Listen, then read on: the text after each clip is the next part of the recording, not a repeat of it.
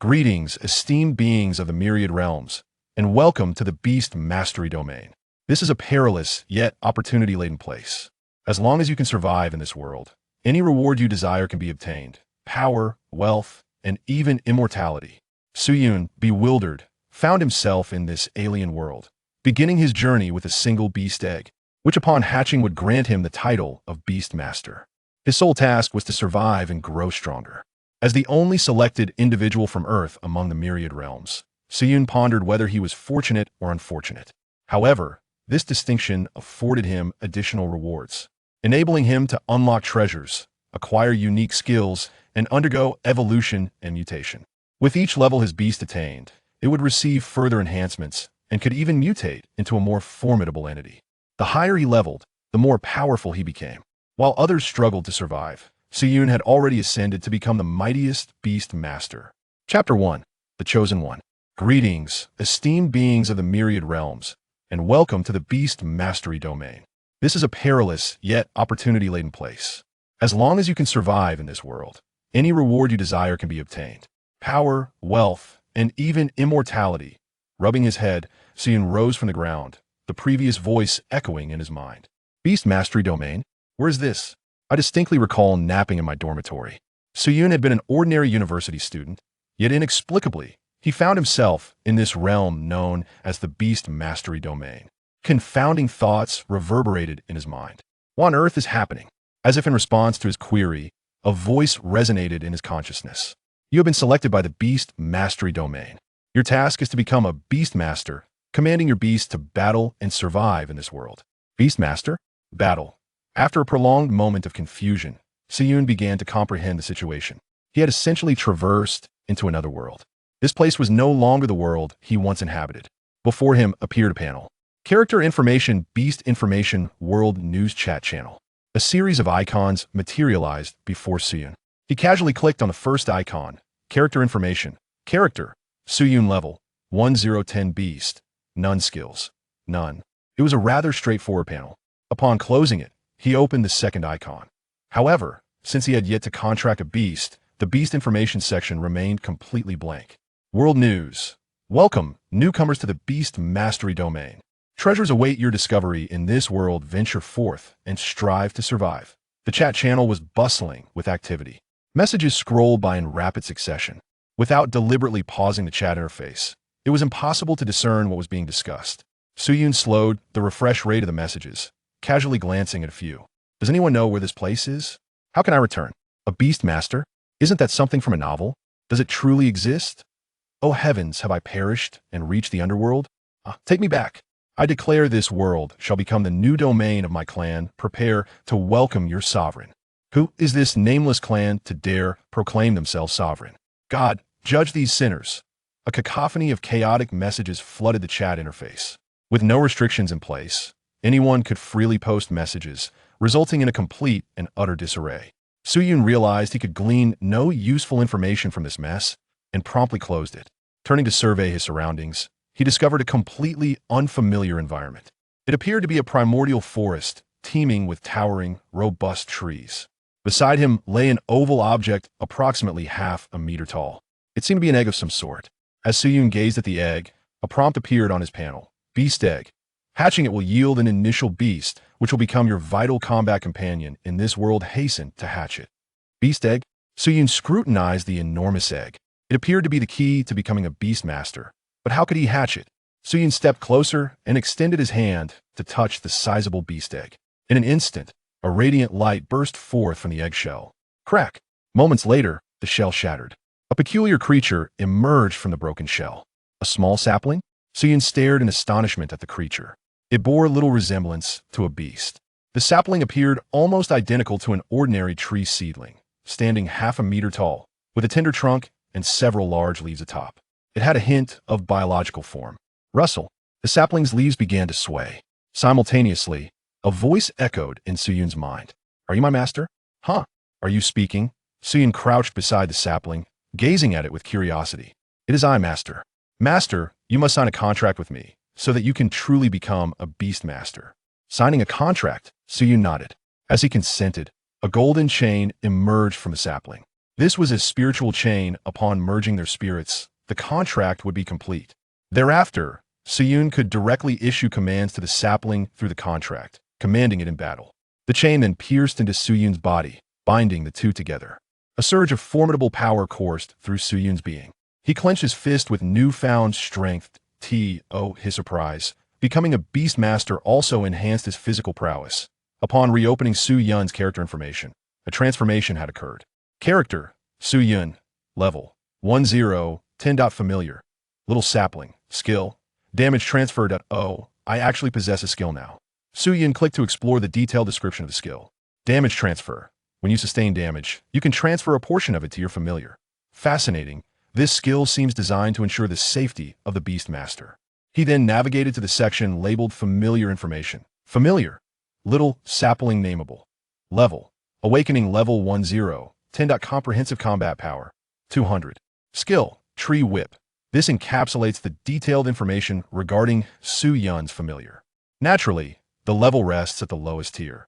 According to the description, the tiers of a familiar's level are classified as Awakening, Extraordinary, Elite, Battle General, Commander, Monarch, and so forth.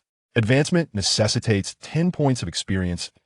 As it stands, Suyun possesses no experience whatsoever. Comprehensive combat power serves as an evaluative metric of a familiar's strength. However, it does not equate to the familiar's actual combat prowess. It is entirely possible for a familiar with lower comprehensive power to triumph over one with higher power. Actual combat ability also pertains to the familiar skills, the combat environment, and the tactics employed. I can even give you a name. Do you have a preference for what it should be? The little sapling swayed gently. Master may choose as you wish. Then I shall name you Su Mu, which conveniently sounds like tree in Chinese. From now on, I shall call you a Mu. The little sapling joyfully waved its leaves. Thank you, Master, for bestowing a name. With a mere thought, Suyun made the little sapling vanish from his sight, having summoned it into his familiar space. He then casually opened the chat interface, eager to see if others had contracted familiars. The chat interface remained a chaotic flurry of messages.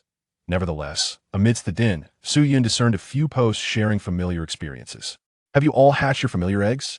I hatched a frog. I did. It hatched the moment I touched it. Mine is a butterfly. Ha ha. My familiar is a tiger. I shall undoubtedly become the most powerful Beastmaster. Feeble beings, your strength pales in comparison to mine. I have acquired a skill called damage transfer. What about you? Alas, I have it as well. Me too. Suyun closed the chat interface. It appears this initial skill is a foundational ability granted to every aspiring Beastmaster. Suddenly, Suyun noticed an icon resembling a treasure chest had appeared on his panel. He focused his thoughts on the chest. Congratulations. As the sole individual chosen by the Beastmaster realm on Earth, you have received a treasure chest. Click to open. Chapter 2. Special Skills. Is this the only one? Does it mean that I am the sole individual from Earth? Indeed. The Beastmaster realm selects suitable beings from myriad worlds. Earth is merely one of the countless realms within the vast multiverse. Suyun grasped the situation, uncertain whether to consider himself fortunate or unfortunate. However, such reflections were of little consequence now. The paramount task at hand was to unlock the treasure chest. Opening it, he received the following notification. Congratulations, you have acquired a special skill, Evolutionary Mutation. Evolutionary Mutation. This skill is utilized when elevating the level of your beasts, ensuring a 100 chance of a beneficial mutation, thereby enhancing their strength. Such an impressive skill indicated that his fortune was indeed favorable. Suyun promptly equipped the skill for himself. In the Beastmaster realm, skills could be obtained through leveling up and opening treasure chests, with some being suitable for beasts and others for their masters. Next, he contemplated how to survive in this world. Suyun was acutely aware that the Beastmaster realm was fraught with danger, inhabited by formidable monsters. The first priority was to enhance both his and his beast's power, which meant leveling up. He accessed his panel and read the upgrading instructions. Within the Beastmaster realm, various creatures exist, some of which are ordinary beings with no levels. Defeating them yields a small amount of experience and low-level materials. Another category comprises powerful monsters, which offer significant experience and high-level materials upon defeat. High-level monsters may even drop treasure chests upon being vanquished. Experience can be allocated to either the Beastmaster or their beasts, and once experience points are maximized, leveling up occurs. It was evident that the sole path to advancement was through defeating monsters. However, for newcomers like them, it was prudent to start with ordinary creatures. Su Yun surveyed his surroundings and soon spotted a squirrel perched on a tree at a short distance. Ordinary squirrel, a level less common creature, possessing strength akin to that of a typical squirrel. Such a creature could be easily dispatched by Su Yun. The only concern was its potential to flee. Yet, he was undeterred. After all, he was now a beast master. Amu, come forth. Su Yun summoned the sapling from the beast space. Do you see that squirrel on the tree? Find a way to eliminate it. He issued a straightforward command. The sapling swayed slightly, its roots lifting as it ambled towards the tree where the squirrel resided. Its pace was leisurely, comparable to that of an average human. As a plant-type beast, speed was not its forte. Despite its slow movement, the sapling seamlessly blended into the surrounding environment. The squirrel on the branch remained blissfully unaware of the approaching sapling. Su Yun observed as it reached the base of the tree and pressed its body against the trunk. A slender vine sprouted from the sapling, swiftly ascending the trunk towards the branch where the squirrel was stationed. Once the green tendril was within striking distance, it sprang forth with sudden force. With a swift motion, the sapling employed the skill tree whip, the supple vine striking the squirrel with precision. The unfortunate creature met its end instantly, its body cleaved in twain by the branch. Impressive, Su Yun noted from a distance, observing the scene clearly. You have slain one ordinary squirrel, gaining 1 point of allocable experience. As the sapling dispatched the squirrel, a notification chimed. The experience gained could be allocated to either himself or his beast, though a mere point of experience from an ordinary creature was indeed minimal. Fortunately, such creatures were easy to defeat, presenting little challenge. He hurried to the base of the tree, where the squirrel's carcass lay. Upon picking it up, a disassembly option appeared before him. Thankfully, he need not handle the remains himself, for he was unsure how to manage that. Disassemble. The squirrel's body vanished from his hands, replaced by a piece of beast meat. This would suffice for processing into food. However, the conversion of a single squirrel into merely one piece of meat seemed somewhat excessive. If one deemed disassembly unworthy, they could opt to handle the remains directly. Yet, disassembly had its benefits. Not everyone possessed the skill to process the carcasses of hunted prey. Moreover, wild creatures could harbor parasites or viruses. Personal processing might inadvertently retain these harmful elements. In contrast, the meat obtained through disassembly was rendered entirely harmless. Su Yun glanced around, plucking a few leaves to wrap the beast meat. The primary concern was the absence of a backpack or any item for infinite storage. He had to devise a means to carry his acquisitions. Turning towards the sapling, now restored to its unremarkable appearance, he noted that at first glance, it bore no distinction from the surrounding trees. This camouflage was indeed effective. The forest was a veritable hunting ground tailored for Amu. Let us continue the hunt. Su Yun aimed to elevate Amu's level. Advancing from level 1 to level 2 required 10 points of experience, achievable by slaying 10 ordinary creatures, an uncomplicated task. Amu swayed alongside him, albeit slowly. It made every effort to keep pace. As Su Yun walked, he scanned the vicinity for prey. Suddenly, rustling emerged from a thicket ahead, prompting him to halt. This time, he refrained from vocalizing his command and instead conveyed his instructions to Amu through thought. Amu, investigate carefully. The leaves atop the sapling fluttered as if nodding in acknowledgement. It cautiously maneuvered forward, inching into the underbrush. Su Yun remained outside, awaiting its return. Soon, he received a mental report from Amu. Master, there are 2 long-eared creatures here. Long-eared? Could they be rabbits? Amu, do you believe you can dispatch them? Rest assured, it will be effortless, Amu replied confidently. Moments later, Su Yun received an additional 2 points of allocable experience, indicating that Amu had successfully eliminated both rabbits. As he traversed the thicket, he quickly spotted the 2 lifeless hares sprawled on the ground. Upon touching the rabbit carcasses, the disassembly option reappeared. Disassembling yielded 4 pieces of beast meat. Well done, just 7 more to level up. Amu swayed in delight at the praise, its body seemingly dancing with joy. Do not become too proud, little one. Let us move on and find the next target. Before long, Su Yun encountered 2 distinct creatures, a frog and a bird. Under Amu's adept handling, both creatures fell swiftly. However, upon disassembly, he discovered they yielded different results. The frog produced frog meat, while the bird only provided a single feather. Frog meat was comparable to beast meat, both edible, though differing in quantity. The feather, as per the description, was classified as a material, though its purpose remained uncertain for the time being. Su Yun affixed it to his attire, transforming it into a decorative embellishment. As he strolled, a green snake lounging on a tree branch was startled by his presence. It dropped down from its perch, its head directed at Su Yun as it emitted a hissing sound. Upon consulting the system panel, Su Yun discovered that this was an entity of a certain level, essentially a monster. Chapter 3, Level Up. Green Leaf Snake. Level, Awakening Level 1. Comprehensive Combat Power, 220. This combat power surpassed that of a Mu by 20 points. Su Yun felt a twinge of uncertainty regarding whether his beast could triumph over it. As he pondered this dilemma, the green leaf snake, noticing Su Yun's reluctance to flee, took the initiative to strike. The snake coiled its body, compressing its strength before unleashing it in a sudden burst, akin to an arrow shot forth. Hurtling directly towards Su Yun, its gaping maw displayed sharp fangs. Su Yun was uncertain if the snake was venomous. Although its sole skill was constrict, he dared not take chances.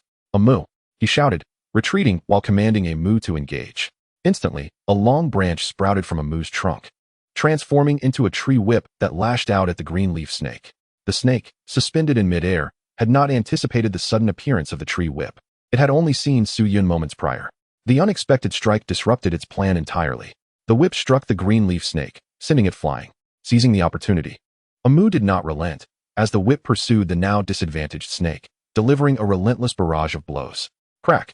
A series of whip cracks rang out as a Mu expertly controlled the whip, landing blow after blow on the green leaf snake, denying it any chance to recover. Despite its superior combat power, the green leaf snake ultimately succumbed to its demise. You have slain the awakening level 1 monster green leaf snake, earning 5 distributable experience points.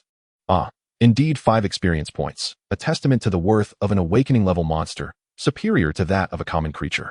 With this, along with the experience garnered from previous kills, Su Yun's total experience now amounted to 10 points, sufficient to elevate a Mu-S level. Approaching the green leaf snake's lifeless form, Su Yun proceeded to dissect it, ultimately acquiring a snake fang and a piece of snake skin.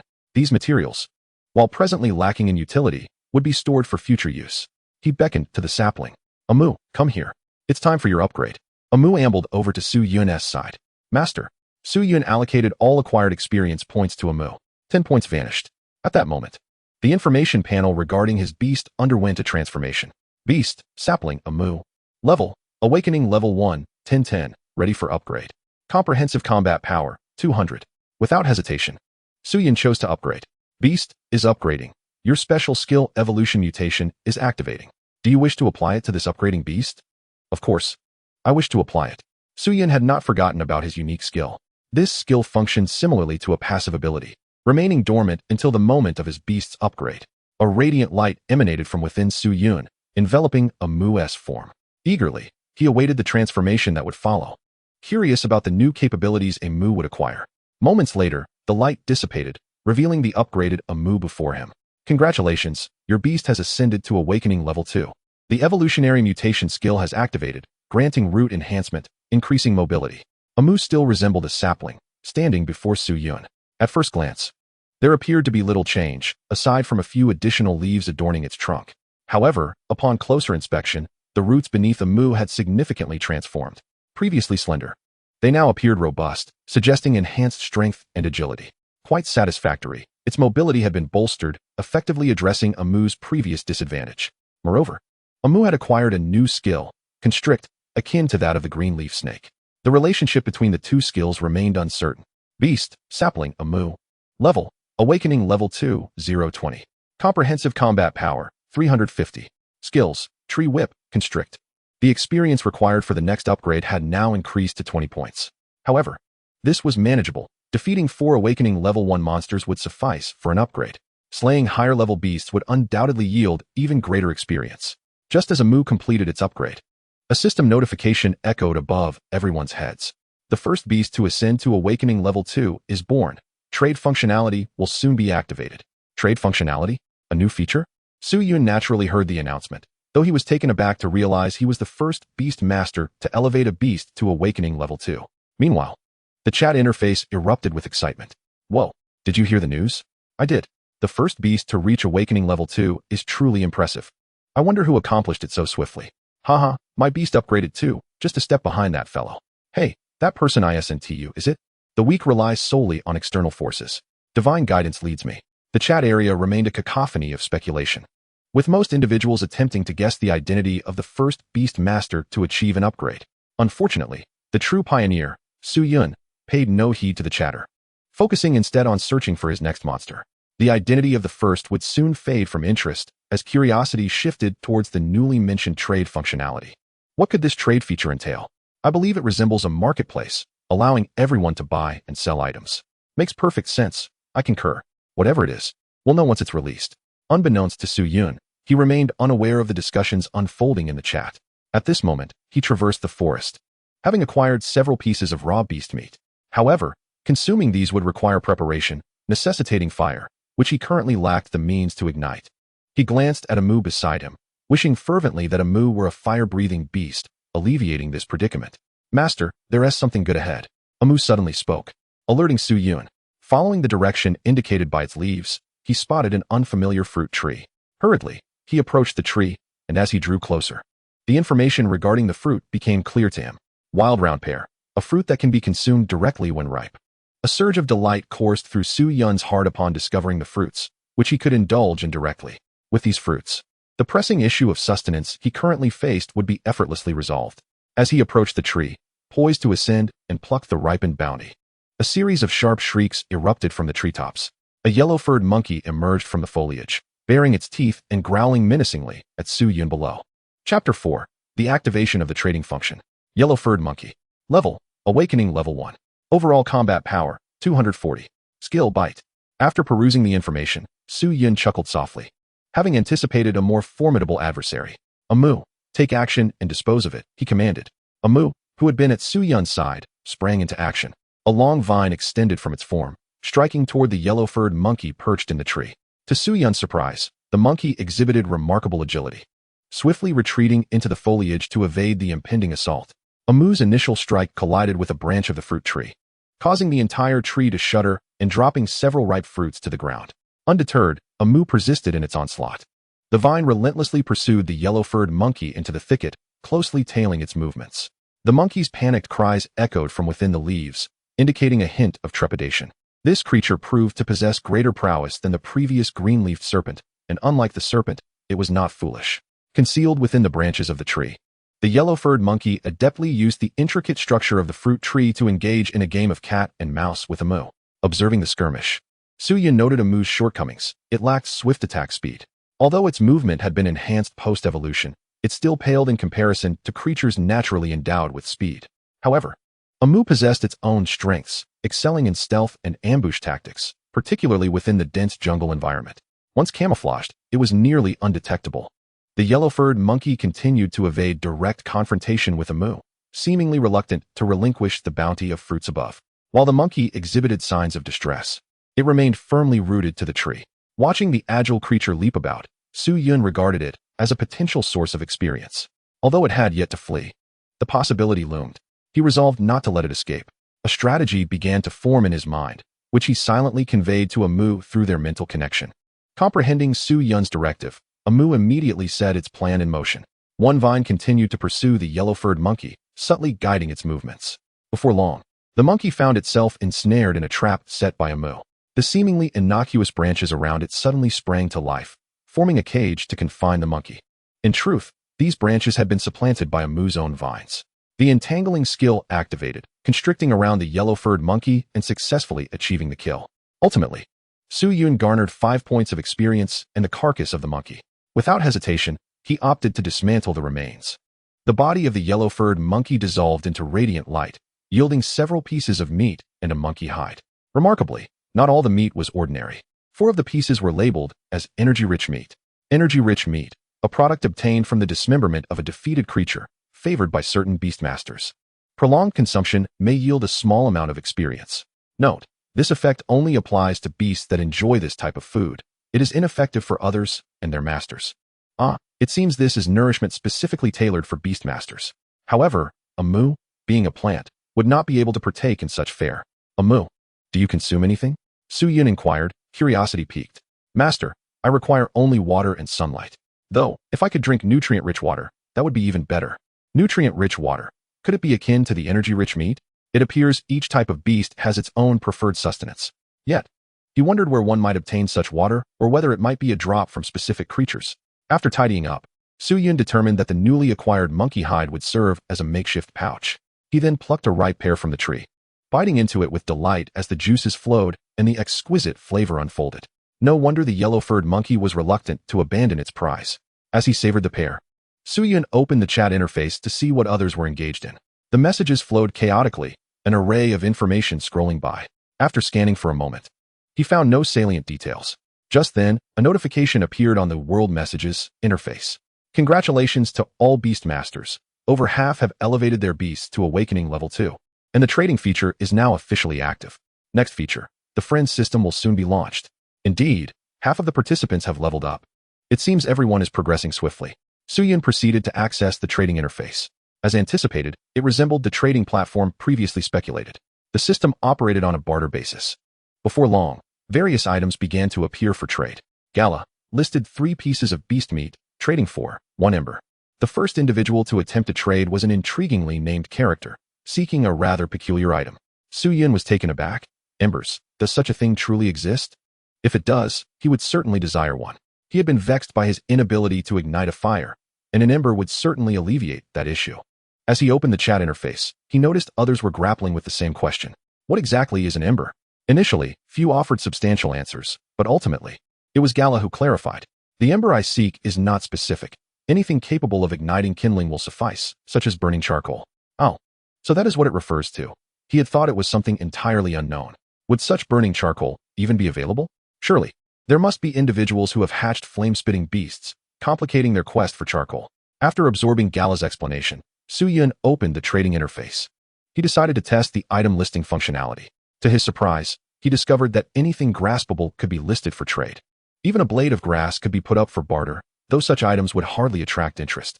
After some contemplation, he placed an energy-rich piece of meat on the trading post. Suyun listed 1 piece of energy-rich meat, trading for 1 ember. This piece of energy-rich meat should be equivalent to 3 pieces of beast meat, and it is likely to be highly coveted by beastmasters.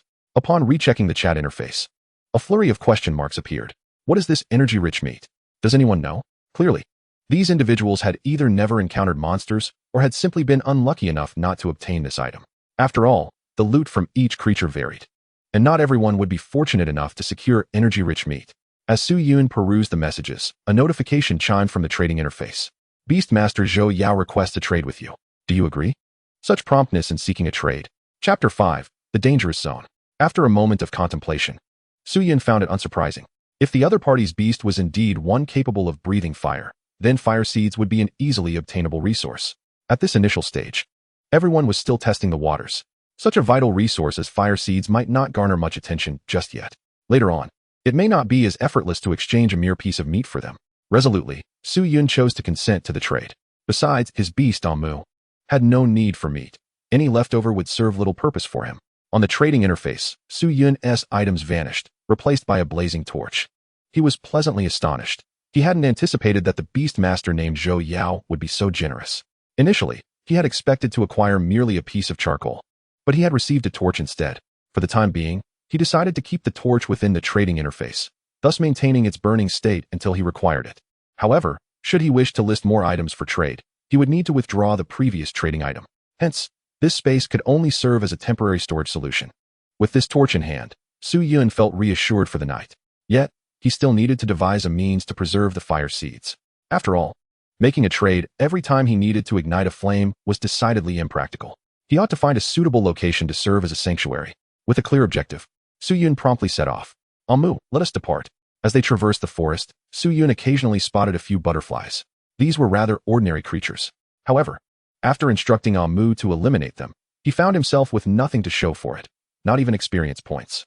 It seemed that not all common creatures offered experience rewards. As they continued on their path, Suyun deduced a pattern. Smaller ordinary creatures, such as butterflies and ants, yielded no experience when defeated. Suddenly, a vivid crimson alert flashed before Suyun's eyes. Warning, you have entered a dangerous zone. The monsters here are of a higher level. Please proceed with caution. He immediately halted, realizing he had inadvertently wandered into such a perilous area. Rather than recklessly advancing, he turned back. Dangerous territories were best explored at a later time. Changing direction, he ventured forth again, and shortly thereafter, he encountered a monster. Wooden deer. Level, Awakening Level 2. As Suyun prepared to command Amu to attack, the wooden deer caught sight of him and swiftly bolted away. Ah, this. He reached out in an attempt to call it back, but alas. With Amu's speed, they could not catch up to the fleeing creature. It ran remarkably fast. Suyun could only watch the distant figure of the monster retreating, sighing in resignation. Buzzing. Suddenly, he heard a sound emanating from above. Looking up, he spotted several bees. How delightful. If he could locate their hive, he might acquire honey. Without hesitation, Su Yun pursued the few bees flitting by. After a considerable distance, he finally spied a massive hive nestled in a large tree. Numerous bees buzzed around, diligently collecting nectar to bring back to the hive. Concealed beneath the bushes at the base of the tree, Su Yun observed carefully. Although there were many bees, they were all unranked common creatures. Just as he was about to instruct Amu to engage, he noticed several bees, significantly larger than their counterparts, emerging from the hive. Su Yun's gaze sharpened as he scrutinized the information on these giant bees. Hive Guardian. Level, Awakening Level 1. Overall combat power, 170. Skill, Bee Venom. Su Yun silently rejoiced that he had refrained from attacking outright. While these Hive Guardians were not particularly strong individually, their sheer numbers posed a threat. He counted at least 5 patrolling the hive, and surely more remained inside. Presently, Amu could likely handle 3 or 4 Hive Guardians without significant difficulty. However, their numbers far exceeded that. Moreover, the swarm of ordinary bees encircling the hive, though lacking offensive power, could be time-consuming to deal with en masse. Yet, surrendering was not in Su Yun's nature. He patiently studied the surrounding environment, contemplating potential strategies. Harassment tactics? Luring the enemy out? Perhaps setting traps? Countless ideas flooded his mind. Ultimately, Su Yun resolved to employ a combination of harassment and traps. Amu's strength lay in its camouflage, and thus, he intended to maximize that advantage. Under Su Yun's command, Amu found a spot to take root. If it remained still, it would be indistinguishable from the surrounding flora. A vine extended outward, climbing up the tree trunk until it reached the hive. With a swift motion, the vine lashed out, creating a crack in the hive's surface, startling the surrounding bees. The patrolling hive guardians immediately converged on the vine. One guardian charged at it, its venomous stinger poised to strike. However, after the initial lash, Amu promptly retracted the vine. Its vine resembled the surrounding trees, and with the cover of nearby leaves. Amu easily evaded the hive guardian's attack. The hive guardian, having lost its target, began to circle aimlessly. 3 of its companions flew into the leaves where the vine had vanished, continuing their search for the elusive enemy. This perfectly aligned with Su Yun's strategy. The environment among the leaves suddenly transformed. Amu had already woven a trap using its vine, entwined with the surrounding branches and foliage. The 3 hive guardians that entered were ensnared within the trap. The binding skill activated, constricting the cage and ensnaring the 3 hive guardians. In a panic, the guardians flailed their stingers about, but 2 of them struck the branches, failing to reach Amu at all. The last one had better luck, managing to pierce Amu's vine. The venom surged into Amu's body, but to the guardian's dismay, Amu proved to be quite resistant to toxins. The venom could not spread within its form. Had it been another beast, it likely would have succumbed to the poison and been rendered immobile. Buzzing. The 3 hive guardians emitted their final cries, falling to Amu's prowess. You have defeated 3 awakening level 1 hive guardians, earning 15 experience points. Delight surged through Su Yun as he beheld the sudden influx of 15 experience points, coupled with the experience gained from the earlier defeat of a yellow-skinned monkey. He now had enough for Amu to level up. Level up. Su Yun allocated all 20 experience points to Amu and activated his special skill, Evolution Mutation. Moments later, the radiant light enveloping Amu dissipated. Congratulations on your beast achieving Awakening Level 3, with the activation of Evolution and Mutation skills, gaining enhanced trunk resilience, increased attack speed, and strengthened trunk fortitude, resulting in augmented defense. Chapter 6. The Queen of the Hive. How splendid it is to witness 2 forms of mutation. Remarkably, the originally green trunk of Amu has now transformed into a deep brown hue. Although this is merely a subtle change in appearance, the enhancements across various facets are unequivocally substantial. Beast, Sapling Sumo. Level, Awakening Level 3, 0, 30.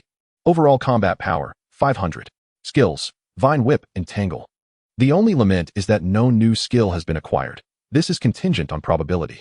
Not every level up guarantees the acquisition of new skills. Moreover, as Amu's level increases, the experience required for the next upgrade also escalates, with the next threshold set at 30 points. Su Yun's gaze shifted towards the hive perched atop the great tree. He recalled that there were still a few hive guards within. If he were to vanquish them all, would it be possible for Amu to level up once more? This time, Amu took the initiative. Having leveled up, Amu's strength surged significantly, allowing him to confront the onslaught without faltering. Vines surged forth, directly assaulting the hive. The remaining 2 hive guards, sensing the commotion, hastily engaged in defense. However, in a mere exchange, with 2 swift strikes, Amu utilized the Vine Whip skill to send them flying. Dazed, they collided with the trunk, and, before they could regain their footing, Amu's assault descended once more, swiftly eliminating both hive guards. At that moment, 6 large bees erupted from the hive. Among them, 5 were hive guards, while the last was none other than the hive queen herself. It seemed that, faced with formidable foes, the hive queen was unwilling to remain idle. Hive queen. Level. Awakening level 2. Overall combat power, 300. Skills. Charge, sacrificial strike. This marked the second awakening level 2 monster Su Yun had encountered. The last was a log deer that had unfortunately made a hasty retreat. This time, the hive queen would not easily flee, as she sought to protect her hive. Together with the 5 hive guards, they launched an assault on AMU. A crimson radiance emanated from the hive queen, enveloping her 5 hive guards in a sanguine hue. Instantly, their movement speed surged. This was one effect of the hive queen's charge skill, enhancing the mobility and attack speed of her nearby allies. The other effect soon manifested, as the surrounding ordinary bees, seemingly driven mad, charged recklessly towards AMU. Thousands of these diminutive bees surged forth in a chaotic swarm. AMU wielded the vine whip, striking furiously. These ordinary bees, being small creatures, yielded no experience upon defeat. Amidst the tumult created by the swarm, the hive guards seized the opportunity to attack AMU. Yet, tragically for them, facing the upgraded AMU, their poison stingers could not even breach his defenses. The stingers failed to penetrate the trunk, rendering their venom ineffective. Crack! One hive guard, caught off guard, was struck by AMU's vine whip, crashing to the ground, its wings shattered and rendered incapable of flight. As the number of surrounding bees dwindled, the hive guards fell one after another. Finally, the hive queen, overseeing the battlefield, decided to take action. The remaining ordinary bees regained their senses, while the last hive guard retreated to the queen's side. Buzz! The hive queen issued another command. The last hive guard turned and fled, accompanied by a swarm of ordinary bees back to the hive. The queen herself then charged directly at AMU. Su Yun observed keenly. The departing swarm seemed to have taken something from the hive. Under the protection of the last hive guard, the bees abandoned the hive and fled into the forest. The hive queen, entangling the enemy, was likely striving to secure an escape for her kin. Without the swarm to restrain her, the hive queen was no match for AMU. With a buzz, she ascended into the air, her form aglow with an even more intense crimson light, before launching herself towards AMU. Sacrificial strike. This was the hive queen's self-destructive skill. Boom. The hive queen collided with AMU, detonating in an explosion. Fortunately, Su Yun had previously instructed AMU to be cautious, advising it to weave a shield from vines to shield itself. Yet, even so, this makeshift barrier only absorbed a portion of the damage. A tremendous force still impacted AMU, tearing away some of the leaves atop its head. Thankfully, the enhancements gained during the previous level up allowed AMU to endure the self-detonation. Defeated 6 awakening level 1 hive guards, earning 30 points of distributable experience. Defeated 1 awakening level 2 hive queen, earning 6 points of distributable experience. Was it truly the case that an awakening level 2 monster only yielded 6 points of experience? Merely a single point more than its level 1 counterpart. This was Su Yun's first time defeating a monster of this caliber. Furthermore, owing to the queen's self-destruction, her body was shattered into fragments, rendering it impossible for Su Yun to decompose it. However, the hive guards yielded bee stingers upon decomposition. Su Yun approached AMU's side. After enduring a fierce battle, AMU appeared somewhat battered. Master, please take a good rest. Su Yun recalled AMU into the beast space, allowing it to recuperate. This space would gradually mend the wounds of the beasts, albeit at a slow pace. If only there were a swifter means to restore AMU's combat capabilities. Direct treatment would be ideal. Yet, Su Yun currently lacked healing skills, leaving him reliant on the beast space for AMU's recovery. Despite AMU sustaining considerable injuries, the rewards were equally noteworthy. The experience alone was sufficient for AMU to level up once more, not to mention the prospect of a vast hive, likely containing honey and other treasures. Su Yun gazed up at the hive nestled in the tree. It was rather high. Perhaps it would be best to let AMU retrieve it. Yes, first, let us level up. Su Yun allocated the 30 experience points to AMU. Beast, Sapling Sumo. Level, Awakening Level 3, 30, 30, ready for upgrade. Overall combat power, 500. Skills, Vine Whip and Tangle. As Su Yun confirmed the upgrade, AMU, resting within the beast space, was once again enveloped in radiant light. While awaiting the completion of AMU's upgrade, Su Yun glanced at the information panel regarding his own status. He was still at level 1. He wondered what changes awaited him upon leveling up. Su Yun had previously bestowed all his acquired experience upon AMU, for the beast was his primary source of combat strength and thus deserved priority in enhancement. Moreover, having been in this world for less than a day, Su Yun had already elevated AMU by 3 levels. It is estimated that among all novice beast masters, one stands prominently at the top of the ranks. After a brief wait, Amu's upgrade has finally been completed. Congratulations! Your beast has ascended to Awakening Level 4.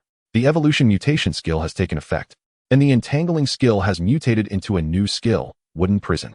Chapter 7, Night Falls, Constructing a Shelter. The newly acquired skill, Wooden Prison, represents a more formidable control ability. While it may lack the flexibility of the Entangling skill, it excels in its controlling effectiveness, making it increasingly difficult for trapped targets to escape. In addition to the Wooden Prison, which emerged from the mutation of the Entangling skill, Amu has also acquired a new skill, Wooden Spikes. This skill enables sharp wooden spikes to sprout from its body's surface for defense against close-range assaults. However, Suyun speculates that when combined with other skills, it may potentially enhance attack power. Beast, Sapling, Sumu. Level, Awakening Level 4, 040. Overall combat power, 650. Skills, Tree Whip, Entangle, Wooden Prison, Wooden Spikes. Upon completing the upgrade, Amu not only advanced in level, but also fully recovered from previous battle wounds. Suyun released Amu from its beast space and pointed towards a beehive atop a tree. Amu, retrieve the beehive using your vines. As you command. Amu responded, its body swaying as a vine shot forth with remarkable speed. The vine swiftly ascended the trunk and reached the branch where the beehive was situated. Amu then encased the beehive with the vine and severed its connection to the branch, successfully extracting the entire hive. The vine lowered the beehive to the ground, and Suyun hurried over to inspect it. Upon opening the beehive, a thick stream of honey flowed forth. Within the hive, numerous bee pupae were also visible. Suyun dipped a finger into the honey to taste it. The sweet flavor instantly flooded his palate, though it soon became a tad overwhelming with prolonged consumption. In the center of the beehive, Suyun discovered another exceptional item, royal jelly, a special honey prepared by the hive to nurture the next generation of queen bees. Rich in nutrients and favored by certain beasts, long-term consumption grants a small amount of experience. Yet another unique ingredient, akin to the energy-rich meat encountered previously. Suyun sampled a spoonful of the royal jelly, finding its taste unremarkable and devoid of any notable effects. As the description indicated, only beasts that enjoy such delicacies can gain experience from consuming it. Gazing at the leftover honey on the ground, Suyun found himself perplexed about how to transport it. Lacking any containers for the honey, he faced quite a dilemma. Opening the trading interface, he sought similar items for sale. However, after scanning through, he discovered that most of the items being traded were food, along with some bird feathers and butterfly wings. Unfortunately, these materials held no current utility, and thus no one would trade food for them. With no desired items in sight, Suyun resolved to craft a solution from available materials. After a brief search, he found several broad leaves.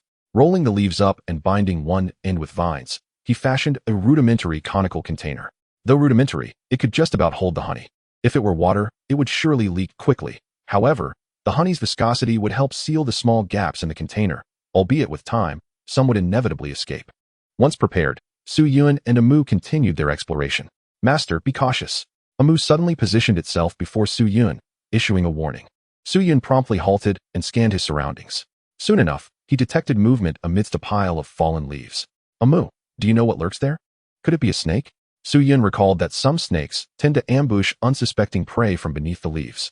Amu, can you ensnare it with Wooden Prison? I can certainly attempt, Amu replied, extending a vine towards the direction of the disturbance. The Wooden Prison skill was activated, capable of being released from a distance, rendering it more convenient than the Entangling skill, which required initial contact to ensnare effectively. In an instant, a circle of wood emerged from the leaves, closing in like a flower. The wooden cage encapsulated the hidden foe beneath the foliage. A scorpion? Jungle Venom Scorpion. Level, Awakening Level 1. Overall combat power, 200. A black scorpion, roughly the size of Suyun's palm, found itself trapped within the wooden prison. Startled by its capture, the Jungle Venom Scorpion attempted to sever the wooden cage with its pincers. While this venomous scorpion posed little threat to Amu, it indeed represented a danger to Suyun. A single sting from its venom could prove lethal if he lacked the means to counteract it. Amu, eliminate it. Amu nodded, and the wooden prison sprouted numerous sharp wooden spikes. The scorpion, unable to evade, was swiftly pierced through its body. Following the scorpion's demise, Suyun garnered 5 experience points, bringing his total to 11 points, combined with the 6 earned from vanquishing the queen bee. Amu required 40 experience points for another upgrade, while Suyun pondered elevating his own level slightly to enhance his survival capabilities. He needed merely 10 experience points to level up, which he possessed. Upgrade. The 10 experience points vanished. The initial upgrade occurred swiftly, leaving Su Yun with little sensation of change before it was complete. Regrettably, his evolution mutation skill only benefited his beasts. If only he could gain enhancements from his own upgrades. Character: Su Yun. Level: 2, 0, 20. Beast: Sapling. Skills: Damage Transfer, Evolution Mutation. Overall Combat Power: 120. Checking his status panel, Su Yun noticed an additional overall combat power metric beneath his personal information. However, it was a mere 100+. Even falling short of the combat power of the newly hatched Emu, which boasted an impressive 200 points. Yet, what did it matter? The formidable Emu, with its combat power of 650, was still bound to obey his commands. As darkness descended, Su Yun had yet to find an ideal location to establish a shelter. It seemed he would have to camp directly in the forest that night. Nonetheless, even if he were to sleep outdoors, he intended to construct a simple abode to shield himself from the wind and rain. Su Yun identified a spacious clearing to serve as his resting place for the night. Subsequently, he enlisted Amu's assistance to break some branches for the construction of a shelter. The method was quite straightforward. He simply employed the whip skill.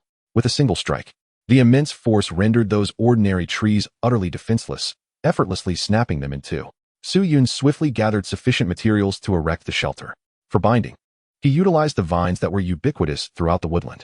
Coupled with a roof fashioned from leaves, a rudimentary shelter was thus completed. Once Su Yun finished these tasks, darkness had enveloped the surroundings. Chapter 8. The significance of fire in the night. Seizing the last vestiges of daylight, Su Yun collected a quantity of dry firewood. He then retrieved the torch he had previously acquired through trade. The torch, preserved within the trading interface, continued to burn with vitality. Utilizing the torch, Su Yun easily ignited the firewood. He then took out the beast meat he had obtained earlier, skewering it on a branch to grill over the flames. Meanwhile, Amu stood by, vigilant, ensuring Su Yun's safety by keeping watch for any disturbances. As they awaited the food to cook, Su Yun opened the interface. The trading price for fire sources had skyrocketed several-fold. Earlier, he had exchanged a single piece of meat for a torch. Now, to procure a fire source, the price had escalated to 20 pieces of ordinary beast meat. Even meat rich in energy required 5 pieces for a single fire source. Su Yun felt fortunate for having traded early. Nevertheless, he surmised that the price of fire sources would likely only remain high for this night. In a few days, as everyone acquired fire sources, demand would dwindle and prices would undoubtedly plummet. Su Yun perused the items available on the trading interface. With a fire pit at his disposal and fire sources readily obtainable, he considered trading some items. However, after scanning the offerings, he found nothing of significant value. This was to be expected, as it was only the first day in this new realm. Many individuals were likely still exploring. Even when defeating monsters, they were merely low-level creatures, which naturally would not yield anything particularly valuable. Even if they did, there was no guarantee such items would be offered for trade. After some contemplation, Su Yun decided to list a burning stick for trade, listing one fire source for exchange, a portion of nutrient-rich water. He was curious if anyone would possess such an item, especially since it was the food Amu had explicitly mentioned enjoying. This endeavor also sparked an idea in Su Yun's mind regarding a method to preserve fire sources. As long as he refrained from trading the listed fire source, he could retain it indefinitely. I am truly a genius, he thought, reveling in his clever utilization of the system's features. He then opened the chat interface to see what others were discussing. Upon opening it, he immediately noticed a flurry of messages expressing discontent. Dear friends, could you possibly trade me a fire source at a lower price? I beseech you for fire. The importance of fire sources became starkly apparent after nightfall. The majority of messages were pleas for fire sources. These individuals likely squandered too much time during the day, failing to level up their beasts swiftly or gather adequate resources. Upon reflection, Su Yun acknowledged that the current prices for fire sources on the trading platform were indeed exorbitant. He himself possessed only 10 pieces of beast meat, 1 piece of frog meat, and 3 pieces of energy-rich meat. To acquire a single fire source, one would need at least 20 pieces of meat. The chat interface also featured suggestions from others. Why don't you try to start a fire by other means? Haven't you heard of friction fire? You're so clever. I tried for half a day and got nowhere. Starting a fire through friction indeed required a certain skill, which not everyone possessed. At that moment, the aroma of grilled meat wafted from the fire pit before Su Yun, a stark contrast to those still struggling to ignite their own flames. He retrieved the honey he had obtained earlier, using a twig as a brush to apply some honey onto the grilled meat, enhancing its flavor. The only lament was the absence of salt. Breathing in the tantalizing scent of the grilled meat, Su Yun deemed it adequately cooked. After allowing it to cool slightly, he took a bite. The flavor was delightful, a harmonious blend of savory meat and sweet honey. Su Yun found it quite satisfying. As for others' opinions, he thought, Were there even any others present? It was of little consequence. Naturally, Su Yun's enjoyment of the meal was likely compounded by the fatigue of a long day. While savoring the grilled meat, he continued to place the remaining pieces on the fire, intending to turn some into jerky for easier preservation. Just then, he heard a notification from the trading interface. Beastmaster Gong Ching requests to trade with you. Do you agree? Su Yun was taken aback. Had someone truly acquired the item he desired? He promptly opened the trading interface. Through the interface, he saw the item the other party wished to trade, a small wooden bowl containing a light blue, slightly viscous liquid. Without hesitation, he accepted the trade. The items exchanged, and Su Yun retrieved the bowl containing the liquid. The wooden bowl was crudely crafted, bearing teeth marks on its surface. Had the other party allowed their beast to gnaw this bowl? Su Yun couldn't help but chuckle. Fortunately, the contents were not meant for his consumption. He assessed the bowl's contents using the interface. Nutrient-rich water, obtained by dismantling slain monsters, a favored food of certain beasts. Long-term consumption can yield a small amount of experience. It was akin to the nutrient-rich meat, merely differing in the specific beast's preferences. The quantity in the wooden bowl was precisely 1 serving. AMU, come here. I have something splendid for you. Master, I'm here. What do you wish to give me? AMU approached, swaying its body. Su Yun presented the wooden bowl before it.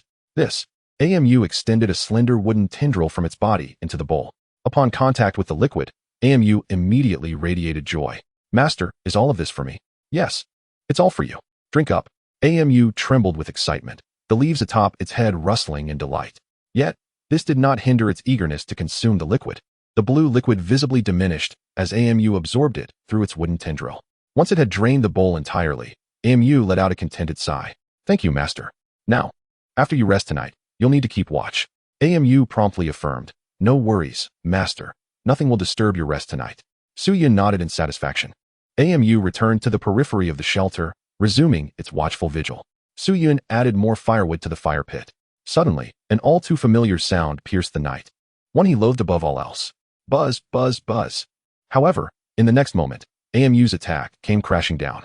Although it seemed somewhat excessive to employ a level 4 awakened beast to swat a mosquito, the pest certainly deserved its fate. Well done, Su Yun praised. Sitting on the leaf-strewn ground, while it could not compare to the comfort of a bed, it was still a rather commendable arrangement in such a setting. One need only glance at the chat interface to see that many were forced to sleep rough in the wilderness, lacking even the slightest shelter from the elements. As the night passed, Su Yun slept soundly until dawn.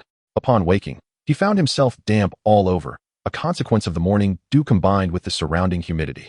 AMU remained vigilantly by his side, indeed fulfilling its promise from the previous night, ensuring that nothing disturbed Su Yun's rest. Thank you, AMU, you've worked hard. Why don't you return to the beast space and take a rest? Chapter 9. The Friend System is activated, and further upgrades lead to bloodline mutation. Just as Su Yun was about to summon AMU back into the beast space, he suddenly noticed several monster corpses lying beside it. Oh, AMU, did you engage in battle last night? AMU nodded. Master, these creatures ventured too close, and I dealt with them. Upon closer inspection, Su Yun counted 4 bodies, a bat, a rat, a centipede, and a snake, all of which were level 1 awakened monsters. This encounter granted Su Yun an additional 20 experience points to allocate. He reached out to disassemble the 4 monster corpses. The bat yielded bat claws, the rat produced a piece of meat, the centipede provided a pair of fangs, while the snake offered fangs and skin. All were valuable materials. As Su Yun surveyed his collection of materials, he noted that they were steadily increasing. While not overwhelmingly abundant at present, they were manageable in weight. However, should he continue without any convenient means to store items, these materials would inevitably be discarded. He ignited a fire to heat his food and simultaneously opened the chat interface to check on the other statuses. Perhaps due to the trials of the previous night, the chat was notably less vibrant than before, with messages refreshing at a significantly slower pace. Of course, it was also possible that many were still asleep, yet to awaken. Suddenly, Su Yun noticed a new message in the world channel. Dear Beast Tamers, congratulations on surviving your first night in the Beast Realm. Unfortunately, we regret to inform you that 3,714 Beast Tamers will never see the sun rise again. The phrase never see the sun implied that these individuals had perished. Su Yun was uncertain how many had been chosen to enter this world. But the loss of over 3,000 lives in a single night illustrated the brutality and peril of this realm. Almost immediately, another message appeared in the world channel. The friend system is now officially activated. Beast Tamers can add each other as friends, enabling private chats and location sharing. Su Yun was taken aback by the notion of location sharing. Was this an encouragement for collaboration? Throughout the previous day, he had not encountered any other individuals. It seemed that those who entered this world were quite distanced from one another. The introduction of a location-sharing feature within the friend system could indeed facilitate the swift gathering of 2 or more beast tamers, thereby enhancing their chances of survival in this world. However, it could also lead to conflicts and battles, as trust among individuals is inherently elusive. Su-Yun could already envision the potential scenarios that might arise with the activation of this feature. Upon opening the chat, he found it had erupted into chaos. Zhang Pinglin, holy crap, that big shot, add me as a friend, I beg you. Xiao Yuan, don't even think about it. I have no intention of carrying a burden. Womo, please add me as a friend. Let us form a team and make survival easier. With the advent of the friend system, Su-Yun noted another change. Previously, messages in the chat would appear without identifying information. But now each message was preceded by the sender's name and avatar, all authentically representing real identities. If one wished to add a friend, they could simply click on the avatar to do so. As Su-Yun examined the names and avatars of those sending messages, he was surprised to find that many belonged to non-human races. Even those whose avatars resembled humans were clearly not from the same origin as him, given that he was the only selected Earthling. Womo, I believe we should unite. Haven't you seen the news? Thousands perished last night. This speaker appeared to be a humanoid with green skin. Ling sighed. I never expected to meet a fellow of my kind. Come, let us add each other as friends and act together. Soon, several green-skinned individuals expressed their agreement, eager to form a team. This initial call prompted many others to follow suit, although most of those banding together were of the same race. In no time, Su-Yun noticed humans beginning to rally in the chat. Yilong, we cannot lag behind. I plan to form a team for our human race. Those wishing to join can add me as a friend. The response was substantial, even exceeding that of the previous races. Yet, Su-Yun was aware that despite sharing the same race, they were likely not from the same world. He promptly added the human named Yilong as a friend. While he might not join the other's team, forming connections with fellow humans in this world was certainly advantageous. From the current situation, it appeared that various races would likely cluster together, potentially leading to conflicts and battles between them. Just as Su-Yun contemplated this, a taunting message emerged from another individual, whose avatar appeared grotesque, as if adorned with a bone mask. This belonged to yet another race. Ligu Sha. You pitiful weaklings. Only by gathering together do you feel safe. This remark stirred a hornet's nest, inciting a flurry of retaliatory messages from the crowd. The provocateur's message was swiftly drowned in a torrent of responses, and he soon vanished from the chat interface. Su-Yun couldn't help but chuckle at the absurdity of the situation. He wondered what had possessed that individual to provoke so many different races.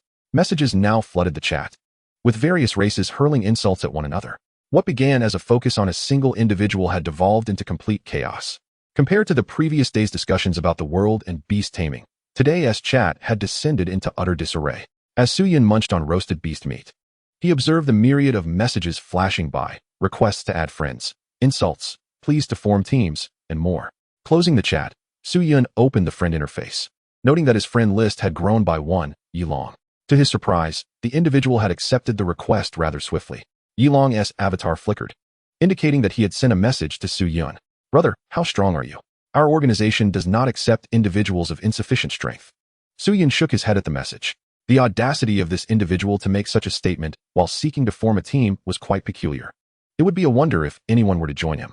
Su-Yun swiftly replied, my abilities are rather mediocre. Thus, I shall decline your invitation to join your team. After sending his message, Su-Yun opened the friend search bar on his interface. Instantly, a plethora of potential contacts appeared before him. However, they seemed to be randomly generated by the system, showcasing a variety of races.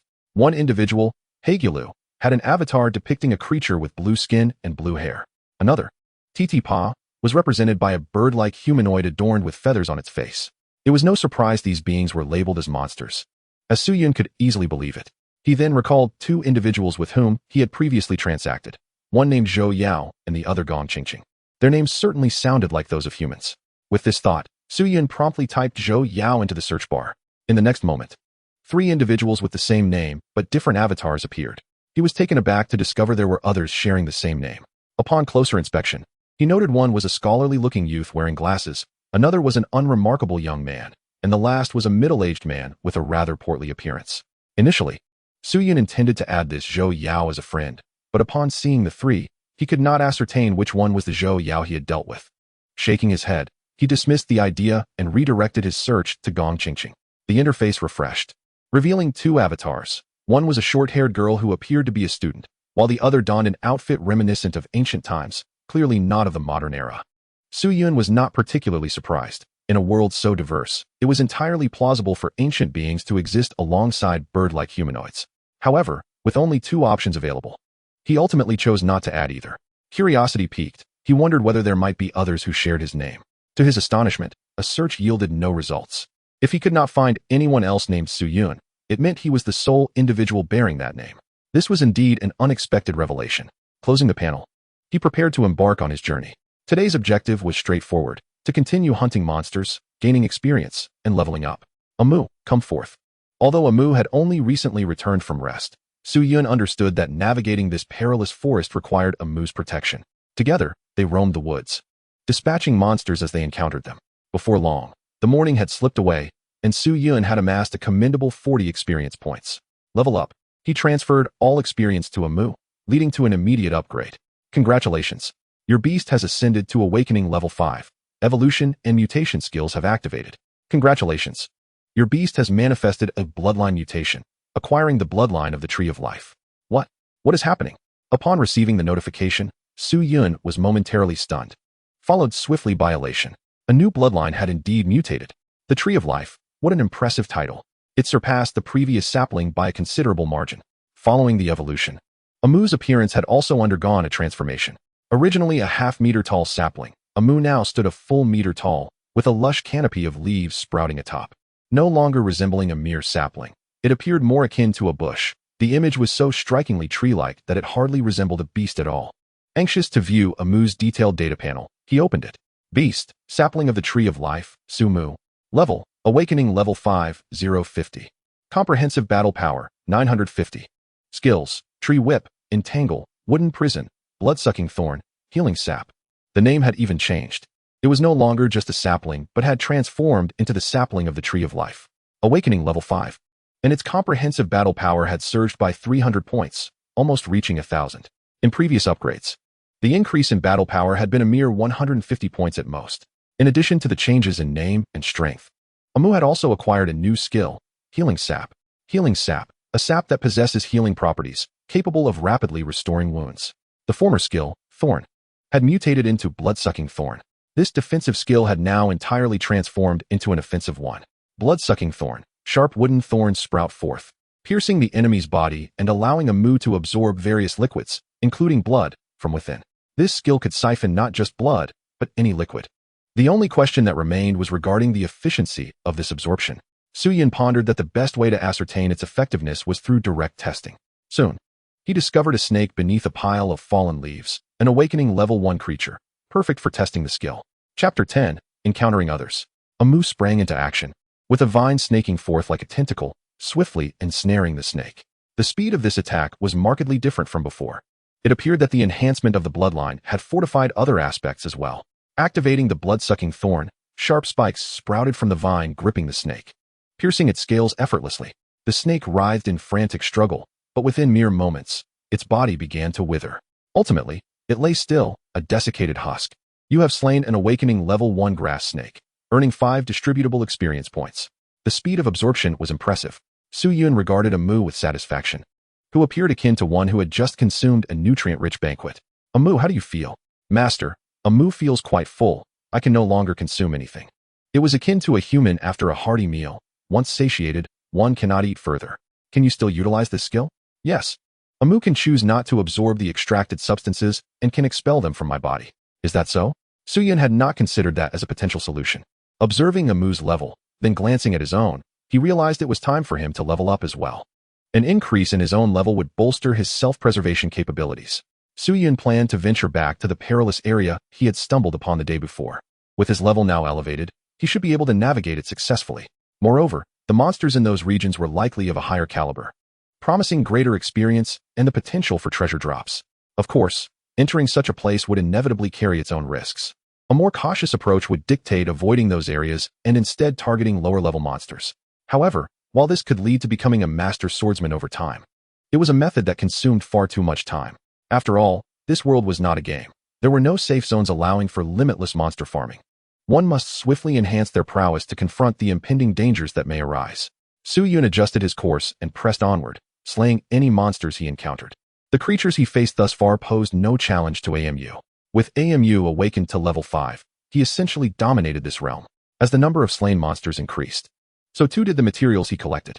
However, with the burden weighing heavily upon him, Su Yun was compelled to discard some items, retaining only the consumable food. After traversing a thicket, Su Yun noticed the terrain around him beginning to decline. Before long, he stumbled upon a brook meandering through the forest. Water. The stream appeared remarkably clear, yet Su Yun hesitated to drink directly from it. If circumstances became dire, he would have no choice but to risk it. As he pondered, an unexpected sound reached his ears from upstream, a monstrous cry. Where there were monsters, there was experience to be gained. He could not let this opportunity slip away. Su Yun immediately urged AMU towards the source of the noise. However, after taking only a few steps, he heard another voice emanating from the direction of the monsters. Get lost. Was there someone else engaged in battle with the creatures? Su Yun slowed his approach, wary of the unknown individual. Soon, he beheld a robust figure grappling with several monsters. The man was clad in simple garments, his hair wrapped in a headscarf, reminiscent of an ancient warrior. He wielded a spear, which appeared rather rudimentary, a bone affixed to a wooden shaft. This individual was valiantly contending with 4 green-skinned humanoid monsters. The creatures bore a striking resemblance to one another, sporting green, scaled skin and standing upright, albeit only about a meter tall, with heads resembling that of lizards. From a distance, Su Yun accessed the information panel regarding the monsters. Jungle Lizard Man. Level, Awakened, Level 1. Overall Combat Strength, 200. Skill, Scratch. The primary means of attack for the Jungle Lizard Men was their sharp claws, yet they were not particularly formidable. However, these creatures appeared to operate in groups, making them more challenging than solitary foes. Su Yun then turned his attention to the man besieged by the 4 lizard monsters. The panel revealed his information as well. Name, Li Yi. Level 4. Beast Tamer, Rock Turtle, Awakened, Level 1. Skills, Damage Transfer, Lunge. Overall Combat Strength, 450. Upon reviewing the data, Su Yun was perplexed.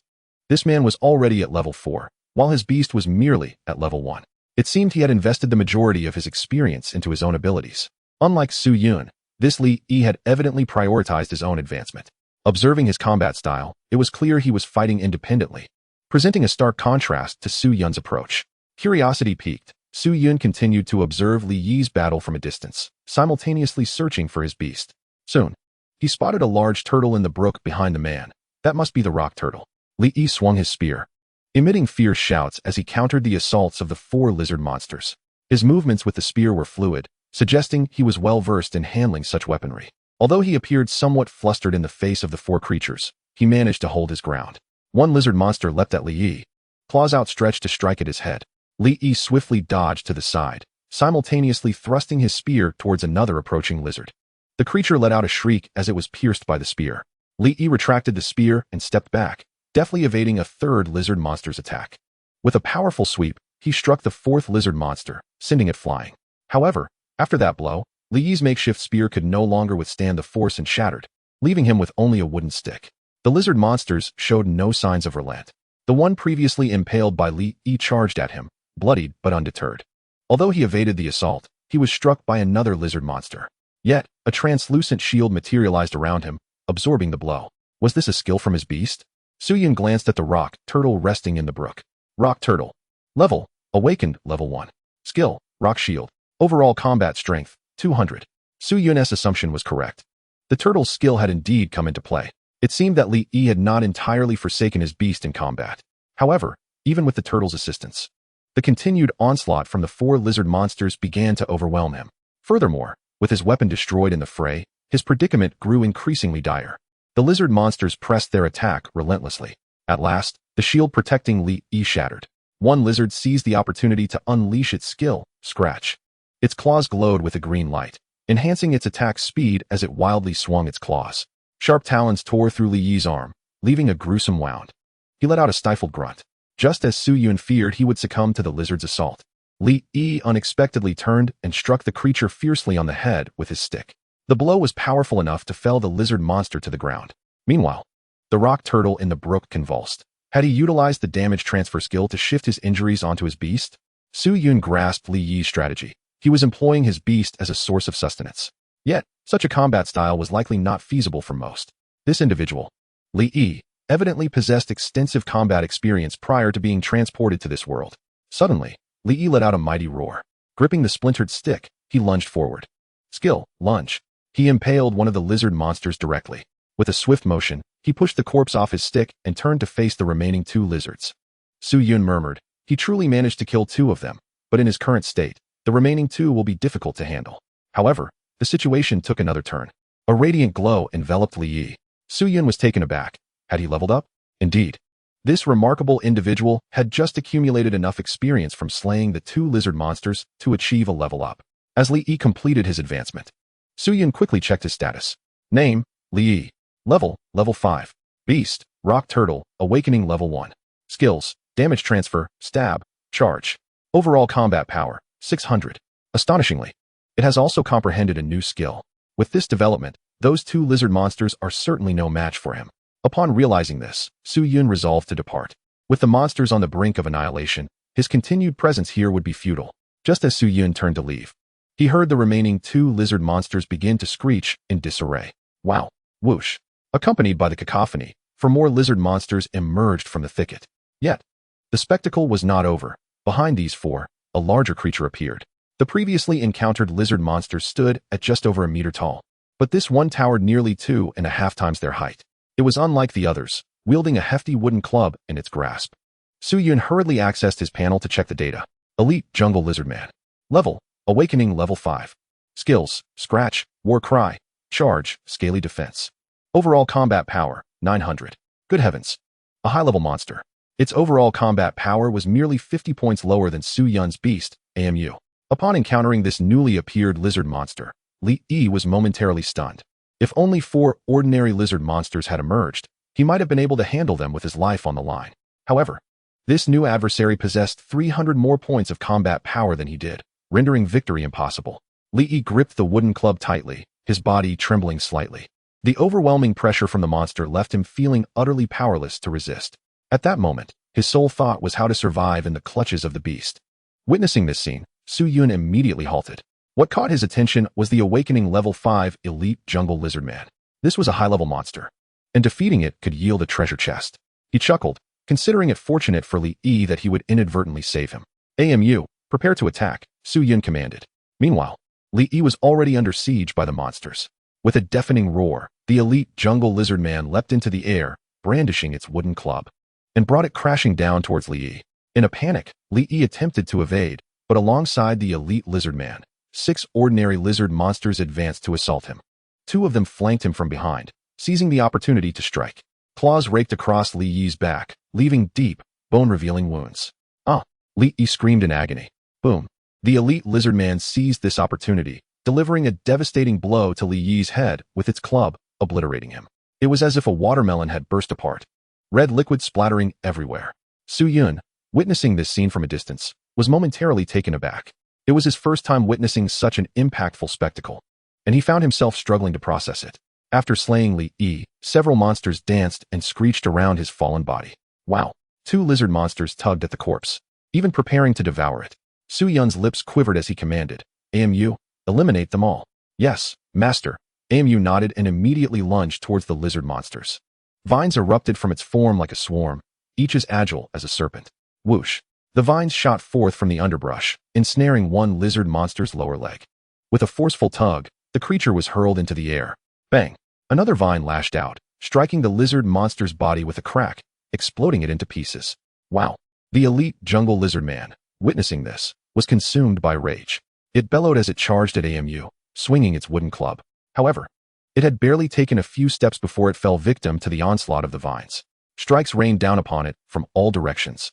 The Elite Lizard Man found itself ensnared, frantically swinging its club in a desperate attempt to resist. Wooden Prison.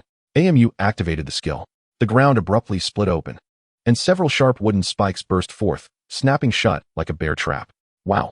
The Elite Lizard Man, being a high-level creature, responded with remarkable speed.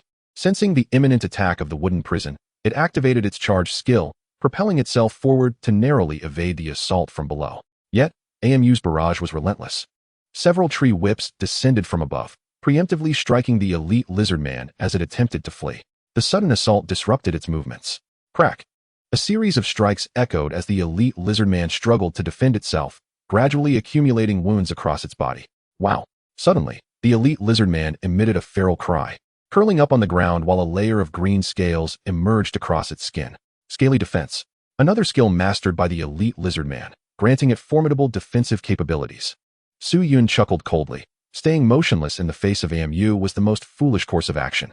If this creature relied on its speed to maneuver around AMU, seeking an opportunity to strike, it might have had a chance at victory.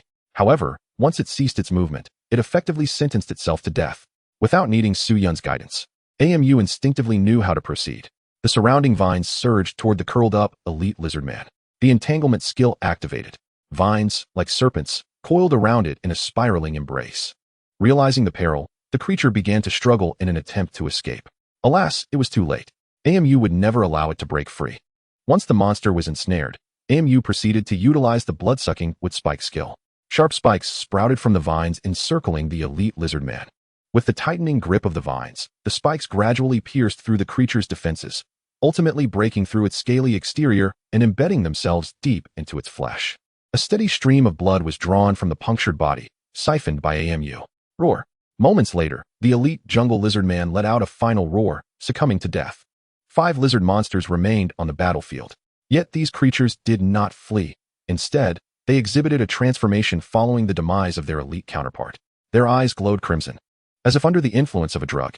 Both their attack speed and defensive capabilities had seemingly heightened. Moreover, they became frenzied, disregarding defense and solely focused on offense.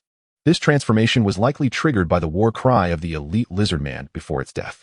Su Yun recalled that the creature possessed a skill bearing that very name. Regrettably, no matter how frenzied they became, it was merely a desperate struggle for survival.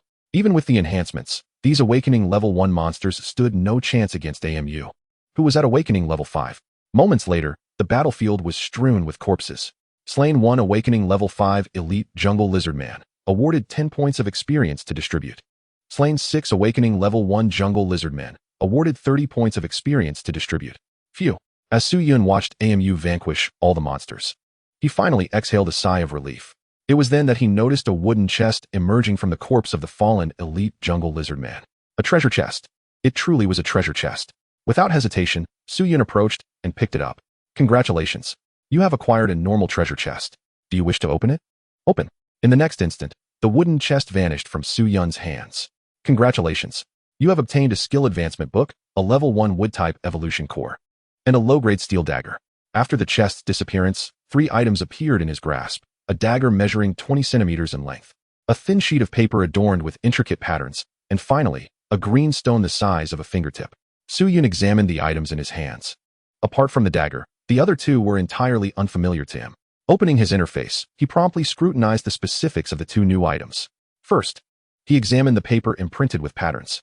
Skill Advancement Book. Upon use, it increases the proficiency of beast taming skills. As proficiency improves, skill potency is enhanced, and achieving perfect proficiency grants a chance to comprehend more advanced skills upon the next level up. It was indeed an item capable of augmenting skill proficiency. Regarding skill proficiency, one could view the detailed information by accessing the Beast's information panel. It is categorized into 4 stages: novice, proficient, mastery, and perfection.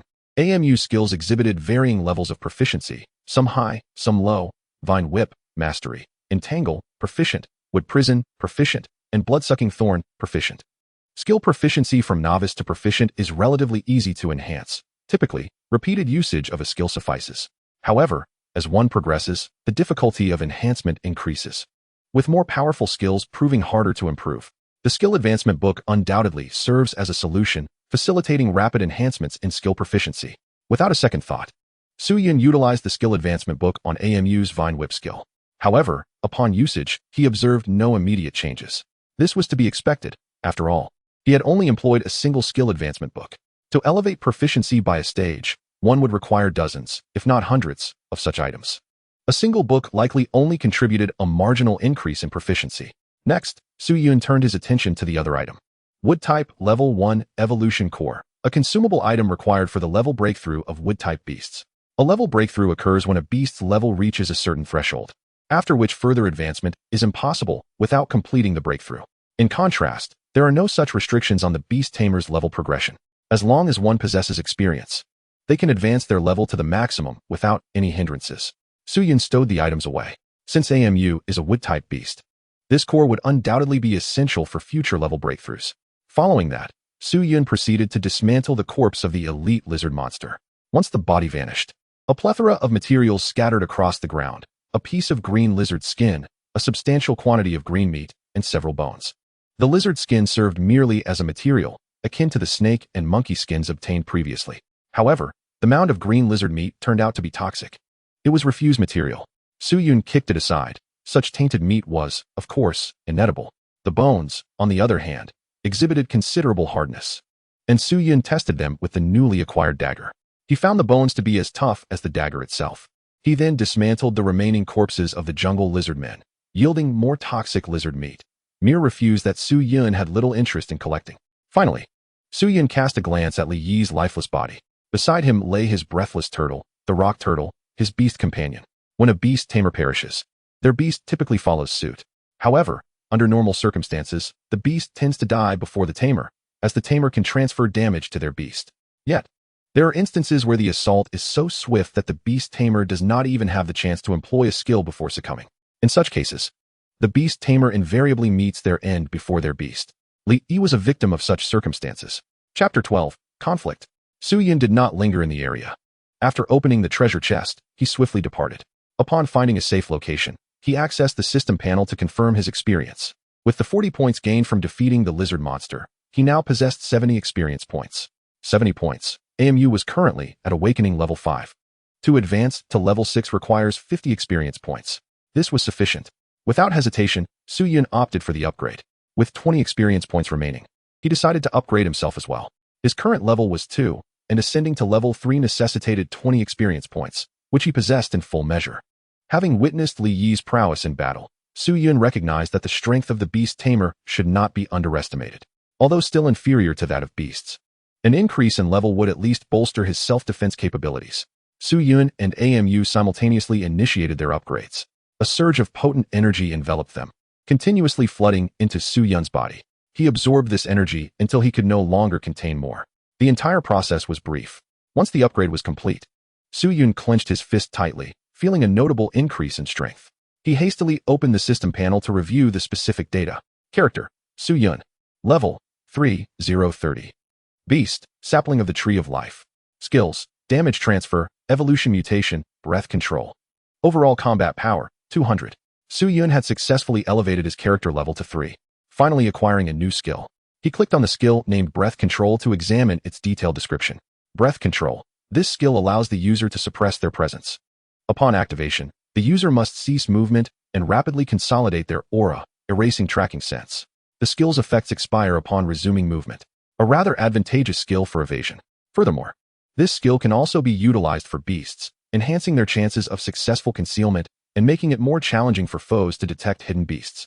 His overall combat power had reached 200, equivalent to that of the newly born AMU.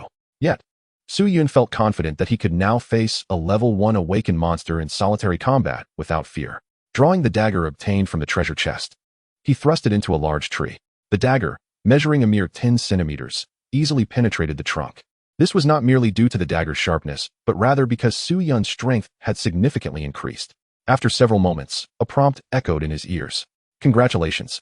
Your beast has advanced to Awakening level 6.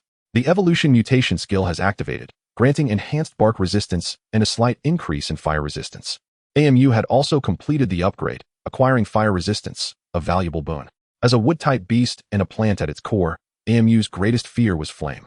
This evolution had bestowed upon it an invaluable resistance to fire. Undoubtedly, this enhancement will ameliorate AMU's weakness. However, Su Yun remains far from arrogant. He perceives the situation with clarity. The improvement merely indicates a slight increase in fire resistance, likely sufficient only to mitigate the damage from minor fire-based attacks. Su Yun accessed AMU's information panel. Beast: Sapling of the Tree of Life, Sumu. Level: Awakening level 6, 060. Comprehensive combat power: 1100. Skills: Vine Whip, Bind. Wooden Prison, Blood-Sucking Spikes, Healing Sap. There were no significant changes in other aspects, nor did AMU acquire any new skills. After leveling up, Su Yun noticed a large boulder in the distance and decided to take a moment to rest upon it. AMU stood beside him, basking in the sunlight, unfurling its leaves to absorb energy from the sun. This convenience of AMU is notable. It merely needs sunlight to replenish its energy. Were it a carnivorous beast, most of the monsters slain daily would likely need to be fed to it. As Suyun pondered this, he opened the chat interface to see what others were discussing. The speed of message refresh appeared considerably slower than before, likely due to most players being preoccupied with hunting monsters and leveling up. What levels are you all at? Haha. I just took my beast to slay a horde of monsters and successfully leveled up to Awakening level 4. You all are progressing quite swiftly. Haha. My beast just reached Awakening level 5. As Suyun observed the messages, he noted that most were sharing or boasting about their levels. After a while, he casually sent a message. Suyun, have any of you encountered other beast tamers? I just ran into one who was surrounded and killed by a few monsters. What a tragic fate. TSK, how unfortunate. Haha, I encountered a red-skinned fellow who attempted to steal my kill, but alas, he was no match for me and I dispatched him. Following Suyun's words, several others chimed in, sharing their own encounters. When everyone initially entered the game, they were scattered across various locations. However, as beast levels increased, players began to congregate in areas with higher-level monsters, effectively drawing together those who had been dispersed. While reading the chat messages, Suyun also noticed a peculiar phenomenon. For a time, a group of individuals from the same race would engage in conversation, while others remained silent. After Suyun's message, the responses predominantly came from the human race, which was apparent from their names and avatars. Suddenly, a new message flashed across the screen. Glazoli, you despicable humans dare to seize our kin's prey and slay our brethren. Glazoli, we, the Blood Demon clan, officially declare war on your human race. Suyun furrowed his brow upon reading this message. The speaker's avatar resembled a red-skinned humanoid with 2 horns adorning its head, reminiscent of a certain type of demon. Red-skinned?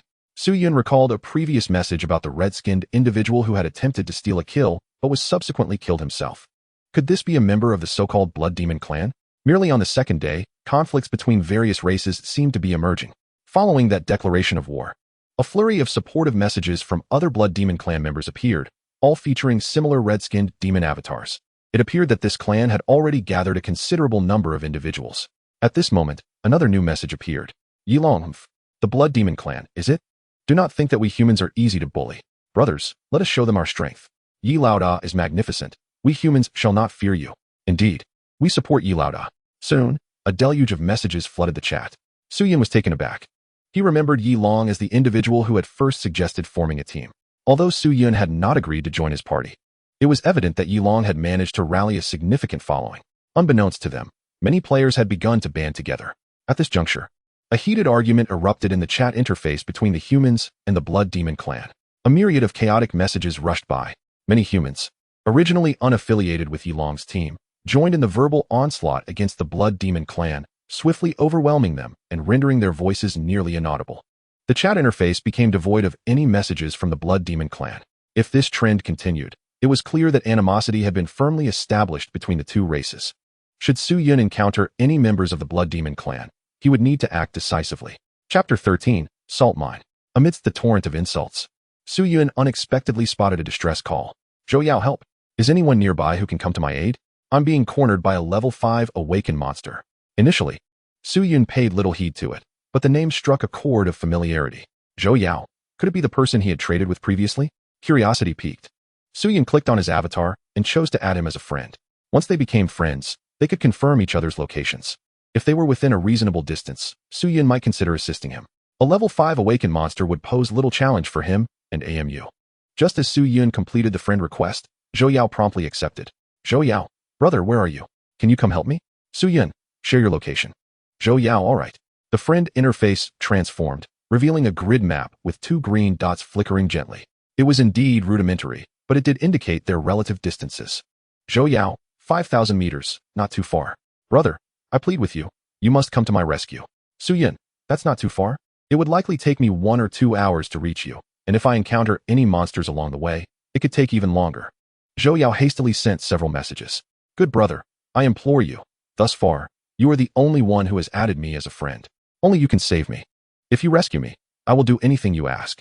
Ah, I remember you. We traded last time. Indeed, it was him. Suyun replied, a transaction is a transaction.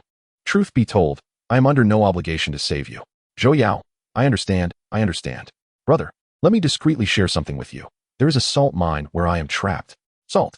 Suyun immediately recognized the significance of this as a precious resource. If Zhou Yao's claims were true, he certainly needed to investigate further.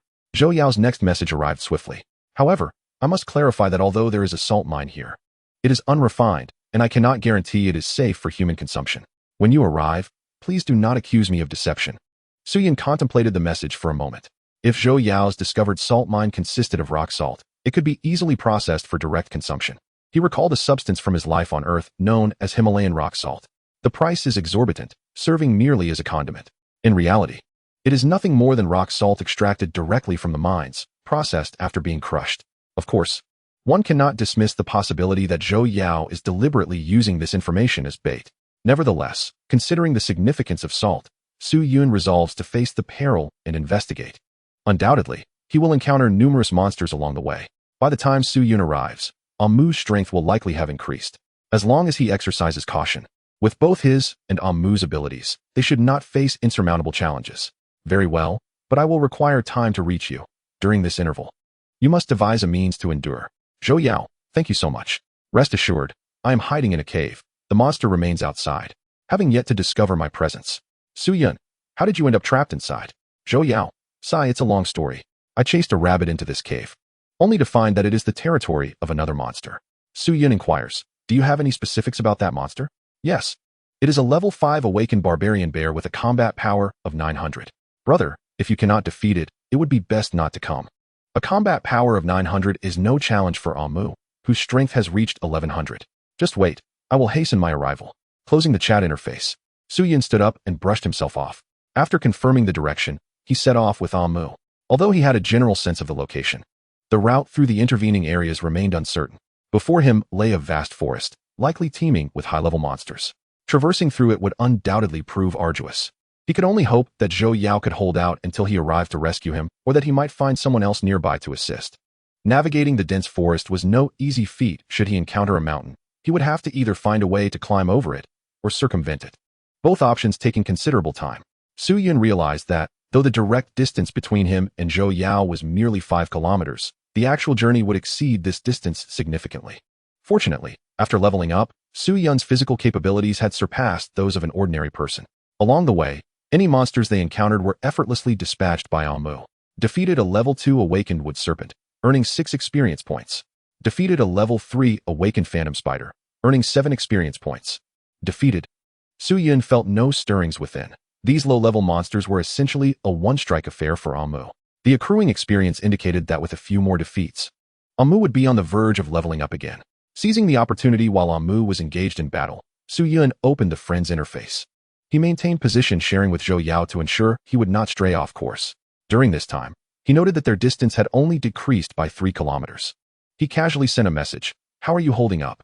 Zhou Yao, still alive. The barbarian bear is resting and has completely blocked the cave entrance. Is there anyone else nearby? If someone is closer, they could potentially assist. None. I sent out several distress messages earlier. While some added me as a friend, they are all too far away. Very well, be cautious. I have encountered numerous monsters, so my arrival may be delayed. No worries. As long as you come to rescue me. Su Yun closed the interface just as Amu finished his battle. Amu approached, dragging a monster's carcass with a vine-like appendage. Master, the monster has been dealt with. Excellent work. Su Yun continued onward until he came upon a crystal-clear pond. Just as he reached the water's edge, a splash erupted from the center of the pond, and a muddy creature emerged from the depths. The moment the monster appeared, it lunged directly at Su Yun, clearly designating him as its target. Master, be careful. Chapter 14, The Swamp Monster. Master, be cautious. Amu moved a few steps forward, positioning himself before Su Yun. Vines surged forth like tentacles, intercepting the monster's attack. Bang! The creature collided with the vines, and its body, composed of sludge, exploded upon impact. Su Yun, standing behind Amu, was splattered with mud from the debris. At that moment, Su Yun seized the opportunity to examine the monster's information. Swamp Monster. Level 8 Awakening. Skills: Mud Surge, Quagmire Trap, Water Prison, Water Escape. Overall combat power, 1050. Goodness, it is indeed a level 8 awakened monster. Unfortunately, despite being 2 levels higher than Amu, its overall combat power is still inferior.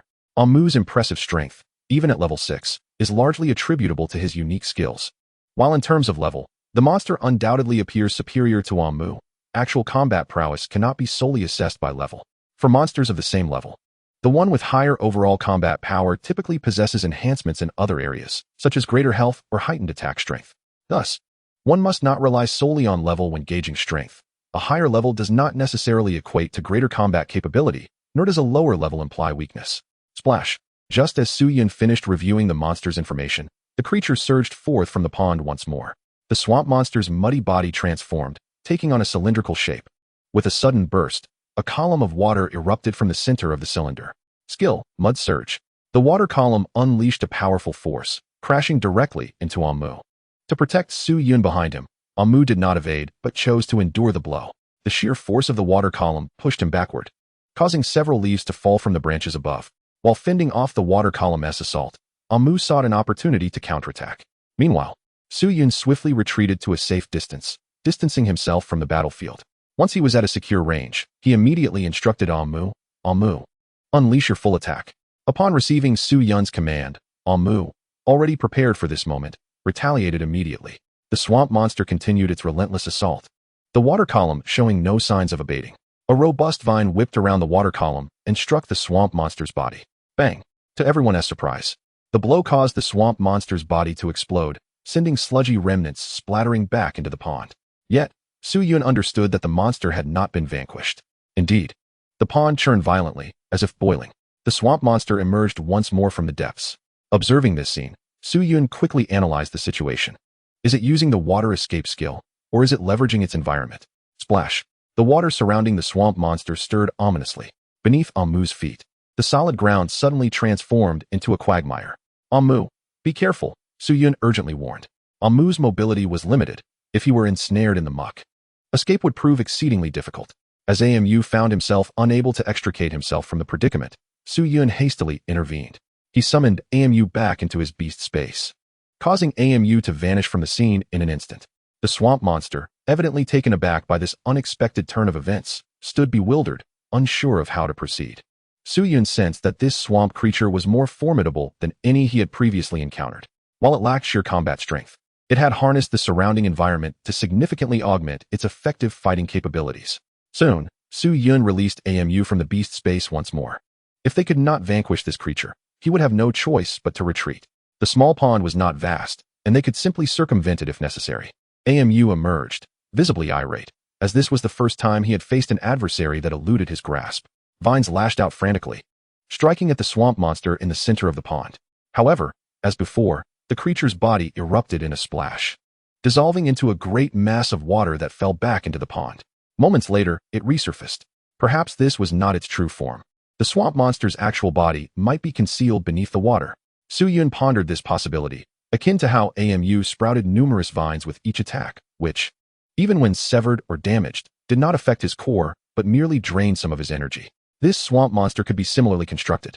As Su Yun commanded Amu to continue his assault, he meticulously observed the changes in the pond, attempting to discern the creature's hiding place. Once again, the swamp monster's form was obliterated, splashing back into the water. Amidst the cascade of droplets, Su Yun finally detected an anomaly.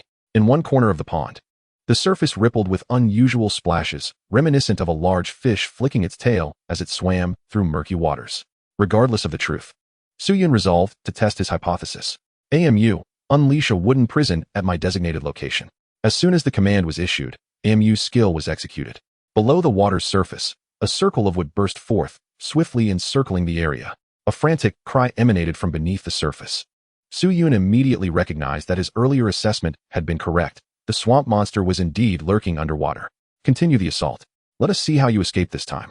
Amu, invigorated by the prospect of vengeance after their earlier setback, launched a flurry of vines like bolts of lightning toward the ensnared swamp monster. The creature, now aware of its peril, emitted a panicked cry.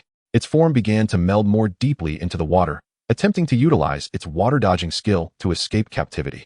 However, before it could fully merge, Amu's assault descended upon it. Vines rained down, their tips transforming into sharp wooden spikes that pierced the swamp monster's body. With each strike, a powerful suction emanated from the embedded spikes. The swamp monster was thrown into a state of panic as it realized its body was shrinking. Amu's skill, blood-sucking wooden spikes, effectively absorbed any liquid components from the monster's being. Composed predominantly of water, the swamp creature found itself at a severe disadvantage against this skill. Amu emitted contented sounds as he absorbed the essence. Master, this creature's insides are filled with delightful substances. Delightful substances? Su-Yun recalled that AMU had previously expressed a fondness for water rich in nutrients. The swamp monster, being an aquatic entity, should possess materials that were highly conducive for AMU's consumption. If it's delicious, then indulge further. Upon hearing this, AMU accelerated his absorption rate. In no time, the nutrients within the swamp monster were entirely consumed, leaving only a pile of sludge in its wake. After the absorption, AMU sounded a satisfied call, even letting out a burp, clearly having relished the feast. Regrettably, such monsters were not frequently encountered. Strangely, after AMU had drained the creature completely, it did not yield a treasure chest.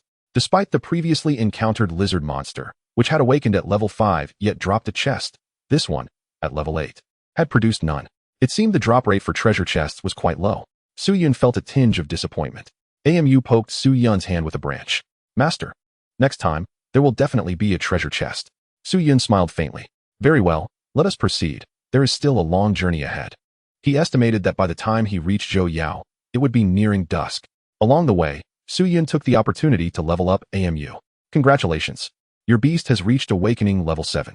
The evolution mutation skill has taken effect. Blood-sucking wooden spikes has mutated, acquiring a new effect, energy storage. Su-Yun regarded the newly acquired effect with satisfaction. The energy storage function was straightforward. It allowed AMU to store the nutrients he absorbed in the form of fruits for later consumption. This way, he would no longer need to worry about wasting excess nutrients obtained from the blood-sucking wooden spike skill. Su-Yun opened AMU's information panel. Beast, Seedling of the Tree of Life, Su-Mu. Level, Awakening level 7, 070. Overall combat power, 1,300. Skills, Tree Whip, Bind, Wooden Prison, Blood-sucking wooden spikes. Healing Tree Juice, Life Restoration. This time, he had acquired a new skill, Life Restoration. Its effect was to rapidly recover from injuries sustained. Although both it and Healing Tree Juice were healing skills, their effects were entirely opposed. One was for aiding others, while the other was for self-repair. After traversing a mountain, Su-Yun opened his friend interface. He was now merely 100 meters away from Zhou Yao.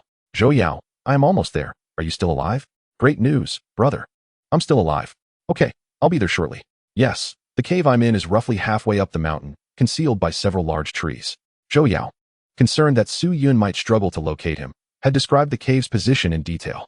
Unfortunately, he had only retained a vague memory of the location since he had rushed in after a rabbit. Su-Yun closed the panel and began to search around. After a bit of wandering, he finally discovered a cave nestled behind a cluster of large trees. Based on Zhou Yao's description, this should be the place where he was trapped. Inside the cave lurked a level 5 savage bear. Su-Yun peered into the cave from a distance. It was shrouded in darkness, rendering visibility impossible. Entering recklessly would be too perilous. It would be wise to lure the monster out before attempting to confront it. After a moment of contemplation, Su-Yun devised a plan to draw out the beast. He retrieved a piece of beast meat he always carried with him and summoned AMU. Instructing, use your vines to grasp this meat and stretch it into the cave. See if you can entice the creature out. AMU nodded and wrapped a piece of beast meat with a vine, extending it into the cave. Su-Yun patiently awaited the outcome. Before long, a resounding roar echoed from within the cavern. Roar. Haha, it seems we've got one. AMU, draw it out. Chapter 15. A simple resolution, opening the treasure chest. AMU promptly pulled the vine entangled with the beast meat back towards the cave entrance. Inside, the sounds of a massive creature's charge became apparent. Thud, thud. A towering gray barbarian bear burst forth from the cave. Roar. Upon emerging, the bear tilted its head skyward and released a thunderous roar, then fixated its gaze on the meat being dragged by AMU, relentless in its pursuit. Su-Yun observed the creature. As expected, it was a level 5 awakened barbarian bear, possessing a combat strength of merely 900. Thus, dispatching it would prove to be quite simple. Even before reaching level 7 awakening, AMU's combat power had exceeded 1,000. Not to mention AMU's current capabilities. Swish, swish. Several whip-like vines shot forth in the blink of an eye. The charging barbarian bear had yet to react when it was ensnared by the vines around its hind legs. With a powerful tug, the bear was sent tumbling to the ground in a most undignified manner. Subsequently, more vines coiled around its body, binding it like a dumpling. Seeing this, Su-Yun instructed AMU. AMU, refrain from draining its blood, simply kill it. He was curious whether a direct kill might yield a higher probability of treasure. The vines tightened around the bear's neck a few more times, and with a forceful pull, it snapped the creature's neck. However, despite this, the beast's life force proved remarkably resilient, as it struggled for a moment before finally succumbing. Once the creature was confirmed dead, Su-Yun stared intently at its carcass, fervently hoping for a treasure box. Haha, there it is. This time, Yun's hopes were not dashed. From the lifeless body of the barbarian bear coalesced a wooden chest, an ordinary treasure box. He hurried over to grasp the box. Congratulations, you have obtained an ordinary treasure box. Would you like to open it? Open. Without the slightest hesitation, he proceeded to unveil its contents. The chest vanished from Yun's grasp, replaced by several items. Congratulations. You have acquired a low-level equipment, bear skin armor, a level 1 Earth evolution core, and 10 Beastmaster coins. 3 items in total. Among them, Yun had previously received an evolution core. The last was a wood-type core, while this time it was Earth-type. The variance in the monster that dropped the treasure likely accounted for the differing core attributes. Although the Earth core was of little use to Yun, he could retain it for trading with others. Stowing away the fist-sized, earthy yellow stone, Yun unfurled the bearskin armor. It resembled a vest, adorned with a layer of fur on its surface. Bearskin armor, wearable by Beastmasters, it offers slight defensive capabilities and can mitigate some damage from Earth-type skills. Content. Yun donned the bearskin armor. While its defensive capabilities were minimal, the distinction between wearing it and not was considerable. Finally, there appeared 10 circular coins resembling gold pieces. However, the moment Yun grasped them, they vanished from his hand. What is happening? Does the reward also disappear? It wasn't until Yun opened his system panel that he noticed a new icon in the upper right corner. The icon depicted a coin, accompanied by the number 10. Upon clicking for detailed information, it indeed confirmed the presence of Beastmaster coins. Beastmaster coins, currency circulating in the Beastmaster realm, usable for purchasing items in the System Mall. System Mall? Where is that? Yun couldn't recall seeing such a feature on the panel. System Mall not yet open. Ah, it seemed to be a functionality yet to be activated, likely requiring certain conditions to be met, much like the trading feature and friend system. After gathering the items, Yun placed his hand upon the barbarian bear's carcass. Decompose. The bear's imposing body vanished in an instant, leaving behind a substantial amount of edible meat, including several energy-rich cuts. Additionally, he obtained a piece of bear hide, for bear paws, and several bones. With this bounty, a single person could feast for days without exhausting the supply. Ding, ding, ding. A series of notification sounds emanated from the friend system on Yun's panel. He opened it to find multiple messages from Zhou Yao. Brother Su, how is it? Has that monster been slain? I just heard its roar. If you're struggling, could you perhaps create some distance? I could sneak out while it's distracted. Brother Su. This fellow was evidently anxious, bombarding him with messages. Yun quickly replied, It's fine. Come out. I've killed the monster. Before long, Yun spotted a bespectacled figure cautiously emerging from the cave. Inching along its edge and glancing around nervously, Yun took a moment to assess him from afar. Character, Zhou Yao. Level, 2. Beast, Flame Sparrow, Awakened Level 4. Skill, Damage Transfer. Overall combat power, 110. Indeed, it was Zhou Yao. Yet, his level and combat power were rather underwhelming. No wonder he had been trapped by a level 5 awakened barbarian bear. Yun waved him over. This way. Upon hearing the voice, Zhou Yao immediately turned. His expression shifting from apprehension to relief upon recognizing Yun, likely having confirmed his identity through the panel. Brother, I can't thank you enough. Had you not come to my aid, I would surely have perished if that monster had discovered me. Yun inquired, the salt mine you mentioned is inside the cave? Zhou Yao nodded. Indeed, right inside. All right, let us collect these items and venture into the cave to take a look. Yun pointed at the materials scattered on the ground from the decomposed bear. With no backpack, it was impossible for Yun alone to carry everything in one go. Zhou Yao's eyes sparkled as he gazed at the bounty. Brother Su, you are incredible. You dispatched a level 5 monster with such ease.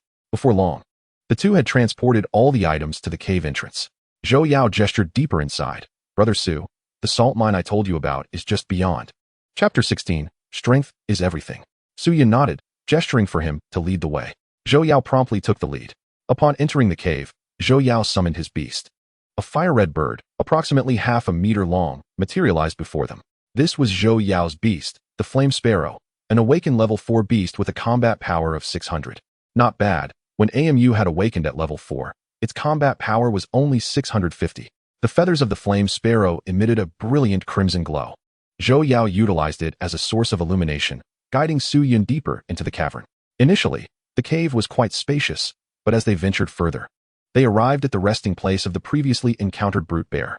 The ground was littered with remnants of the bear's past meals. The bones of its devoured prey still scattered about. Proceeding deeper, the cave gradually became more constricted. At this height, the massive brute bear could scarcely enter. It was no wonder Zhou Yao managed to conceal himself here without falling victim to the bear's wrath. Finally, they reached the end of the cave. where the ground was strewn with fragments of stone. Zhou Yao crouched down and picked up a piece of rubble. This is it. When I first sought refuge here, I hadn't realized these were salt mines. Later, in my boredom, I collected a few stones to pass the time, only to discover they were indeed salt ore. Su Yun also picked up a fragment and examined it on his panel. Rock salt, or edible mineral, contains trace toxicity. It seemed to be accurate.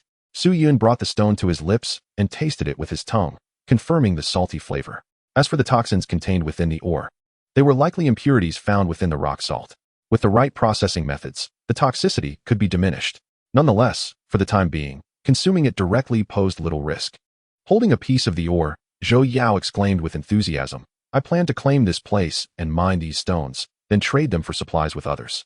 Others likely haven't discovered such a resource yet. I could fetch a handsome price. Zhou Yao turned to Su Yun and added, Brother Su, why don't you stay and help me mine these ores? We can share the profits. His face radiated excitement, as if he envisioned a bright future ahead. Su Yun cautioned him, while your idea is commendable, have you considered how you intend to extract the ore? We lack the necessary tools, surely. We cannot dig with our bare hands. Zhou Yao suddenly recognized the flaw in his plan. But don't we have our beasts? They could assist us. Good thought. But I believe if you pursue this course, the one who ultimately suffers will be you. Zhou Yao, perplexed, inquired, Brother Su, why is that? Su Yun explained. We are beast masters, and our beasts represent our primary combat strength. Rather than focusing on hastening their growth, you propose they perform menial labor. Although we have only been in this world for less than 2 days, I have discerned certain patterns. For instance, when the monsters in a location are exterminated, that area will cease to spawn new monsters. Of course, it may also be that the time has been too short for new monsters to manifest. Even so, remaining in one place is less fruitful than actively seeking out monsters to hunt for experience. Experience is a vital resource for leveling up both our beasts and ourselves. Lingering in a safe zone devoid of monsters may avert immediate danger, yet it also signifies a prolonged absence of experience. In this stage, lagging behind others will only exacerbate the disparity in levels. If my suspicions hold true, the number of monsters in this world is finite. This gap will only widen as time progresses, and there is a high likelihood that you may find it impossible to level up. The lower-level monsters you could once defeat may already be wiped out by others, leaving you with no opportunities to gain experience. Zhou Yao stared at Su Yun, dumbfounded by his analysis. After a lengthy pause, he finally spoke. Whoa, Brother Su, isn't that a bit alarmist? According to your reasoning, there will be very few survivors in the end. Su Yun chuckled. I didn't realize you were so naive. Have you forgotten the words we heard upon arriving in this world?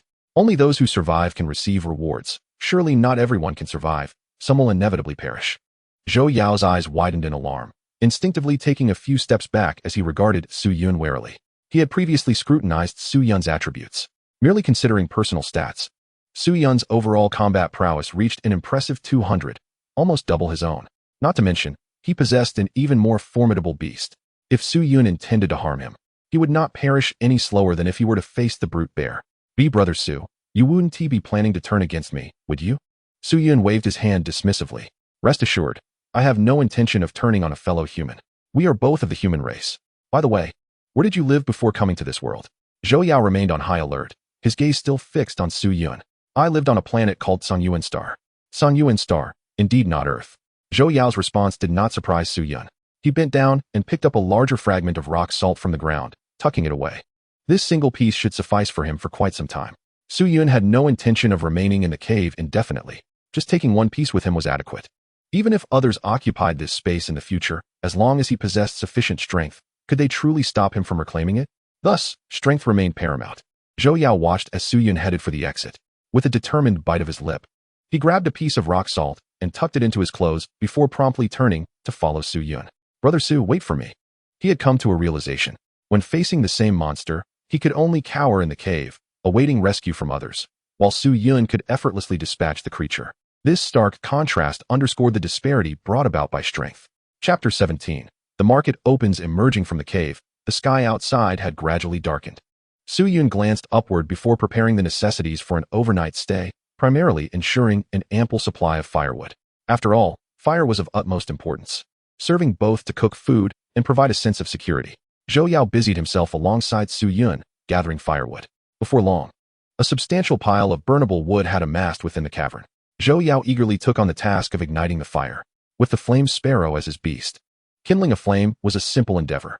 The The flame sparrow opened its beak and expelled a stream of fire, effortlessly igniting the wood. A roaring blaze soon filled the cave. He then retrieved the rock salt he had brought from the cave, intending to use it for food preparation. Su Yun presented the bear paw and meat he had harvested from the brute bear. Let us consume everything here. I can't carry it all by myself. Since I can't take it away, we might as well eat it on the spot. Zhou Yao began to busily prepare the materials. Observing his adeptness, Su Yun curiously asked, "Were you a chef before?" Zhou Yao grinned confidently. "Not a professional chef, but before coming to this world, I was apprenticing under a master. Still just a novice. Well, I look forward to tasting your culinary skills." Zhou Yao patted his chest. "Brother Su, I promise you'll be satisfied with my cooking." Su Yun produced the dagger he had obtained earlier. "I have a knife here. Would you like to use it?" Zhou Yao's eyes lit up at the sight of the dagger in Su Yun's hand. "Yes, of course. Where did you acquire this knife, Brother Su?" "It dropped from a monster. Can one truly acquire such items from slaying monsters? I have yet to encounter any." Zhou Yao, wielding a dagger, exhibited a markedly accelerated pace in food preparation. After a flurry of activity, delightful aromas began to waft through the air. Zhou Yao plucked some leaves to serve as makeshift plates for the prepared dishes. Despite the limited ingredients, he endeavored to create a delectable meal. The pivotal factor was the presence of salt. Without it, even the most skilled techniques would falter. The flavor was indeed pleasing, albeit lacking in variety. Zhou Yao remarked with resignation, "There's little I can do. These are the only materials at hand." Meanwhile, Su Yun, while munching on food, opened the chat interface, intending to check for any noteworthy messages. However, he first noticed a new feature on the panel. Indeed, there was a fresh notification in the world messages. "Attention! Beastmasters, the system marketplace is now officially open. You may access it at your convenience." The system marketplace, from which Su Yun had previously obtained beast coins while opening treasure chests, was now accessible. He had anticipated a prolonged wait for its opening, yet it had arrived sooner than expected. Su Yun hurriedly opened the system marketplace to explore its offerings. After a brief survey, he grasped the general functions of the marketplace, which included the exchange of beast coins, product sales, and the redemption of special items. To purchase goods within the marketplace, one must utilize beast coins, which can be obtained in two ways: from treasure chests dropped by slain monsters, a method Su Yun had already experienced, or through direct exchange within the marketplace using various materials acquired from monster dismantling. The types of materials yielded differing amounts of beast coins upon exchange. In fact, one could aptly describe this exchange as akin to a sale. The marketplace was replete with a diverse array of products, with prices varying widely. In addition to items available for direct purchase with beast coins, some special items required specific materials for redemption. Su Yun glanced at the exchange rates. 10 pieces of ordinary beast meat could be redeemed for 1 beast coin, yet 1 beast coin would only procure 5 pieces in the marketplace, essentially having its value. Many other items followed a similar trend. Obtaining the same goods from the marketplace required spending double the amount. Su Yun muttered under his breath, "What a greedy marketplace." Beyond beast meat, he also noted the availability of drinking water and even salt. Salt, an edible seasoning. Price, 1 beast coin per portion. The price made Su Yun frown. It was exorbitantly high. 10 pieces of beast meat were required to obtain 1 beast coin, while a single portion of salt seemed sufficient only for a single dish. He wondered if rock salt could be exchanged for beast coins. Su Yun retrieved the rock salt he had collected from the cave, only to find that the marketplace declared non-monster materials ineligible for exchange. Only monster-derived materials could be traded for beast coins. Continuing his perusal of the goods, he discovered various items of higher value following the basic materials. Experience books. Upon use, they grant 5 experience points. Price, 10 beast coins per book. Such items could enhance experience, albeit at a steep price, and were limited to 1 purchase per day. Nevertheless, 5 experience points could still be beneficial at lower beast levels. Additionally, there were combat supplies, weapons, and potions. The fine steel dagger Su Yun had acquired from a treasure chest was priced at 10 beast coins in the marketplace. There were also various potions that could augment the combat prowess of beasts. The level 1 attack speed potion cost 25 beast coins. Effect, doubles the attack speed of the beast for 10 seconds. The level 1 flame potion was priced at 30 beast coins. Effect, increases the damage of fire-type beast skills. Non-fire-type beasts experience a rise in body temperature upon consumption. Not only were there potions for beasts, but also for the beast masters themselves. The opening of the system marketplace provided a means for the materials collected by many over the past 2 days to be put to use. Numerous individuals began exchanging their amassed materials for beast coins, subsequently purchasing products from the marketplace. Su Yun too converted all the materials he no longer needed into beast coins, including feathers, beast stings, snake skins, and fangs. He retained only a few pieces of beast meat and the freshly acquired bear skin. The meat served as sustenance while the bear skin provided warmth. The other worthless materials were all exchanged for beast coins. Upon completion of the exchanges, he had accrued a total of 5 beast coins, surprisingly less than he had obtained from opening the treasure chests earlier. However, without a backpack, one's carrying capacity remained limited. Su Yun had previously discarded some cumbersome materials and would not face such an issue in the future, as he could directly convert them into beast coins. Zhou Yao, seated across from Su Yun and also partaking in food, noticed the announcement regarding the marketplace's opening. After glancing through it, he exclaimed, "The prices in this marketplace are outrageous. The cost of a portion of salt is equivalent to 10 pieces of beast meat." Suddenly, Zhou Yao clapped his hands together. If I set a lower price for rock salt, everyone would flock to buy from me. Chapter 18, The One That Can Fly. Zhou Yao chuckled joyfully, then turned to Su Yun. "Brother Su, you should check the system panel. A new feature has been released. I've already seen it." Brother Su. I feel that my previous plan might just come to fruition. Have you seen the experience books in the marketplace? With this item, I can stay in one place without worrying about acquiring the experience needed for leveling up. Upon hearing Zhou Yao's words, Su Yun recognized that his earlier ambitions had reignited. Indeed, the newly emerged marketplace had addressed Zhou Yao's dilemma regarding leveling up. While it was true that only one experience book could be purchased per day, accumulating one each day could still significantly elevate both his and his beastess levels. Su Yun felt it unnecessary. 5 experience points could easily be obtained by defeating a level 1 awakened monster. Observing Zhou Yao's enthusiasm, it seemed he was intent on remaining. Su Yun chose not to elaborate further. After finishing their dinner, the two found places to rest within the cave. As night fell and passed, the following morning, Su Yun awoke from his slumber. Feeling the bare skin beneath him, he realized it indeed provided much more comfort than sleeping directly on the ground. He looked up to see Amu stationed beside him. Last night, Amu had naturally taken on the role of his protector. During their stay in the cave, no monsters had attempted a midnight raid. "Amu, thank you for your efforts." Amu immediately shook its body, causing the treetop to sway, as if shaking its head. "It is my duty to protect my master." Su Yun summoned Amu back into the beast space to allow it to rest, while he kindled a fire to prepare breakfast. Watching the meat sizzling over the flames, he felt a sense of contentment. Su Yun couldn't help but reminisce about the delectable cuisine back on Earth. He had been subsisting on meat for 2 consecutive days, and he feared that if this continued, the mere sight of it would evoke nausea. Yet, the absence of alternatives left him with no choice but to seek sustenance elsewhere. Today, he decided to venture out in search of other edible resources. He recalled the fruit trees and honey he had encountered on the first day. Meanwhile, Zhou Yao, who had been resting on the opposite side of the cave, had also awakened. His beast, the flame sparrow, nestled beside him, its head tucked beneath its wings, seemingly in slumber. Nevertheless, the vigilance of beasts often surpasses that of their masters. Should danger arise, they would be the first to sense it. As Zhou Yao awoke to the enticing aroma of roasted meat, he swallowed hard. "Brother Su, you're up quite early." "Indeed," Su Yun replied. After finishing his breakfast, he departed from the cave, planning to explore the vicinity. It was likely that numerous monsters lurked nearby, and a single day might not suffice to vanquish them all.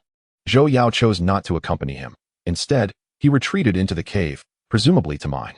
Although lacking tools, the cave contained some naturally fragmented rock salt deposits. With a few strikes to break them down further, they could be traded. In the trading area, a merchant specializing in rock salt soon appeared. A small portion of rock salt could be exchanged for merely 5 pieces of beast meat or equivalent resources, half the price found in the system's marketplace. This merchant was, of course, Zhou Yao. Not far from the cave, Su Yun soon encountered his first monster, a level 1 wind sparrow. Although this creature was of low rank, it possessed the distinct advantage of flight. In a direct confrontation, it would surely perish at the hands of Amu. However, should it choose to flee, Su Yun would find himself powerless to pursue it. While these beings were often labeled as monsters, they did not invariably attack humans. Fleeing when outmatched was a common instinct.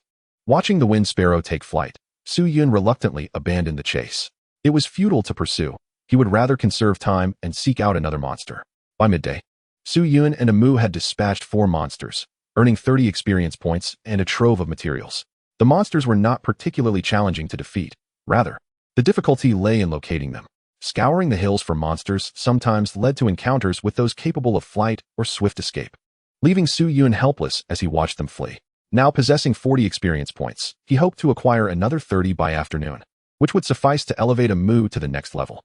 Previously, he had gained 10 points from slaying a level 5 berserk bear, bringing his total to precisely 40. Amu, currently at level 7, required 70 points for level 8. As they progressed, the experience needed for advancement would undoubtedly increase, and the time required would lengthen correspondingly. After a brief respite at noon, Su Yun resumed his hunt for monsters in the afternoon. By chance, he encountered Zhou Yao again. "Zhou Yao, weren't you mining?" Zhou Yao chuckled. "Brother Su, I haven't sold the ore I mined this morning yet. Mining more would be wasteful. So I thought it best to come out and hunt monsters to level up." Zhou Yao approached Su Yun with his flame sparrow. "Brother Su, is this your beast?" "It looks like a tree." Su Yun smiled and replied, "It is, indeed, a tree, though a rather formidable one."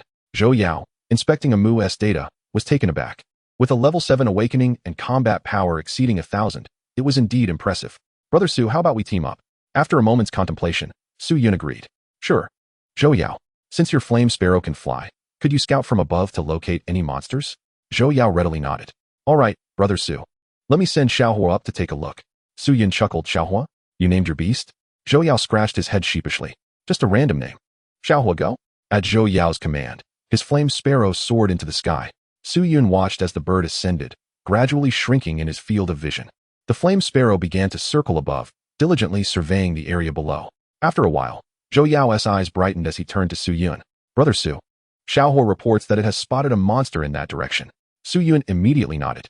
"Let us head over there together." Zhou Yao agreed, and as they walked, Su Yun added, "Have your beast continue scouting. We can split the monsters we find, and I'll have a Mu weaken them for you to finish off."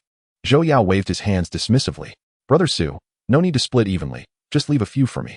He understood that with a skilled companion like Su Yun, even the smallest scraps would yield significant benefits. Su Yun nodded, choosing not to elaborate further. He was confident that Zhou Yao would not regret following him. Chapter 19. Jungle Monkey. Accumulating experience, the two traversed the forest and soon arrived at the location where the flame sparrow had detected a monster. Zhou Yao pointed at a tree from a distance. "Brother Su, Xiaohua indicated that the monster is up in that tree." Su Yun followed Zhou Yao's gesture and spotted a gray-furred monkey perched on a branch. Jungle Monkey. Level, Awakened level 2. Skills, Throw Roar. Overall combat power, 290. Its combat power was not particularly high, and even Zhou Yao's flame sparrow could easily handle this creature. The only caution was to prevent it from escaping. Su Yun needed to be vigilant, as these monsters typically fled upon sensing a stronger opponent. In simpler terms, they were bullies who feared the strong. A Mu. Be careful not to alert the monster. Zhou Yao, observing quietly, watched as Su Yun's beast stealthily approached the tree beneath which the monkey was resting. A Mu blended seamlessly into the surroundings, camouflaging itself effectively. The jungle monkey remained blissfully unaware of the impending danger. A vine slithered up the tree trunk, agile as a snake, and soon reached close to the unsuspecting monkey. Unbeknownst to the creature, the vine was poised to strike. When the moment was ripe, the vine surged forth with lightning speed. Crack! The jungle monkey let out a shriek before meeting its demise, its lifeless body plummeting to the ground. Zhou Yao murmured in awe, "Impressive. If it were Xiaohua, it wouldn't have been so effortless." Su Yun's beast had dealt with the monster without engaging in direct confrontation, having only taken a bit of time to prepare. If it were a fire sparrow, then there would be no choice but to confront the monsters head-on. Su Yun was just about to approach and collect the corpses left by the fallen beasts when Zhou Yao suddenly seized his arm. "Su Ge, be careful. Xiaohua just informed me that several monsters are gathering from the surrounding trees." "More monsters?" Upon hearing this, Su Yun felt not a shred of panic. Instead, exhilaration coursed through him. He had been troubled by the inability to locate monsters, and now, it seemed, they were willingly presenting themselves. However, he maintained his vigilance. If the incoming monsters possessed overwhelming strength, it would be disastrous should he find himself unable to fend them off. "Let us first conceal ourselves and observe." Su Yun and Zhou Yao each took cover behind a large tree, waiting for the monsters to draw near. A cacophony of monkey calls erupted from above. Cautiously, Su Yun peeked from behind the tree, and indeed, he spotted several monkeys perched above, seemingly engaged in some form of communication. Two of them, fixated on the carcass of their fallen kin below, began to descend the tree, evidently intent on investigating the remains. It appeared that the monkeys Su Yun had slain belonged to this particular troop. The question on Su Yun's mind was whether he could eliminate them all in one fell swoop. He examined the troops' levels through his interface. The majority were awakened level 2 jungle monkeys, totaling 8 in number. However, it was reasonable to surmise that a more powerful Monkey King also lurked nearby. Though he had yet to catch sight of it, perhaps it was not accompanying the troop or was simply hiding away. The 8 jungle monkeys were scattered between the trees and the ground. Given a Mu's capabilities, it seemed implausible to eradicate them all at once. It wasn't that he couldn't kill them, rather, they would likely flee, since achieving total annihilation was unattainable. Su-Yun resolved to settle for taking down a few and leaving the rest for later. Before making his move, Su-Yun remained concerned about the whereabouts of the Monkey King. He discreetly sent a message to Zhou Yao through the friend system. Zhou Yao, have your beast keep an eye on the surroundings. I suspect there may be a stronger monster lurking in the shadows. Understood, Su-Gu. I'll arrange it immediately. Prepared for action, Su-Yun signaled a moo to get ready. The vines, already lying in wait beneath the tree, sprang to life, ensnaring the two jungle monkeys that had descended to inspect their fallen companion. Simultaneously, the wooden prison skill was activated, successfully trapping one of the monkeys that remained perched above. However, the remaining jungle monkeys quickly reacted. Several of them opted to flee, but two bravely rushed towards their ensnared comrade, seemingly intent on a rescue mission. This played right into Su-Yun's hands, as a moose swiftly ensnared them with its vines. The two jungle monkeys screeched in panic, clawing desperately at the tendrils that bound them in a futile attempt to escape. Yet, their efforts were no match for the ruthless grip of the vines. In the blink of an eye, the four jungle monkeys that had been captured lay lifeless. Only the one confined within the wooden prison continued to screech, clawing at its restraints. This was a deliberate ploy by Su-Yun. He intended for a moo to spare it, leaving it as bait. He wished to see if any other jungle monkeys would come to its aid, or if it might lure out the elusive Monkey King hiding in the shadows. Additionally, this served as a morsel for Zhou Yao, as he had promised to leave some monsters for him. As moments ticked by, the trapped jungle monkey continued its frantic cries. Yet no other monkeys appeared to rescue it. Clearly, the bait had failed. Given this, Su-Yun deemed it pointless to keep the creature alive. Zhou Yao, you can take care of this one. Summon your fire sparrow. Zhou Yao nodded, preparing to call forth his fire sparrow. Just then, he suddenly exclaimed, "Oh no! A monster is attacking Xiaohua." He dashed from behind the tree, his eyes filled with urgency as he gazed skyward. Su-Yun followed his gaze, and there, amidst the clouds, two figures, a black one and a red one, were locked in a fierce chase. The red bird was undoubtedly Zhou Yao's beast, the fire sparrow, while the black avian was relentlessly pursuing it, seeking to extinguish its life. Black Cloud Eagle, level, Awakening level 5, skills, Wind Cry, Black Cloud Wings. Aerial Strike, overall combat power, 650. An Awakened level 5 creature, particularly a flying type, would undoubtedly be a formidable opponent. However, its overall combat power was not exceedingly high. Although it boasted a level above the previously slain bear monster, its combat value was only 650, merely 50 points greater than Zhou Yao's Fire Sparrow. Nevertheless, even with this comparative advantage, the Fire Sparrow found itself unable to mount any counterattack, forced to rely solely on evasion. Your Fire Sparrow cannot contend with that monster. It would be prudent to recall it quickly, Su-Yun advised. Zhou Yao, his expression filled with dismay, replied, "Su-Gu, the distance is too great. I can't summon it back to the beast space directly. I'll have to wait until Xiaohua gets a bit closer." It turned out there was a distance limitation. Su-Yun had never ventured far from a moo, so this was his first encounter with such a constraint. Zhou Yao's eyes were fixed on the aerial duel, internally urging his Fire Sparrow to hasten its approach. Yet, each time the Fire Sparrow attempted to descend, the Black Cloud Eagle thwarted its intentions.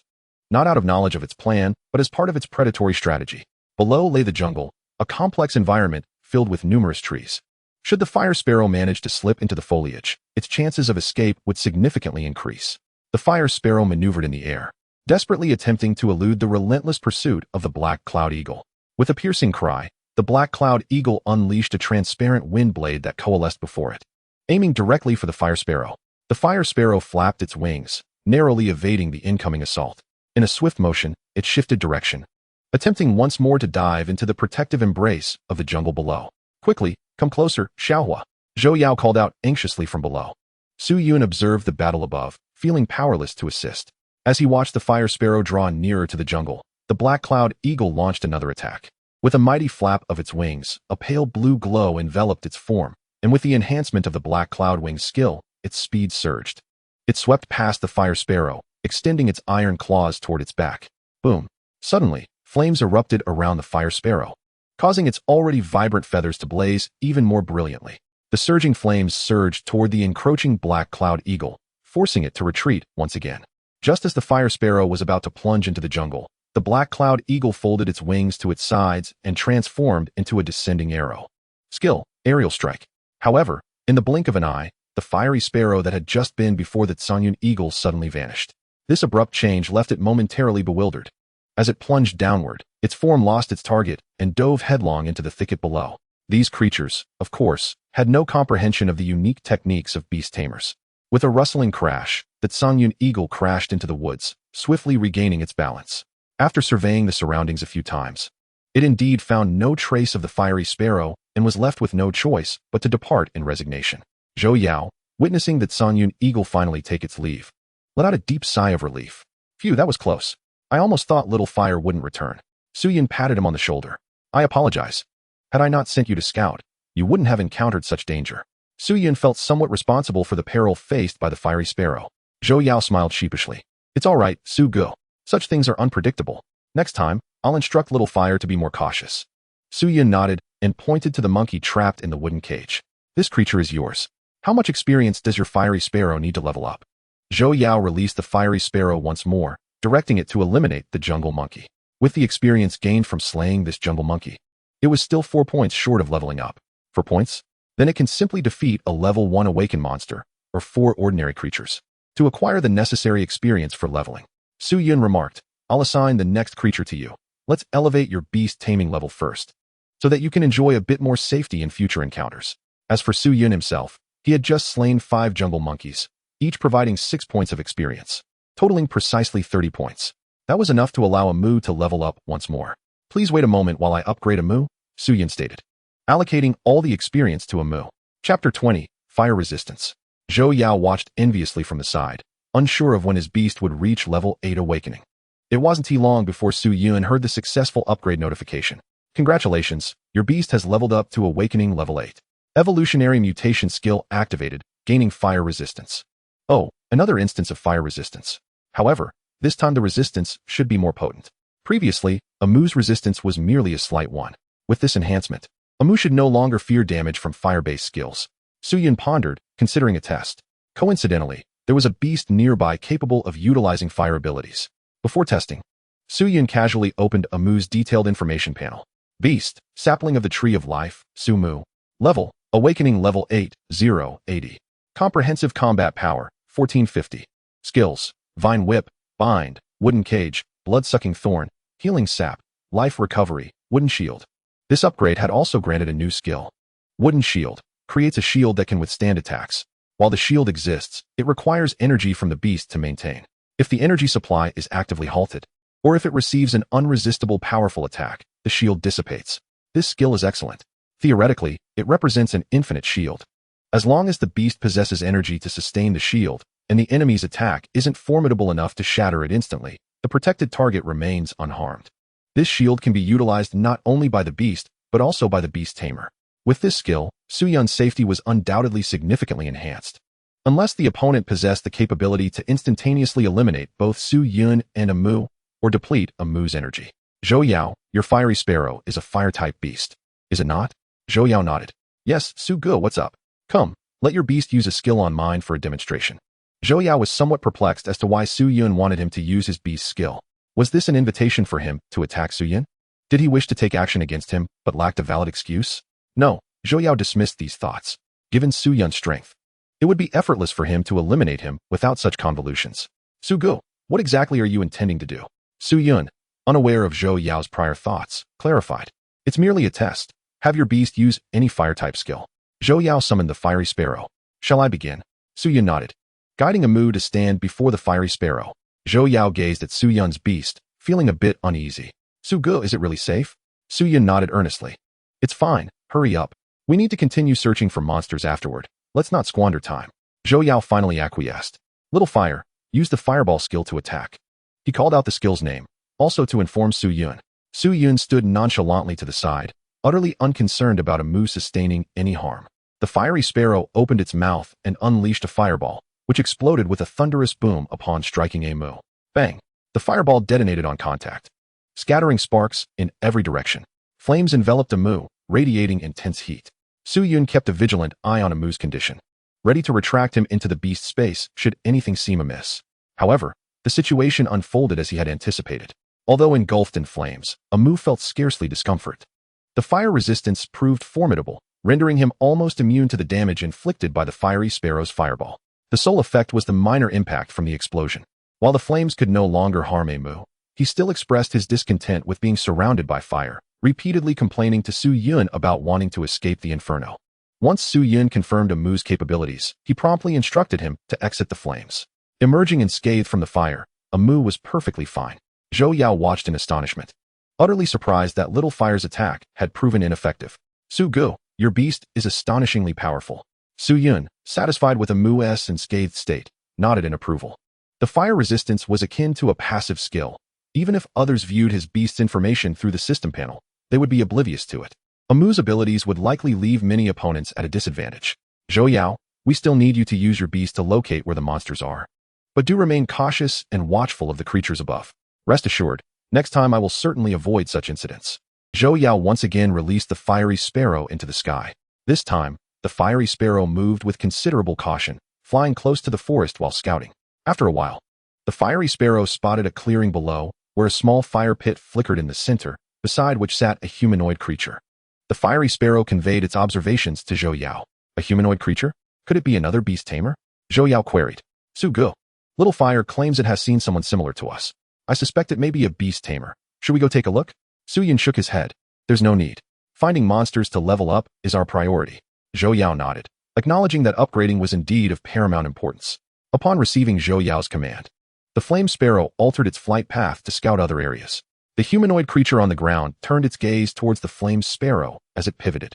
It was not until the flame sparrow had flown further away that the creature stood up. Bowing its head, it communicated with its kind in some manner. Zhou Yao had not misjudged. This was indeed a beast master, albeit not of the human race. The flame sparrow, having completed a circuit, found no monsters on the ground, but encountered one soaring through the air. After a fierce struggle, the flame sparrow successfully dispatched it. Zhou Yao gained 5 experience points, which was sufficient for him to elevate the flame sparrow's level. Su Gu, I have enough experience now. I'll call back the Little Fire for an upgrade, he declared.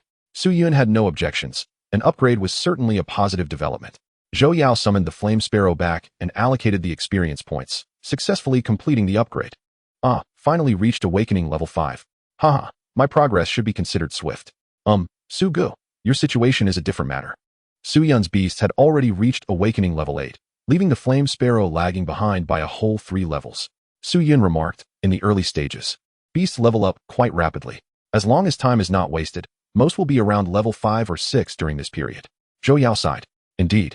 Had I not been trapped in that cave yesterday, the Little Fire would have reached awakening level 5 by now. Su Yun chuckled. It seems you're not entirely foolish. Why waste time mining? Zhou Yao gave an awkward smile and replied, a moment of confusion, just a moment of confusion. As the two continued their journey, they searched for new monsters. Soon, with the assistance of the flame sparrow, they discovered a group of creatures. Earth Tooth, Wild Boar. Level, Awakening level 3. Skills, Charge. Earth Spike, Earth Shield. Overall combat power, 400. This group consisted of boar-like monsters, numbering a substantial 12. Aside from these lower-level creatures, there was also a leader monster. Earth Tooth, Wild Boar King. Level, Awakening level 7. Skills, Charge, Earth Spike, Earth Shield, Shockwave, Frenzy. Overall combat power, 1700. Upon observing this formidable creature with a combat power of 1700, Zhou Yao nearly bolted in fright. What on earth? Why is there such a powerful monster? Su Gu.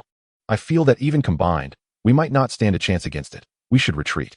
Su Yun also frowned, acknowledging the creature's high strength. Although it was 1 level lower than AMU, its combat power far surpassed that of AMU. This discrepancy might be tied to the monster's unique identity. Su Yun recalled encountering the elite jungle lizard man, which was also an awakening level 5 creature, yet boasted a combat power of 1000. It was noteworthy that Su Yun had later faced other awakening level 5 monsters whose combat powers paled in comparison to that elite creature. The Wild Boar King likely shared a similar reasoning. Zhou Yao trembled as he gazed at the Wild Boar King standing amidst the herd, his body instinctively beginning to retreat. Prepared to flee at a moment's notice, Su Yun grasped his arm. What are you afraid of? The overall combat power is merely a reference. Many factors contribute to actual battle prowess. If we join forces, we might still prevail. Su Yun was reluctant to abandon the group of monsters. After all, more than a dozen monsters would yield considerable experience, potentially allowing AMU to level up again. However, Su Gu, aside from the Boar King, there are many other wild boars nearby, and those creatures will surely attack us. This was indeed a valid concern. The other creatures in the wild boar herd would not simply stand idle, while Su Yun and Zhou Yao systematically eliminated their kin. The safest course of action would undoubtedly be to train elsewhere until their combat power increased before returning. After contemplating, Su Yun proposed, Let us see if we can lure a few monsters out to eliminate. If that fails, we shall leave. If we can first take down a few ordinary creatures or isolate the Boar King, I believe our beasts are capable of handling it. Thus, you should have the Flame Sparrow harass and attack from the air. Your Flame Sparrow can fly, so those monsters will be unable to reach it. Meanwhile, I will have AMU look for an opportunity to see if we can capture a few ordinary creatures. AMU might find it challenging to confront the Wild Boar King directly, but the ordinary wild boars could likely be dispatched with ease. Zhou Yao nodded, affirming that his Flame Sparrow had the aerial advantage and could certainly engage in harassment without issue. To mitigate any unforeseen circumstances, Su Yun instructed AMU to cast a wooden shield on both of them. As for the Flame Sparrow, it should remain safe in the air, so Su Yun did not require AMU to provide it with a shield. Chapter 21. The alien beastmaster the Flame Sparrow swiftly ascended above the wild boar herd. Initially emitting a few tentative, intimidating cries, the monsters, upon hearing the sound, instinctively looked up. The Wild Boar King, significantly larger than its ordinary counterparts, emitted a series of grunts towards the Flame Sparrow as a warning. The smaller wild boars then huddled closer to the Boar King. From a distance, Su Yun observed that if these creatures congregated around the Boar King, it would be difficult for AMU to make a move. Su Yun opened the system panel and sent Zhou Yao a message through the friend interface. The system's convenience allowed for communication anytime and anywhere, without the worry of making noise and attracting unwanted attention. Upon receiving Su Yun's message, Zhou Yao nodded and promptly issued a command to the Flame Sparrow. Little fire. Use Fireball to scatter the monster group. The Flame Sparrow circled in the air, opening its beak to unleash a fireball that plummeted towards the wild boar herd. Without pause, the Flame Sparrow continued to unleash fireballs in rapid succession. The Boar King lowered its head and grunted a few times. Clods of earth began to float from the ground surrounding it, quickly coalescing into a thick earthen shield above its head. Skill activated. Earth Shield. The Boar King had directly employed its skill to create a large shield, protecting the herd beneath it. The fireballs hurled by the Flame Sparrow exploded against the shield, producing thunderous roars, but failing to harm the creatures sheltered below. Su Yun furrowed his brow once more. It appeared that the plan to eliminate the monsters in batches had failed. However, he soon identified a new opportunity. He quickly sent Zhou Yao another message. Do you have any more powerful techniques? Let us see if we can break through that earthen shield. Zhou Yao replied, I'll give it a try. The Flame Sparrow enveloped itself in flames, with tongues of fire erupting from its body, descending towards the ground with an aura of terrifying energy. Boom. The Flame Sparrow had transformed into a bomber, relentlessly raining down attacks upon the Wild Boar King. All the Boar King's attention was fixed above, as the Flame Sparrow's assaults, while unable to inflict damage, succeeded in irritating it. Unfortunately, the Boar King had no means to retaliate against the airborne Flame Sparrow. Now is our chance. AMU strike. Seizing the moment, Su Yun commanded AMU to attack. The ordinary wild boars clustered around the Boar King were now primarily focused on the sky, largely oblivious to the movements beneath them. The tendrils extended by AMU had stealthily crept along the ground, finding their way to the feet of the creatures. In the next moment, the vines, lying in ambush, sprang forth like venomous serpents, revealing their fangs after a prolonged wait. The wild boars emitted a horrific shriek as their bodies were ensnared by the suddenly materializing tendrils. The combination of entrapment and blood-sucking wooden thorns rendered these mere awakened level 3 monsters no match for AMU. Within a mere 10 seconds, they were swiftly dispatched. However, that span of 10 seconds proved to be ample time. The Wild Boar King, resisting the onslaught from above, had finally grasped the situation. Raising its front legs, it forcefully stomped the ground, causing a multitude of sharp spikes to erupt from the earth, centered around the nearest wild boar. These spikes possessed formidable offensive power, piercing and severing AMU's tendrils. Ultimately, AMU managed to eliminate only 3 ordinary wild boars, while 4 others, previously captured by the vines, were fortuitously rescued by the Wild Boar King. The ordinary wild boars, now aware of the impending threat, swiftly activated their skills. A uniform array of earthen shields materialized, surrounding them with a protective barrier. Witnessing this, Su Yun had no choice but to concede. With the wild boars now on guard, employing the same strategy was rendered futile. If only Zhou Yao's Flame Sparrow possessed a higher damage output, they might have utilized aerial advantages to kite the monsters to their demise. Yet, based on the previous round of attacks, the Flame Sparrow could not penetrate the Wild Boar King's shield. Zhou Yao, let us retreat. These creatures are indeed troublesome. Su Yun began to suggest, but before he could finish, they were suddenly attacked. Bang! Zhou Yao immediately crouched down, covering his head while exclaiming, What the hell? Who's hitting me? Although Su Yun was startled by the sudden assault, he quickly sought the source of the attack. Both of them were still protected by the wooden shields provided by AMU, which meant the strikes had not inflicted any damage. Whoosh, whoosh, whoosh. A series of piercing sounds echoed as another 3 attacks came from 3 directions, targeting the duo. Humph. Su-Yun scoffed softly, pinpointing one of the attack sources, and promptly instructed AMU to strike that location. He then shouted to Zhou Yao, "Recall your flame sparrow. There must be other beast tamers attacking us." Though they had yet to catch a glimpse of their assailants, Su-Yun surmised that they were indeed beast tamers. If they were monsters, they would have revealed themselves by now.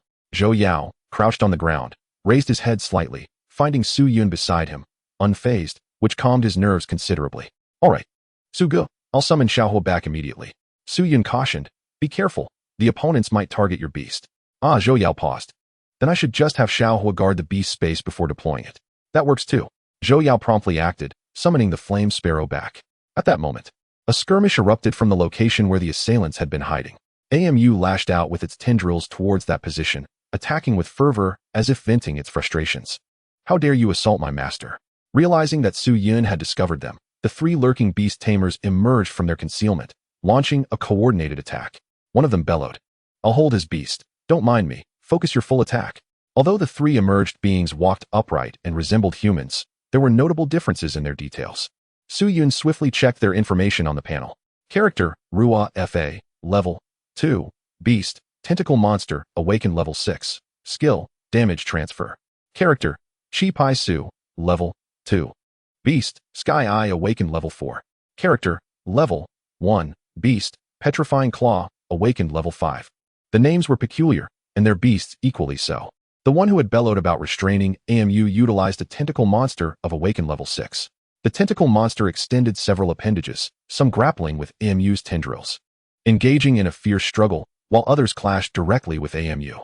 AMU's offensive was evidently stronger, severing the tentacle monster's appendages repeatedly. Yet, this beast possessed formidable regenerative capabilities, continuously sprouting new tentacles to obstruct AMU's onslaught. Meanwhile, the beasts of the other 2 had also emerged. One was a massive, airborne eye, aptly named the Sky Eye, capable of unleashing laser-like beams from its enormous ocular form. The other, an odd creature resembling a hand, was the Petrifying Claw. With a mighty leap, the Petrifying Claw lunged towards Su-Yun, akin to a colossal palm descending from the heavens. Furthermore, an eye sprouted from its palm, which, upon reaching the apex of its jump, emitted a beam aimed directly at Su-Yun below. "Zhou Yao, don't just stand there. Hurry and assist." Su-Yun dodged aside to evade the Petrifying Claw's attack. The beam from the Sky Eye, however, struck Su-Yun directly, but was effectively blocked by the shield surrounding him. A faint green barrier shimmered around Su-Yun's form. Fortunately, this skill provided protection. Otherwise, a blow of that magnitude could have proven fatal. Prompted by Su-Yun, Zhou Yao hastily summoned the Flame Sparrow once more.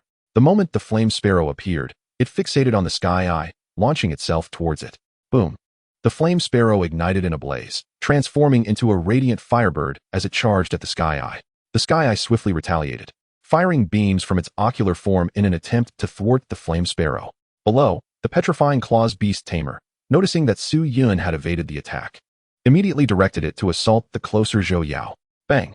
The Petrifying Claw came crashing down with a single swipe, pinning Zhou Yao to the ground. "Help! Help!" Zhou Yao cried out in terror, instinctively calling for the Flame Sparrow to rescue him. This caused the Flame Sparrow to miss its prime opportunity to strike, allowing the Sky Eye to retreat and widen the distance between them. Su-Yun drew the steel dagger he had acquired earlier and lunged at the Petrifying Claw. Clink! However, the exterior of the Petrifying Claw was remarkably tough, leaving only a shallow mark from the dagger's strike. "Zhou Yao, stay calm. AMU's shield is protecting you. Quickly have your Flame Sparrow deal with that eye in the sky." "Oh right." Zhou Yao realized he had given the wrong command and hurriedly instructed the Flame Sparrow to attack the Sky Eye again. Yet, one could hardly blame him. In the face of danger, it was instinctual to call for help. Meanwhile, the 3 alien beast tamers continued to advance slowly towards them, grinning with cruel smiles, regarding Su-Yun and Zhou Yao as if they were mere prey already within their grasp. Su-Yun calmly issued a command to a Mu in his heart. A Mu utilized the wooden prison. Suddenly, a wooden prison erupted from the ground, encapsulating one of the 3 alien beings within its confines. The 3 aliens were momentarily taken aback, likely believing that a Mu had been restrained by their beast. They never anticipated an attack against them. A sly grin spread across Su-Yun's face as he deliberately shouted, "Perish!" Within the wooden prison, sharp wooden spikes erupted, instantly transforming the trapped alien into a porcupine of sorts. The remaining two aliens shrieked in horror at the sight of their companion's gruesome fate. On the fourth day, a new crisis arose. With the demise of the alien within the prison, its contracted beast also succumbed to death. The petrifying claws that had been pressing down on Zhou Yao became inert. Sliding off him, Zhou Yao seized the opportunity to rise, his heart racing as he patted his chest, exclaiming, "That was terrifying." The remaining two aliens soon realized the perilous turn of events. "Flee quickly." Suyin let out a cold chuckle. "Now you wish to escape? Alas, it is too late." Zhou Yao, equally enraged, shouted, "How dare you ambush us? Prepare to meet your end." Boom. An explosion resonated from the opposite side of the battlefield, followed by a wail from the alien beastmaster who had contracted the tentacled creature. Opposite Mu, the tentacled beast had been obliterated, dead beyond recovery. In the sky, the flame sparrow pursued the flying eye orb. Despite the orb's evasive maneuvers, it was ultimately caught by the flame sparrow, which pierced through its large eye with its fiery claws, reducing it to ashes. Zhou Yao erupted into laughter. "Huh, and you two hideous creatures, it's your turn to perish." The flame sparrow unleashed a fireball upon the two alien beastmasters. Accompanied by their agonized cries, both were incinerated on the spot. "Serves you right for attempting to ambush me." Zhou Yao vented his frustration, cursing at the lifeless bodies, feeling somewhat vindicated. Turning to Su Yun, his expression shifted dramatically. "Brother Su, that was a close call. If you hadn't preemptively shielded me, I would have likely been crushed by that monstrous hand." Indeed, had Su Yun not instructed Mu to bestow shields upon them, they would have likely perished during the initial ambush, leaving no chance for subsequent combat. Reflecting on the skirmish, Su Yun acknowledged his earlier oversight. At that moment, both of their attentions had been fixated on the horde of wild boar monsters, compounded by their inability to breach the Boar King's shield, which had soured their mood. In a moment of carelessness, they had neglected their surroundings. Next time, they must exercise greater caution. In this world, dangers abound not only from monsters, but also from other beastmasters. Su Yun glanced at the system notifications and discovered that slaying these three foes had indeed granted him experience points, akin to what one would earn from monsters of the same level. A level 1 alien beastmaster awarded 5 points of experience, while a level 6 awakened tentacled creature yielded 12 points. Approaching one of the alien beastmaster's corpses, he noted the absence of a disassembly option, indicating a distinction between the bodies of beastmasters and monsters. As the three alien beastmasters perished, their contracted beasts dissipated into light, leaving no remains behind, a stark contrast to typical monsters. Although he hadn't obtained any additional materials, the experience gained was certainly worthwhile. This battle had showcased the formidable nature of Mu's wooden shield skill. Had it not been for the preemptive protection, both he and Zhou Yao might have met their demise during the first ambush, rendering any further combat irrelevant. Zhou Yao snapped a twig and poked at the charred remains of the two corpses incinerated by the flame sparrow. "What are you doing?" Su Yin inquired. "Just checking if there's anything useful left," Zhou Yao replied.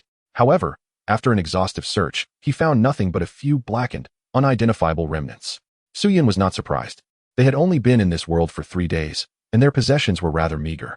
Even Su Yun himself had little of value, aside from a wood-type evolution core and a soil-type evolution core, both acquired from treasure chests.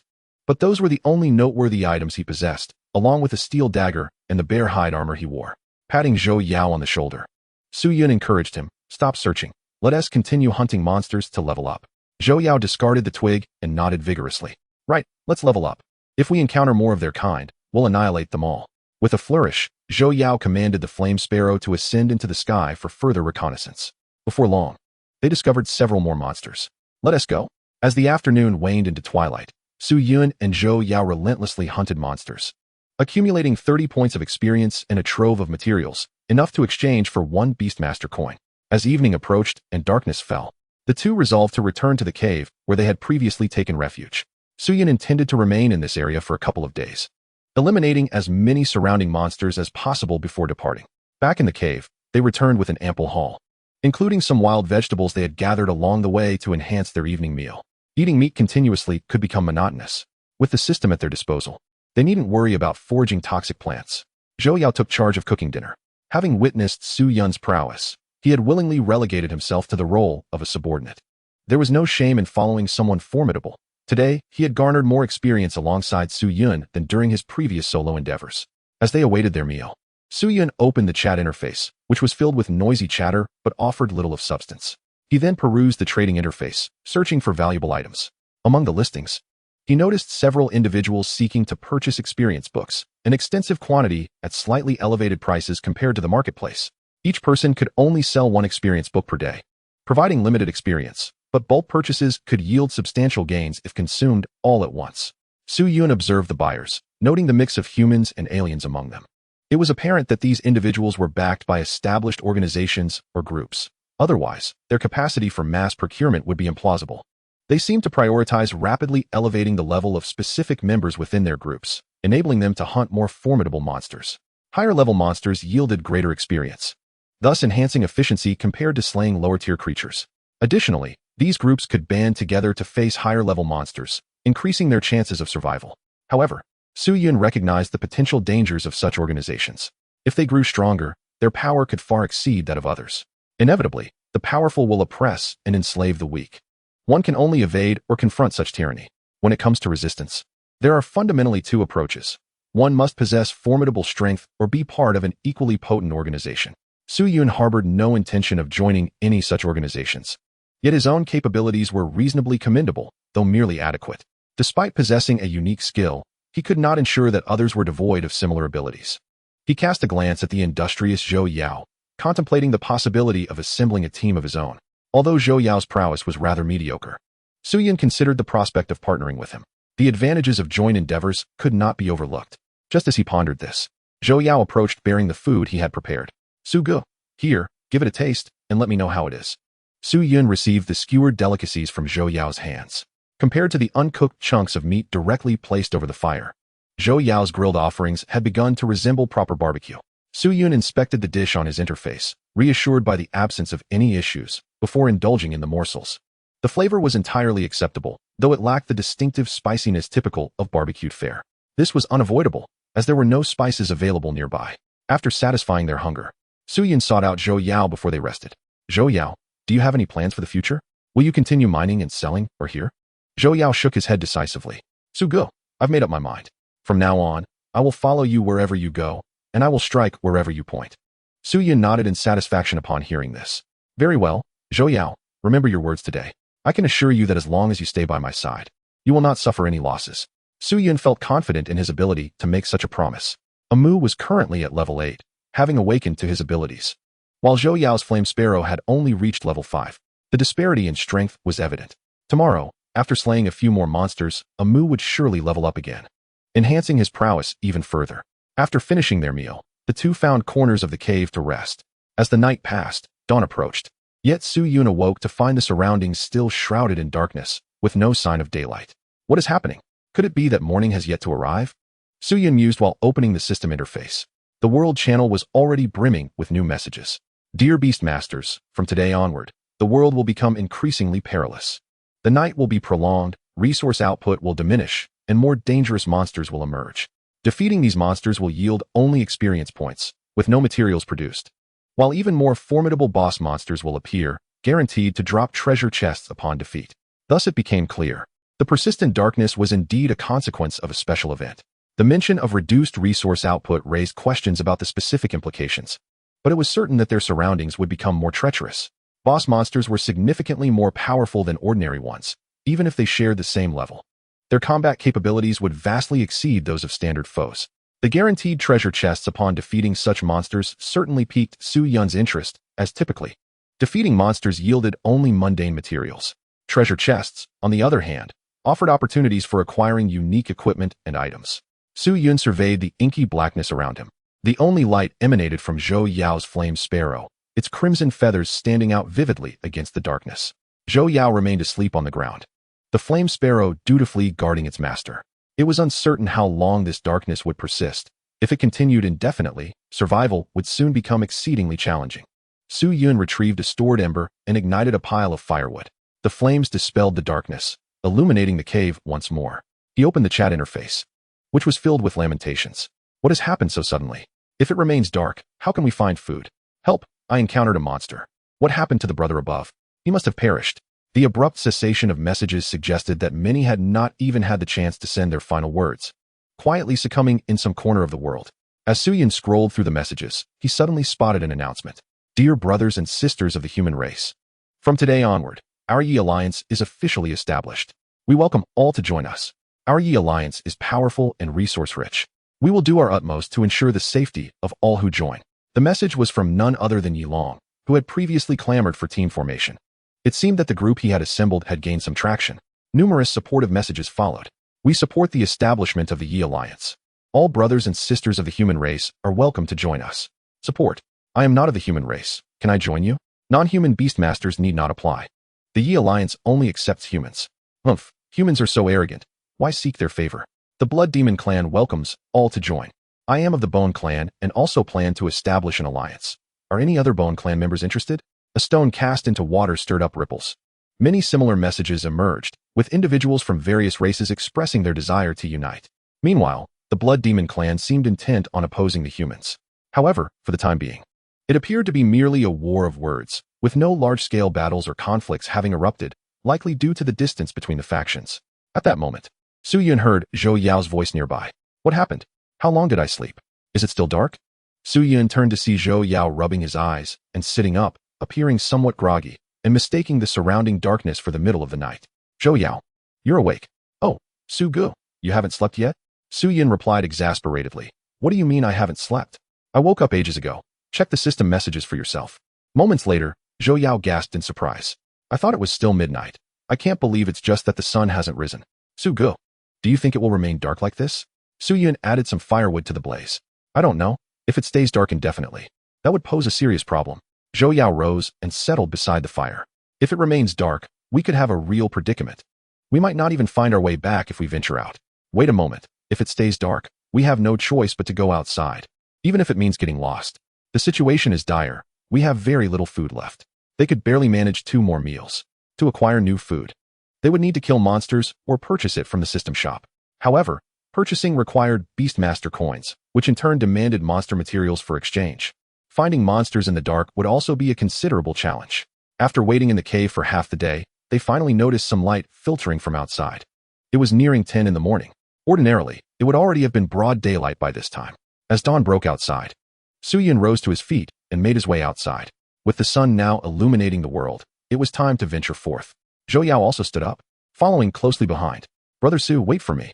Su Yun paused momentarily for him, and together they exited the cave. Zhou Yao, I sense that this peculiar environment is unlikely to change in the short term, and it may even persist. We should stockpile more food to prepare for the challenges ahead. Fortunately, we have salt at our disposal, which is excellent for preserving food. Indeed, this was a stroke of luck for the duo. Currently, they obtained sustenance by slaying monsters and harvesting their flesh. Preserving meat with salt was a wise choice. This time, Su Yun planned not to disassemble the monster corpses, but to bring them back to the cave intact. Although this approach would be more cumbersome, it would yield a greater quantity of meat. Previously, they had disassembled monsters purely for convenience. Moreover, the materials required to exchange for Beastmaster coins in the system shop could only be obtained through disassembly, making it impossible to redeem resources from their own harvests. After leaving the cave, they collected some dry branches to fashion 2 rudimentary torches, providing additional light in the darkness. Su Yun raised his torch and contemplated gathering more firewood for their return. Suddenly, a beastly roar shattered the previously tranquil forest. Several wolf-like creatures leapt from the underbrush, 5 in total, their bodies pitch black and their eyes a glowing crimson. They were clearly not ordinary monsters. This was likely the new type of creature mentioned in the world announcements, monsters that yielded only experience upon defeat and dropped no materials. Perhaps the system anticipated that few would be inclined to engage such creatures, and thus allowed them to seek out beastmasters instead. Even if one wished to avoid confrontation, it would be impossible. The 5 wolf-like entities were all awakened to level 5. Shadow Wolf. Level, awakened level 5. Skills, Shadow Claw, Shadow Stealth, Blood Poison. Composite combat power, 650. This combat power was indeed comparable to that of ordinary monsters. For a beastmaster of average strength, such as Zhou Yao, encountering 5 of these creatures at once would pose a significant challenge. Yet, in Su Yun's eyes, they were merely 5 sources of experience. Zhou Yao, I only need 19 more experience points. 2 of these monsters will suffice. The rest are yours. Su Yun swiftly allocated the targets. Each awakened level 5 monster would yield 10 experience points. Amu required 80 points to ascend from level 8 to 9, and currently, he had 61 points. Zhou Yao gazed at the shadowy wolves, his heart racing. Brother Su, I fear my Flame Sparrow cannot handle 3 of them. His Flame Sparrow was also only at awakened level 5, with a combat power of 700. Though it had the advantage of flight, it could not simultaneously restrain 3 shadow wolves. Zhou Yao was anxious that these creatures might seize the opportunity to attack him, as he was merely at level 2, making him an easy target for the level 5 Shadow Wolves. Fear not, I shall cast a shield for you. Amu gently waved a branch, and instantly, 2 protective shields enveloped Su Yun and Zhou Yao. Such skills were undoubtedly convenient. Zhou Yao breathed a sigh of relief, his confidence bolstered. At that moment, the 5 Shadow Wolves had closed in around them. Without hesitation, Su Yun commanded Amu to strike. With a swift motion, 2 vines lashed out towards 2 of the Shadow Wolves. One was ensnared by the tree whip, which coiled around its body, swiftly encasing it like a mummy. However, the other Shadow Wolf evaded Amu's attack, vanishing into the surrounding shadows. It was evident that it had utilized its skill, Shadow Stealth. Where would it emerge? Su Yun scrutinized the shadows around him, anticipating the creature's reappearance. The other Shadow Wolf lunged at the Flame Sparrow, which dove down and collided with one of them, its fiery talons slicing across the beast's back, leaving a bloody gash. The wounded Shadow Wolf let out a howl of pain. Unexpectedly, a blood arrow shot forth from the wound, aimed directly at the airborne Flame Sparrow. The skill, Blood Poison. The Flame Sparrow gracefully evaded the attack, then retaliated by launching a fireball at the Shadow Wolf below. Yet, as the fireball descended, the Shadow Wolf melded back into the shadows, with 2 Shadow Wolves remaining. They charged towards Su Yun and Zhou Yao. Zhou Yao instinctively dodged, knowing that despite having a shield, it was human instinct to evade danger. Su Yun, on the other hand, drew his steel dagger, equipped not just with Amu's shield but also clad in bearhide armor. He wished to test whether his strength could contend with a level 5 monster, though he held little hope. Being only at level 3, his combat power was significantly lower than that of the Shadow Wolves, making victory seem implausible. As soon as he engaged, he found himself overwhelmed by the Shadow Wolf's strength. The creature bared its fangs, its sharp canines glinting as it lunged for Su Yun's arm. Thud! The Shadow Wolf collided with Su Yun's shield, yet the force of the impact sent him staggering back several steps. Master, Amu swiftly intervened, delivering a rapid strike with a tree whip that struck the Shadow Wolf's midsection, sending it flying. The force was considerable. The Shadow Wolf crumpled to the ground, likely with broken bones, struggling to rise unsuccessfully. Meanwhile, the Shadow Wolf that had vanished into the shadows seized the opportunity to pounce on Amu's core form.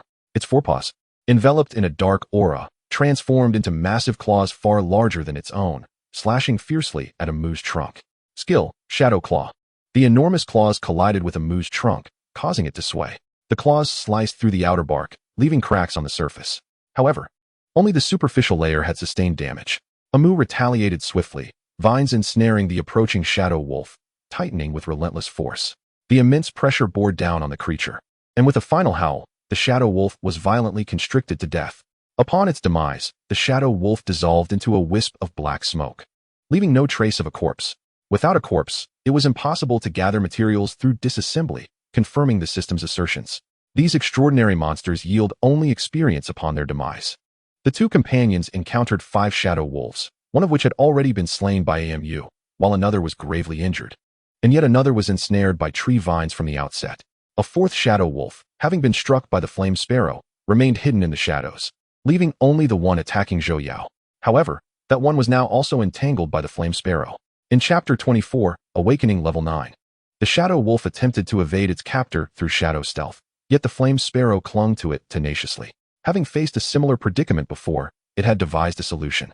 The Shadow Wolf required a moment to meld into the shadows. As long as its form had not fully transitioned, an interruption by attack would thwart its escape. The Shadow Wolf let out a futile roar towards the Flame Sparrow hovering above. The Flame Sparrow, engulfed in flames, dove down, and in an instant, the searing fire enveloped the Shadow Wolf entirely. Moments later, the Shadow Wolf dissipated into black smoke. Ultimately, the last lurking Shadow Wolf also succumbed to its fate, vanquished by the Flame Sparrow. Watching the final Shadow Wolf dissolve into smoke, Zhou Yao exhaled in relief. Phew, it's finally over. Not even a corpse left behind. Indeed, only experience can be gained. Su Yun opened his panel, and with the 2 monsters he had just defeated, his experience totaled precisely 81 points. More than sufficient for Amu to level up once again. Zhou Yao, how much experience do you have now? Zhou Yao checked his panel, 54 points. I need 6 more to upgrade Xiaohua. Su Yun nodded. Alright, keep watch around us while I level up Amu. Understood, Su Gu. Allocating all experience to Amu. He confirmed the upgrade. A radiant glow enveloped Amu, and after approximately half a minute, Su Yun received the notification of the completed upgrade. Congratulations. Your beast has reached Awakening Level 9, and the Evolution Mutation skill has activated, resulting in enhanced physical strength and increased defense.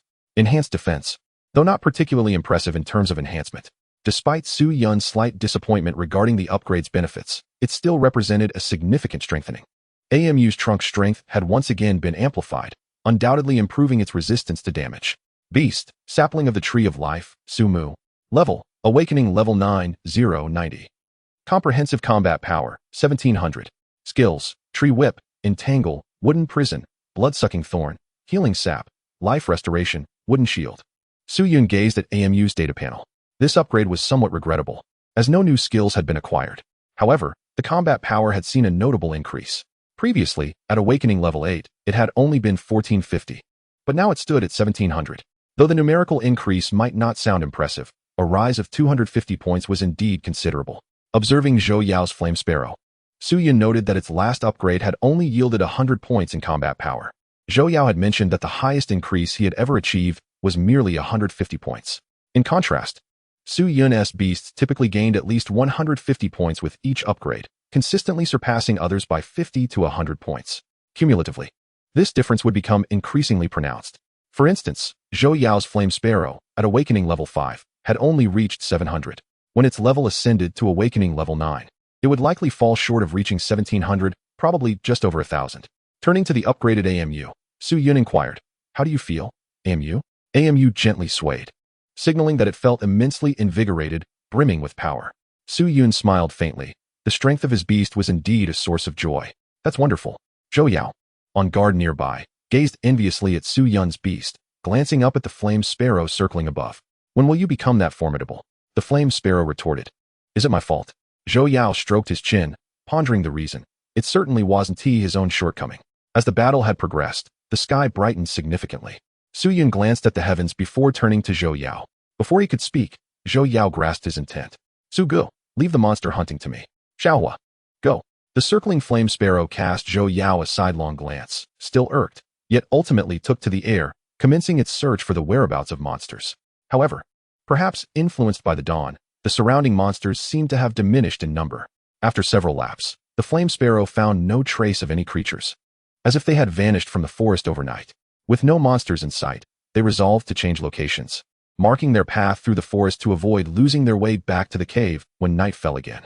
Given the delayed dawn, the onset of night would likely not adhere to the usual timeline. After wandering through the forest for a considerable time, they finally encountered their first monster of the day, a level 1 awakened Wind Sparrow, which the Flame Sparrow dispatched with ease. The Wind Sparrow's carcass was modest, likely yielding only a piece of beast meat upon dissection. The 5 points of experience gained were sufficient for Zhou Yao to upgrade his Flame Sparrow. Moments later, Zhou Yao's Flame Sparrow successfully ascended to Awakening Level 6. Zhou Yao burst into laughter, exclaiming, "Fantastic!" This upgrade granted a new skill, Flame Storm. The newly acquired skill for the Flame Sparrow was a powerful explosive damage ability. "Congratulations," Su Yun remarked. Just hearing the name suggested it was a formidable skill. The Flame Sparrow's abilities were predominantly attack-oriented, while AMU's were more well-rounded, showcasing development in various aspects. Furthermore, AMU's hidden attributes were notably high.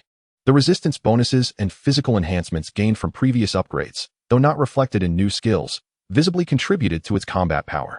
This explained why AMU's overall combat strength was so elevated. The two meandered through the forest until midday, ultimately encountering 2 normal monsters, which were indeed fewer in number. They brought the carcasses, a deer-like monster and a rabbit monster, back to the cave, sufficient for a day or 2 of sustenance. Zhou Yao, wielding Su Yun's steel dagger, began processing the 2 monster carcasses. At this moment, Zhou Yao's culinary skills came into play once more. Although merely an apprentice, he was still more adept than the average person. It would have been a challenge for anyone else to manage. Moreover, if handled improperly, the risk of contaminating the meat loomed large. Without a certain level of skill, it was prudent to opt for direct disassembly via the system. Zhou Yao, in the afternoon, you stay in the cave to process these carcasses. I'll head out to search for more monsters, striving to bring back additional prey. Zhou Yao nodded in agreement. All right. Su Gu, this afternoon I will prepare the meat of this deer and rabbit, seasoning it with salt. Su Yun reminded, if there's still time after finishing, we can gather some wood nearby, as we will likely require a considerable amount for illumination later. Hee, you needn't worry about lighting. My little fire can serve as a torch as well. The Flame Sparrow, standing beside Zhou Yao, protested with a displeased chirp. You're not merely a torch. Zhou Yao gently patted its head. All right, not a torch, you are my little fire.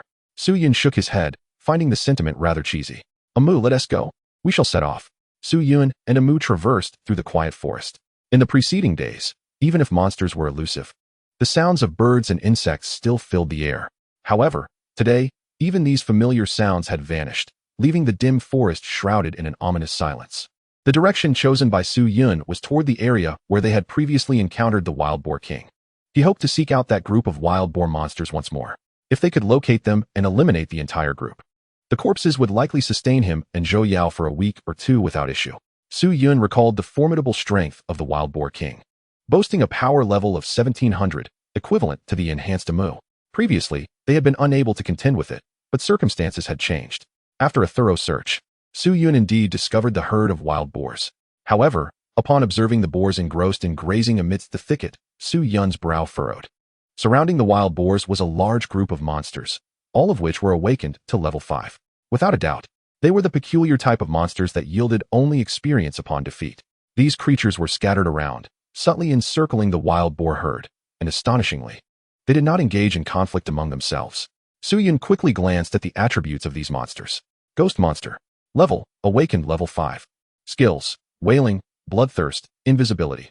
Overall combat power, 600. The ghost monsters bore a resemblance to phantoms, their bodies cloaked in darkness with 2 curved claws at their sides. Their combat power was average, but their numbers were rather significant. A rough estimate suggested that at least a dozen were lurking in the surrounding forest. Some were positioned farther away, obscured by trees, thus making precise estimation difficult. Amu, do you have confidence?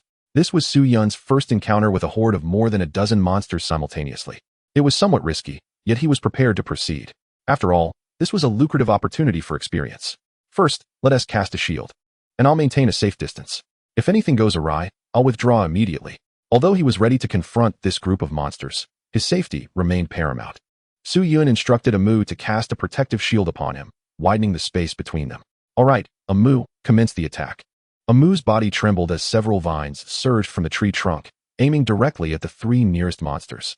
With a series of sharp sounds, the 3 ghost monsters were struck by Amu's whip-like attack, bursting apart as if they were balloons. Amu's power was formidable, rendering these monsters utterly defenseless. Good. Amu, continue your assault. Su Yun cheered from behind the tree, witnessing the scene with delight. However, this sudden attack drew the attention of the remaining ghost monsters. All of them fixed their gaze upon Amu. A low wailing sound emanated from a few ghost monsters in the distance, their forms rapidly phasing into invisibility. The nearer monsters charged toward Amu. Wielding its whip, Amu relentlessly struck the approaching ghost monsters. Bang! Bang!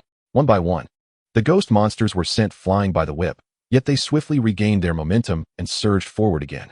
This spectacle made Amu appear as a colossal boss, while the ghost monsters resembled valiant warriors, determined to vanquish the formidable foe. Chapter 25, Carelessness. The attacking ghost monsters displayed a certain awareness, adeptly evading Amu's tree whips, managing to withstand 2 to 3 strikes at most. However, ultimately, they would all succumb to defeat. Su Yun nodded in satisfaction. If this trend continued, these ghost monsters would inevitably perish at the hands of Amu's whips. Su Yun also noticed a few invisible ghost monsters attempting to slip past Amu's defensive net, yet they ultimately failed, being struck down by the whips from the air. Their invisibility may have concealed their forms, but it did not render them invulnerable. Even while invisible, they could still be injured. 1 awakened level 5 ghost monster killed. Awarded 10 distributable experience points. The continuous notifications filled Su Yun with elation. Continue, slay a few more, and I can upgrade Amu again. However, at that moment, the situation on the battlefield shifted. Realizing their attacks were ineffective against Amu, the remaining ghost monsters retreated slightly. The next instant, all 10 ghost monsters emitted an eerie chorus of sounds. As Amu prepared to lash out with its whip, the peculiar sounds merged into a singular wave, resonating right beside Amu. Upon hearing these sounds, Amu's consciousness was immediately affected, causing its extended vine to droop limply to the ground. Su Yun quickly realized that this was the ghost monster skill, wailing. It was an ability capable of influencing mental faculties. Not good. Su Yun hastily covered his ears in an attempt to block out the cacophony. However, the volume of the ghostly wails only intensified, penetrating with relentless force. His efforts were futile. As the sounds reached his ears, Su Yun felt a haze descend before his eyes, as if he were teetering on the brink of unconsciousness. This kind of mental assault was insidious and terrifying, leaving both Su Yun and Amu defenseless. Even a Mu's shield could only protect against tangible attacks. Su-Yun struggled to regain clarity, but the ghostly wails continued unabated, making it difficult to escape their grasp. The disorientation intensified. I was careless. Su-Yun could only brace himself, waiting for the ghost monster's skill to conclude. They must tire eventually and could not maintain it indefinitely. Yet, in close proximity to a Mu, 4 new ghost monsters emerged. These newcomers did not utilize the wailing skill. Upon approaching a Mu, they immediately extended their claws and struck fiercely at a Mu's body. A Mu, still reeling from the disorienting effects of the wailing skill, forgot to resist. The sound of scratching echoed. Yet, to the surprise of the ghost monsters, their attacks failed to breach a Mu's defenses. A Mu had not cast a shield. It was simply relying on its natural resilience. However, with prior enhancements, it was able to withstand their assault. Had these ghost monsters been of a higher level, perhaps they would have stood a chance.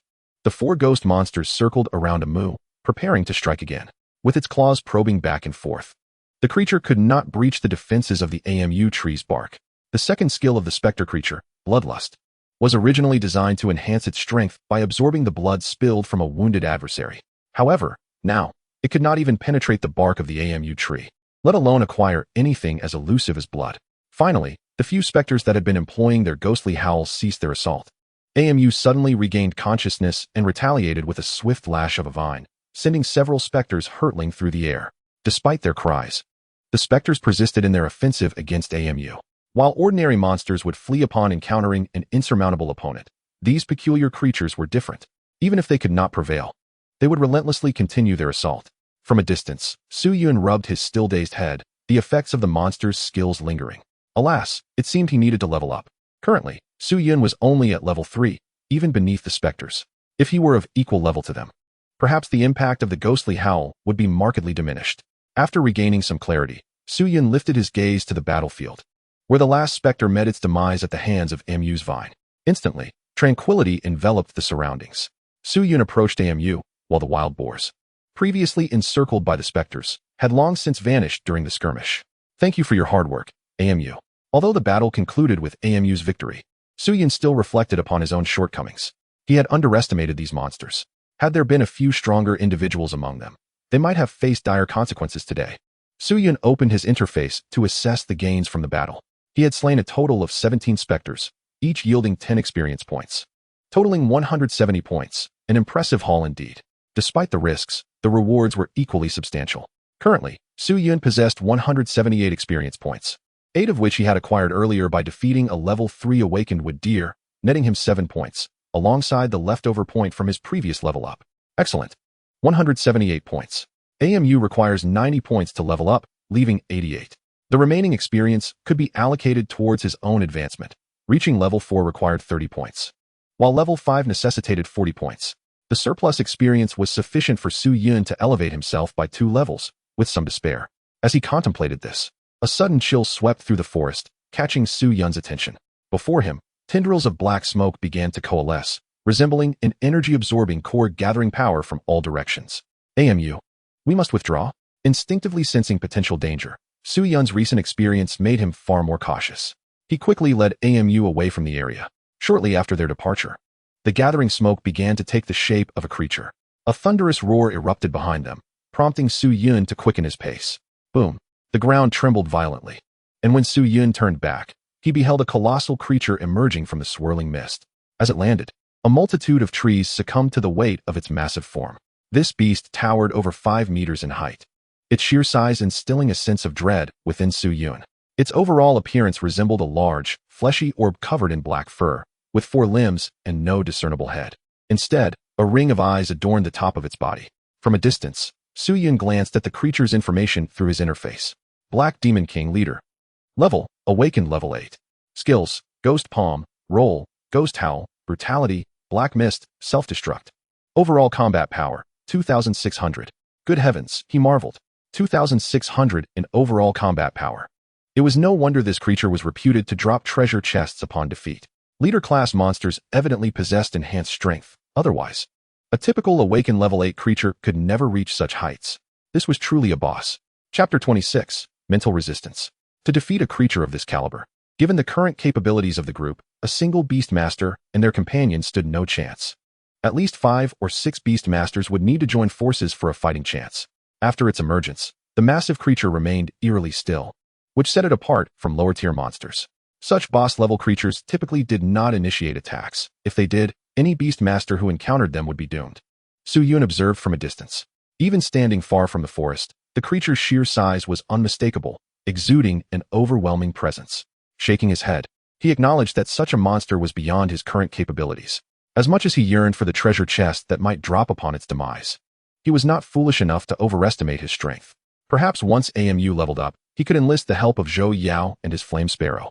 Together, they might stand a chance at slaying it. Of course, Zhou Yao's Flame Sparrow was still too low in level. A few more levels would be necessary for it to be of any assistance. Otherwise, it would only hinder AMU. At that moment, a monster barred their path, making it clear that pursuing the wild boars was no longer an option. Unexpectedly, those wild boars had indeed been fortunate, escaping unharmed despite Su Yun's repeated attempts to target them. Su Yun glanced upward at the sky. Although it was only a little past 2 in the afternoon, the daylight had already begun to dim. He suspected that nightfall would arrive prematurely. Determined, Su Yun resolved to search the surrounding area for a while longer, hoping to find a few ordinary monsters before darkness descended. He could not return empty-handed. Additionally, he could gather some wild vegetables along the way. As for leveling up, that could wait until he returned home. With time to spare before nightfall, he meandered through the forest until he encountered a level 2 awakened spider monster. With a single encounter, he dispatched it effortlessly. Looking at the desiccated corpse of the spider creature, Su Yun mused that such monsters likely yielded little flesh. Besides, he had no desire to consume a spider directly. Thus, he decided to dismantle it instead. As a result, he obtained a bundle of spider silk, pure white and distinct. Lacking the stickiness typical of ordinary spider silk, but exhibiting remarkable tensile strength. Su Yun tugged at it, exerting considerable effort before managing to snap it. Excellent, he thought. This could serve as rope. Though he had not procured food, acquiring materials was still a worthy gain. Soon, Su Yun discovered his second monster, a level 3 awakened fire feather chicken. Yet another flying creature. He gazed up at the fire feather chicken perched on a branch, peacefully resting with its head nestled beneath its wings. Perhaps I have an opportunity here. AMU, be cautious and see if you can approach quietly without alarming it. Su Yun communicated silently with AMU. With great care, AMU extended a vine and began to ascend the tree trunk slowly, stealthily drawing closer to the slumbering fire feather chicken. At last, when the distance was sufficiently diminished, the approaching vine darted forth like a serpent. Cluck, cluck. The fire feather chicken struggled violently, emitting a series of desperate cries before AMU ensnared it with the vine. You have slain a level 3 awakened monster, fire feather chicken, gaining 7 experience points that can be allocated. With experience secured, AMU retrieved the lifeless body of the fire feather chicken from the tree. This unfortunate creature had a gaping wound in its body, with its entrails spilling out. AMU, you were quite ruthless, Su Yun remarked. Fortunately, it wasn't killed by a tree whip. Otherwise, its body would have been reduced to mere fragments. AMU replied, feeling aggrieved. Cough, cough, I'm merely praising your prowess. There are no ulterior motives, Su Yun clarified. Immediately, AMU brightened up, joyfully swaying its form and making a rustling sound. Quite easy to please, indeed. Su Yun, carrying the fire feather chicken, strutted through the woods, surprisingly without any monsters detecting the scent of blood. He intended to use this fire feather chicken as bait, hoping to lure out a few monsters. As he walked, Su Yun heard some noises coming from the grass ahead. Something was stirring. His eyes lit up. AMU, quickly. Let us go take a look. The grass rustled, and AMU skillfully lifted a struggling large rat with its vine. Master, this time I controlled the force well. AMU boasted to Su Yun. Su Yun was taken aback. AMU was evidently attentive to his words. Well done. However, in future encounters with enemies, there's no need to hold back. He couldn't allow AMU's combat style to become overly cautious just because of a single remark, fearing it might harm the opponent. As for the rat, Su Yun swiftly disassembled it into beast meat, as he found it hard to stomach eating a rat directly. It was far more palatable when turned into beast meat, making it easier to digest. Finally, before darkness enveloped the land, Su Yun returned to the cave with the fire feather chicken, having also gathered some wild vegetables. As he suspected, nightfall had indeed arrived earlier than expected. Upon his return, he encountered Zhou Yao, who was carrying a large pile of wood. Brother Su, I'm back, Zhou Yao greeted as Su Yun handed over the items he carried. Tonight, we feast on chicken. Zhou Yao promptly set down the wood to accept the offering. Hee, this is splendid. Tonight, I shall prepare beggar's chicken. He continued, Brother Su, I've processed the deer and rabbit meat. Both are in the cave, salted for preservation. Su Yun nodded. The salted meat would suffice for several days. Food was not a concern, though water posed a slight issue. Fortunately, there was a source nearby, albeit about a kilometer away from the cave. During their rest, Su-Yun prepared to level up both AMU and himself. His current experience stood at a robust 196 points, surpassing his initial expectations. Besides upgrading AMU to Awaken level 10, he still had enough points to elevate himself by 2 levels. 4 Beast Masters, level 10 in the Awaken phase represented the cap. To progress further, one would need to break through the level restrictions. However, Su-Yun was only aware of the concept. The specifics of the breakthrough eluded him. He hoped that reaching level 10 with AMU would provide clarity on the matter. Rubbing his hands in excitement and anticipation, he asked, AMU, are you ready? It's time for your upgrade. AMU nodded enthusiastically, causing the branches to sway. All right. Su-Yun allocated 90 experience points to AMU and initiated the upgrade. A radiant light enveloped AMU, emanating a more profound aura than during previous upgrades. Time ticked by, and after a full minute, the white light surrounding AMU began to fade. Congratulations. Your beast has reached Awaken level 10. Evolutionary mutation skills are now active, granting a mental resistance bonus and enhancing resistance to mind control skills. Chapter 27, Growth Blueprint. Mental resistance. Excellent, excellent. Su-Yun felt immense satisfaction at the additional enhancement gained from this upgrade. Previously, he had worried about encountering monsters akin to the Spectral Fiend, which employed mental skills that could prove challenging to counter. This upgrade provided him with a modicum of reassurance. However, he was mindful that it merely enhanced resistance, not complete immunity. This implied that if the opponent's strength or skill efficacy was formidable, AMU could still be affected. Thus, he remained cautious, aware that he could not afford to be complacent in future encounters with similar monsters. Beast, Sapling of the Tree of Life, Sumu. Level, Awaken level 10, Unbroken. Overall combat power, 2000. Skills, Tree Whip, Entangle, Wooden Prison, Blood-Sucking Thorn, Healing Sap, Life Restoration, Witch Shield. AMU had finally reached Awaken level 10, just 4 days since Su-Yun arrived in this world. This pace could be considered remarkably swift. However, other Beast Masters likely progressed at a similar rate. Those in the faster echelon of level-ups were probably not much different from Su-Yun. While this upgrade did not yield new skills, combat power had surged by 300 points, reaching a total of 2,000. In terms of basic stats alone, it was likely that few beasts of the same level could rival AMU. Su-Yun's primary concern remained the breakthrough in levels. As anticipated, the requirements for the Beast's breakthrough appeared on the panel. Level Breakthrough. Requirements. Extraordinary Beast Growth Blueprint 1. Level 1 Wood Type Evolution Core 5. Experience 100 points. Extraordinary Beast Growth Blueprint? What is that? Su-Yun recognized the latter 2 items. He currently possessed 2 evolution cores, though only one was Wood Type, the other was Earth Type. Both obtained from previous treasure chests. Curious, Su-Yun opened the specifics of the blueprint. Extraordinary Beast Growth Blueprint. Materials required for Beast level breakthrough. Acquisition method. Complete the blueprint's secret realm to obtain it. Note 1. Each blueprint contains only one growth route for a beast. Multiple blueprints can be fused through the ancient synthesis table with a chance of acquiring a rare growth route blueprint. Note 2. After selecting the required blueprint for a level breakthrough, one must gather the materials stipulated by the blueprint. The rarer the growth route, the more precious the materials needed for the breakthrough. Wow, is this process so intricate? Su-Yun marveled, taken aback by the complexity. According to the system's explanation, to achieve a breakthrough, one must first enter a place known as the blueprint secret realm. After clearing it, one would receive the blueprint. Depending on the blueprint, the beast would develop according to the indicated growth route. This implied that a standard growth route blueprint and a rare growth route blueprint would yield vastly different strengths for the beast upon breakthrough. However, acquiring the growth blueprints for rare routes is likely to be a formidable challenge. Hence, one must engage in relentless exploration of the secret realms, hoping to obtain various blueprints and relying on fortune. Should luck favor, perhaps a rare route blueprint may be procured. Otherwise, one might only be left with ordinary blueprints. Fortunately, there exists a compensatory measure, synthesis using the ancient synthesis table. Yet, this very ancient synthesis table is fraught with its own pitfalls. The synthesized blueprints do not guarantee a rare route blueprint. Should misfortune strike, and one fails to obtain a rare blueprint, it would indeed be dire. Moreover, according to the system's description, the ancient synthesis table only appears in specific locations, which are perpetually overrun by monsters. To access these sites, one must first clear out the various creatures.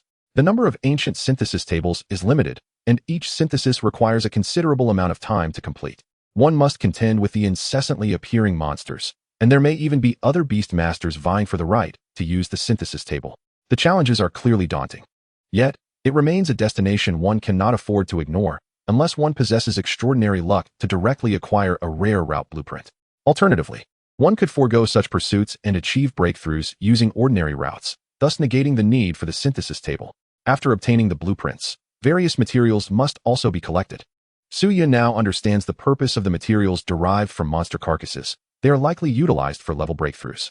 Suyin scratched his head in contemplation. It is indeed a complicated matter. A mu, as the tree of life, clearly represents a relatively rare beast. The materials required for its breakthrough are probably quite scarce. However, beasts that grow in this manner will naturally possess greater strength. The only lingering question is the whereabouts of the blueprint secret realm. Suyun directly inquired of the system. The blueprint secret realm is not yet open. Damn, why is it not open again? It seems likely that there will be a collective notification when the time comes. Suyun speculated that this is akin to the friend system, suggesting that the timing has not yet arrived. It may also be contingent upon the level of all Beast Masters creatures. The secret realm might only unlock once a certain number of Beast Masters elevate their creatures to Awakening level 10. If that is indeed the case, he would have to stall his own level progress, waiting for others. Quite frustrating. Suyun pondered deeply. If he indeed must halt his level advancement, what should he occupy himself with during this time? Suddenly, a realization struck him. Beasts require level breakthroughs to continue their advancement, but Beast Masters do not face such restrictions. Moreover, every 10 levels a Beast Master ascends allows them to contract an additional beast. Therefore, his next objective should be to elevate his own level. Once he reaches level 10, he will be able to contract a second beast. Nurturing a second beast will similarly demand time. By the time the blueprint secret realm opens, that time should suffice. Speaking of leveling up, he could immediately rise by 2 levels.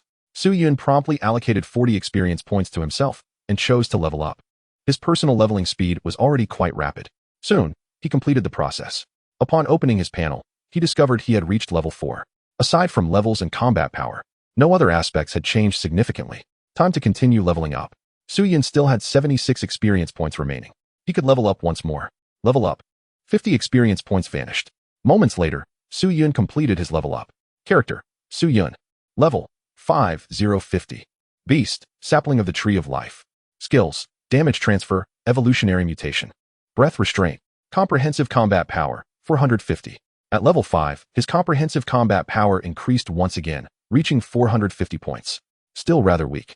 He felt he was no match for a mu. Of course, one was a beast and the other a human. The disparity in combat power was only natural. The prior leveling process did not consume much time. By this moment, the cave outside had succumbed to complete darkness. Zhou Yao ignited a pile of firewood. The cave, illuminated by the flames, became exceptionally conspicuous amidst the darkness. Suyun opened the chat interface and saw several messages streaming by. Everyone, be cautious. Monsters may suddenly emerge from the darkness to attack. I just encountered one myself. Fortunately, I had my beast vigilant around me. Just as Suyun read these messages, the cries of monsters echoed from outside the cave. Woo woo. Suyun immediately rose and walked to the cave entrance. Zhou Yao also stood up, his expression tense. His eyes fixed on the cave's exterior. The flame sparrow perched beside him, equally alert to the outside commotion. It seemed monsters were approaching.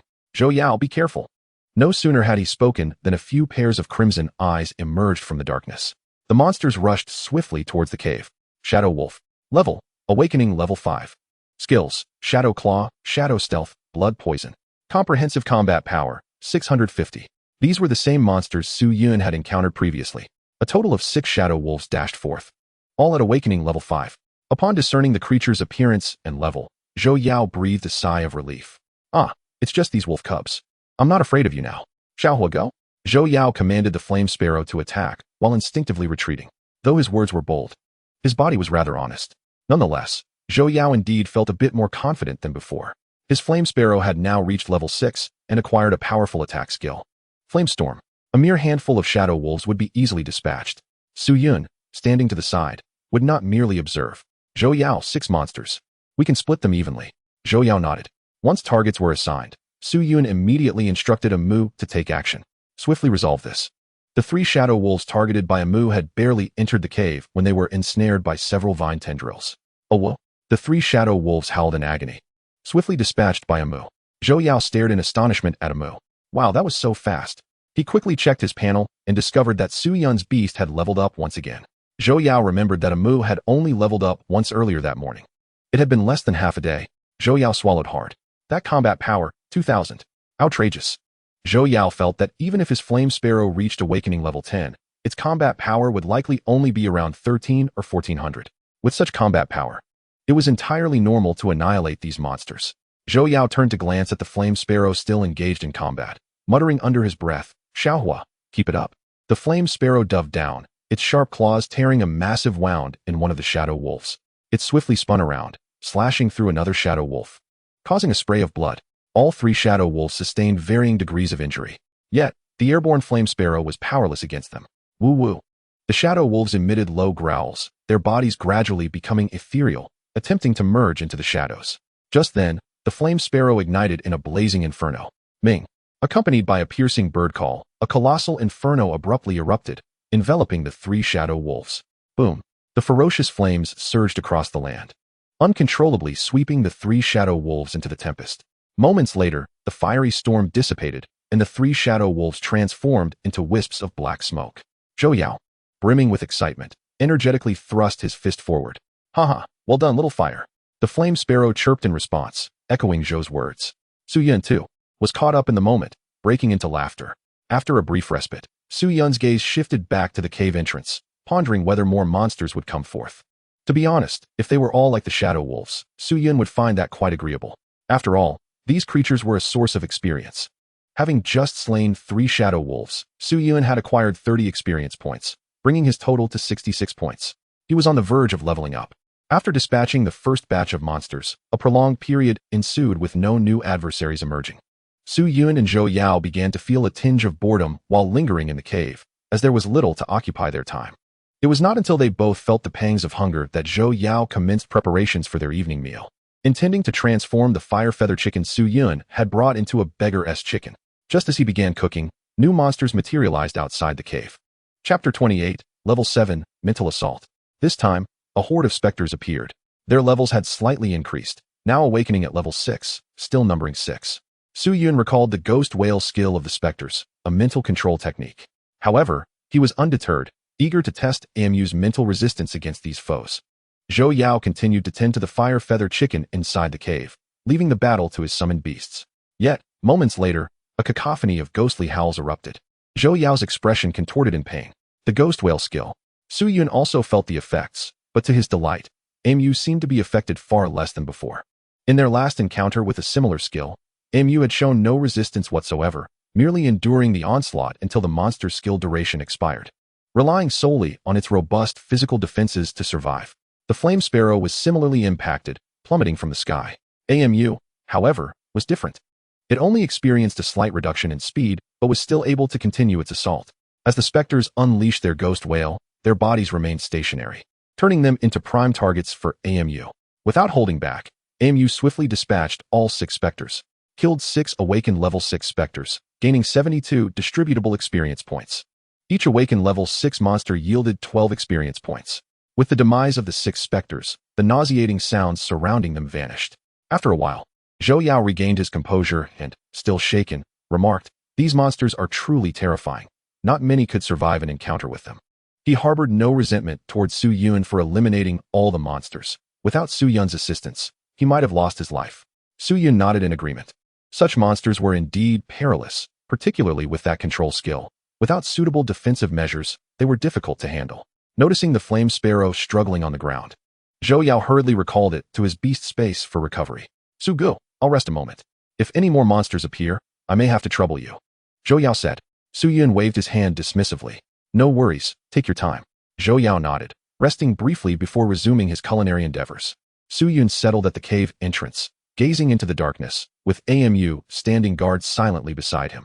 He opened his panel, murmuring to himself, "Hee hee. Another 72 experience points in the bag, time to level up." After slaying the Shadow Wolves, he had accumulated 30 experience points, and with the remaining 36 points, he now had a total of 136. Su Yun allocated 50 experience points to himself, ascending from level 5 to level 6, and then expended 60 points to reach level 7. In one breath, he leveled up twice, leaving him with merely 26 points. Character: Su Yun. Level: 7070. Beast: Sapling of the Tree of Life. Skills: Damage Transfer, Evolutionary Mutation, Breath Concealment, Mental Assault. Comprehensive Combat Power: 700. At level 7, His combat power had reached 700 points, surpassing that of the previous awakened level 5 Shadow Wolves. Su-Yun clenched his fists, feeling the surge of power coursing through him. He could likely rend those Shadow Wolves apart. However, Su-Yun was resolute in avoiding direct melee confrontation with monsters. After all, their damage skills were numerous, while he possessed only a handful of supportive skills. Even with equal combat power, defeating a monster was not guaranteed. Speaking of skills, this level up brought a delightful surprise. He had acquired a new skill. He hurriedly opened the skill details. Mental Assault. Choose a target to use the skill, consuming one's mental energy to inflict mental damage on the target. Note: if the target's level is too high or possesses defensive capabilities, using the skill may result in backlash. It is a damage-dealing skill. He finally had his first offensive skill. Although it came with certain limitations, it was nonetheless a means to inflict mental harm. This type of attack was notoriously difficult to defend against. Moreover, Su-Yun found this skill convenient to use. Most importantly, it was silent, making it ideal for ambushes. In conjunction with AMU, it could yield impressive results. However, given AMU's current strength, the skill's synergy was unnecessary. Yet, just because it wasn't useful now didn't mean it wouldn't be in the future. Su-Yun felt quite satisfied with this skill.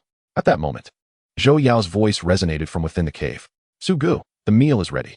Come taste it. Su-Yun caught a whiff of a delicious aroma and eagerly made his way over. The steaming food was laid out on the ground, and despite the rudimentary setting, Su-Yun paid it no mind. Zhou Yao pointed to the finished beggar-esque chicken. Su-Gu, give it a try.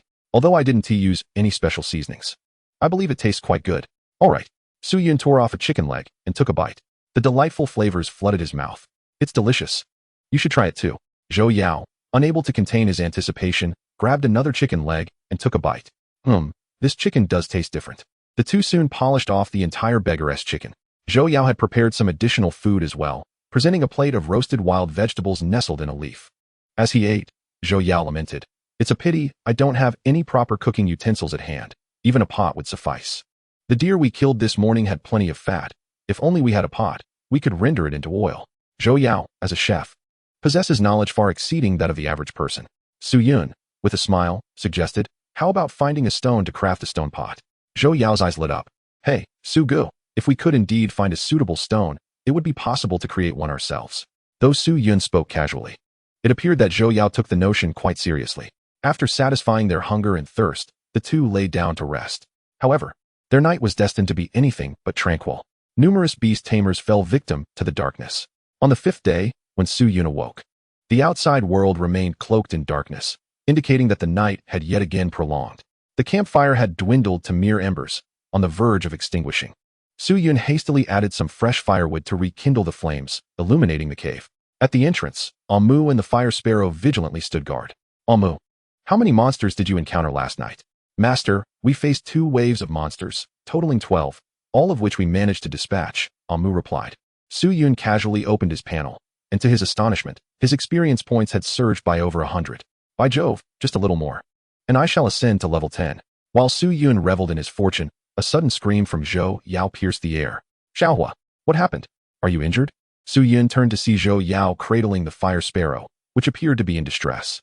Approaching, Su-Yun inquired, "Zhou Yao, what is going on?" Zhou Yao lifted his gaze and said, "Su-Gu, upon waking, I found Xiaohua lethargically sprawled on the ground, utterly devoid of energy." As he spoke, Zhou Yao gently patted the fire sparrow's head, confirming its exhaustion. While pondering the cause, he received a message from Amu. "Master, this bird nearly met its demise last night. I saved its life." After listening to Amu's explanation, Su-Yun finally comprehended the situation.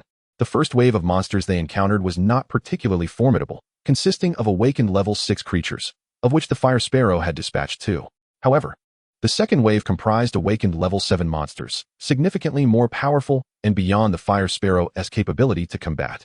Ultimately, it had to sustain severe injuries to vanquish one of them. Without Amu's intervention, it likely would have perished. Although Amu had administered a drop of healing sap, which mended most of its wounds, complete recovery would require time. Through their communication, Zhou Yao grasped the entirety of the matter. Su-Yun suggested, "Allow your beast to rest a while longer. If you possess any beast coins, you could procure some restorative potions from the shop." Su-Yun recalled that such potions were available in the system shop, albeit at a steep price.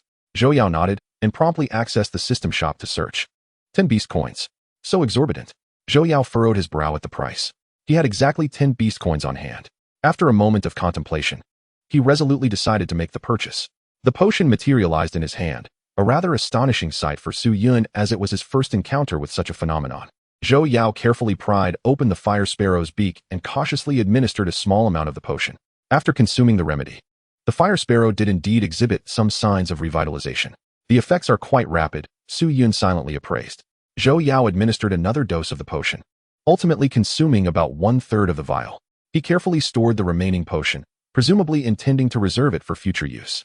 Following its ingestion, the fire sparrow regained its usual vigor, albeit still exhibiting some fatigue while flying. However, it was a marked improvement from its initial state. Had Zhou Yao chosen to administer the entire vial, the fire sparrow would likely have made a full recovery. As dawn broke, Su Yun and Zhou Yao departed the cave together. It seemed that the monster's presence had diminished significantly that day.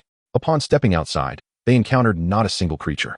Not only monsters were absent, but other forms of life had also seemingly vanished overnight. As midday approached, Su Yun proposed to Zhou Yao that they replenish their water supply from a nearby source. Their daily water needs were met at another mountain, where a natural spring offered an abundance of fresh water. However, upon reaching the spring, they immediately sensed something was amiss. Be cautious, there are monsters. Several large, dark slugs were sprawled by the water's edge. Each slug measured nearly 2 meters in length and was coated in a foul-smelling slime, reminiscent of an oversized slug. Corrupt slug, level, awakened level 7, skills, corruption, stench, caustic slime, self-detonation, overall combat power, 950. The corrupt slugs lounged by the water, drinking from the spring while intermittently ejecting foul, black liquid into it. Zhou Yao anxiously exclaimed, "This is bad. Those monsters seem to be polluting the water source." Su Yun, already aware of the issue, understood that tainted water would pose a significant problem for them. Zhou Yao's voice appeared to have roused the creatures. As several slugs lifted their heads and turned to regard the two, the slugs emitted peculiar sounds as they charged toward the pair. Although they were mere insects, their speed was surprisingly swift. Su Yun and Zhou Yao promptly summoned their respective beasts to engage in battle. Amu extended its vines toward the slugs, while the fire sparrow unleashed fireballs at them. However, when the vines ensnared the slug's body and exerted force, they failed to restrain these creatures. Upon closer inspection, Su Yun discerned that the slime coating the slugs provided exceptional lubrication, coupled with their soft bodies, allowing them to wriggle free from Amu's grasp. Furthermore, areas contaminated by the slime, including Amu's vines, sustained a degree of corrosion. It was well known that Amu's body had undergone enhancements, making it impervious to ordinary attacks. Yet this slime was capable of inflicting damage. Su Yun surmised that the slime bore similarities to chemical attacks, while Amu's defenses were primarily against physical assaults. Hence its vulnerability. It seemed that a special resistance, akin to flame resistance, would be necessary to defend against such an assault. Amu's wooden shield skill could likely provide some defense against the slime, but the shield's coverage was limited. While it could protect its core, the vines extended too far beyond the shield's reach. Of course, if Amu were to retract the vines, they would regain protection. However, that would negate their utility as a weapon. On the other side, the fireball expelled by the flame sparrow proved to be remarkably effective. Under the searing heat, the corrosive slime covering the body of the toxic slug swiftly lost its potency. It was evident that these secretions were subdued by the flames and high temperatures. As soon as the 4 toxic slugs sustained injuries, a pungent stench began to emanate from their bodies. This was likely their ability, foul odor. The overwhelming stench rapidly spread, causing the surrounding flora and trees to wither at an alarming rate. Clearly, this miasma was not merely foul-smelling but also possessed significant corrosive properties. Su Yun and Zhou Yao quickly retreated upon witnessing this. The vines extended by Amu were also affected, their surfaces quickly turning charred, as if scorched by fire. The radius of the foul odor continued to expand, even impacting Amu's main body, which stood at a distance. The flame sparrow elevated its form, avoiding the most concentrated areas of the stench, while still able to launch attacks from the air. Fireballs continued to descend, igniting the surroundings of the toxic slugs. The slugs shrieked, raising their heads to target the soaring flame sparrow. With a series of splattering sounds, globs of slime were expelled from their open mouths. Aiming at the airborne flame sparrow, the flame sparrow ceased to expel fireballs, swiftly dodging. With the flame sparrow forced to retreat, the slugs rapidly secreted more slime, extinguishing the flames in their vicinity. At that moment, a wooden spike suddenly erupted from beneath one slug, swiftly ensnaring it. Amu had employed a wooden prison to capture one of the slugs. The prison's enclosure and sturdiness were far beyond what these slugs could easily break. The ensnared toxic slug struggled incessantly, but to no avail. Amu then activated its blood-sucking wood spike ability, driving the wooden spikes into the slug's body. However, Amu refrained from absorbing its blood. The toxic slugs were laden with poison, and even their blood was tainted with toxins. Absorbing such fluids would be tantamount to self-inflicted suffering. Chapter 30, Level 10, Entering the Beastmaster's Secret Realm. The spikes pierced the body. Yet the toxic slug did not perish immediately.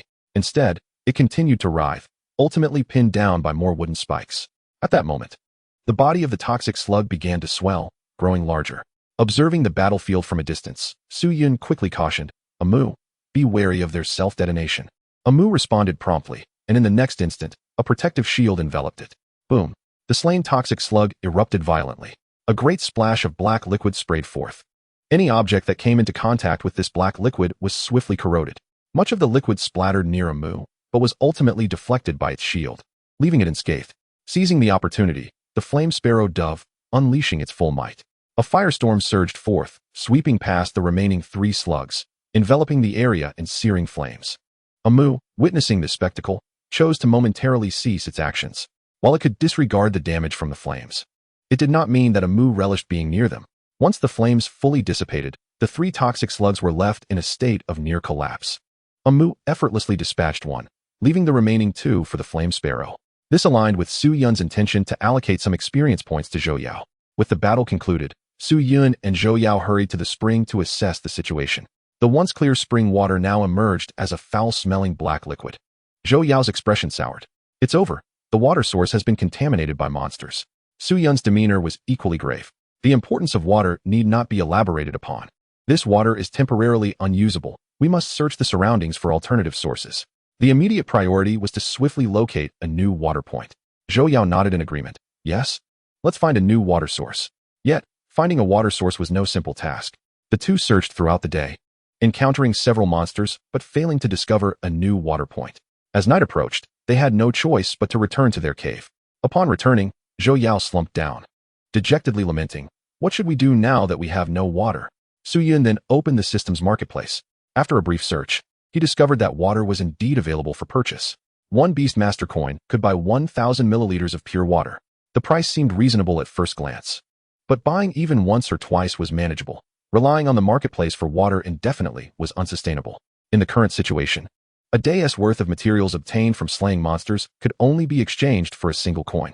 If luck ran low and they failed to find sufficient monsters, they might not even earn a coin. Su Yun opened the chat interface and saw numerous messages from others lamenting that their nearby water sources had been destroyed or contaminated by monsters. This suggested that the monster's appearance near the springs was premeditated, perhaps intentionally placed nearby to sabotage everyone's water supply. Multiple trade offers regarding water flooded the trading interface. But the crux of the matter was that everyone was essentially out of water. Even if someone had water, they might be reluctant to trade it. Su Yun remarked, "The current situation is that everyone is out of water. I suspect that even if we find a new source, it will soon be plagued by monsters contaminating it. Those special monsters can spawn right next to the water sources. Even if we wish to prevent this, we may be powerless to do so." Zhou Yao's complexion darkened further. "If that's the case, can we even survive? Unless they truly intend to eradicate us, there will surely be new developments. However, we cannot rule out the possibility that our living conditions will become increasingly dire. If this arduous situation persists, I might have to leave the cave in search of other options." Zhou Yao, under these circumstances, had become a burden, and Su Yun would not hesitate to abandon him. Inwardly, Su Yun contemplated. He was merely a step away from leveling up to level 10. Hopefully, when that time came, he would acquire a fire-type beast. With such a companion, he could navigate the darkness independently. If any monsters attacked the cave tonight, the experience gained would likely suffice for his upgrade.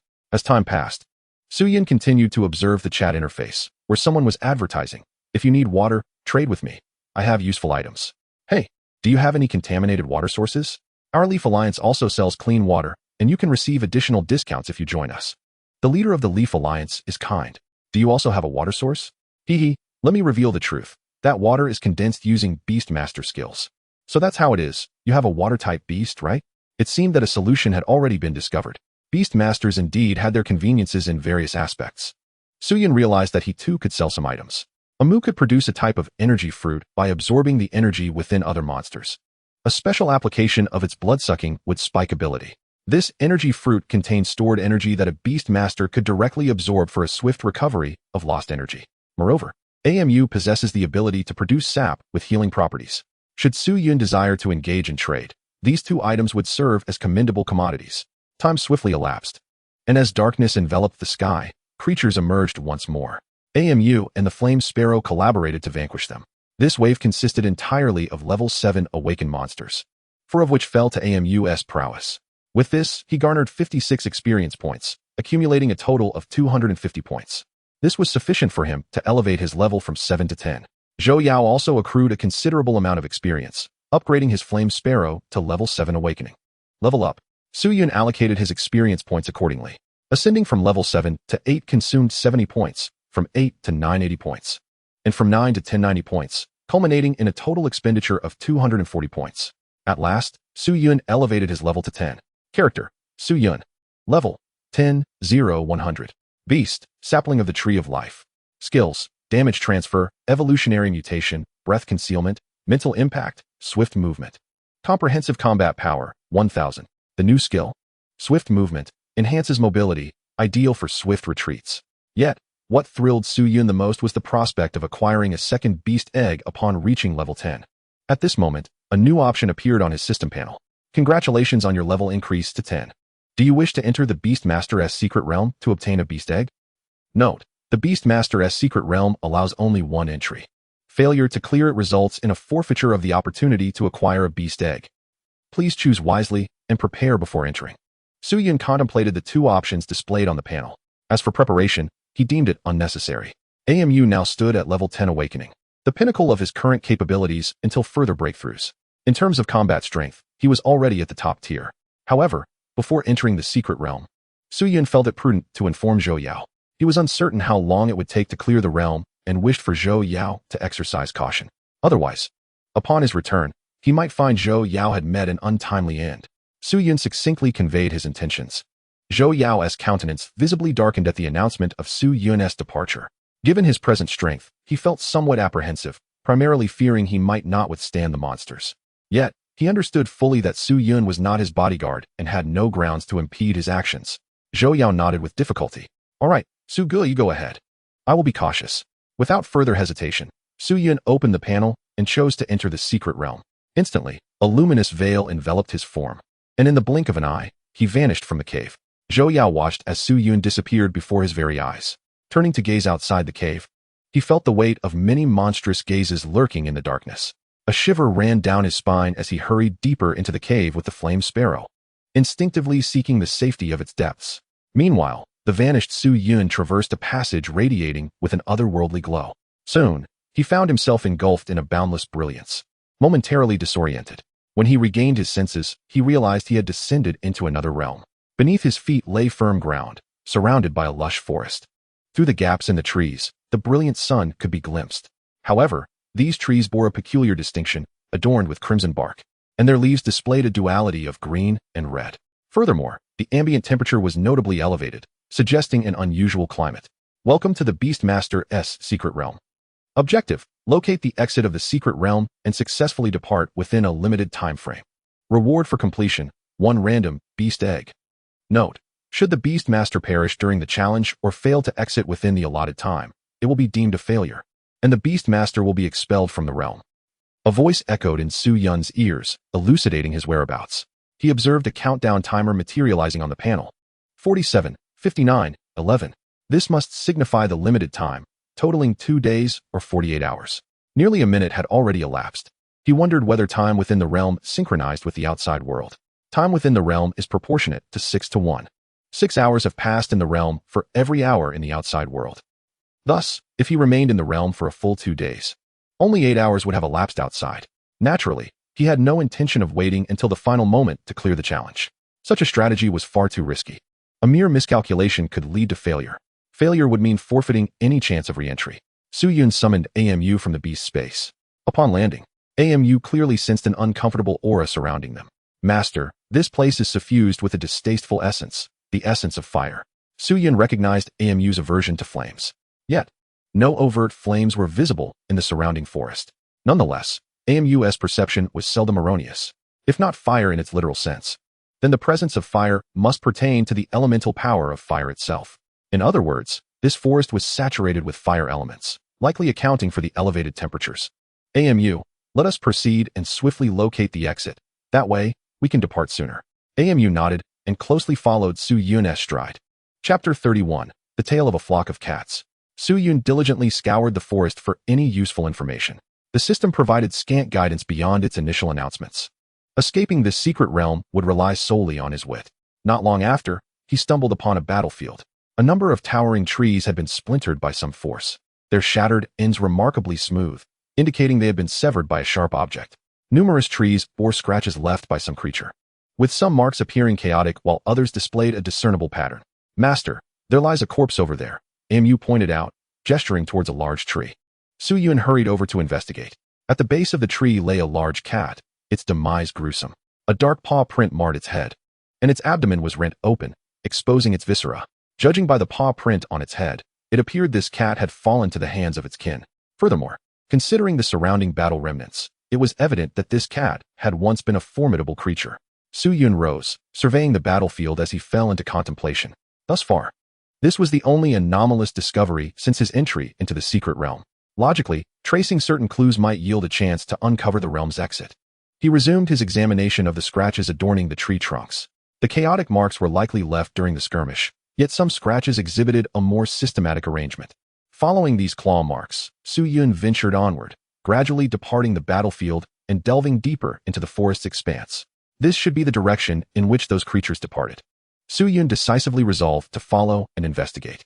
Pursuing the claw marks left on the surrounding trees, he advanced further into the forest. As he progressed, the claw marks began to dwindle in frequency. Approximately half an hour later, Su Yun stumbled upon a second corpse. It was yet another cat, marked with more than one black paw print. The deceased feline's body was relatively intact, unlike the previous one, which had a gaping wound in its abdomen. Upon a cursory examination, Su Yun noted that part of its fur was curled while another section appeared singed. It seemed that this cat had endured an attack reminiscent of flames during its life. However, Su Yun was not surprised, as the forest was saturated with fire energy. It was entirely normal for the creatures dwelling within to possess similar means of assault. He quickened his pace, even temporarily recalling Mu to the beast space, utilizing his sprinting skill to hasten his journey. Finally, after a relentless pursuit lasting several more minutes, Su Yun beheld a substantial gathering of cats within the forest. The felines were divided into two factions, with one side outnumbering the other, effectively encircling the latter. The chorus of meows echoed through the woods, the tension palpable even from just the sounds. Su Yun opened his panel to examine the information regarding these cats. Flame Cat. Level: Awakening Level 5. Skills: Flame Claw. Fire Charge. Overall Combat Power: 600. As Su Yun scrutinized the details, the previously confrontational factions commenced their battle. The cats trapped in the center comprised 4 flame cats, while those besieging them numbered a full 10. Su Yun's gaze swept across the flame cats, and soon identified an anomalous individual. This particular flame cat clearly held a higher status than its companions, opting to observe the skirmish rather than engage directly. Flame Cat. Mutated. Level: Awakening Level 8. Skills: Nether Flame Claw, Phantom Flame Leap, Fire Charge, Wail of the Undead, Power Steel. Overall Combat Power: 1800. A hissing sound escaped Su Yun's lips. Its combat prowess was formidable. What did this mutation signify? Could it, like his Mu, undergo a transformation with each upgrade? The reason remained unclear for now. Meanwhile, the conflict below intensified. Despite the numerical advantage of the attacking flame cats, they appeared to be at a disadvantage. The reason lay in the fact that one of the 4 besieged flame cats was notably strong. Flame Cat. Level: Awakening Level 8. Skills: Flame Claw, Fire Charge, Flame Blade. Flame Wave. Overall Combat Power: 1300. On the battlefield, flames erupted, impacting the surrounding trees. Those vividly red trunks, even when struck directly, appeared to suffer no harm. Only a powerful attack landing squarely on the trunk would cause damage. Undoubtedly, each of these grand trees possessed exceptional fire resistance. At that moment, the mutated flame cat, which had been observing, suddenly spoke. Su Yun, equipped with the system's translation, comprehended its utterances. Half repair, cease your struggle and return with me. Perhaps I can spare both you and your brother Chao Lai. Upon hearing its voice, the fighting momentarily halted. The level 8 flame cat responded, and Su Yun surmised its name must be Half Repair. Huh, us? I won't believe a word you say. The mutated flame cat named us attempted to retort, but Half Repair was disinclined to engage in further banter, unleashing a formidable power to commence its assault. Meow. Half Repair single-handedly forced back its adversaries, even delivering a devastating flame blade that inflicted severe injuries upon 2 of the attackers. Finally, us could no longer remain passive. A black flame ignited before it. and it stepped directly into the inferno. In the next moment, a black flame appeared beside Half Repair. Another flame leap. As Us emerged from the flames, it approached Half Repair. Meow. Upon nearing Half Repair, Us unleashed a roar. Wail of the Undead. Accompanying its roar was a ghostly green apparition that appeared behind it, resembling a demon clawing its way back from the depths of hell. Half Repair's expression grew grave as it opened its mouth as well. Boom. A massive surge of energy erupted from its mouth, transforming into a fiery shockwave that collided directly with Us' attack. The ghostly apparition and the flames clashed, generating a powerful shockwave that compelled the surrounding flame cats to retreat from the heart of the battle. The two sides exchanged blows for a brief moment, but Half Repair's offensive began to wane under Us' pressure. The ghostly green specter drew closer to Half Repair, growing larger as if it intended to swallow it whole. Though both were level 8 awakened, Us' combat power evidently surpassed that of Half Repair. If the stalemate continued, Half Repair would inevitably suffer. Brother. A distressed voice called out from behind Half Repair. Suyin stood at a distance, observing quietly. He had no intention of intervening, as he remained uncertain of which side to assist. Just as it seemed Half Repair would be consumed by Us' attack, an unexpected surge of power emanated from it. The once vibrant, holy red Half Repair's fur rapidly transformed into a striking black and white. The energy wave it expelled shifted from red to black. Surprise flickered in Us' eyes as it found its attack thwarted, unable to advance another step. Suyun blinked in astonishment, noticing the information regarding Half Repair on the system panel had altered. Phantom Cat. Level. Awakening level 8. Skills. Phantom Flame Claw, Fire Charge, Phantom Flame Blade, Black Flame Incineration. 9 lives. Overall combat power, 1,600. Not only had its name changed, but its combat power had inexplicably risen by 300 points. Undoubtedly, some mysterious transformation had occurred within this flame cat. Boom. Another violent explosion resonated across the battlefield. Both sides, locked in confrontation, were jolted by the impact. Us staggered back several paces, astonished as it stared at Half Repair. Suddenly, it burst into laughter. Haha, Half Repair. Look at your current state. You have willingly embraced power in order to survive. Half Repair gazed silently at it, remaining unresponsive. Us took slow steps toward Half Repair. So, how does it feel to wield such immense power? Return with me. I shall be the Cat King, and you can still be your prince. Prince? To have the murderer of my father become my father figure, I would rather perish here. In an instant, Half Repair lunged, clawing at the approaching Us. But in a flash, a wall of flames manifested before Us, and its form vanished through the inferno. In a heartbeat, Banshio turned around and beheld a flame erupting beside his younger brother in the distance. Chao Lai run. Alas, it was too late. Us feline claw emerged from the flames, pressing against Chao Lai's forehead. Tendrils of black fire spiraled from its paw. Us glanced at Banshio. Do not move, or I may inadvertently lose control of my claws. Banshio gritted his teeth, his expression a grimace of fury. After a long pause, he finally spoke. Us, release my brother, and I shall return with you. Us smiled, then commanded his subordinates. Very well, you lot, seize him. Us minions slowly approached Banshio. Brother, your highness. Chao Lai and the 2 feline guards beside him cried out in unison. Banshio maintained a calm demeanor. Chao Lai, do not worry. As several fiery felines advanced towards Banshio to capture him, he suddenly extended a paw, his razor-sharp claws unsheathing. The approaching fiery felines recoiled in alarm. Banshio then turned his gaze upon Us. Release my brother. All right, I shall relent. Us' claw gradually loosened its grip atop Chao Lai's head. In tandem with this motion, Banshio retracted his own claws.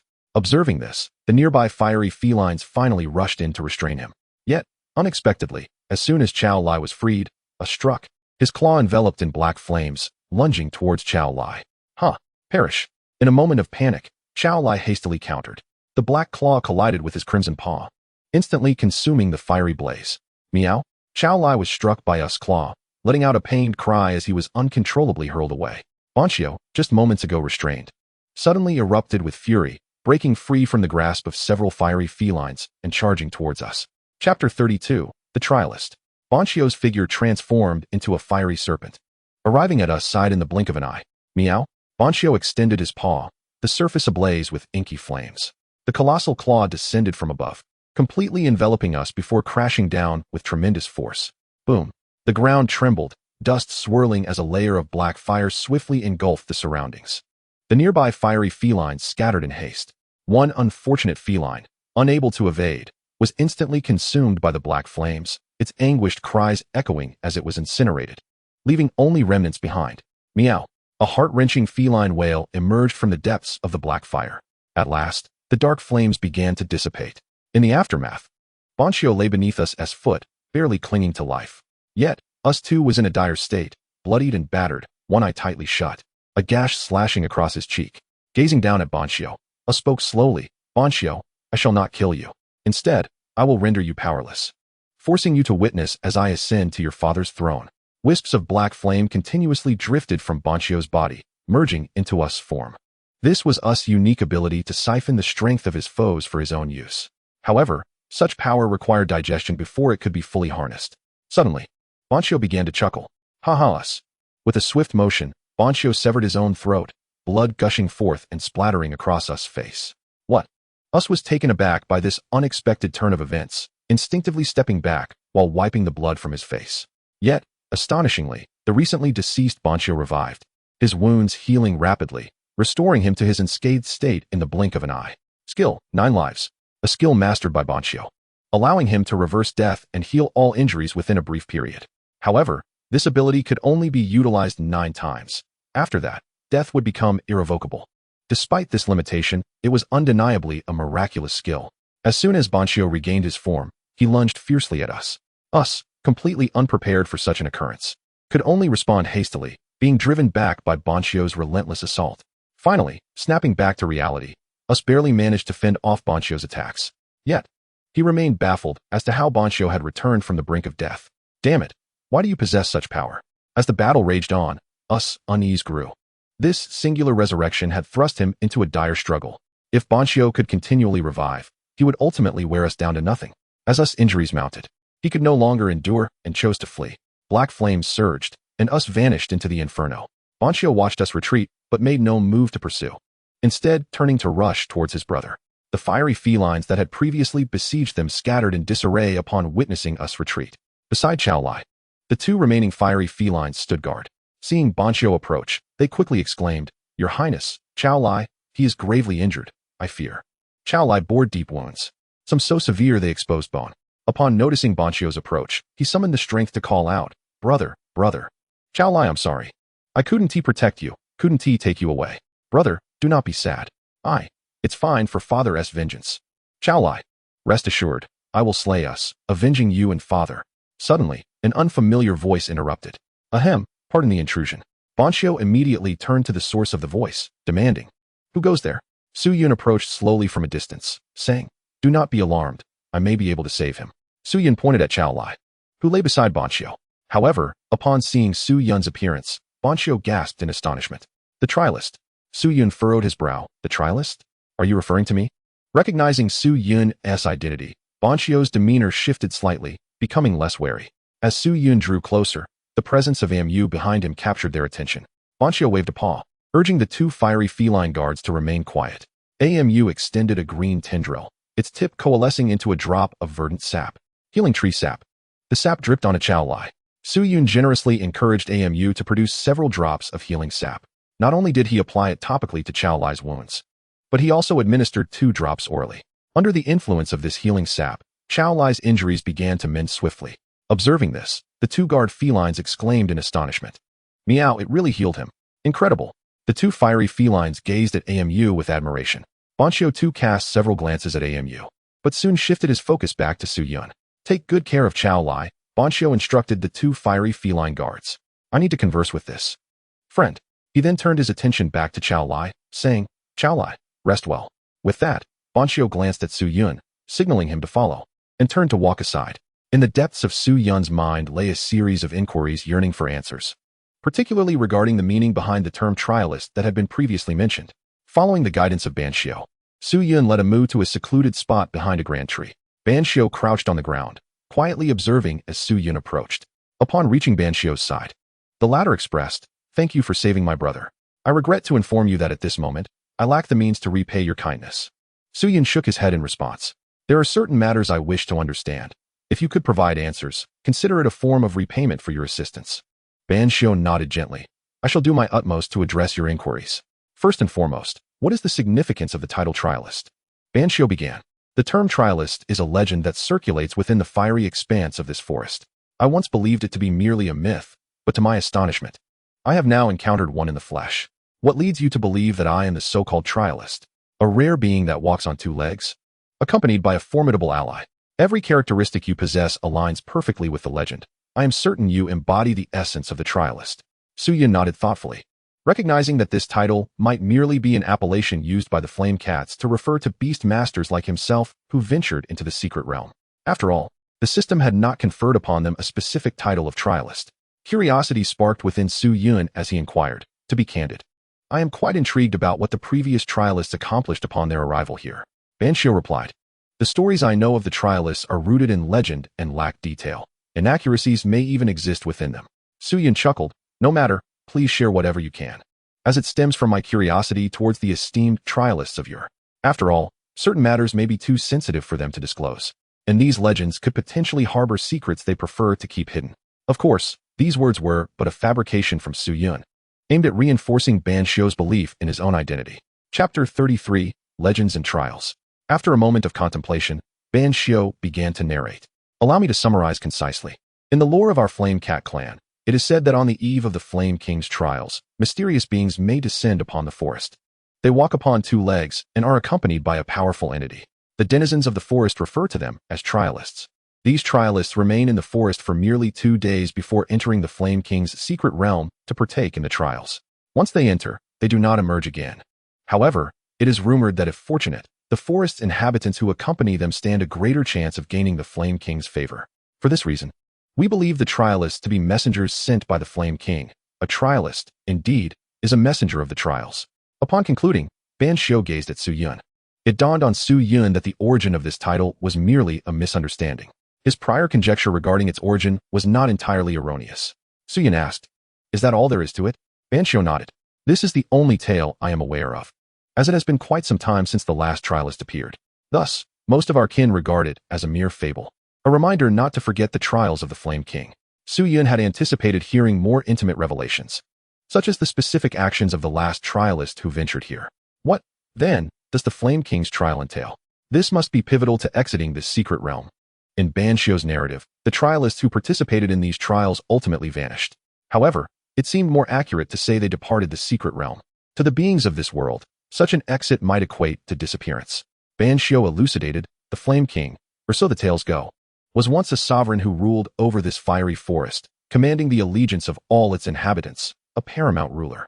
Before its demise, it established a unique secret realm, which serves as both its resting place and a site of trials. We, the inhabitants of the fiery forest, can enter it periodically. Those who successfully endure the trials and gain the Flame King's recognition shall ascend as the new sovereign of the forest, reigning until death or being bested by a new king who also gains recognition. Su Yun nodded. "Do you know what trials await within?" Banshio shook his head. "Every being that exits the secret realm alive forgets their experiences within." The erasure of memory was quite remarkable, indicating that this secret realm possessed considerable sophistication. It seemed the system had taken precautions to prevent trialists from foreseeing the challenges ahead. Through this exchange with Banshio, Su Yun concluded that to navigate through this realm of beast masters, one must indeed overcome the trials of the Flame King. The exit of the secret realm likely lay at the conclusion of these trials. The pressing question now was how to participate in said trials. According to legend, trialists would arrive before the trials commenced. Thus, when would these trials begin, and where would they be held? As for the location, Banshio replied, "The trials will commence tomorrow at noon, specifically in a valley to the north of the forest." Su Yun calculated the time frame. From his entry into this realm of beast masters to noon tomorrow would amount to precisely 24 hours. This meant he had a day to gather information and locate the final secret realm. The remaining day would be allocated for him to complete the trials. Su Yun further inquired, "Are there any particular requirements to enter the trial's secret realm? Must anything be prepared?" Banshio responded, "Each clan within the forest may dispatch 3 members to partake in the trials. The sole requirement is that they must stand before the entrance of the secret realm when the sun reaches its zenith. This implies a time constraint for entry. Should one miss this window, the opportunity to pass the trials is lost." Su Yun nodded, having absorbed the essential information. Now, all that remained was to pinpoint the exact location and await tomorrow's noon. Banshio observed Su Yun, and when he returned from his reverie, continued, "Trialist, I am aware of your formidable power, and I hope to receive your assistance further. Naturally, I shall provide adequate compensation for your aid." Su Yun was taken aback, then burst into laughter. This exchange mirrored the interactions one might have with an NPC in a video game, issuing quests to players. "Pray tell, what rewards do you have in mind?" Banshio replied, I belong to the Flame Cat clan, one of the two most powerful clans within the Fiery Forest. Our clan's treasury holds numerous valuable treasures. I can grant you access to select 3 items from our vault. The 2 mightiest clans? Suyin queried. And which clan stands alongside yours? The Fire-tailed Monkey clan. Our 2 clans have contended against each other for many years, and in the past, both have birthed rulers of the forest. Suyin nodded, recognizing that the Flame Cat clan's treasury must indeed contain many treasures of worth. Very well. But you must understand that I will only remain here for 2 days. By noon tomorrow, I shall undoubtedly proceed to partake in the trials. Seeing Su Yun's inclination to acquiesce, Ban Xiu's spirits soared. He hastily said, I request your assistance in eliminating a member of my own clan. You see? I witnessed your previous battle. Ban Xiu nodded affirmatively. USS has already sustained injuries. Now is the opportune moment to eliminate it. Yet, even in its wounded state, I find myself incapable of defeating it alone. However, with your assistance, I believe we can succeed. Su Yun has witnessed USS's prowess firsthand. And Ban Xiu's strength is hardly insignificant either. Nevertheless, as Ban Xiu has articulated, a solitary cat may not be sufficient to vanquish USS. Glancing at the countdown timer on the system panel, 44, 1526, Su Yun noted that barely 3 hours had elapsed. There remained 20 hours until noon tomorrow, providing ample time for additional endeavors. Very well, I can assist you, he declared. Ban Xiu exhaled in relief. Thank you. Su Yun squinted, then inquired, however, I have another question. Are you unable to access your clan's treasury at this moment? Ban Xiu candidly responded, indeed, the entrance to the treasury lies beneath our clan's throne. Thus, to gain entry, we must first defeat USS. The 2 engaged in a brief exchange, primarily focused on Su Yun's understanding of the enmity between Ban Xiu's kin and USS. According to Ban Xiu's account, he and Chao Lai's father were once the leaders of the Flame Cat clan, essentially the Cat King, while USS served as one of his generals. However, at some point, USS harbored thoughts of betrayal, which it has recently put into action. USS deceived Ban Xiu's father under the pretense of acquiring immense power. But this was merely a fabricated excuse to further its own ambitions. Chapter 34, The Flame Cat Tribe. Ban Xiu raised his paw, enveloped in black flames. This is the kind of power from which I can constantly sense a malevolent aura. Before his demise, Ban Xiu's father became aware of USS's treachery, but alas, it was too late. The last act he performed was to seize a portion of that power and bequeath it to me. Yet I am acutely aware that if I utilize this power, I will ultimately be consumed by it. Cough, cough, Su Yun interrupted. But what about you now? Ban Xiu retracted his paw. You are correct. I have indeed harnessed this power and am more attuned to it than USS. Give me time, and I may surpass USS in strength. Yet I also risk losing my sanity to this power. Curious, Su Yun asked, what exactly is this power? The power of death, as well as the power of darkness. To obtain it, one must sacrifice a life. My father was the one sacrificed by USS. Ban Xiu shook his head. No more talk of this. Let us return swiftly to our clan. We cannot allow USS to recover from its escape. Together, Su Yun and Ban Xiu retraced their steps. Upon seeing Ban Xiu, Chao Lai immediately rose and approached him. Brother, are you all right? Ban Xiu smiled. What could possibly be wrong with me? But I just heard them say that you sustained severe injuries during your battle with USS. Even, Xiu, that is my secret. Do not speak of it carelessly. Ban Xiu likely referred to his resurrection. The 2 guard cats, upon meeting Ban Xiu's gaze, paled, quickly asserting, Your Highness, we shall not mention this matter to any other cats. Chao Lai's eyes turned to Su Yun, tentatively asking, You are the legendary trial taker, aren't you?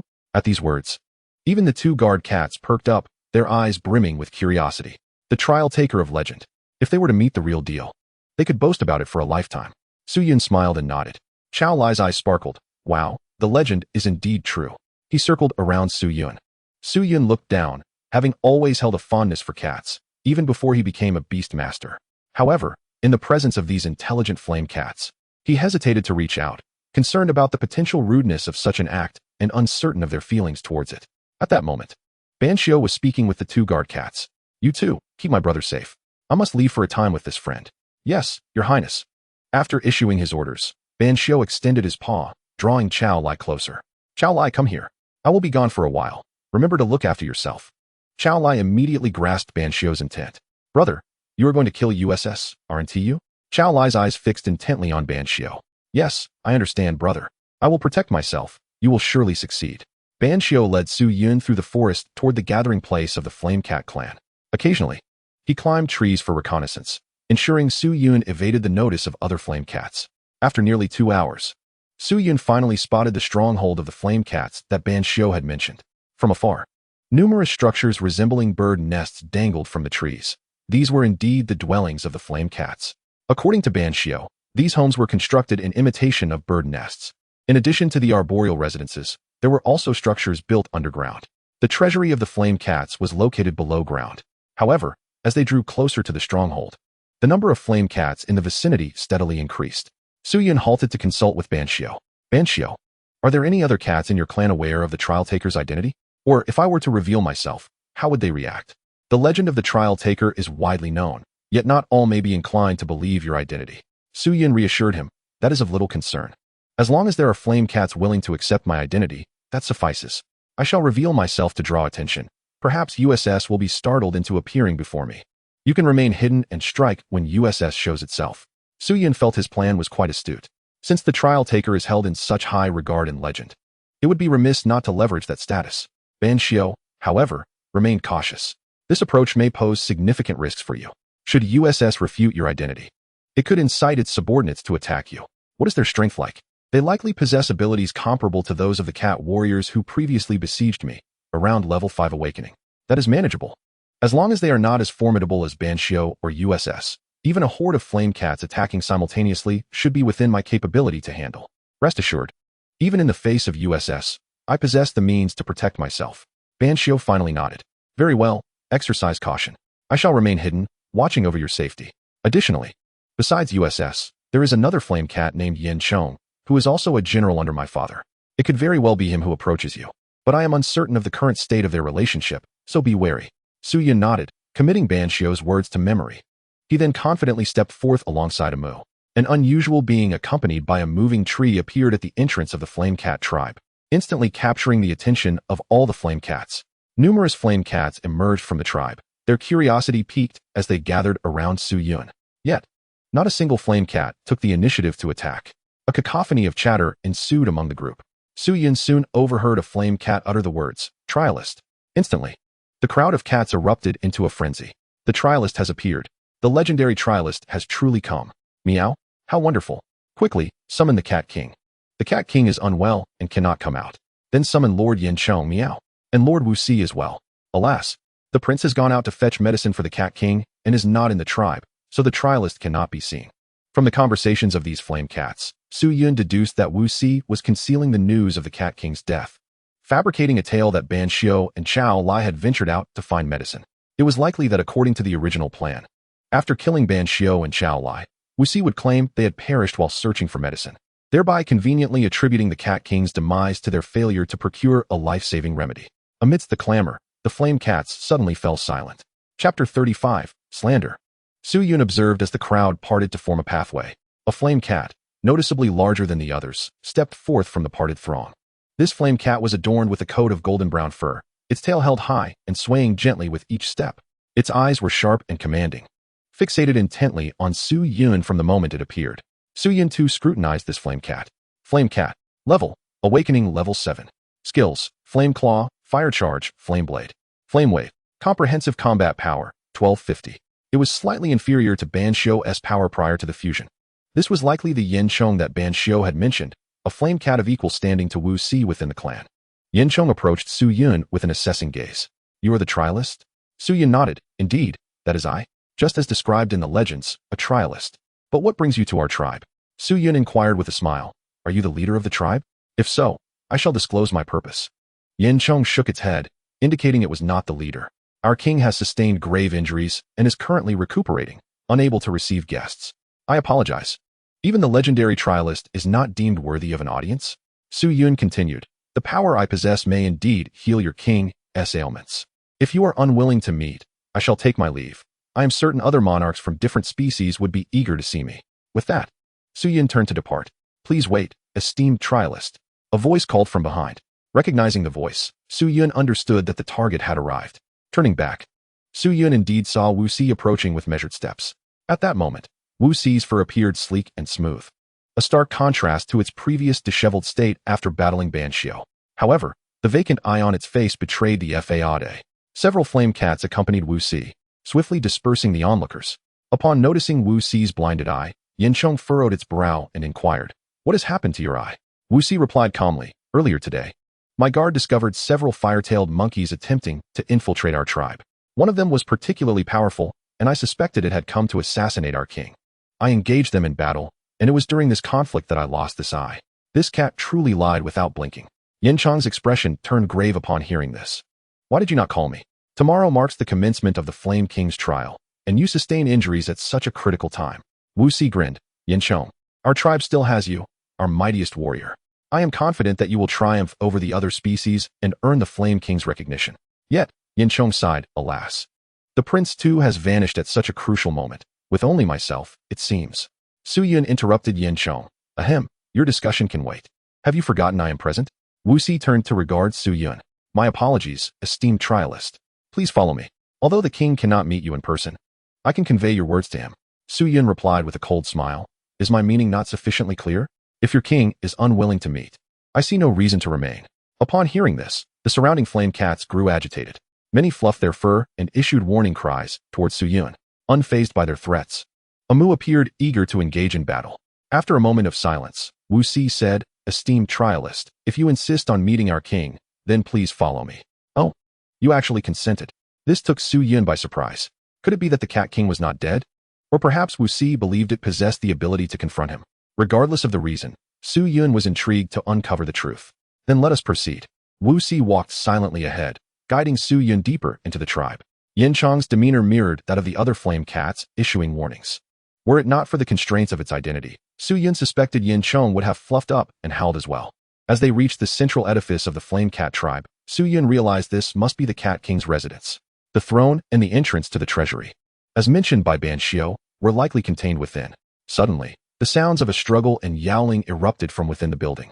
Yin Chang's expression changed drastically as it rushed toward the entrance. What is happening? Why are there sounds of battle inside? But Wuxi swiftly blocked its path. Yin Chang, you stay outside. I will investigate. Wuxi firmly stood in front of Yin Chang, preventing it from advancing a single step. Wuxi, let me in. The king may be in danger. At that moment, Su Yun deliberately dashed toward the building, stepping past both Wuxi and Yin Chang. Wuxi shouted urgently, stop! Bang! Just as Su Yun reached the door, the heavy stone entrance was violently breached from within. Two flame cats tumbled out, colliding with the door. Behind the shattered entrance stood Ban Xiu, its claws stained with blood. Wuxi immediately shouted, guards, seize it. This creature has come to assassinate the king. What? Wuxi's subordinates reacted swiftly, charging toward Ban Xiu. Yin Chang gazed at the flame cat standing behind the door, though its fur color had changed. Its appearance was eerily familiar. Wuxi's expression darkened significantly. It recognized Ban Xiu instantly. But why had it suddenly appeared here? Ban Xiu charged out, heading straight for Wuxi. Wuxi, you are the one who killed my father. I will slay you to avenge him. Ban Xiu flung aside the flame cats that tried to intercept it. Step by step, they approached USS. Outside, the multitude of flame cats was engulfed in uproar. What had they heard? The king dead? At this moment, Yin Chang finally recognized Ban Xiu. Your Highness, the prince? It truly is you. But why have you become this way?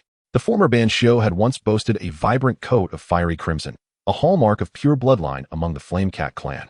Yet, the present Ban Xiu was cloaked in only two colors, black and white. USS interjected, what prince? This cat bears no resemblance to royalty.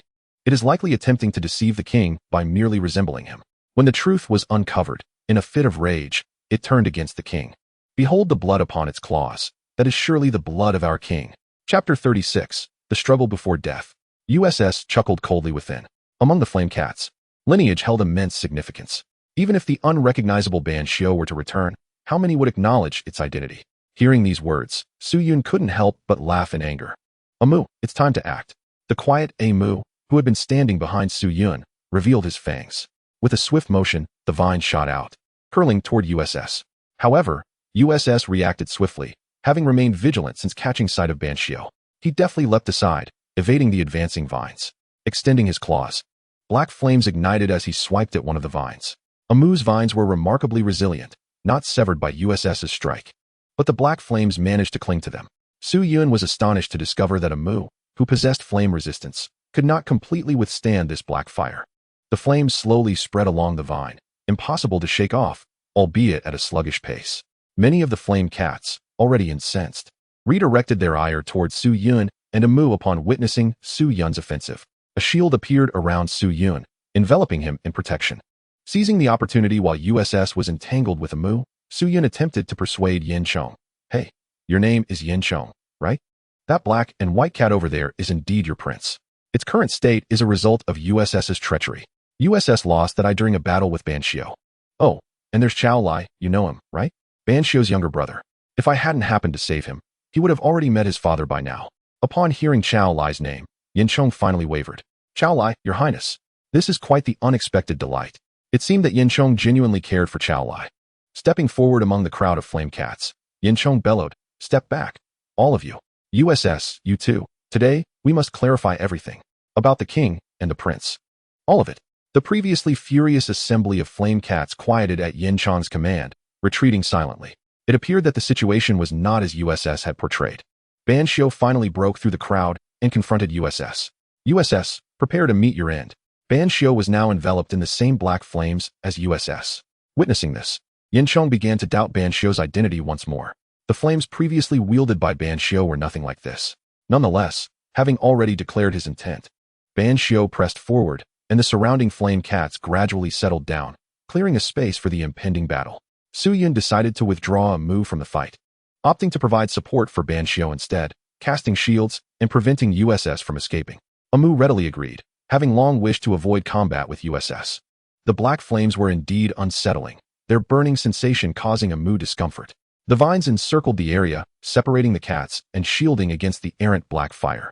These flames were perilous. A mere touch could result in death, unlike Mu's fire resistance. At that moment, the battle reached a stalemate. The surrounding flame cats observed silently as Ban Xiu and USS clashed. Meanwhile, Yin Chong dispatched someone to search for the Cat King. Soon, news reached Yin Chong. There was no sign of the king, not even a body. Yin Chong narrowed his eyes. The absence of a corpse left a glimmer of hope for the king's fate. Ban Xiu, undeterred, continued to attack, emboldened by Mu's support, becoming increasingly aggressive. It even ceased to evade USS's strikes, intent on inflicting more wounds. Suddenly, a flame cat burst onto the scene. Chao Lai, brother, go for it. Hearing Chao Lai's voice, Yin Chong immediately reacted, rushing forth. Ban Xiu, too, was affected by the distraction, glancing outward. USS seized this moment, opening his mouth to unleash a skill upon Ban Xiu. Suyun smiled coldly, raising his hand toward USS. Mental shock. An invisible force descended upon USS, a mental assault that momentarily disoriented him. The skill he had intended to cast was abruptly interrupted. Ban Xiu, regaining focus, redirected his attention to the battle before him. Noticing USS's unusual reaction, Ban Xiu dismissed the reason and unleashed a more ferocious onslaught. USS was swiftly gravely injured. Ban Xiu leaped onto USS, pinning him down. He extended his claws toward USS's throat. USS cried out, Ban Xiu, you cannot kill me. If you do, the already dwindling strength of the Flame Cat clan will diminish further. The king is dead, and without me, we cannot compete with the fire-tailed monkey clan. Ban Xiu hesitated, his claws slowing their descent. USS seized the opportunity to continue. Spare me, and you shall become the new king. I can help you defeat the fire-tailed monkeys and earn the recognition of the Flame King. You will reign over the entire flame forest. Ban Xiu's claws halted, seemingly swayed by USS's words. Just as USS breathed a sigh of relief, Ban Xiu's claws came crashing down. The sharp talons pierced USS's throat, blood gushing forth and staining half of Ban Xiu's body red, as if he had transformed back into the vibrant flame cat of yore. You. Ban Xiu's gaze remained icy as he looked at USS, pressing down with his claws to silence USS's remaining words. I have no desire for that crown. Furthermore, beings like you and me, wielding such power, will never gain the Flame King's approval. Those endowed with such power are destined to be expelled from the flame forest. You may not know, but my father was fully aware of this power's existence. He never coveted it. Do you recall the look of pity my father cast upon you before he died? This statement shattered USS's will entirely. Its eyes began to lose their resolve. Ban Xiu's father had been wounded in battle against the king of the fire-tailed monkeys. USS had deceived the Cat King with what it believed to be a mysterious power. Initially, the king had not suspected that the power USS spoke of was something he already knew of. It was only when USS bared its fangs that the king understood its true intentions. But by then, it was far too late. The grievously injured Cat King was rendered powerless to resist. Fortunately, in the final moments, Ban Xiu burst onto the scene, allowing the Cat King to seize the opportunity to siphon a portion of his strength and bestow it upon Ban Xiu. This pivotal act set in motion subsequent events. Had Ban Xiu not sensed the peculiarities surrounding us, Both he and Chao Lai would likely have been manipulated by us under the pretense of seeking medicine, only to be slain outside the tribe. Everything might have unfolded precisely as us had initially orchestrated. Nevertheless, even under these circumstances, once us stepped into the secret realm established by the Flame King to undertake the trials, death would still await him. The Flame King would not permit any other power to proliferate within this forest. Banshio released his grip and departed from us lifeless form. Chapter 37. The Throne. The Treasure House. Chao Lai was the first to charge forward. Su Yun instructed Amu to retract the vines encircling them, allowing Chao Lai to pass. Brother. Banshio smiled upon seeing him. Chao Lai, how daring of you to venture into such perilous territory against my counsel. Chao Lai recoiled slightly. Brother, I. Following closely behind him, Yin Chong stepped forward. Your Highness, it would be prudent not to chastise His Highness Chao Lai. Were it not for Chao Lai, we might still be uncertain of your identity. Banshio glanced at himself, exclaiming helplessly, you need not take the blame. He rose, surveying the surroundings. The emotions of the flame cats were palpably agitated, given the tumultuous events that had transpired in such a brief span. Taking a deep breath, Banshio proclaimed loudly, fellow tribesfolk. Us, who covertly assassinated the Cat King, has now been vanquished by me. He then thrust Chao Lai forward. Now that the throne is vacant, I propose we crown His Highness Chao Lai as our new king. Chao Lai's expression flickered with panic, instinctively retreating, only to find his path obstructed by Banshio.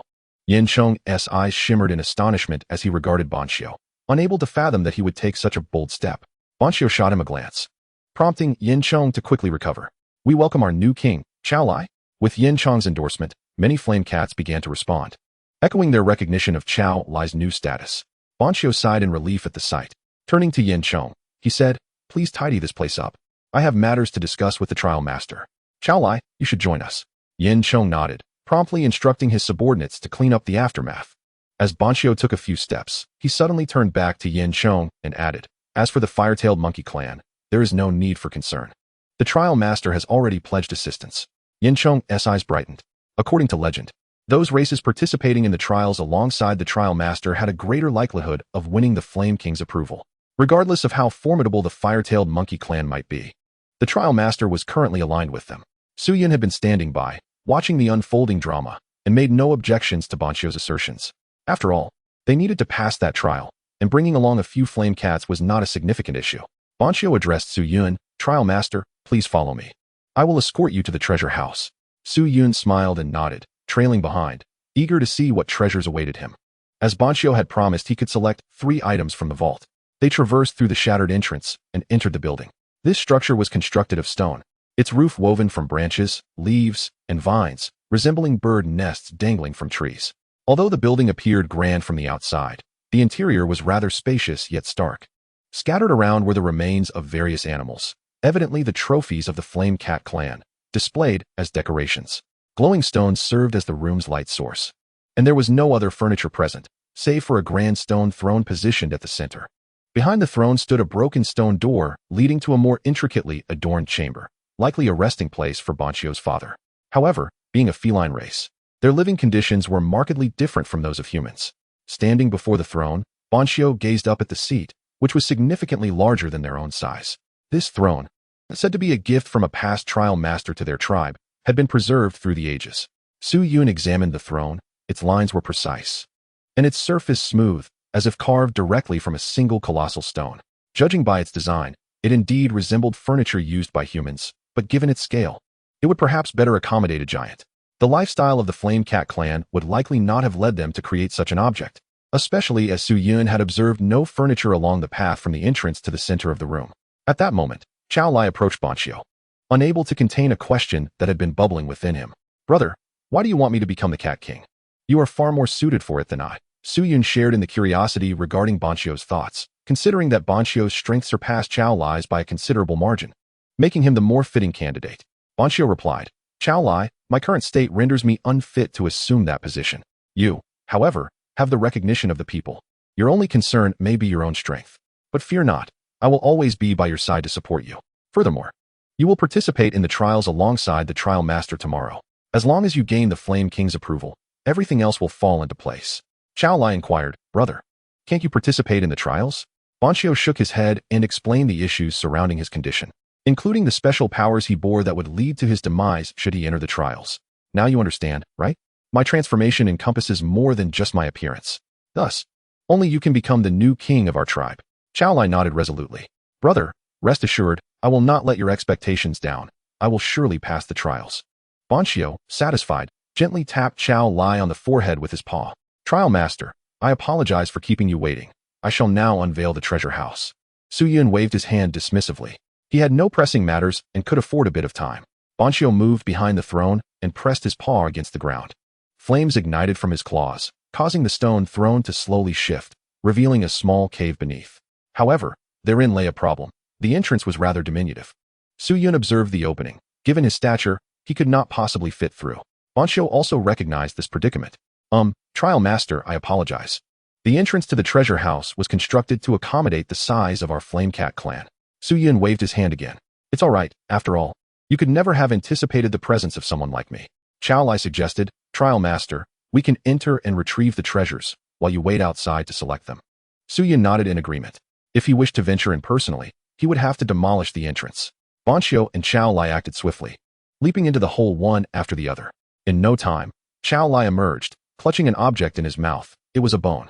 Su Yun opened the panel to take a closer look. Leg bone of the steel-toothed wild boar, monster material. It appeared to be of little value. Perhaps it was merely a material required for a certain level breakthrough in beast taming. However, Su Yun had no use for it at the moment. Chao Lai placed the bone on the ground and promptly turned to leap back into the cave. Shortly thereafter, Banshio emerged, dangling another object. It was yet another bone. Su Yun observed in silence, waiting for Banshio to set the bone down before jumping back into the cave. He approached the cave entrance and leaned down to peer inside. Just as Chao Lai was about to exit, he encountered Su Yun. With a quick glance, Su Yun discovered that the majority of the items within this treasure trove were various types of bones, confirming his suspicions. Chapter 38. 3 Treasures. Upon witnessing Chao Lai and Banshio retrieve 2 bones in succession, Su Yun contemplated this possibility. He spoke, Wait, there is no need to bring everything out. I shall select 3 items from here. Chao Lai nodded in agreement, and Banshio halted as well. Su Yun leaned at the cave's edge, examining the contents within. This treasure trove might indeed be a veritable cache for the fiery cats, but for Su Yun, it was not necessarily so. He swiftly identified his first point of interest, a red stone-like object. Heart of the Burning Heart Tree. Extracted from the core of the Burning Heart Tree, which thrives in the flaming forest, it harbors fire energy and serves as a means for the fiery cat clan to enhance their prowess. The Burning Heart Tree must be one of those trees in the surrounding forest that fear not the flames. Since it is a tree, Su Yun considered it might be beneficial for a Mu. The red heart was only the size of a fist, making it convenient for Su Yun to carry. Chao Lai retrieved the heart and handed it to Su Yun. Upon contact, he could feel a gentle warmth emanating from it, a manifestation of the fire energy contained within. Continuing his search, he found his second item, a level 1 wood-type evolution core. This item was one of the materials necessary for a Mu's subsequent level breakthrough. As for the third item, Su Yun initially intended to acquire another evolution core. However, there was only one wood-type core available in the treasure trove, with an abundance of fire-type evolution cores instead. Ultimately, he chose a glowing stone. Its sole purpose was illumination, which Su Yun deemed quite essential. It would be immediately useful, far more convenient than a torch. After selecting his items, Banshio sealed the cave entrance once more. Following this, Su Yun rested for the night within the fiery cat tribe. That evening, he finally had the pleasure of petting the fiery cat, which felt warm and exceedingly comfortable. Su Yun now fervently hoped that his second beast would be a fiery cat. The following morning, Su Yun, alongside the fiery cat tribe, set forth towards the testing grounds located to the north of the forest, the secret realm of the Flame King. 3 fiery cats had been selected from their tribe to participate in the trial, including Chao Lai and Yin Chong, along with another fiery cat named Tan Go, who had attained level 6 awakening, thus ranking among the stronger members of the fiery cat clan. As Banshio had previously stated, he chose not to participate in the trial. As they ventured further north, Su Yun began to encounter various other forest races. Banshio accompanied him, providing introductions. They were the fire-patterned cattle, residing at the edge of the flaming forest. Their overall strength was respectable, though lacking in formidable experts. Su Yun observed that even the leading fire-pattern bull had only achieved level 5 awakening. Nonetheless, the herd predominantly consisted of level 5 awakenings, with the lowest being level 4. Numerous other races appeared, such as fire bats, fire foxes, and flame crows. Some possessed strength comparable to Banshio's. However, according to Banshio, these tribes could not match the Fiery Cat clan in terms of population. The Fiery Cat clan had become a powerful race within the Flaming Forest for 2 primary reasons. They boasted formidable experts within their tribe and possessed a considerable population. Normally, the Cat King would lead the way for the fiery cats, as Banshio's father was a level 9 awakened fiery cat, one of the strongest in the flaming forest. With the absence of the Cat King, many tribes they encountered cast peculiar glances upon them, some even laced with provocation. Yet upon sighting Su Yun, their expressions shifted. The appearance of the legendary Trial Taker was bound to cause a commotion, and it seemed that the Trial Taker had aligned himself with the fiery cats. Some tribes even abandoned thoughts of competition altogether, choosing to withdraw. Finally, Su Yun spotted a towering mountain at the forest's edge. One side of the mountain was entirely exposed rock, remarkably smooth, as if cleaved by a great blade. At the base lay a tightly sealed circular stone door, with a gorge extending from the forest directly to the entrance. Before the entrance stood a massive platform, where various tribes that had hurried from the forest occupied their respective positions, awaiting the arrival of noon. All tribes remained quiet, even those who were typically adversaries, now patiently awaiting the moment.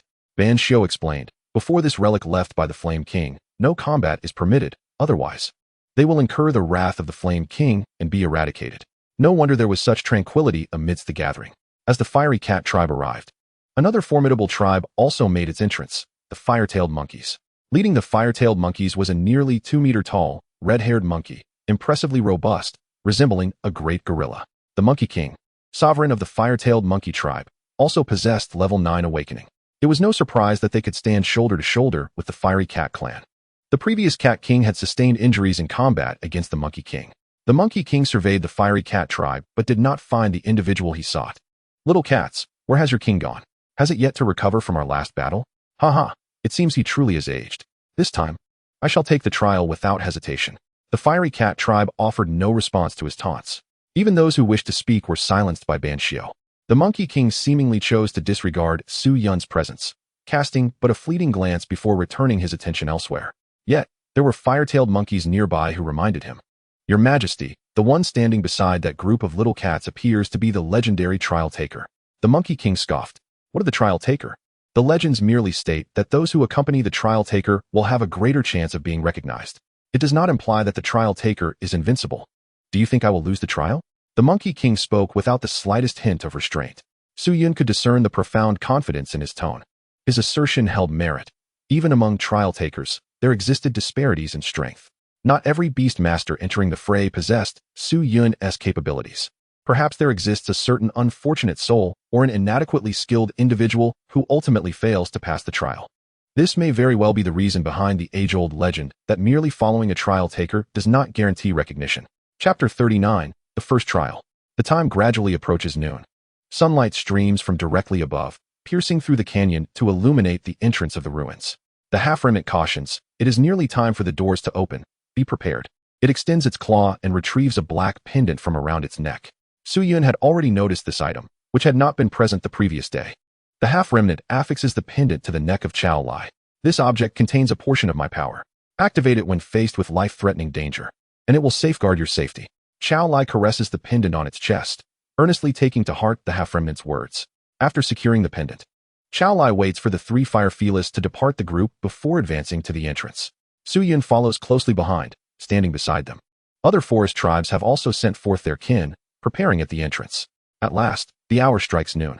The tightly shut stone doors begin to turn slowly, inching open. The forest tribes that have been waiting outside become animated with excitement. When the stone doors fully part, another radiant portal emerges behind them. Those standing before the stone doors are enveloped by beams of light, with the beam surrounding Su Yun being significantly larger, even extending outward to merge with the 3 beams encompassing Chao Lai and the others. Then, with a flash of brilliance, all beings ensconced in light are drawn through the portal. As the luminescence dissipates, Su Yun finds himself in an entirely different realm. Chao Lai and the others have also landed beside him, surveying their surroundings.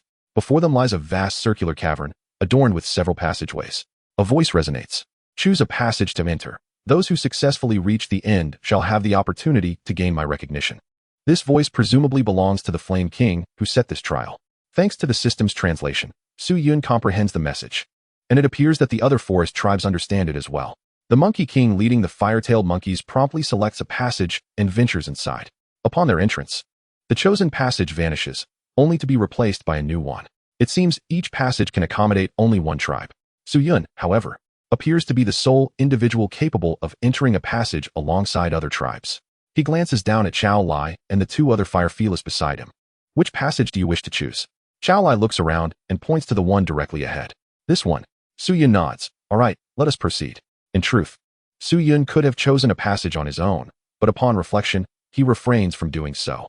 After all, the first tribe they encounter is the Fire Feeless clan, with whom he shares some rapport, at least as friends. Together, Su Yun and Chao Lai step into the selected passage. Just as he anticipated, he is the exception, able to act in concert with other tribes. Upon entering the passage, Su Yun glances back, only to find the entrance behind him has vanished. Now, they have but one choice, to move forward. Chao Lai, Yin Chong, and another Fire Feeless lead the way, with Su Yun trailing behind. For safety's sake, Su Yun instructs a Mu to cast a shield over them. Thus, even if they encounter monsters unexpectedly, they would not suffer immediate harm. Su Yun eagerly anticipates the nature of the trial that lies ahead. Suddenly, a bubbling sound akin to boiling water reverberates around them. Dark liquid begins to ooze from the walls. The Fire Feeless and Su Yun notice the unusual commotion and halt their advance, cautiously observing. The liquid swiftly coalesces into a black monster, which roars at them. Roar. Yin Chong, on high alert, warns, be cautious. Prepare for battle. After its roar, the creature charges toward them. It is a four-legged beast-like monster, entirely black, resembling either a dog or a wolf. Su Yun observes that even his panel lacks detailed information about these monsters, revealing only a name, Shadow Monster, a creature formed from unknown powers, indiscriminately attacking any living being in its vicinity. Yin Chong is the first to confront it, extending his claws to swipe at the creature. The charging monster disintegrates as if made of paper, its remains falling to the ground and reverting to black liquid. Moments later, it transforms once again into a new monster. The number of monsters around them increases exponentially. A Mu also begins to retaliate. These creatures possess moderate strength, easily dispatched with a single strike. Yet they do not vanish permanently. They quickly regenerate and rejoin the fray. Moreover, defeating the monsters yields no experience points. Su Yun, gazing toward the passage ahead, contemplates a possibility. He quickly remarks, do not linger in battle. These monsters cannot be permanently defeated. They are likely meant to delay us. We must press onward. Chao Lai, having just dispatched a monster, promptly responds, Yin Chong, Tango, let us hasten forward. Although Chao Lai ranks lowest among the trio of Fire Feeless, he commands authority over Yin Chong and Tango, who harbor no dissent. Yin Chong forges ahead, clearing a path by continuously vanquishing monsters. Su Yun instructs a Mu to guard the rear. Initially, the number of monsters in front is considerable, but as they advance, the monsters trailing behind grow in number. With a Mu's protective shield in place, Yin Chong no longer hesitates, charging forward with full force. Fiery blasts erupt from his claws, tearing through the monsters that obstruct their path. After a fierce battle, they finally glimpse the passage's end. We are almost out. Speed up. At last, they collectively emerge from the passage. The journey has proven manageable, albeit somewhat exhausting. In truth, even without Su Yun, Chao Lai and the others possess the strength to emerge, provided they swiftly discern the truth of the passage. Should they linger too long, the sheer number of monsters could entrap them within. Upon exiting the passage, they find themselves in a sprawling hall. However, before they can thoroughly examine their surroundings, an anomaly occurs. Chapter 40, Completion of the Trial. Su Yun's vision darkens. Upon reopening his eyes, he discovers himself utterly alone. Even a Mu has vanished. What is happening? Su Yun swiftly attempts to contact a Mu, but receives no response. Even the system panel has disappeared. A mirage? This notion springs to mind. Suddenly, Su Yun perceives a shadowy figure materializing before him. The figure before him bore no discernible features, yet its stature resembled that of Su Yun's shadow. Upon its emergence, the dark silhouette charged directly at Su Yun, extending its hand to strike. It seemed evident that defeating this shadow was a prerequisite for his escape. This must be the second trial.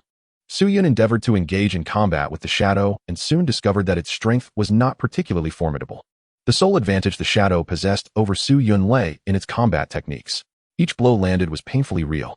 Determined to learn from the shadow's fighting style, Su Yun attempted to replicate its movements and, to his astonishment, found that he could indeed succeed. Consequently, he refrained from hastily vanquishing the shadow. Instead, he continued to spar with it, utilizing the opportunity to enhance his own abilities. Previously, Su Yun had been an ordinary human, and even after becoming a beastmaster, he had merely acquired power. Typically, it was the beast that shouldered the burden of battle while he merely followed. With such a chance to elevate himself, he was resolute not to let it slip by. However, as the skirmish prolonged, Su Yun began to sense fatigue, not physical, but mental. Was this truly an illusion? It appeared that my consciousness remained the primary target. With a swift kick, he sent the shadow sprawling. Stepping back, he extended his palm toward the shadow. Mental shock. Su Yun unleashed his skill, and the shadow disintegrated into fragments. The surrounding illusion shattered accordingly. When Su Yun opened his eyes, he found himself standing precisely where he had exited the passage. Amu had remained steadfastly by his side. Amu, did anything happen just now? He queried. Amu shook its head. Master, I perceived nothing amiss, save for the fact that you all suddenly ceased movement. Su Yun quickly turned to glance at Chao Lai and the others, discovering that they too had their eyes tightly shut. It appeared they had all succumbed to the illusion. This indeed confirmed the presence of the second trial, wherein he was likely to confront an adversary mirroring himself. Only through victory could he depart. Yet, Amu seemed unaffected. The reason for this remained a mystery. Chao Lai had yet to awaken, still ensnared within the illusion.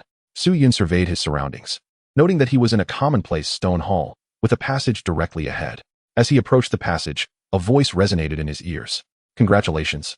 You have successfully completed 2 trials. Now, traverse this passage and approach me, and you shall finalize all trials. It appeared that this trial was not overly arduous. Nevertheless, Su Yun did not hasten forward. Instead, he turned back to await the awakening of Chao Lai and the others. Moments later, Chao Lai was the first to open its eyes, gasping deeply. It raised its paw and inspected its body from various angles. After a brief moment, it finally exhaled in relief. Phew, all my injuries have vanished. Su Yun, intrigued, inquired, Chao Lai, what did you encounter? Chao Lai replied, I faced myself and engaged in battle. I nearly perished. It was perilous. I distinctly recall breaking a leg, yet upon emerging, I found myself unscathed. Meanwhile, Yanchong and Tangu also awoke in succession. The first thing they did was check their bodies, indicating that they had endured a fierce battle within the illusion. Fortunately, they had all successfully passed the trial. Su Yun regarded the passage and stated, let us proceed. There is likely one final trial ahead. He sensed that completing the trial would not be so straightforward. As Chao Lai and the others approached the passage, they abruptly halted. Su Yun noted the varied expressions on their faces. Could it be that they faced another illusion? Yin Chong was the first to regain composure, taking a step back. Chao Lai, you are the one who should gain the recognition of the Flame King. At this moment, Chao Lai had also returned to full awareness. It gazed at the passage but did not advance. Lastly, Tan Ji's expression shifted multiple times before it echoed Yin Chong's sentiments. Su Yun, perplexed, asked, what is the matter with you all? Why have you suddenly halted? Chao Lai explained, respected trial taker, a voice just whispered to me, informing me that Yin Chong and Tangu would compete with me for the final spot. Whoever first crosses the threshold shall receive the ultimate recognition. Su Yun recalled that the acknowledgement of the Flame King indeed allowed for only a single candidate, yet each forest race could send 3 representatives inside. Although he had heard a voice when approaching the passage, it had not mentioned anything about others contesting for his position, merely stating that crossing the passage would conclude all trials. This raised a critical question: who would enter the passage first? The order among Chao Lai and his companions had already been established, yet there remained a sequence between Chao Lai and Su Yun. Without hesitation, Su Yun urged Chao Lai to enter first. After all, the voice had indicated that merely traversing the passage would suffice to complete the trial. Thus, there should be no concern regarding the order. Ultimately, he did not require the Flame King's recognition. He merely sought the exit from this secret realm. Chao Lai led the way, followed closely by Su Yun, with Yin Chong and Tan Gu trailing behind. They passed through the passage, ultimately arriving at their destination. This space was another grand hall, wherein a blazing fireball hung suspended in the air, radiating a potent aura of fire energy. Was this the Flame King? Su Yun regarded the fireball with little emotion, while Amu shrank back, seeking refuge behind Su Yun, evidently uncomfortable in this environment. However, Chao Lai and the others gazed upon it with eyes full of reverence. Chao Lai stepped forward, gradually approaching the fireball. A wisp of flame floated down from the fireball, merging with Chao Lai's form. At that moment, another group emerged from a different passage within the hall, the king of the fire-tailed monkeys, accompanied only by a single companion. Upon witnessing Chao Lai absorb the fire, the Monkey King let out a roar and charged toward Chao Lai. Boom! The fireball pulsated as if breathing, and the surrounding fire energy expanded effortlessly, repelling the Monkey King. Gradually, more forest races began to appear, some having successfully passed the trials, while others had been directly transported here, yet to complete the entirety of the trials. All could only observe as Chao Lai received the Flame King's blessing. Ultimately, the flames fully integrated into Chao Lai's being, yet it appeared unchanged in both form and strength. Perhaps it was as initially stated. The Flame King merely expressed acknowledgement of those who had passed the trial. Reflecting upon the situation, Su Yun realized that the so-called legends of trial takers bore discrepancies from reality. He was merely a beastmaster who had entered to complete the trials of the secret realm. Yet in the legends, he had transformed into an envoy dispatched by the Flame King. Perhaps this trial was no different.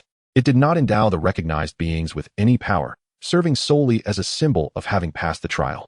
It is merely regarded by the denizens of this forest as a requisite rite of passage to ascend as the sovereign of the woods. The tales recounted by the half-breeds also allude to this. The next forest race to gain recognition may challenge the previous laureate.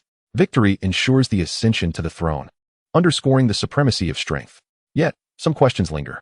The half-breed possesses formidable power, yet refrains from participating in the trial. Surely, there must be some hidden truths. However, these matters bear little relevance to Su Yun. He has ventured here solely to traverse the secret realm, with only one final step remaining. He is on the verge of completion. After this, it is unlikely he will return to this place. The next arrival shall probably be the subsequent Beastmaster. As the trial concludes, a portal for departure materializes beneath the hall. The Monkey King strides toward the portal with a gaze rife with resentment. Perhaps upon leaving, it will wage war upon the Flame Cat tribe, despite Chao Lai having received recognition. Su Yun surmises that the Monkey King's confidence will not allow it to relent so easily. Yet during their time in the trial, the three mightiest warriors of the Firetail Monkey tribe have abandoned the troop. The half-breed left outside may yet take action. Of course, should it dare to launch an offensive against the Firetail Monkeys during this interval, it would indeed be a gamble, betting that Chao Lai will undoubtedly attain the Flame King's acknowledgement. Otherwise, the Flame Cat tribe may very well face the onslaught of other clans. Within the hall, only Su Yun and Chao Lai remain. Even Yin Chong and Tan Ge have departed ahead of them. Chao Lai stands before Su Yun, removing the pendant gifted by its brother from around its neck. Esteemed trial master, this pendant was bestowed upon me by my brother for my protection. Yet, throughout our journey, I have found no occasion to utilize it. Chao Lai extends the pendant towards Su Yun. Esteemed trial master, I am profoundly grateful for your assistance to both me and my brother. Please accept this pendant as our token of appreciation. Su Yun crouches down, gently accepting it. Thank you. Chao Lai nods, and ultimately bids farewell to Su Yun. Farewell, esteemed trial master. Approaching the door, it suddenly halts. Esteemed trial master, may I inquire as to your true name? Su Yun. Chao Lai repeats the name several times. Yet, Su Yun is aware that upon exiting through the portal, it will forget all that transpired within this secret realm, including this name. The only thing they shall retain is who earned the acknowledgement of the Flame King. At last, only Su Yun and Amu remain in the hall. He stows Amu away, no longer hesitating, and strides through the portal. Congratulations, you have successfully traversed the Beastmaster secret realm. You have received a random beast egg. You have completed one of the hidden tasks, the revenge of the Flame Cat. You have obtained a heart of the Burning Heart tree, a level 1 wood element evolution core, and a luminescent stone. You have acquired a special item, the Ghost Cat pendant. Open the system panel to claim your rewards. Chapter 41, The Second Beast. The system's notification resonates in Su Yun's ears, confirming his successful completion. Upon stepping through the portal, he feels the solid ground beneath his feet. Su Yun has returned to the cave. 8 hours have elapsed, and the night outside remains shrouded in darkness. After all, the duration of night has been prolonged. At this moment, according to the normal timeline, it is likely around 5 or 6 in the morning. Su Yun surveys his surroundings, enveloped in pitch blackness, and notices that Zhou Yao is nowhere to be seen. That fellow, could he have been slain by a monster? Su Yun retrieves the luminescent stone he acquired from the Flame Cat treasury. Instantly, the surroundings are illuminated. He then locates the fire pit and rekindles the flames. There are no signs of battle, nor any remains, indicating that Zhou Yao must have hidden away somewhere. Su Yun shakes his head, dismissing thoughts of Zhou Yao. Even if he were truly dead, Su Yun would merely lament for a moment. The rewards for completing the trial are what truly captivate his interest. The luminescent stone and other items he has obtained remain on his person after his return. The beast egg, however, is temporarily stored within the system. He does not rush to claim the beast egg. Instead, he first takes out the pendant that Chao Lai gifted him. The system indicates that this item is a special artifact, though its utility remains uncertain. The pendant resembles a black cat's paw print. Ghost Cat pendant. After the Flame Cat half-breed perfectly absorbs the power of the departed, it transforms into a ghost cat. And this pendant was crafted to protect its younger brother. Effect. Upon activation, the pendant can summon a ghost cat avatar to assist the user in battle.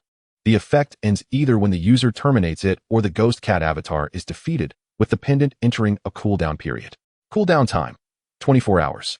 Special effect. The pendant can enhance its power by absorbing the energies of the departed, thereby empowering the ghost cat avatar. Having perused the effects, Su Yun recognizes that he has acquired a remarkable item. This pendant can be carried at all times, allowing him to summon assistance in battle when needed. Most crucially, it can be upgraded. Although the description mentions an increase in strength, Su Yun perceives it as akin to leveling up. Absorbing the energy of the departed is the key. He is uncertain where such power might be sourced, but he is confident that opportunities will arise in the future. He feels no urgency, stowing the pendant away. Su Yun rubs his hands together. Next, the main event awaits, his second beast egg. Su Yun opens the panel and confirms the claim for his completion rewards. A fresh beast egg materializes before him, identical to the one that once hatched a Mu. Su Yun also calls forth a Mu from the beast space. A Mu.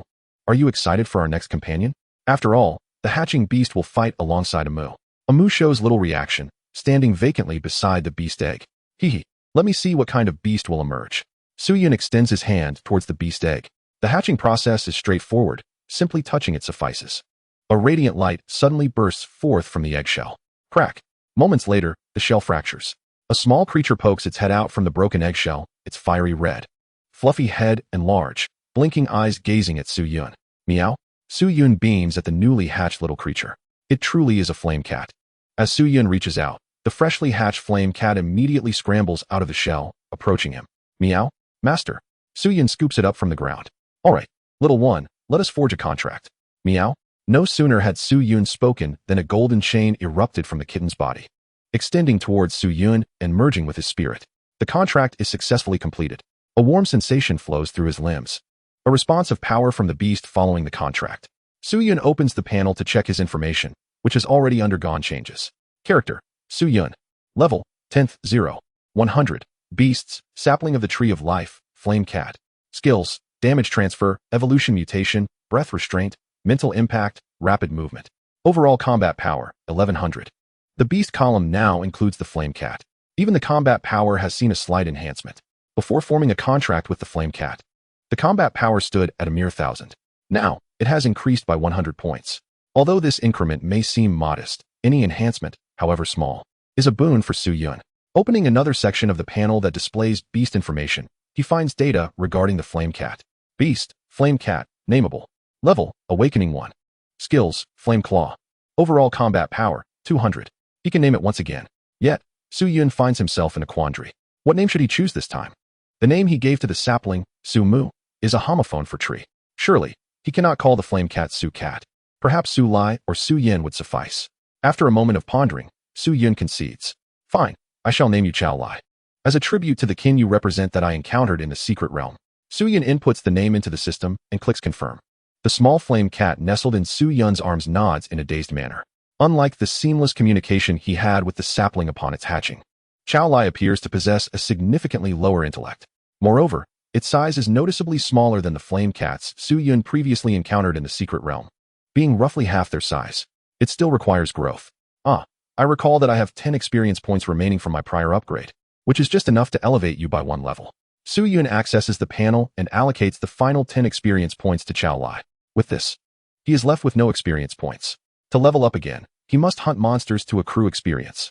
As Chao Lai lies in Su Yun's embrace, a radiant white light envelopes it. Moments later, a notification chimes in Su Yun's ears. Congratulations, your beast has advanced to Awakening 2. The Evolution Mutation skill is now effective, granting a Fire-type skill damage bonus. Su Yun nods to himself. His unique skill, Evolution Mutation, activates with each upgrade of his beast, allowing it to receive enhancements beyond that of others' beasts. The flame cat nestled in his arms visibly grows larger, reaching the size of a typical domestic cat. Beast, Flame Cat, Chao Lai. Level, Awakening 2. Skills, Flame Claw, Flame Charge. Overall combat power, 350. The newly acquired skill, Flame Charge, in conjunction with the Flame Claw, represents 2 essential skills that every flame cat must master. The effect of this skill is to increase movement speed, enabling rapid advancement toward enemies or swift retreats. With increased proficiency, it may even possess a degree of offensive capability, allowing for direct impacts that inflict damage upon foes. Of course, this is contingent upon sufficient mastery, otherwise, one risks injury or worse, harm to oneself rather than the enemy. Meow, master, I'm hungry, Chao Lai exclaimed while nestled in Su Yun's arms. Su Yun promptly placed it on the ground and retrieved the jerky he had previously prepared. Here, have this for now, it's all I have at the moment. Unlike the sapling, Chao Lai, being a carnivorous beast, requires daily sustenance. It bit down on the jerky, tearing into it voraciously. In a short while, it devoured the entire piece. Chao Lai licked its lips, still craving more. Su Yun offered it another piece of jerky, which was quickly consumed as well. However, it seemed satisfied now. Let's head to the beast space for some rest. Su Yun recalled Chao Lai into the beast space.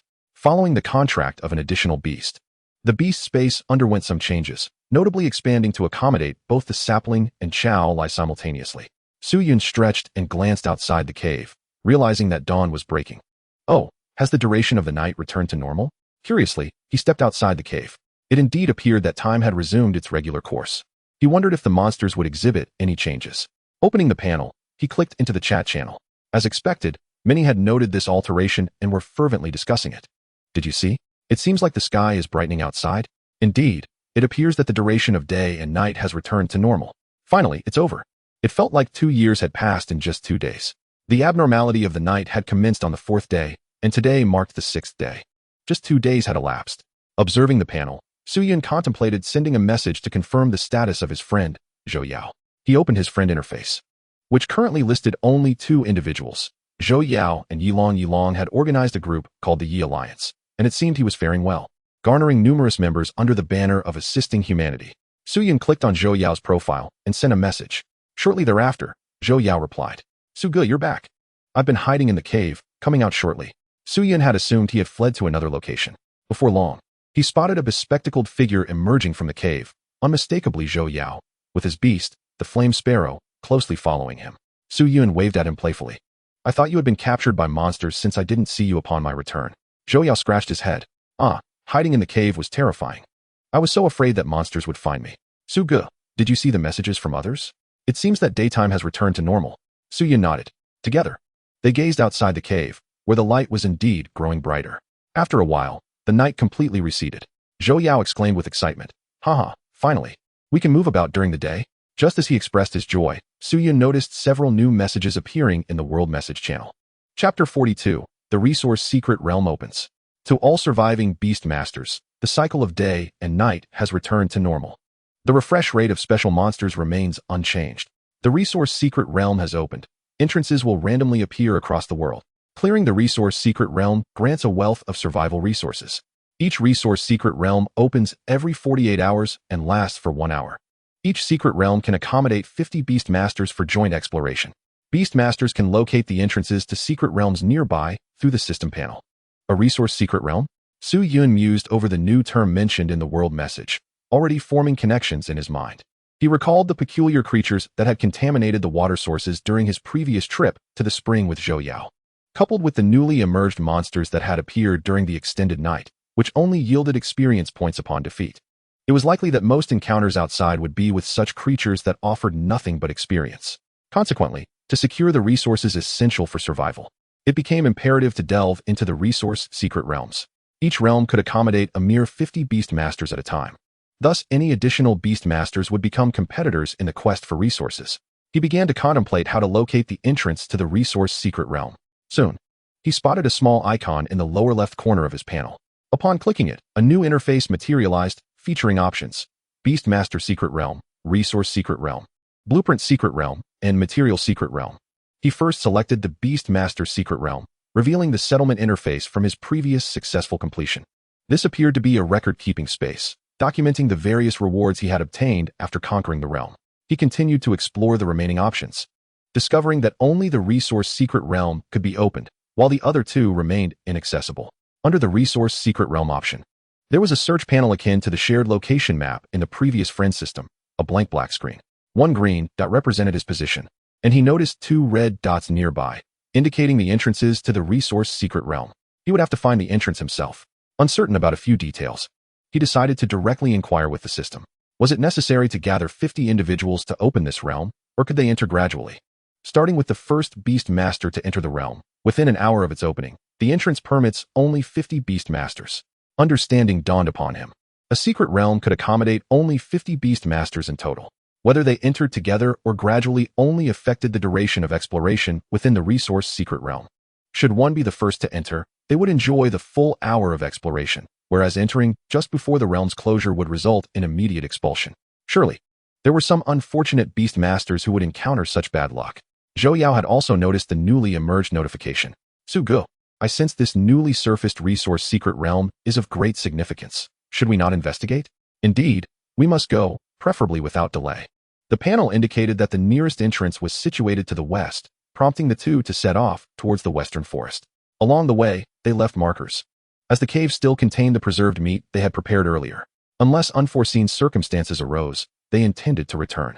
After approximately 20 minutes, they had halved the distance to the red dot. This distance was not considerable, and remarkably, they encountered not a single monster along the way. The surrounding monsters seemed to dwindle in number. If not a single creature remained, how would they acquire experience to level up their beasts and themselves? Such a scenario seemed unlikely. Even if it were to occur, alternative means of garnering experience would presumably exist, perhaps akin to the resource secret realm format. Traversing through a forest, they arrived at a relatively open area, revealing a sizable lake ahead. To proceed, they could either swim across or detour. However, the lake likely harbored monsters, making a direct swim too perilous. Most critically, neither of their beasts was suited for aquatic combat. Encountering formidable foes could spell disaster. Zhou Yao, gazing at the clear waters, exclaimed, "Su Gu, this lake is vast, and the water appears quite pristine." Su Yun discerned the implication of his words. Zhou Yao likely wished to consider this as a new water source. Although the lake seems clean, it may not be potable. Let us approach the shore and investigate. Yet, just a few steps closer, Zhou Yao abruptly shouted, "No, we cannot approach. Xiaohua in the sky just informed me that it spotted a large shadow lurking beneath the surface." Moreover, he pointed ahead. Xiaohua also saw several corpses lying by the lake. They appear to have perished from drinking the water. Zhou Yao, visibly shaken, remarked, "Phew. Thank goodness Xiaohua can scout from above. Had we rushed in, we might have met the same fate as those corpses." Su Yun nodded, realizing that his initial impulse to approach the lake was indeed too reckless. Let us circumvent the lake. It likely has been tainted, despite its seemingly clear surface. Avoiding any further attempts to approach the lake, they navigated around it, guided by the direction of the red dots, eventually entering a ravine. Sounds emerged from the trees on one side, and Su Yun caught a glimpse of a figure darting past. Judging by its trajectory, it too was headed for the entrance to the resource secret realm. Another beast master has arrived. We should exercise caution. After a short distance, Su Yun finally beheld the entrance to the resource secret realm, a radiant, colorful portal. The beast master who had previously dashed past stood before the entrance, seemingly hesitating to enter. However, upon noticing Su Yun and Zhou Yao, it decisively stepped into the portal, vanishing as it was enveloped by the realm's entrance. Su Yun observed footprints surrounding the portal, likely left by earlier arrivals. Fortunately, the footprints were sparse, indicating that not many beast masters had entered, allowing them time to gather resources before proceeding. Let us enter. Su Yun stepped forward into the entrance, with Zhou Yao closely following. Upon landing, Su Yun immediately surveyed his surroundings, vigilant for any sudden dangers while assessing the environment. To his surprise, this time the secret realm map was not a forest, but rather a desolate ruin, dotted with the remnants of grand stone structures that had crumbled and decayed. Previously, he had encountered forests, presuming all maps to be similar. After waiting a moment, he realized Zhou Yao had not followed him. Has he not entered? Or do those who enter get teleported to different areas? Thankfully, with the friend system, he quickly contacted Zhou Yao. From his response, it became evident that the latter was the case. Entrants were indeed transported to different zones. "Be careful," Su Yun advised. "You too, Su Gu, stay safe," Zhou Yao replied. Closing the friend interface, Su Yun summoned AMU and Chao Lai from his beast space. AMU stood beside him, matching his height, while Chao Lai emerged, brimming with excitement and curiosity, gazing around energetically. Yet, despite its restless eyes, it remained close to Su Yun's side. Su Yun chose a direction and began to explore forward.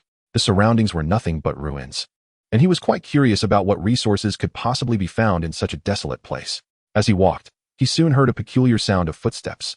Perhaps it was a monster or another beast tamer that had entered. Cautiously, Su Yun approached the source of the noise. Behind a stone wall, he discovered the source of the sound: 3 humanoid skeletal monsters. These skeletal creatures were mere frames of bones, but they wielded some rusted weapons, which appeared to be knives.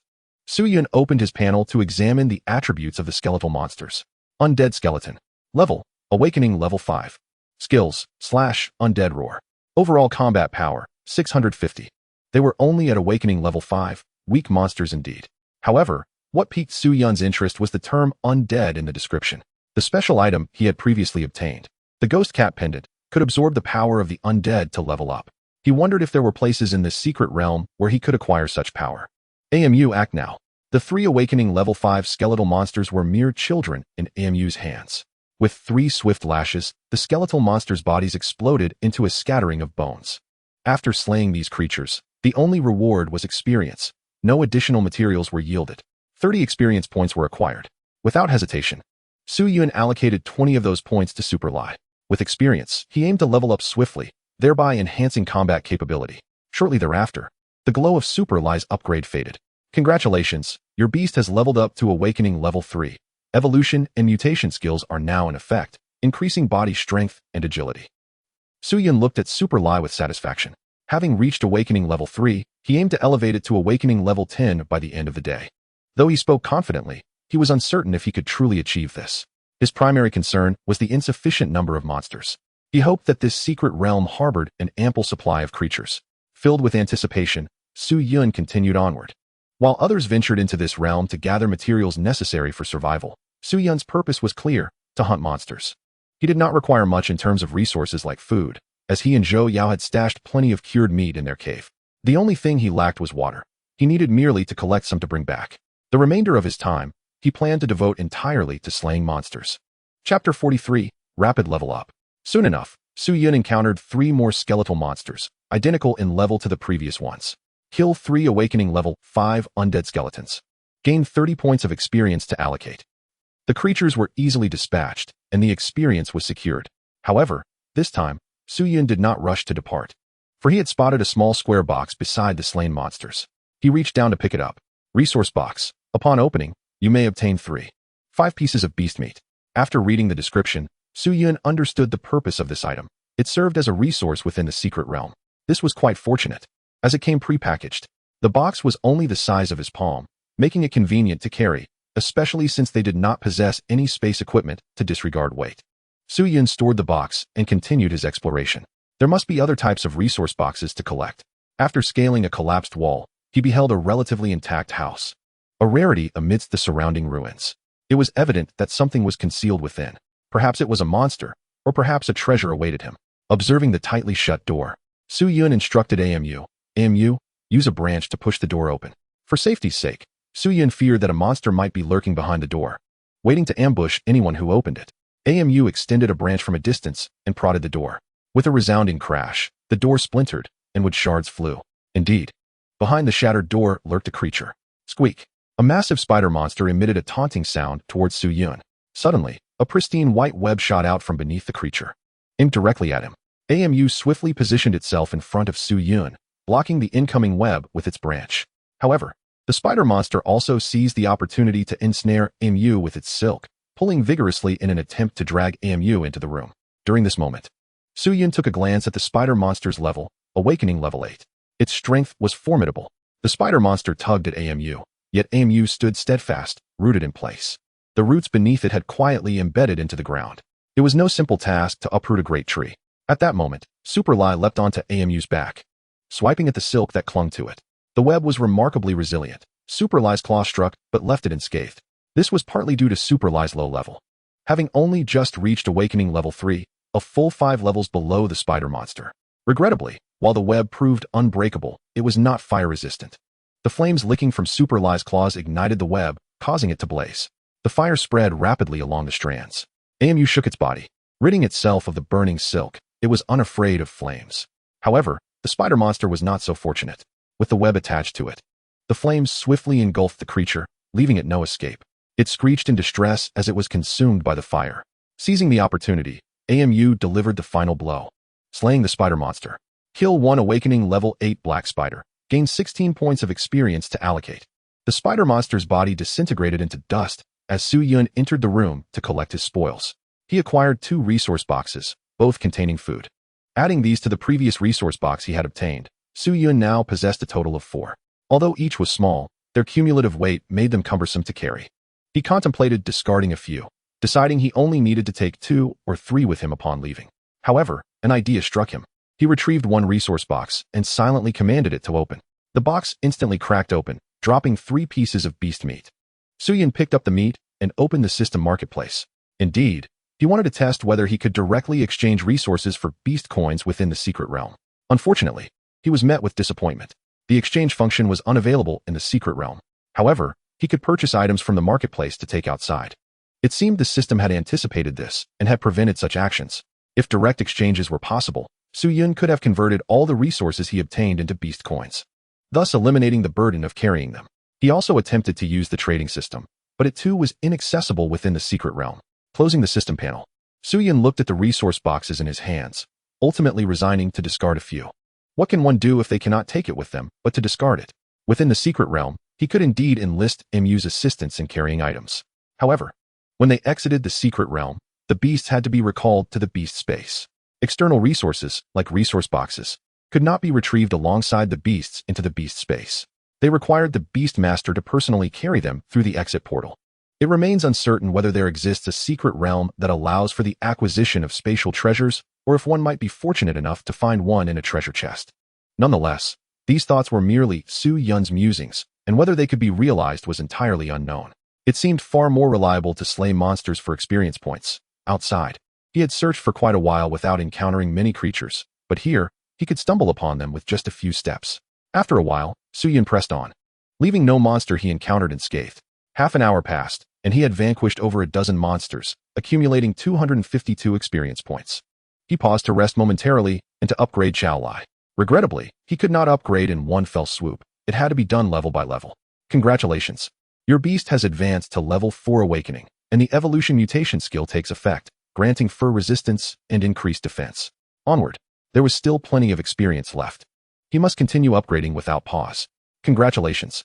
Your beast has advanced to level 5 awakening, and the evolution mutation skill takes effect, enhancing bloodline power and granting the new skill Fireball. Is this a ranged attack skill? The fiery cats he encountered earlier in the secret realm had not exhibited this ability. It appears this change has been influenced by his unique skills. Chao Lai mewed beside Su Yun, feeling the surge of formidable power within its body. He decided to test the new skill. Chao Lai nodded in response to Su Yun's words. Flames began to emanate from its body, gradually coalescing into a spherical fireball, roughly the size of half of Su Yun's fist. Chao Lai hurled the fireball towards a nearby wall. Upon impact, the fireball exploded with a loud bang, leaving a small area of flames where the explosion occurred. The power was not particularly strong, and its formation speed was slow, likely due to the skill's proficiency level. Chao Lai had only just acquired the new skill and was at most at a novice level of proficiency. It would require more practice, or perhaps the use of a skill progression book to enhance proficiency. Alas, such items seemed to be obtainable only from treasure chests, classified as rare resources. Despite Su Yun having slain so many monsters in the secret realm, he had yet to come across a single treasure chest. However, this was quite normal, as the creatures he encountered were all ordinary monsters. Treasure chests generally dropped only from boss-level monsters. Glancing at his remaining experience, which was still substantial, Su Yun continued to upgrade Chao Lai. He spent another 50 experience points, and the radiant glow of upgrading enveloped Chao Lai once more. Su Yun eagerly anticipated what Chao Lai would transform into after this upgrade. Just then, footsteps echoed nearby. Shortly after, a blue-skinned humanoid emerged from the ruins of a collapsed building. Su Yun instantly recognized it as an alien beast master. AMU. No sooner had he spoken than AMU launched an attack. Sharp wooden spikes erupted from beneath the blue-skinned creature's feet, swiftly enclosing it in a cage. Hiss! The alien beast master, upon seeing Su Yun, immediately issued an order. Following a strange cry, a lizard-like beast burst forth from behind it. The lizard opened its mouth and shot out a long tongue, the tip of which was a sharp steel spike, speeding directly towards Su Yun's face. Clang! Yet the steel spike was halted mere inches from Su Yun, blocked by an invisible shield. The alien beast master's expression froze, clearly taken aback by this turn of events. At that moment, AMU lashed out with a vine. Crack! With a resounding explosion, the lizard beast stood no chance, its body violently splintered apart, blood and flesh scattering. Su Yun noted that AMU's whip skill had evidently increased in power, likely due to an increase in proficiency. AMU frequently employed this skill, and its proficiency had surely risen. With the beast's demise, the alien beast master let out a piercing scream. Grasping the wooden cage that confined him, he frantically shook it in a desperate attempt to escape. In that moment, realizing he could not flee, the alien beast master began to plead for his life. Please, don't kill me. The strange sounds emitted from its mouth were translated by the system, allowing Su Yun to comprehend its meaning. He regarded it with interest and inquired, "Which tribe do you belong to?" This was a matter of curiosity for Su Yun. Although the panel displayed the opponent's information, it did not reveal the species. The blue-skinned creature quickly responded, "I am of the Smaan tribe, from the planet Goni." This year Su Yun hastily interrupted. Stop, stop. I have no interest in knowing the rest. As the creature attempted to continue, Su Yun waved his hand, signaling Mu to end it. Several wooden spikes pierced the alien beast master, instantly claiming its life. With its beast killed, Su Yun had no intention of letting it escape. After a brief moment, Chao Lai's upgrade had been completed. Su Yun then took the time to examine the changes post-upgrade. Congratulations. Your beast has advanced to level 6 awakening. And the evolution mutation skill takes effect, enhancing physical strength and increasing vitality. An increase in vitality simply meant thicker blood. Su Yun opened Chao Lai's detailed information. Beast, Fiery Cat, Chao Lai. Level, 6 awakening. Skills, Fiery Claw, Flame Charge, Fireball, Flame Blade. Overall combat power, 1000. At level 6, its combat power had reached 1000. Though it was still slightly weaker than AMU had been at the same level, which had reached 1001. However, when compared to the beasts of other beast masters, the disparity in combat power was evident. Zhou Yao's Flame Sparrow had already reached level 7, yet its combat power had not yet surpassed 1000. This was the effect of Su Yun's evolution mutation skills. Chapter 44, A Plea for Help. Chao Lai's current level, in this resource-rich secret realm, could triumph over most monsters as long as they weren't of excessively high levels. Su Yun glanced at the corpse lying nearby and felt no inclination to linger any longer. He decided to depart, intending to pursue Chao Lai's remaining level upgrades later. As for looting the corpse, Su Yun had no interest. The alien beast master appeared to possess nothing of value. They had only been in this place for 6 days. Not everyone was as fortunate as Su Yun, who had such a formidable beast as AMU. Most were still preoccupied with survival. Shortly after Su Yun left, 4 more blue-skinned Smong tribesmen appeared, converging around their fallen comrade. One of the Smong tribe members gazed at the lifeless body and sighed. We have arrived too late. Hiss. Who has slain our kin? The message it sent before its demise spoke of a yellow-skinned individual, seemingly of the human race. Their ability to locate our deceased tribe member so swiftly relied on the system's friend feature. The location sharing within it allows for rapid pinpointing of whereabouts.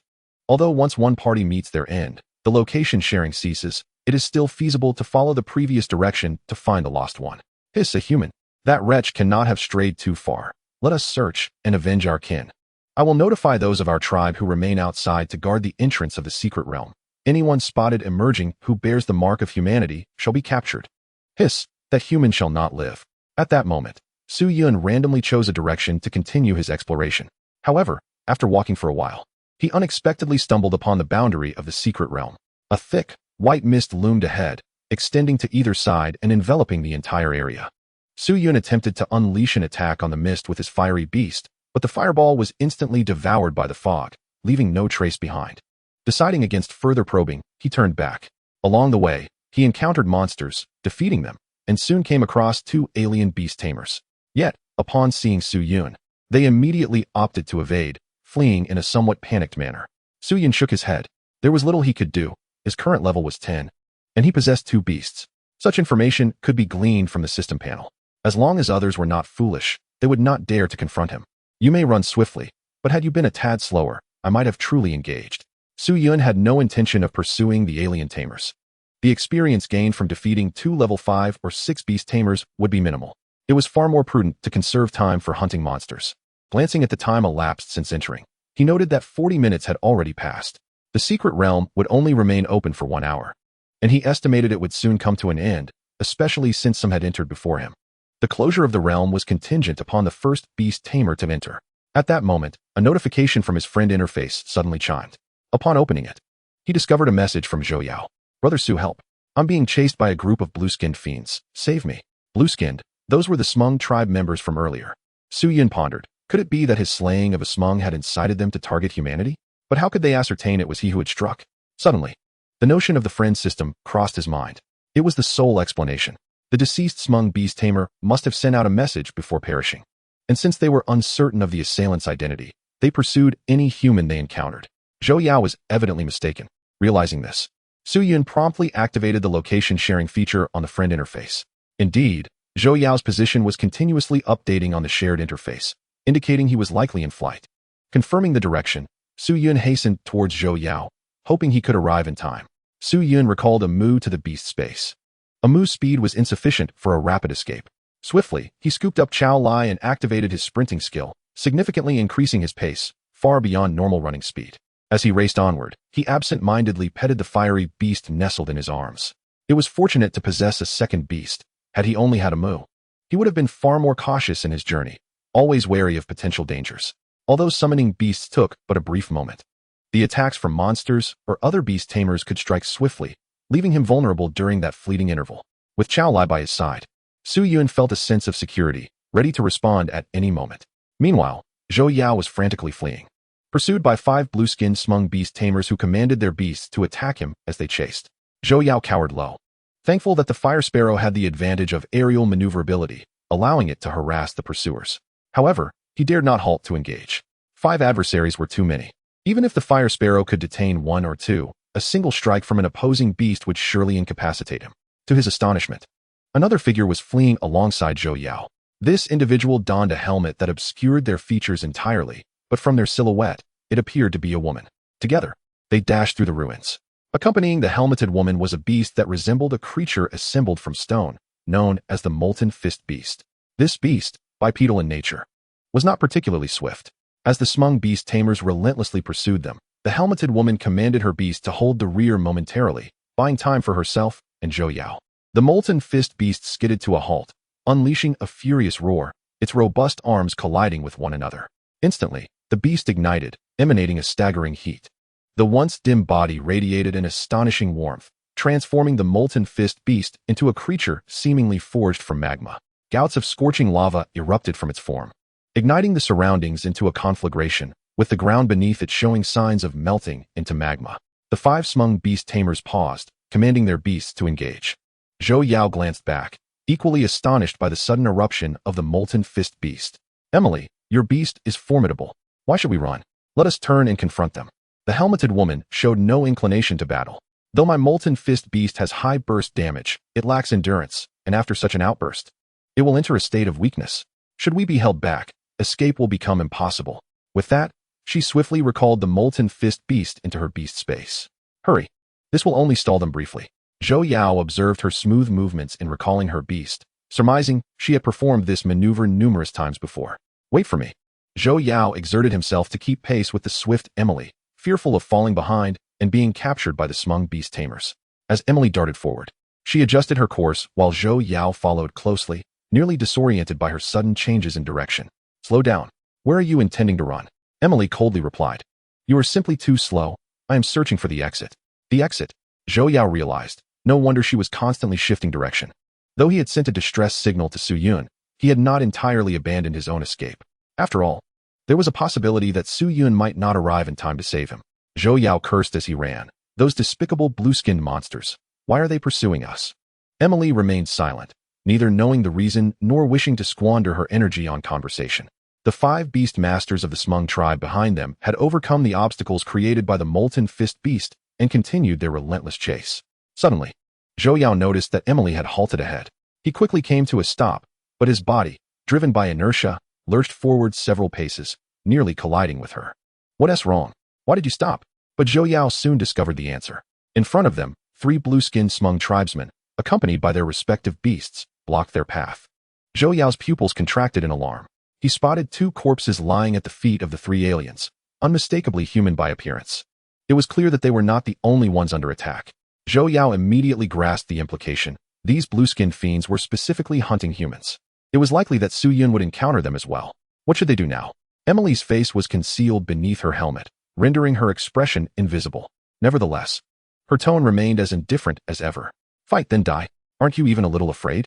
The dark helmet turned to glance at Zhou Yao. Even without seeing Emily's eyes, he could sense a scornful gaze directed at him. Manta warriors fear not death. Although the slogan was shouted with fervor, Zhou Yao felt no sense of bravado.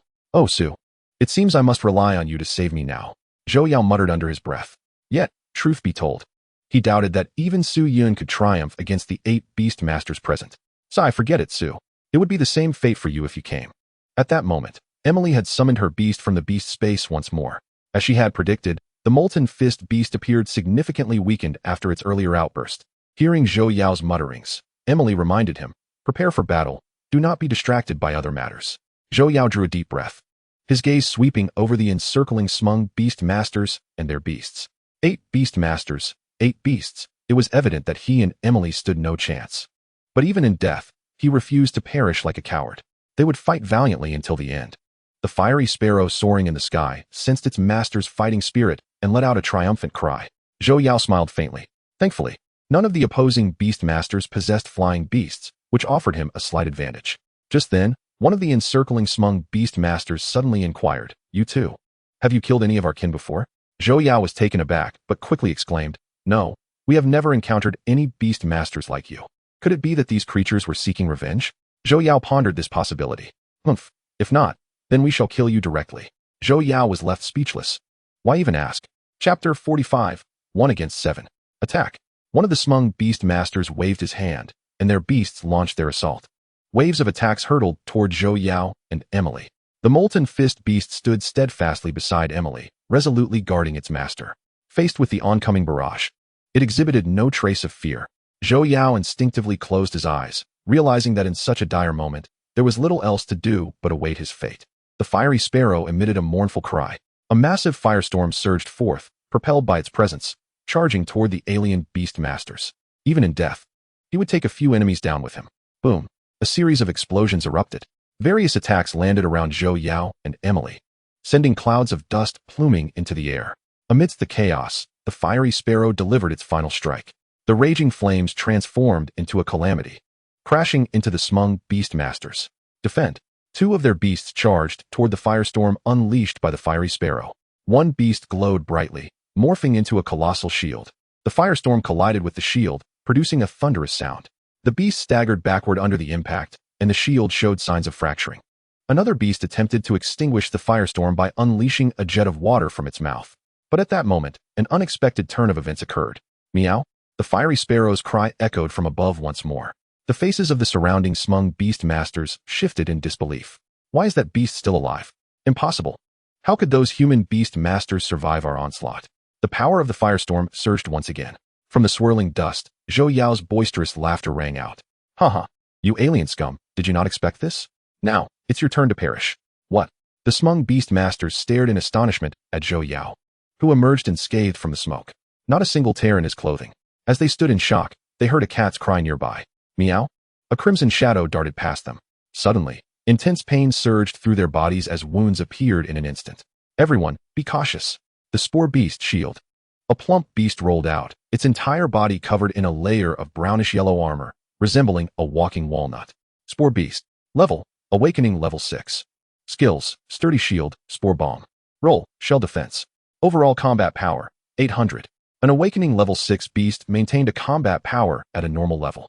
At the command of its controlling beast master, the spore beast immediately released a series of pale yellow shields, encircling the smung beast masters. This skill was quite similar to the wooden shield employed by Su Yun, SAMU. Seeing the shield envelop them, the smung beast masters felt relieved. Focusing their attention on Zhou Yao, who had emerged from the dust, others began scanning their surroundings, searching for the human beast master lurking in the shadows. Suddenly, a smung tribesman let out a blood-curdling scream. A vine had ensnared his ankle, yanking him to the ground with tremendous force. He struggled desperately, but to no avail. This scene resembled a horror film. Before the remaining smung beast masters could react, their companion had vanished into the depths of the ruins. They heard a few agonized cries, and the beast belonging to the unfortunate beast master emitted a sorrowful wail, collapsing lifelessly. Clearly, the unfortunate soul had met his demise within. The shield had proven useless. The hidden human was remarkably powerful. Despite having 8 individuals, they could not even dispose of 3 human opponents. In that moment, fear began to spread in the hearts of the smung beast masters. Meow! The cat's cry rang out once more, shattering the silence. Upon the formidable figure of Chao Lai, fierce flames coalesced into 2 blazing orbs that shot forth with a sharp whoosh. Boom! The fireball struck the ground, erupting into a sea of flames. In the air, the fiery birds circled, spewing forth jets of flame as if it were a rain of fire descending from the heavens. A resounding roar echoed from the distance. A colossal humanoid beast, its body ablaze with molten lava, charged forth. 2 streams of fire erupted from its palms, augmenting the inferno. The combined assault of 3 fire-type beast tamers unleashed a terrifying force, transforming the surrounding space into a veritable hell. Break free. In the heart of the firestorm, 7 remaining smung beast tamers clung to life. They rallied their beasts, striving for an escape. At the edge of the inferno, Su Yun finally emerged from the debris, with a moose silently trailing by his side. It was too late to contemplate fleeing now.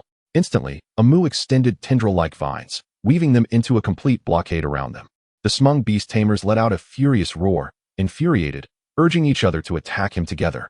This time, in a desperate bid for survival. They summoned every ounce of their strength. The combined assault of 7 beasts amassed an unfathomable energy. All of it was directed towards Su Yun. Amu stepped forward, positioning itself protectively in front of Su Yun. Though its trunk was not particularly tall or robust, it stood firm as an unwavering pillar against the torrential onslaught. Shrouded in a thick protective shield that emanated a verdant glow, Amu withstood all attacks without a flinch. With a composite battle power exceeding 2,000, Amu was not to be trifled with. The beasts under the command of the smug tamers were merely at the 8th awakening level, with their combat strength barely exceeding 1,000 points. Thus, even the united assault of 7 beasts could not shake Amu's steadfast form. In the distance, Zhou Yao watched in astonishment as Su Yun and Amu absorbed all the attacks. Though he was aware of Su Yun's prowess, he had never imagined he could stand against 7.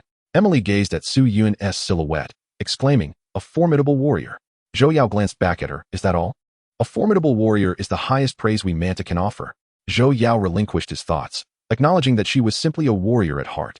In the inferno, despair enveloped the smug beast tamers. Despite their combined efforts, they found themselves unable to breach the barrier posed by Amu. It was only then that they remembered to check Amu's data panel. Hiss, 2,000 battle power. How could such an immense power exist? Even our leader does not command such a formidable beast. At that moment, the united assault of the 7 beasts dissipated entirely. Although Amu had deflected all attacks, the expenditure was significant. Amu utilized blood-sucking wood spikes to replenish some of the energy expended. Amu extended its vine-like tendrils, ensnaring one of the beasts. The spikes pierced into its body, continuously siphoning its vital essence. Various fluids coursed through the vines, replenishing Amu's energy lost in battle. Su Yun turned to Zhou Yao, calling him over. "Hurry and deliver the finishing blow. Killing them is a source of experience." Zhou Yao chuckled, promptly commanding the fire sparrow to spring into action. Emily similarly directed her lava beast into the inferno for the final hunt. Were it not for the terrifying nature of the firestorm, she would have charged in herself to eliminate the smug. The last smug beast tamer fell in despair. "You will all die. The leader will avenge us." Zhou Yao spat, "Pa, if you have the ability, come at me. Let us see if I fear you." Su Yun patted his shoulder. "If you truly have the ability, do not call on me to save you." Zhou Yao, unabashed, replied with a grin, "Of course. It's because you're by my side that I dare to say such things." Su Yun then inquired, "And who might this be?" Zhou Yao immediately introduced, "This is Emily, whom I encountered after entering. She was being pursued by those blue-skinned beast tamers, so we escaped together." "Emily, this is my elder brother Su Yun, whom I mentioned to you earlier." Wearing a helmet, Emily approached and extended her hand. Su Yun, taken aback, instinctively reached out to shake hers. A handshake. It was indeed a handshake. Emily's voice emerged from behind her helmet. "Hello, I am Emily Kriz, pleased to meet you." "Hello, I am Su Yun." After exchanging greetings, they released their hands. Curious about Emily's origins, Su Yun asked, "Miss Emily, was that greeting a tradition from your homeland?" Emily shook her head. "No. The Manta tribe's traditional greeting involves touching heads." She gestured to her helmet, producing a clear metallic clang. "If you wish to try it, I wouldn't mind." The handshake is something I learned from other civilizations. Many civilizations inhabit various planets throughout the universe where I come from. The handshake is merely a custom among civilizations resembling yours. Su Yun nodded, realizing that Emily hailed from a world that had entered an era of interstellar communication, likely similar to Earth's civilization. Zhou Yao, intrigued by her words, asked, "Emily, does your entire tribe wear helmets? Wouldn't those without helmets be at a disadvantage during greetings?" Emily confirmed, "Upon reaching adulthood, Manta individuals craft their own helmets, and we only remove them in rare circumstances, such as voluntarily laying down arms and ceasing to fight, becoming physically incapacitated and losing combat capability, or death where one can no longer stand to fight." Zhou Yao leaned closer to Su Yun, whispering, "These are individuals born for battle." Emily nonchalantly remarked, "You need not whisper. I have heard such assessments my entire life. Moreover, Manta warriors exist solely for combat." As the trio engaged in casual conversation, a prompt echoed in the air. "The resource secret realm is about to close. All beast tamers are urged to evacuate promptly. Those who fail to leave in time will be expelled, and any resources obtained will be reclaimed." As the announcement resonated, beast tamers still within the secret realm began to search for exits, preparing to depart. Chapter 46, Frantic Leveling Up. Su Yun opened the small map he had previously used to locate the entrance to the secret realm, which could also guide their exit. He turned to Zhou Yao, asking, How many resource boxes did you obtain? Zhou Yao pulled out a small box from his pocket, lamenting, alas, in my rush to escape. I nearly discarded all the boxes I had collected, leaving only this one. Brother Su, there's likely no time left to search for more resource boxes. We should just leave directly. If we do not exit before the secret realm closes, all resources we acquired will be reclaimed. Su Yun revealed the resource boxes he had gathered. A total of 4. In truth, he had acquired more than just these items previously, yet most had been discarded. The 4 boxes he retained were all resource boxes that could yield pure water upon opening. At this moment, Emily was preparing to bid farewell to the 2 of them. I too was ready to depart, hoping to have the chance to meet the 2 again in the future.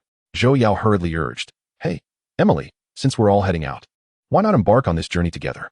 We might encounter those alien beast tamers again. You alone may not be their match." Su Yun added, "Indeed. We can venture out together." Emily contemplated for a few seconds before nodding in agreement. "Very well, I shall accompany you." The trio then began their trek towards the exit of the secret realm. Along the way, Zhou Yao inquired with concern, "Su Go, did you encounter those blue-skinned beast tamers on your way to rescue us?" Su Yun shook his head.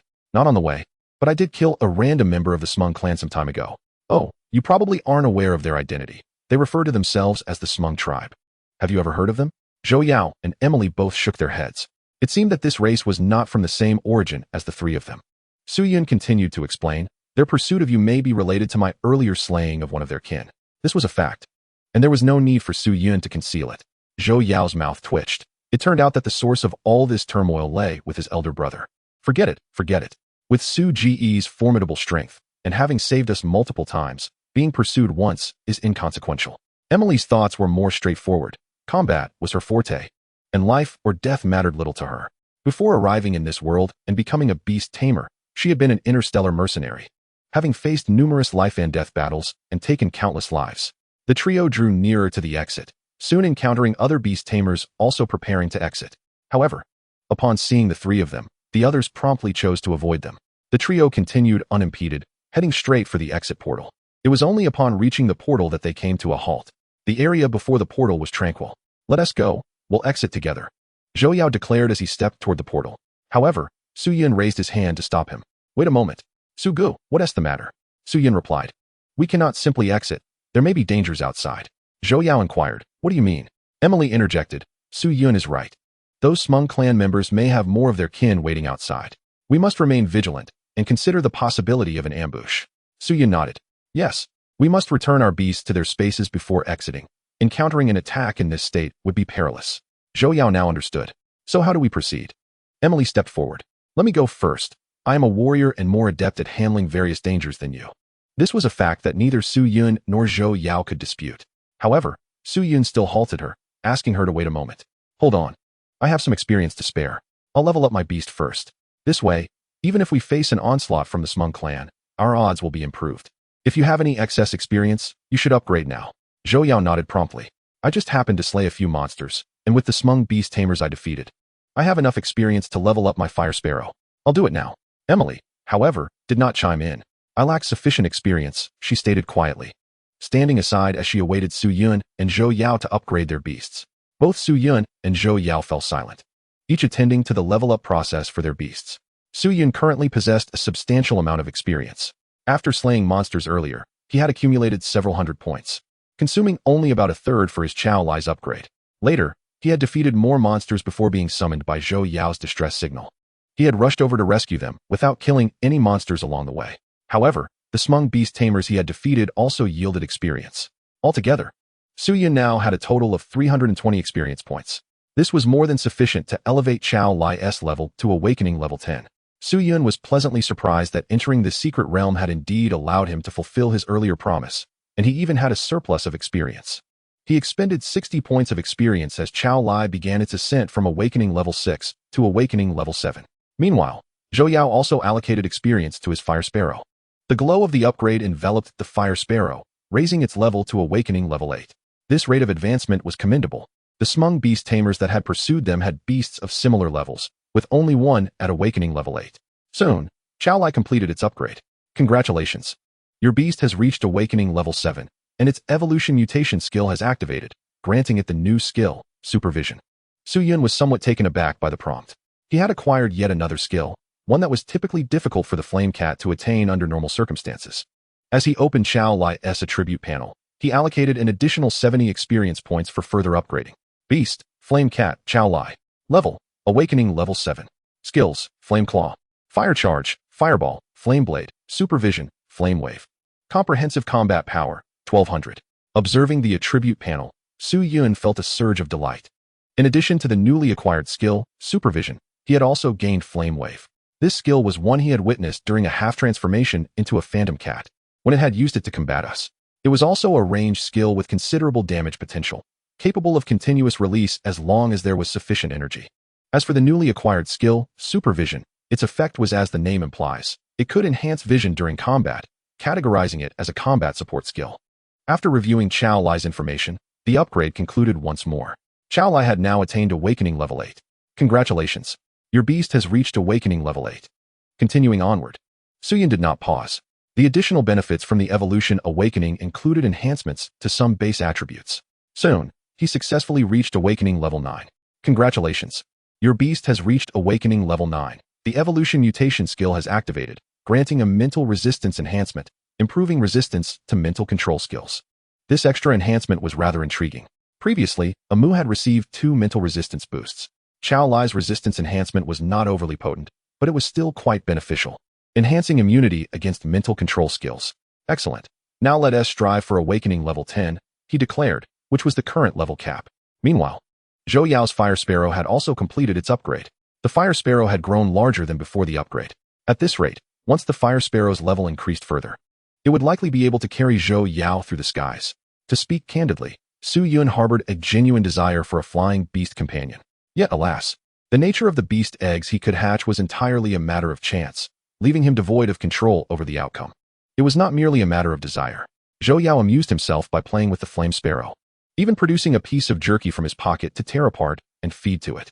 In truth, given the current strength of the flame sparrow, it could have easily devoured the entire piece without issue. Nonetheless, Zhou Yao preferred to feed it bit by bit. After finishing the meal, Zhou Yao noticed that Su Yun's beast was enveloped in a shimmering glow of upgrade. Hastily, he checked the level of the super fierce through the system. To his astonishment, it was awakened to level 9. Zhou Yao's eyes widened in disbelief, flicking between Su Yun and the super fierce. Su Guyu, he stammered, at a loss for words. If memory served correctly, Su Yun had only mentioned the night prior his intention to acquire a second beast. He had returned just that morning, and merely a few hours had passed, half a day, not even 6 hours. And here was the second beast already reaching level 9. Moreover, it appeared poised to ascend to level 10 imminently. Zhou Yao swallowed hard. Su Gu, with your rapid advancement, how will other beast masters survive? He glanced over at Emily, inquiring, do you have nothing to say? Emily silently turned away, no longer meeting his gaze. Though she remained mute, Zhou Yao sensed her inner turmoil mirrored his own. Su Yun offered a faint smile, waving his hand dismissively. It's quite normal. Once you both contract your second beast, with the assistance of your first, you will swiftly elevate your levels too. Su Yun's assertion held merit. As one's own strength burgeoned, acquiring experience became a straightforward endeavor. The pace of upgrades would undoubtedly accelerate as well, particularly given that higher-level monsters yielded greater experience. In the future, perhaps defeating a single monster could elevate lower-level beasts by several tiers. Ah, my beast has completed its upgrade. The glow surrounding the super fierce dissipated. Awakening to level 10 achieved. Meow. The super fierce howled, exuding an aura typically reserved for formidable creatures, despite its modest feline stature. This size was quite favorable, as Su Yun could still carry it. Had it transformed into a beast of gargantuan proportions, it would have been the super fierce carrying him instead. Congratulations. Your beast has advanced to Awakening level 10, evolution mutation skills activated, gaining poison resistance enhancement, improving immunity to poison-type skills. Another form of resistance acquired, poison resistance, capable of immunizing against certain degrees of poisonous skills. This was indeed a boon. Chapter 47, Rock Fury. Poison resistance, something Amu lacked. However, Amu inherently possessed a degree of poison resistance and wielded potent healing skills. Even in the event of poisoning, it could recuperate independently. Upon opening the panel, he observed, Beast, Flame Cat, Super Fierce. Level, Awakening level 10. Skills, Flame Claw, Flame Charge, Fireball, Flame Blade, Supervision, Flame Wave. Comprehensive Combat Power, 2000. The level 10 Super Fierce also boasted a combat power of 2000, identical to Amu. This revelation surprised Su Yun, as the name Life Tree sounded far more formidable than Flame Cat. Yet, Amu was merely a sapling for now. He believed that once it truly matured into the life tree, it would undoubtedly be even more powerful. Naturally, the Super Fierce had also experienced an enhancement of its bloodline during its previous upgrade. Thus, it was imperative not to regard the Super Fierce as an ordinary flame cat. With the upgrade complete, Su Yun gazed at the exit's portal. He addressed Zhou Yao and Emily. Now that my strength is at its peak, I shall proceed first. To his surprise, Emily remained steadfast in her resolve. No, I can go first. Besides, I'm wearing a helmet. They won't be able to identify me immediately, allowing me to remove it. I will find a way to stall for time and secure your escape. Ultimately, Su Yun acquiesced to Emily's insistence to go ahead. However, for her safety, he took some precautions. Wait a moment, I shall provide you with something. Upon reaching Amu, he instructed, Amu, give me a few drops of healing branches, wrapped in leaves. Amu promptly produced several healing branches, meticulously encasing them in leaves, forming what resembled a small green pill. Su Yun handed the pill to Emily.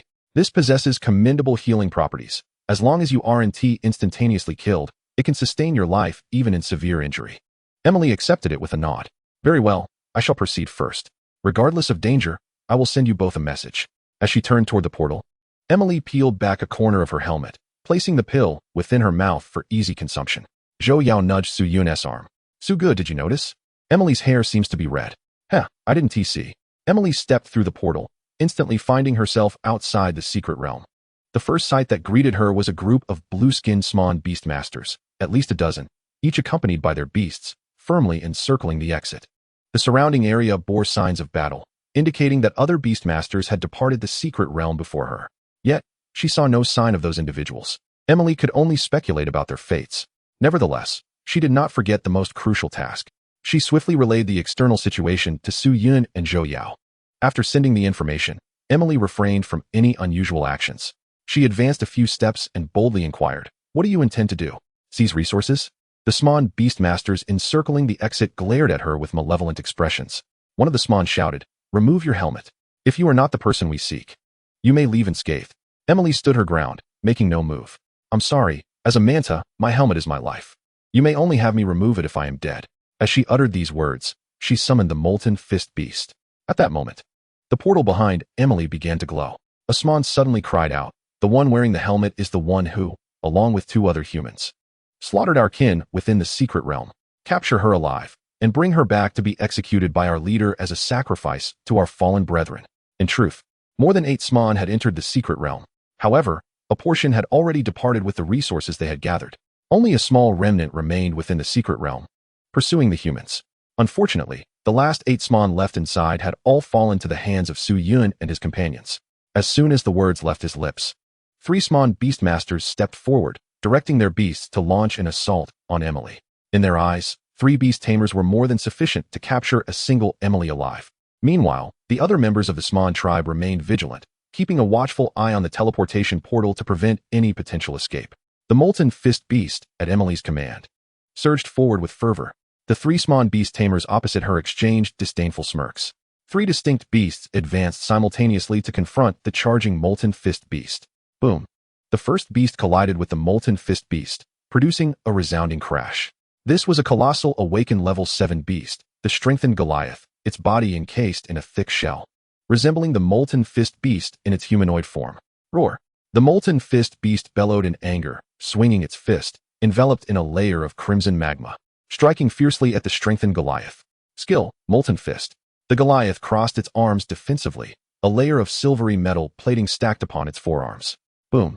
The Molten Fist slammed against the Goliath's arms, the red magma bursting forth as if from a volcanic eruption. The Goliath managed to block the attack and was poised to retaliate. However, the Molten Fist Beast unleashed another barrage of strikes. 2 fiery fists raining down upon the Goliath's arms. The silvery metal plating rapidly turned red, and pain etched itself onto the Goliath's face. Just as the Molten Fist Beast prepared to capitalize on its advantage, a searing beam surged in from the side. Roar. This was the 4-eyed flame lizard beast, its body adorned with dense armor, releasing an energy wave from its mouth. An awakened level 6 beast, the 4-eyed flame lizard, glowed even brighter as it emitted an astonishing heat, reminiscent of a furnace set ablaze. The beam struck the Molten Fist Beast, forcing it to pivot defensively. The strengthened Goliath seized this opportunity to recuperate. The third beast's attack quickly followed. The previously dominant Molten Fist Beast found itself besieged, the situation growing dire. The three Sman beast tamers surrounding Emily wore triumphant grins, confident of their impending victory. Roar. The molten fist beast forcefully clashed its fists before it, letting out a tremendous roar. With its voice, the rock-like skin of the molten fist beast fractured, hot magma spilling from the crevices, emanating an even greater intensity of heat that radiated outward. Skill, Rock Fury. This skill allowed it to rapidly enhance all its attributes for a brief period, though at the cost of a subsequent state of weakness. After utilizing the skill, the molten fist beast's gaze locked onto the nearest strengthened Goliath. With a sudden burst of power, it shattered the ground beneath its feet and charged forward with a thunderous roar. As it surged, the molten fist beast activated its second skill, closing in on its adversary. The Goliath's pupils reflected the incoming fists of the molten fist beast. Oh, it too roared, raising its fist to counterattack. Bang! The fists of both beasts collided with a violent force, unleashing a maelstrom of energy that surged outward. The ground beneath them was upheaved, forming a deep crater in mere moments. Boom! Ultimately, the Goliath proved to be slightly inferior, unable to withstand the molten fist beast's onslaught, and was sent flying. Witnessing this, the Goliath's master shouted in alarm, "Hiss, Goliath, get up quickly!" Though the molten fist beast had triumphed over the Goliath, it turned to see the other two beasts charging toward Emily. Roar! The molten fist beast grew anxious, turning back to sprint toward her. Emily dodged the first beast's lunge and delivered a swift kick to the head of the approaching four-eyed flame lizard. The kick struck precisely at the lizard's eye, causing intense pain, though it did not shatter the eyeball. The four-eyed flame lizard erupted into frantic roars. Emily leaped onto its back, using it as a springboard to propel herself to safety. The other beast barreled toward Emily, unable to halt its momentum, crashing directly into the four-eyed flame lizard. The two Sman beast tamers commanding the assault were left dumbfounded. Faced with two beasts, Emily exhibited no fear. Instead, she was poised to retaliate. Had she possessed a suitable weapon, she would have confidently slain one of the beasts herself. A warrior by birth, she had undergone extensive combat training from a young age. As a beast tamer, the power she received from her contracted beasts, combined with her own elevated strength, instilled in her a profound sense of confidence. However, the chaos among the two beasts was swiftly quelled by their master. The four-eyed flame lizard unleashed an energy beam toward Emily. The returning molten fist beast was nearly within reach, but at that moment, Su Yun stepped through the portal. A Mu appeared, a protective shield instantly enveloping Emily's form. Boom. Although the beam struck Emily, the shield effortlessly absorbed the impact. Nonetheless, the force of the blast sent her flying several meters before she landed. Thanks to the shield, she emerged unscathed. A Mu gradually advanced, focusing intently on the two opposing beasts. Behind Su Yun, Zhou Yao also emerged from the portal, observing the gathered Sman beast tamers. He exclaimed, "Wow, so many? Su Ge, can we fight them?" Su Yun chuckled lightly. "Fear not, we can certainly handle this. There is absolutely no issue. Chao Lai, you may join us." The fiery red flame cat leaped forth from the beast's space, landing beside Su Yun. Meow? It let out a resounding roar, though it sounded merely like a cat's meow.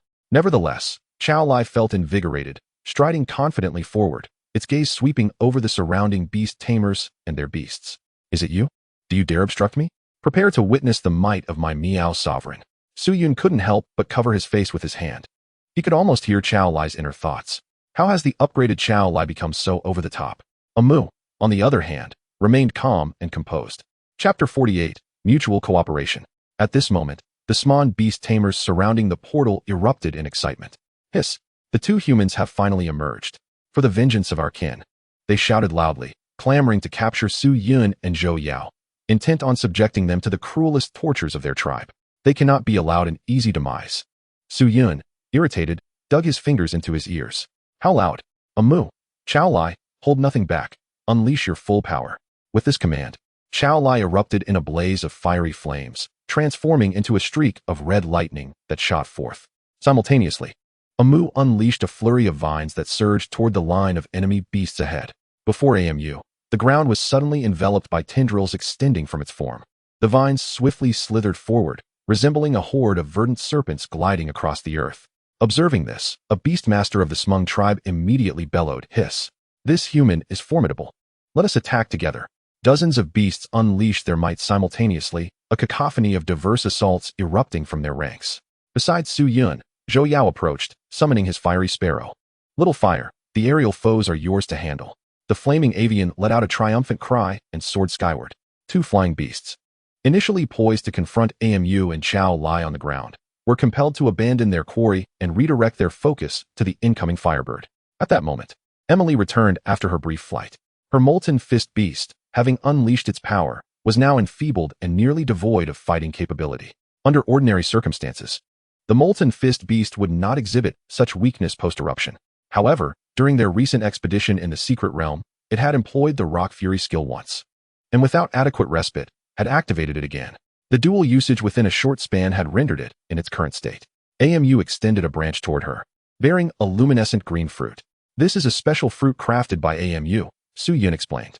I have named it the energy fruit. It enables beasts to swiftly regain their vitality. In truth, this fruit was a manifestation of excess energy that AMU had absorbed, particularly abundant when employing the blood-sucking thorn skill, which often yielded surplus energy that AMU preserved as energy fruits. Emily accepted the energy fruit and fed it to her beast. Though modest in size, the molten fist beast consumed it in a single gulp. The results were remarkable. In a short span, its condition visibly improved, leaving Emily astounded. Under normal circumstances, recovery would require several hours, particularly after the molten fist beast had exerted itself twice in rapid succession. Yet, with the ingestion of a single energy fruit, while it did not fully restore its strength, it was at least able to resume combat. Boom. The battlefield erupted in a fierce clash between the two factions' beasts.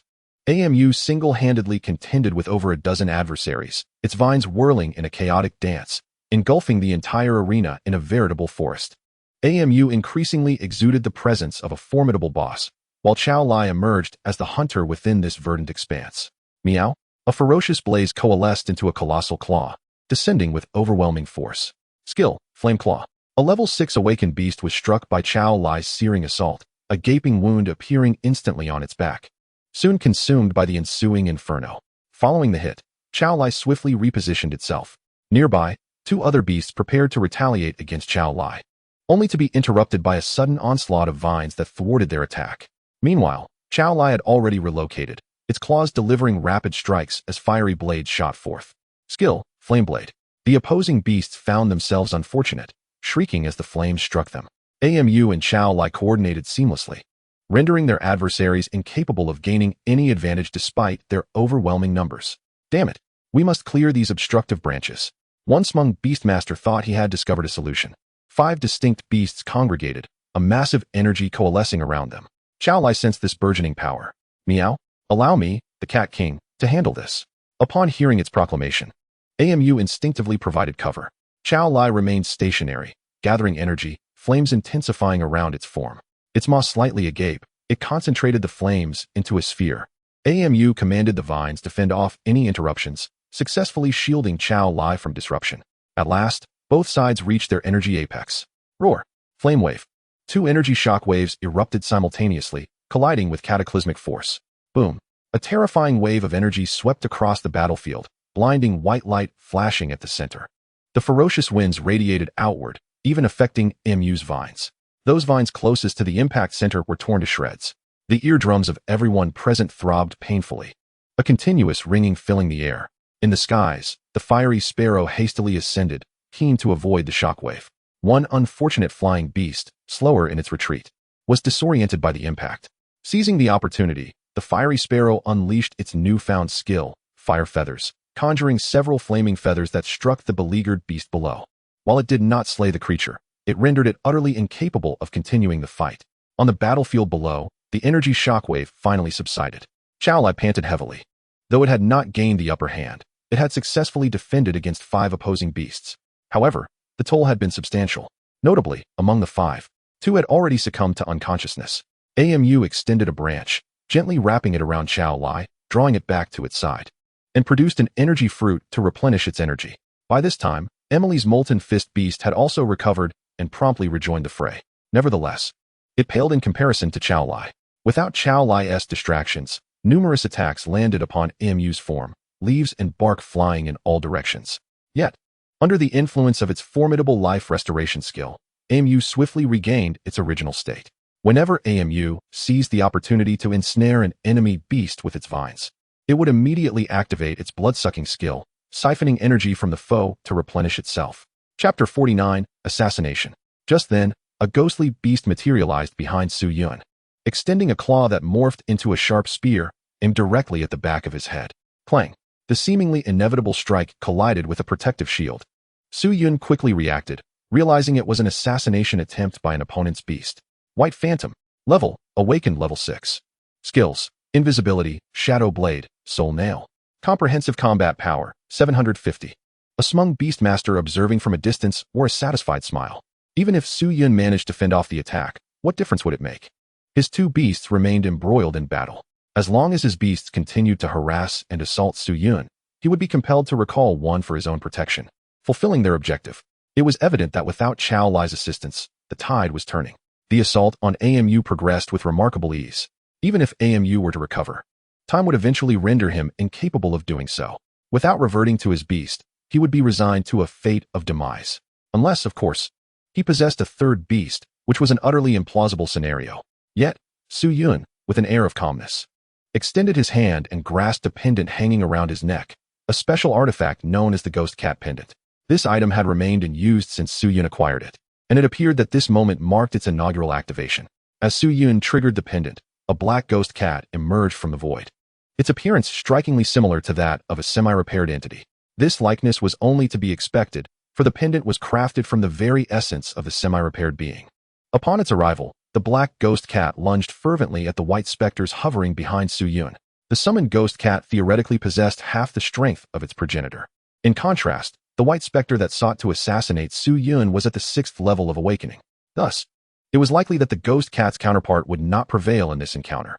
Nevertheless, Su Yun remained unfazed. His objective was merely to restrain the adversary. The fiery creature, having consumed the energy fruit provided by AMU, was recovering rapidly, and it would soon be ready to re-engage in battle.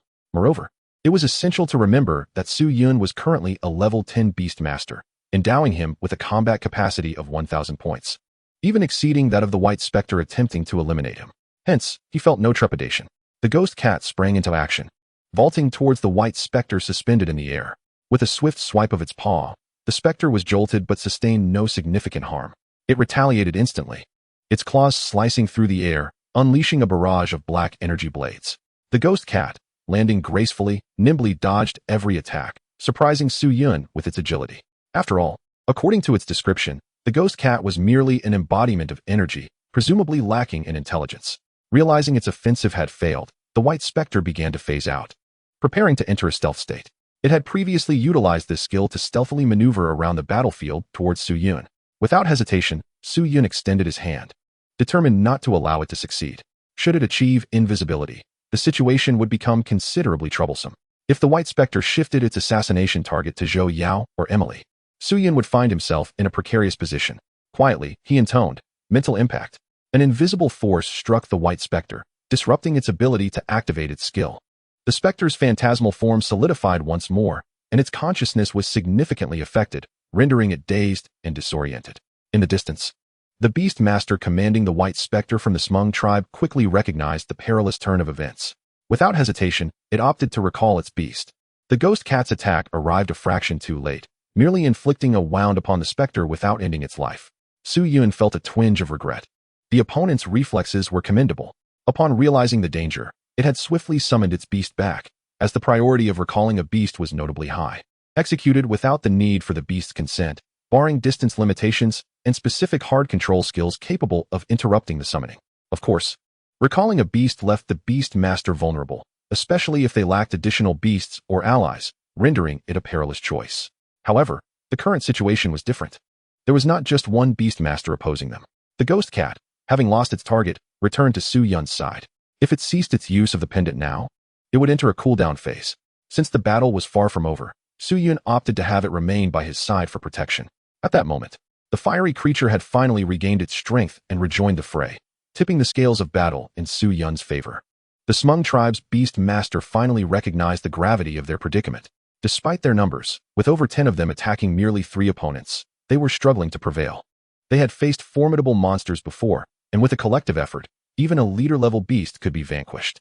However, when assessed individually, Su Yun's 2 beasts did not possess combat capabilities superior to those of leader-level monsters. Yet, their combined efforts, alongside the distraction posed by the other 2 beasts, yielded a fighting prowess far exceeding that of any single leader-level creature. What to do? Should we retreat? Perhaps only the leader's presence would give us a chance to triumph over them. Frustration mounted as they pondered the consequences of letting their enemies escape, knowing it would be challenging to track them down later. It's regrettable that the leader did not accompany us. Otherwise, we could have eliminated these 3 humans. Retreat. If we continue, our beasts will only suffer greater casualties. Those beasts that are injured or defeated should leave first, while the rest buy them time. The Smung tribe's beast masters swiftly devised their next course of action.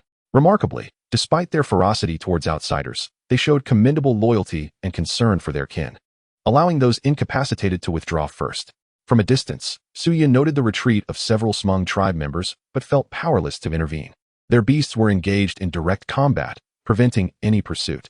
Since those who fled could not be caught, he resolved that those remaining should not entertain thoughts of escape. His gaze turned icy. The collective strength of the Smung tribe was formidable, and if allowed to develop unchecked, they would pose a significant threat. It was imperative to eliminate them before they could fully consolidate their power. Suyin was no longer content with merely dispatching the individuals before him. He sought to follow the fleeing Smung tribe beast masters to uncover their stronghold. Even if he could not eradicate them entirely in one fell swoop, he would strive to diminish their strength. In this world, the rules were clear. It was a struggle for survival, and only the last one standing would emerge victorious.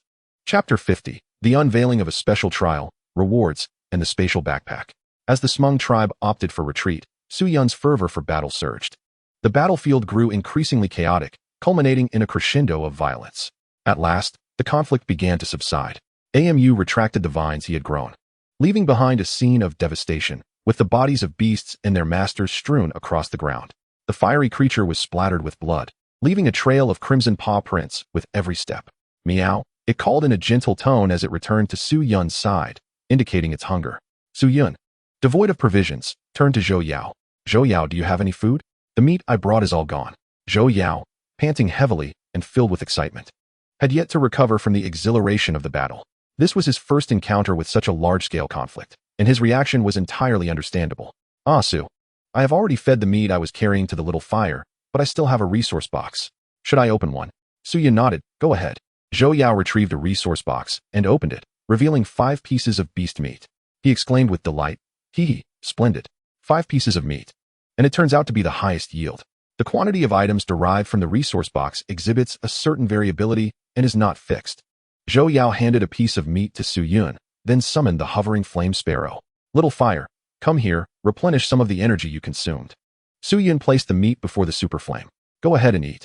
The super flame immediately pounced upon it, tearing into it eagerly. Its appearance was filthy, splattered with blood, making it difficult for Su Yun to even consider petting it. This is far too dirty. I'll find a place with water later to wash you up. However, upon hearing the mention of a bath, the super flame protested vehemently. Meow, I don't want to take a bath. Then how will we deal with all this filth on you? The super flame vigorously shook itself, splattering grime everywhere. Then it closed its eyes, and flames enveloped its body. In no time, the dirt was incinerated away. Meow, master, I'm clean now, it said, proudly lifting its head. Suyin had to abandon his earlier thoughts. Very well.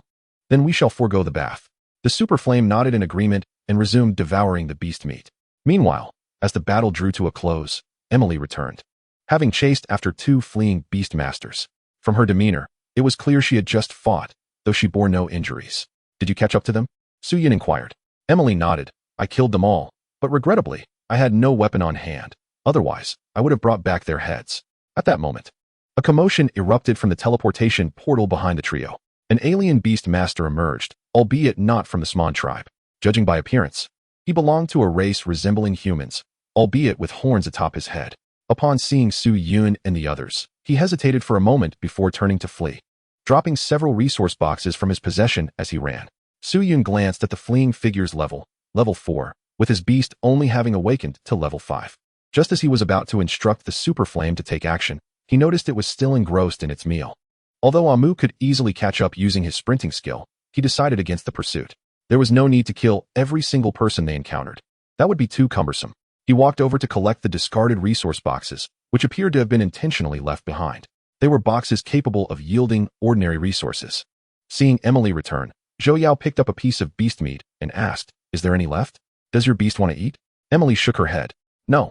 The melting fist beast doesn't consume meat. Its diet consists mainly of rocks.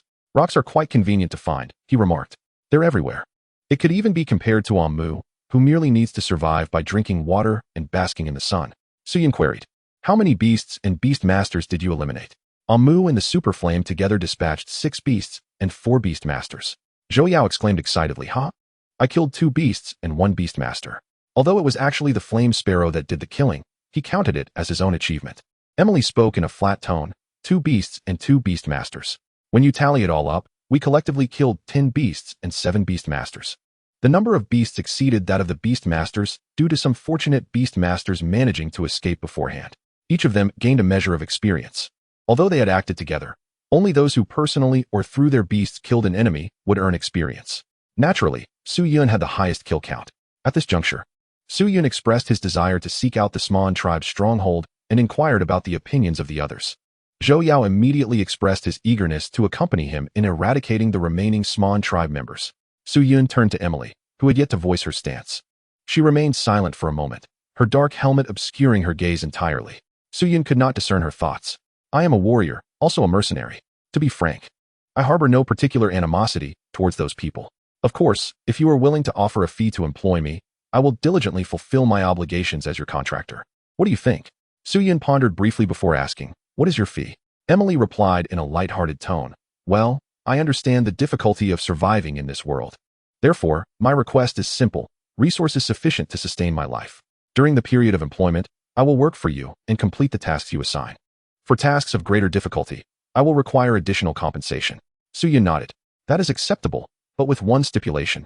During the employment period, you must not attack me or Zhou Yao. Emily slightly bowed in acknowledgement. It is an honor to cooperate with you. The Manta people never betray. Should I commit such an act, my soul would be condemned to wander the cosmos, unable to return to the deep wells of my home planet. Su Yun gazed in the direction where the Sman tribe members had fled and assigned Emily her first task. Emily, pursue those fleeing Sman individuals, locate their gathering point, and investigate their numbers and approximate strength as thoroughly as possible. He had no intention of chasing them down immediately. Attacking their camp during the day would be risky. The 3 of them alone might not be able to eliminate all the enemies.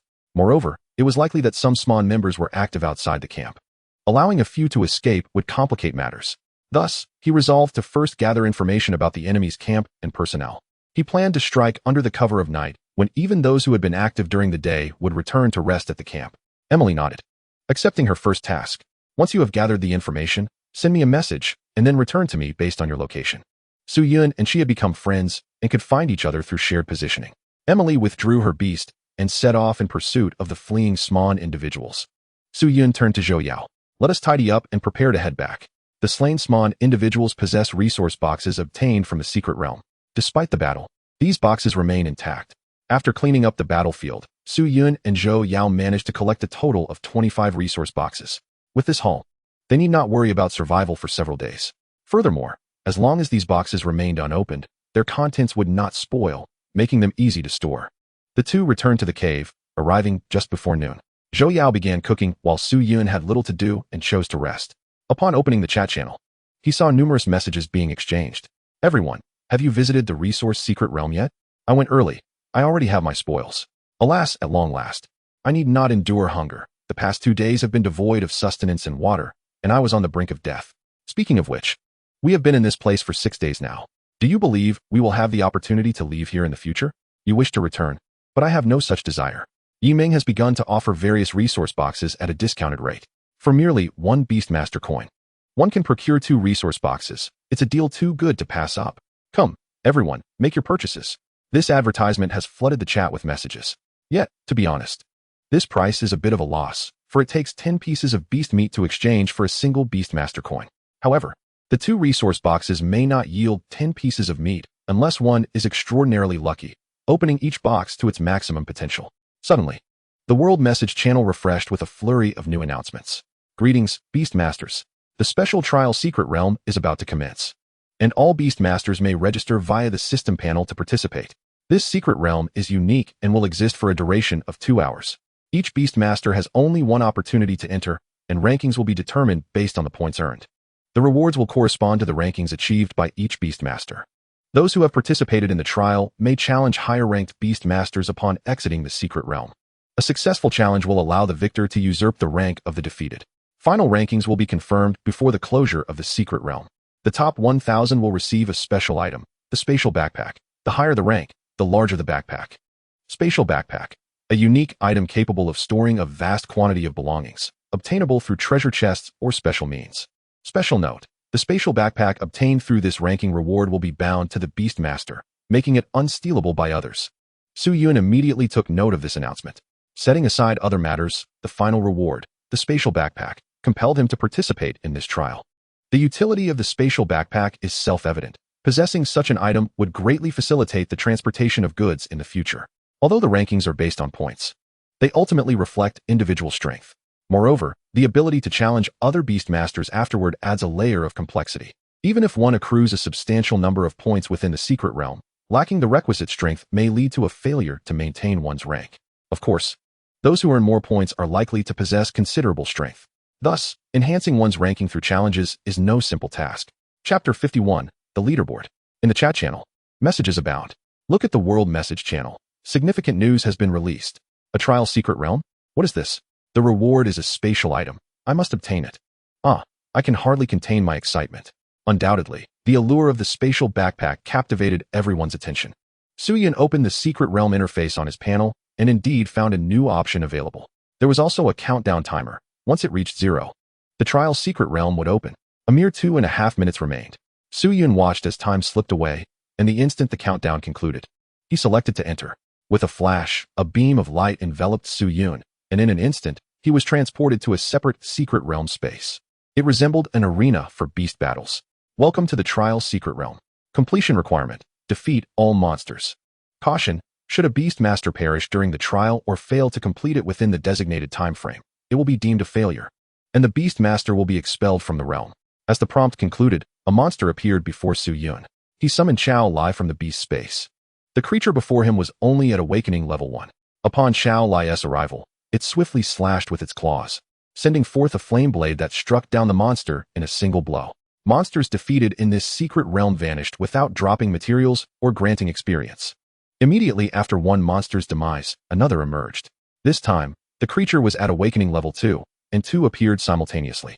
However, they were easily dispatched by Chao Lai. Following that, a third wave of monsters arrived. As anticipated, 3 monsters at awakening level 3 appeared. As the monster levels increased, so too did their numbers. Chao Lai continued to vanquish the oncoming foes. Su Yun opened his system panel and observed his points steadily increasing. Concurrently, a new leaderboard emerged in the World Message channel, with Su Yun's name prominently occupying the first position.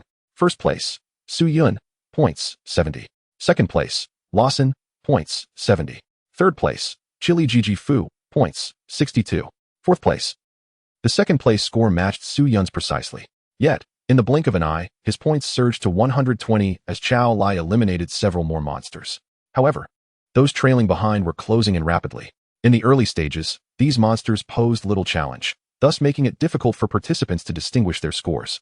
Yet, as the strength and number of monsters escalated, the gap would inevitably widen. Su Yun refocused on the trial. Chao Lai now faced monsters at awakening level 7, and their numbers had swelled to 7. Though Chao Lai could still manage them solo, his speed had diminished. Su Yun quickly summoned a Mu as well. A Mu, let's go? Upon a Mu's arrival, the pressure on Chao Lai lessened instantly.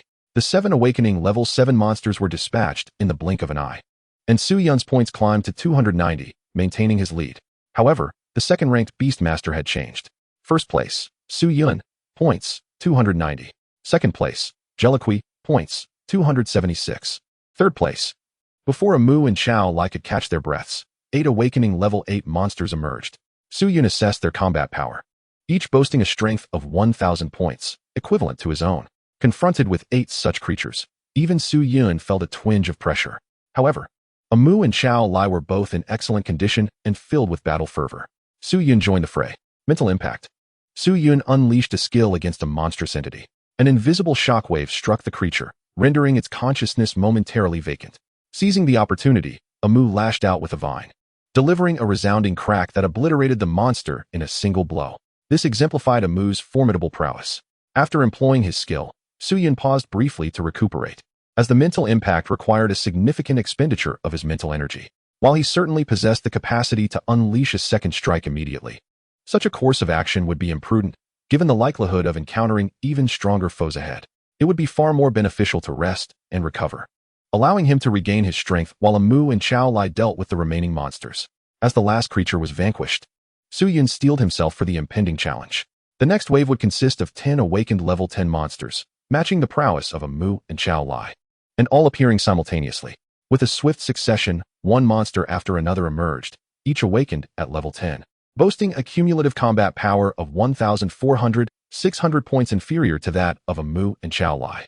Meanwhile, the leaderboard had momentarily stagnated, as it was evident that all beast tamers participating in this trial were grappling with formidable adversaries. The length of the leaderboard seemed interminable, with only the top 1,000 names and scores visible, while those further down remained concealed. However, each beast tamer could directly consult their system panel to ascertain their scores and rankings. At this juncture, less than 10 minutes had elapsed since the trial commenced. Yet many had already been compelled to exit the secret realm, primarily due to being slain by the monsters, resulting in the conclusion of their trials. In the chat channel, numerous beast tamers expressed their frustrations. Cursed be it, I was merely a step too slow. Otherwise, I would have slain the last monster. Why must there be but a single chance? If only I could participate again, I would undoubtedly achieve a higher score. I refuse to accept this. I will challenge those ranked above me. There were always those who believed their capabilities transcended their current standing. As more beast tamers were forced to leave the secret realm, challenges gradually began. Lower-ranked individuals initiated contests against their higher-ranked counterparts, entering a realm akin to the trial's secret domain to engage in combat.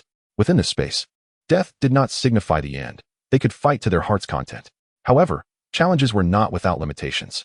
The defeated party would temporarily lose their eligibility to challenge others, requiring 10 minutes before they could initiate another challenge, though they could still accept challenges from others. Look at the leaderboard. The illustrious Su Yun has amassed an astonishing 580 points. Chapter 52, Intense Combat. 580 points. Scores accrued from slaying monsters equate to the experience gained from defeating foes of corresponding levels. This implies he must have progressed through to the 9th wave of monsters, and might even be contending with the 10th wave now. Observers outside scrutinized the leaderboard, analyzing Su Yun's situation, and their deductions were accurate. Within the secret realm, Su Yun was indeed facing the onslaught of 10 awakened level 10 monsters alongside a Mu and Chao Lai. How terrifying. Who is this Su Yun? Some inquired. I don't recognize him, but this name seems to belong to a prominent figure among our human kin. Haha, I knew it. Our kind is the most formidable. In one trial's secret realm, a nearly 3-meter-tall giant commanded his beast to launch an assault. The beast resembled a lion, but was of colossal proportions, standing nearly 3 meters tall and stretching an exaggerated 6 to 7 meters in length. Even a giant of that height could comfortably sit upon this creature. Indeed, the opponent was of the giant race, Guga, the second-ranked beast tamer with a score of 526. Roaring, Guga's massive beast unleashed a thunderous roar, releasing arcs of purple lightning that cascaded upon 3 opposing monsters. In an instant, the 3 creatures were reduced to mere wisps of smoke. Guga's score surged to 580 points, mirroring Su Yun's prior tally. Yet, in the fleeting moments that followed, Su Yun's score increased by 20 points, narrowing the gap between them. Several powerful beast tamers began to close in on Su Yun's score. Before Guga, the silhouettes of 10 awakened level 10 monsters materialized. Even he felt the weight of the situation, his expression growing grave. In the third trial's secret realm, a demon-like figure soared into the air, wielding dual wings, naturally granting him an advantage over other beast tamers. Hyusunu Man, of the dark demon race, hailed from a realm inherently imbued with extraordinary power. Upon being selected by the beast tamer world and entering this domain, he lost all his previously mastered abilities. However, he gained a unique skill, Dark Heart. This skill allowed him to alter the attributes of his beasts, transforming them into dark types regardless of their previous nature, and could enhance their combat prowess in battle. The higher the skill's proficiency, the more substantial the enhancement. With this skill, Hyusunu Man's strength was not to be underestimated. Beside him soared a colossal black dragon. Boom. The dragon opened its massive maw, unleashing a wave of dark energy that annihilated several monsters below in an instant. Soon, new adversaries emerged. Hyusunu Man observed the monsters with a cold gaze as his dark dragon swooped down, incinerating one monster into ashes with a fiery breath. He leisurely hovered in the air, even taking the time to glance at the leaderboard, where his score had reached 600 points, placing him in 3rd position. Hyusunu Man's eyes scanned the names of the 2 competitors ahead of him. First place, Guga, score, 680 points. Second place, Su Yun, score, 680 points. Both boasted identical scores, yet Guga had ascended to the top position. A glint of arrogance filled Hyusunu's gaze as he confidently proclaimed, just wait. I will soon surpass you both and claim the throne of 1st place. Beyond the top 3, The other beast tamers were equally formidable, diligently battling monsters within the trial's secret realm to accumulate more points. As for Su Yun, he remained focused on confronting the monsters before him, disregarding his ranking. His speed may not have been remarkable, but his energy expenditure was minimal. Furthermore, Amu could absorb energy from the slain monsters through its vampiric thorn skill, replenishing its own vitality in the process. Sustaining oneself through combat was essential, as the ranking points were contingent upon the levels and numbers of monsters slain. Thus, the longer one survived within the secret realm and the more monsters they dispatched, the better their ranking would be. As the count of defeated monsters increased, the pressure of battle began to wane. As only the final creature remained, Su Yun instructed Amu to confine the monster within a wooden prison, opting against its immediate destruction. As long as this last creature remained alive, no new monsters would emerge. Amu, Xiaolai, how are you both holding up? Are you fatigued? If so, this would be a perfect opportunity for a well-deserved rest. Xiaolai shook his head. Meow, Master, I am not weary. Amu also swayed slightly, the leaves rustling in response. Master, I too am not fatigued. Both affirmed their readiness to continue the fight. Su Yun nodded. Very well. Let us eliminate the monster. The last awakened level 10 creature vanished. During the awakening phase, level 10 was the pinnacle of strength. It remained uncertain whether the subsequent monsters would ascend in rank or if their numbers would multiply. Following the creature's defeat, Su Yun's score surged to 780 points. Seizing the moment before new monsters materialized, he glanced at the leaderboard. First place, Jug, points, 780. Second place, Su Yun, points, 780. Su Yun immediately spotted his name.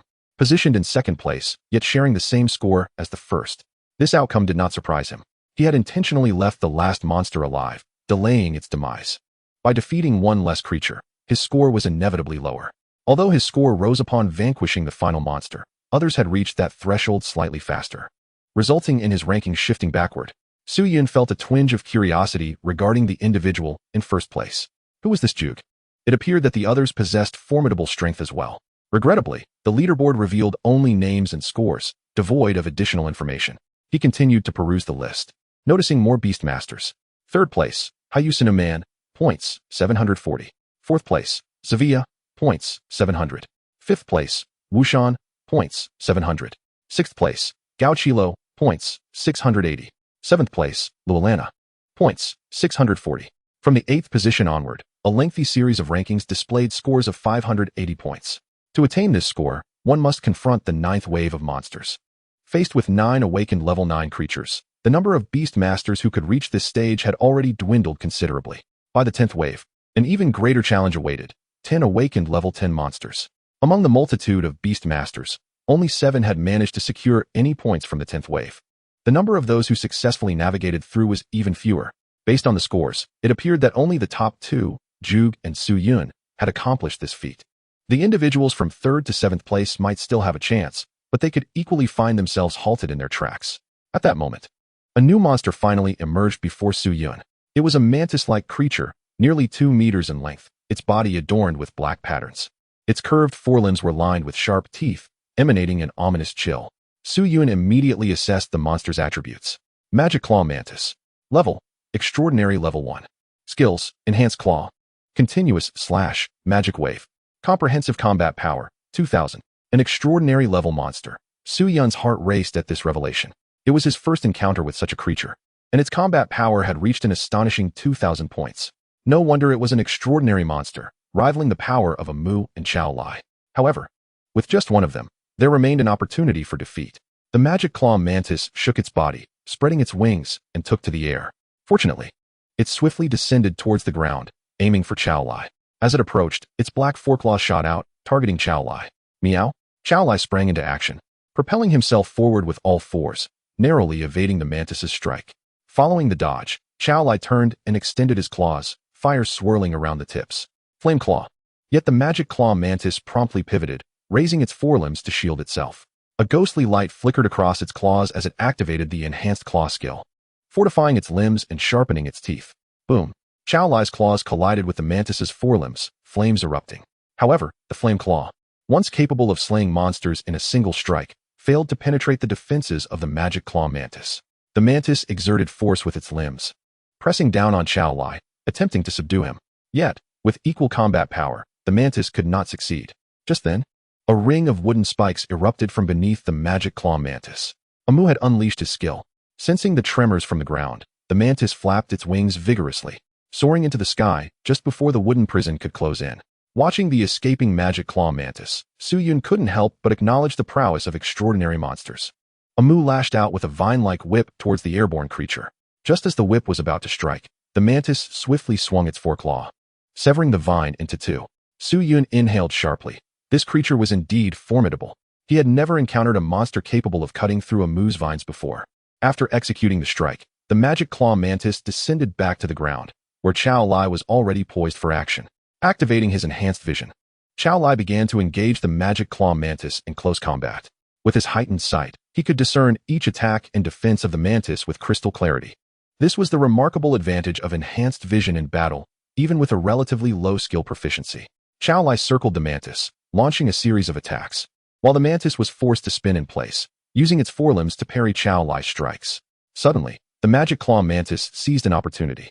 Its forelimbs moved at incredible speed, resembling two swords continuously slashing in front. Skill, continuous slash. Even with Chao Lai's enhanced vision, it proved challenging to track the mantis's rapid assault. Chao Lai had no choice but to retreat. A hit from the mantis would certainly not end well. The battle had reached a stalemate. Chapter 53, Extraordinary Level Monsters. At this juncture, the leaderboard had begun to change slowly. Those lacking strength had been eliminated early. Departing the secret realm, the stronger cohort of beast masters found themselves embroiled in fierce battles. Without defeating monsters, their scores would not increase, naturally resulting in a sluggish ranking dynamic. The chat zone buzzed with excitement, with everyone's focus centered on the top-ranking beast masters. What do you all think? In this trial secret realm, how many points do you suppose the highest-ranking beast master can achieve? The individual currently in first place has already amassed 802 points, which I suspect is nearing the limit. Such a score is astonishing. It is truly perplexing how they have accomplished this. Someone quickly offered an analysis. Based on the previous fluctuations in scores, one could attain 780 points after overcoming the 10th wave of monsters. The creatures of the 10th wave are already awakened to the 10th level, the pinnacle of the awakening phase. This implies that after the 10th wave, those within the secret realm may have to confront extraordinary monsters. Extraordinary phase. I can hardly contend with high-level awakened monsters, let alone those of the extraordinary phase. The crowd gazed at the names listed at the forefront of the leaderboard. Extraordinary phase. Indeed, they are capable of engaging with such formidable foes. It is simply terrifying. How have they achieved such rapid growth in power? They still fret daily about finding sustenance. Alas, look at Su-yun, currently in second place. Their score has remained stagnant for quite some time. Could they have been eliminated? It is uncertain. Even if they were eliminated, their strength cannot be underestimated. What a pity. I had hoped our human race could secure the top position, but now it seems increasingly unlikely. Not necessarily. I believe the individual in first place, Zhu Gu, might also belong to the human race. Roar. Zhu Gu is a member of our giant clan. Do not misidentify the humble human race. Haha. The humans must feel embarrassed now. I suspect Su-yun, in second place, is not even human. Nonsense. Su-yun is my leader, and I can assure you, we are all humans. Speaking of which, if you truly wish to confirm identities, you can use the friend system to search for each other's avatars. Upon this remark, the chat briefly fell silent, as many likely rushed to search for names. However, it wasn't too long before messages began to flow again. No, it is merely an avatar. It does not guarantee that someone who resembles a human is indeed one. Hee, keep being stubborn, you. At this moment, the leaderboard finally displayed a new development, immediately capturing attention. Everyone look. Su-yun's score has changed. Within the secret realm, observing the arrogant clawed mantis, Su-yun finally made a move. A mental assault was launched without hesitation. The clawed mantis was momentarily stunned, its relentless strikes halted. However, being an extraordinary phase creature, it quickly regained its composure. Yet, that brief moment was sufficient for Amu and Chao Lai to slay it. Amu ensnared the clawed mantis with its vines, which struggled desperately, yet to no avail. Seizing the opportunity, Chao Lai pounced, delivering a swift strike to the mantis's head, disorienting it once more. The blood-sucking wooden spikes activated, piercing into the mantis's body and siphoning off its energy. Amu absorbed a portion to replenish its own stamina, while the remainder coalesced into energy fruits, which were promptly offered to Chao Lai for replenishment. Chao Lai devoured eagerly, quickly consuming one energy fruit. Su-yun yearned to partake as well, but alas, the energy fruits Amu produced could only nourish summoned beasts. For him, consuming them would be akin to eating ordinary fruit, devoid of any energy absorption. Under Amu's relentless extraction, the clawed mantis soon perished. Watching his score increase, Su-yun breathed a sigh of relief. At last, he had vanquished an extraordinary phase creature. They are indeed challenging to kill. Yet even so, Su Yun's ranking remained second, with the first position still held by the beast master named Zhu Ge, whose score also stood at 802 points. Zhu Ji's score reached 802 points, significantly faster than Su Yun's. However, despite the passage of time, it had not fluctuated. If the opponent remained within the trial's secret realm, it could only indicate that the forthcoming monsters would be even more formidable. Su Yun gazed ahead, knowing that the next adversaries would be two extraordinary second-level creatures. This posed a considerable challenge. If the extraordinary first-level clawed mantis had proven difficult to handle, the extraordinary second-level monsters would be even more daunting. Soon, two creatures appeared, indeed at the extraordinary second level. They were wolf-like beasts, exuding ferocity. Their combined battle power reached a staggering 200 points, surpassing even a Mu and its companions. Upon entering the arena, they immediately lunged at a Mu and Chao Lai. The two wolf-like creatures had clear targets, each launching an assault. A Mu and Chao Lai found themselves ensnared by the two beasts, making the situation increasingly dire. Su Yun observed from the sidelines, noting that even a Mu and Chao Lai struggled against the extraordinary second-level monsters. A Mu's attacking vines faltered against the creature's onslaught, barely enduring a few strikes. Even the previously effective wooden prison skill could be broken out of by the monsters now, a feat none had accomplished before. As for Chao Lai, it was clearly at a disadvantage, being relentlessly pursued by the beasts. Were it not for the shield a Mu had provided, it would have perished long ago. It could only evade, occasionally retaliating. The environment here also adversely affected Chao Lai. This arena was vast and flat, devoid of obstacles. In a forested terrain, Chao Lai could have utilized cover to avoid attacks, and a Mu's combat prowess would have been enhanced. Yet lamenting the environment served no purpose. Su Yun resolved to assist a Mu in dealing with the monsters. He launched a mental assault skill directly at the creatures. However, upon being struck, the monsters merely shook their heads slightly before regaining their composure. Observing this, Su Yun shook his head in dismay. The gap in strength was too vast, diminishing the skill's effectiveness. Nevertheless, Su Yun did not relent, employing the skill again. This particular skill drained his mental energy. Overuse left him dazed and disoriented. Yet, as long as it enabled him to slay the monsters, it was worth it. With Su Yun's relentless support, each time the monsters attempted to unleash skills or flee, they were interrupted by his abilities. A Mu seized the opportunity to attack continuously, opting not to attempt to control the creatures, but rather to strike them down directly with its whips. Roar! The monster bellowed at Su Yun, its eyes ablaze with rage and defiance. A Mu, retreat. The creature's body began to swell rapidly, transforming into a large balloon. Then, with a resounding explosion, it detonated. Uft. Accompanied by the explosion, arrows of blood, formed from coagulated essence, shot in all directions. Su Yun quickly sheltered behind a Mu. Though he bore a shield provided by a Mu, the explosive arrows from the monsters possessed immense power. Upon contact with the shield, they would explode once more, and they carried corrosive properties that rapidly depleted the shield. Fortunately, the number of blood arrows was not excessive, and soon the surroundings returned to tranquility.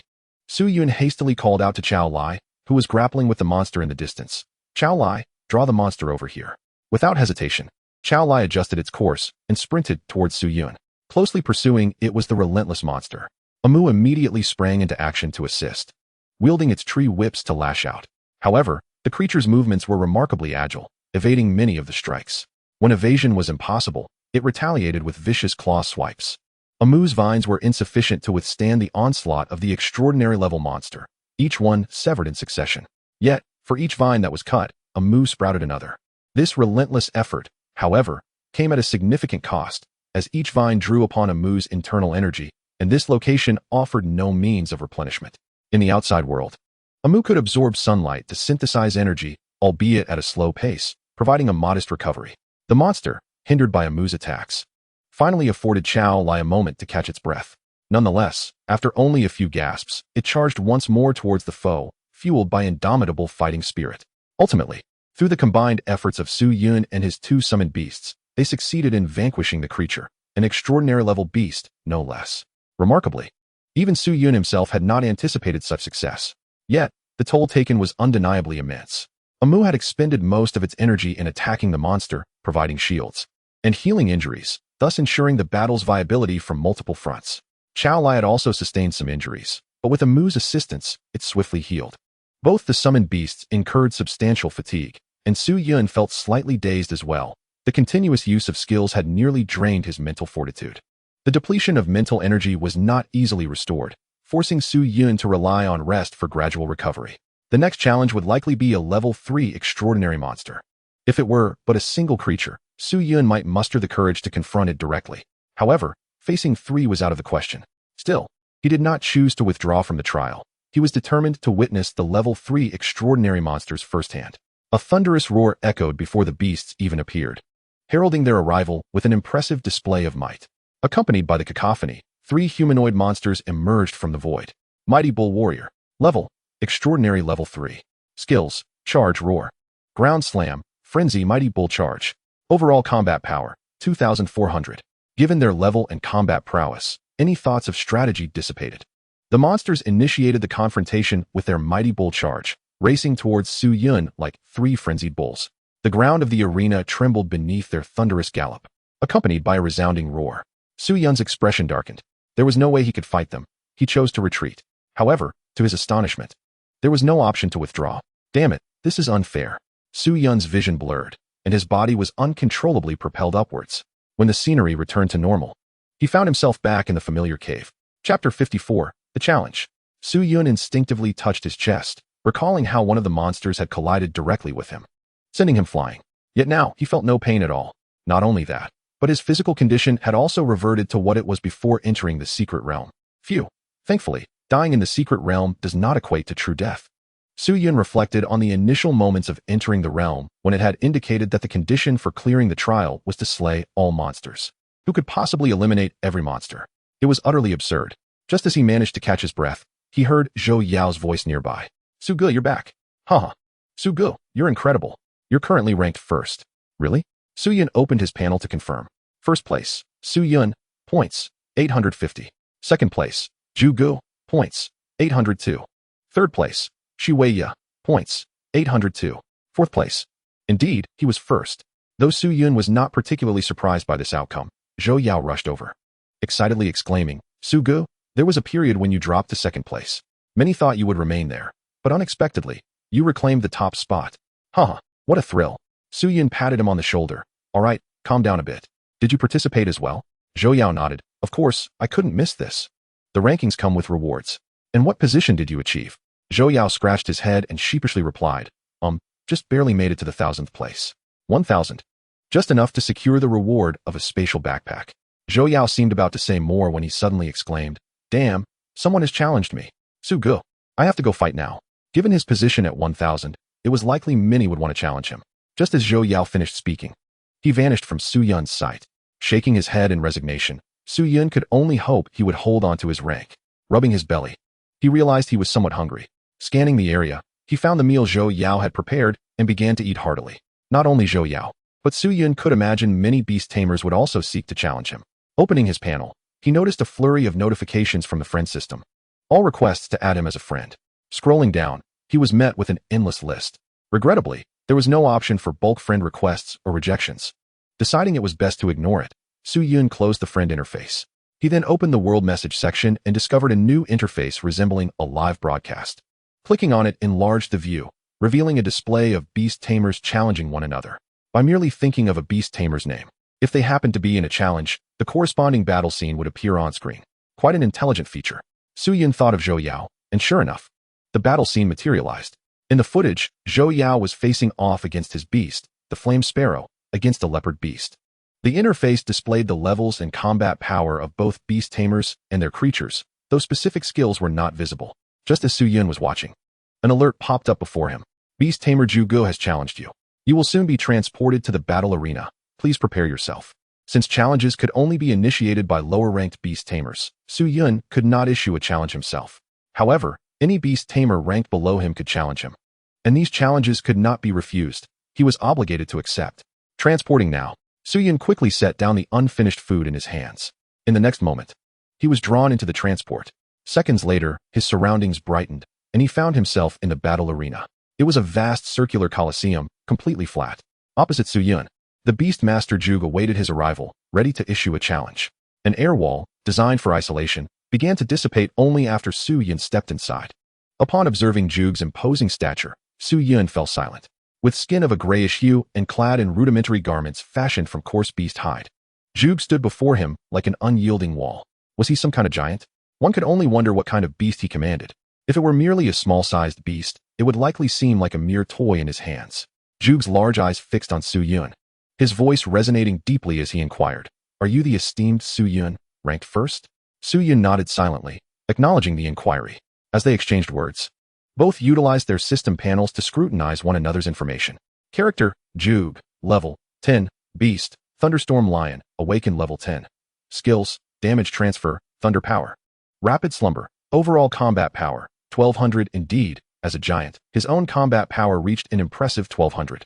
This level of strength was comparable to that of an ordinary awakened beast at level 6 or 7. Zhug, a level 10 Beast Master, possessed only a single beast, suggesting he had yet to enter the Beast Master's secret realm to acquire a second beast egg. Su Yun remained unconvinced that this strength would suffice to pass through the secret realm.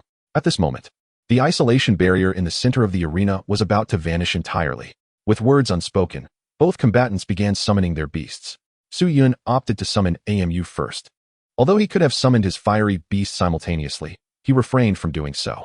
If possible, Su Yun wished to defeat his opponent solely with AMU. With a roar, a colossal male lion emerged from the beast space beside Zhug. Its long mane crackled with a purple electric glow, resembling a towel woven from storm clouds draped around its neck. Thunderstorm Lion, level, Awakened level 10, skills, Thunder Cloud, Thunder Claw, Furious Roar, Thunder Armor. Thunder Flash, overall combat power, 1700. One could not deny the lion's striking appearance. In stark contrast stood AMU, resembling a rather unremarkable tree. To the untrained eye, it bore no semblance of a beast at all. Yet, to underestimate AMU based solely on appearance would indeed spell misfortune. Life Tree Seedling.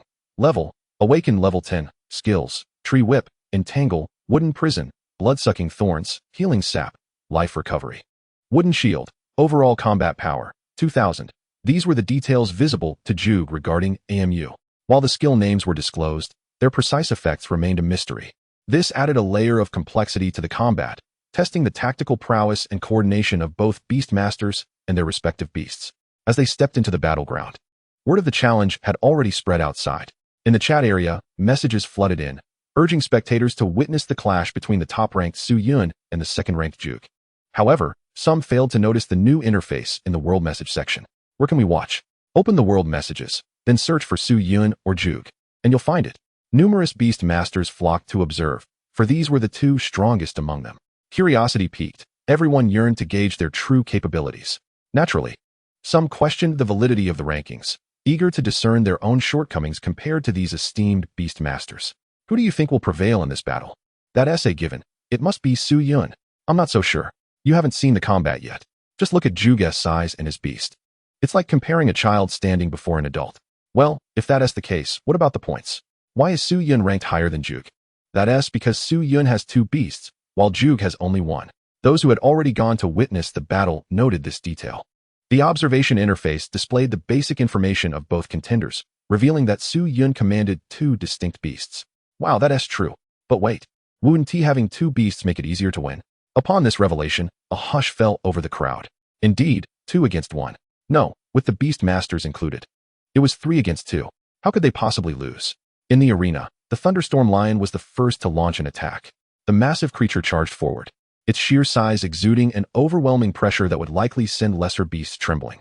Zhug advanced steadily alongside his beast, his towering figure of 3 meters tall rendering him almost a humanoid beast. Calmly, Su Yun retreated a few steps, allowing AMU to take center stage. Vines erupted from AMU, a testament to its vitality restored after depleting energy in the trial realm. At this moment, AMU was in peak condition. In an instant, a sea of vines unfurled around AMU, each tendril exhibiting remarkable agility, as if possessed of its own consciousness, discerning when to attack and when to defend. Yet, all were under the control of AMU itself. As AMU's strength and skill proficiency grew, so too did its combat effectiveness. The Thunderstorm Lion plunged into the sea of vines, its speed significantly hindered. Vines ensnared the lion from all directions, and although it slashed with its powerful claws, only a fraction of the vines were severed. The awakened level 10 Thunderstorm Lion could not sever all the vines like an extraordinary creature. With a thunderous roar, the Thunderstorm Lion altered its tactics, lifting its head to unleash a mighty bellow. The mane around its neck crackled with arcs of electricity, emitting a sizzling sound. As the lion roared, Bolts of lightning surged outward. Chapter 55, The Power of Thunder. Upon contact with the vines, they momentarily froze, involuntarily succumbing to paralysis. This was likely the thunderstorm lion's skill, Furious Roar. AMU, Wooden Prison. Su Yun commanded swiftly. Upon hearing Su Yun's order, AMU unleashed its skill. From beneath the thunderstorm lioness' feet, a circle of wooden spikes erupted from the ground. Even as they were tinged with the surrounding electric light, they remained unaffected. With a sudden force, they closed in. With a twist of its body, the thunderstorm lioness forepaws were enveloped in a more intense purple lightning. Skill, Thunder Claw. The two claws, crackling with electricity, lashed out towards the surroundings, obliterating the wooden spikes beneath the onslaught of the Thunder Claw. Although the wooden prison skill failed to ensnare the colossal lion, Su Yun nonetheless achieved his intended effect. The surrounding vines rapidly rejuvenated, with several already entwining the feet of the thunderous lion. In the external chat interface, numerous spectators observed the battle while sending messages. Why did Su Yun only utilize a single beast? Did he truly believe that a mere tree-like creature could vanquish his opponent? It seemed he was underestimating the challenge. And if this continued, defeat was inevitable.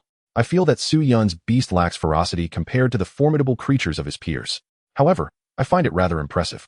From the outset of the battle, Su Yun's beast controlled the field with its vines.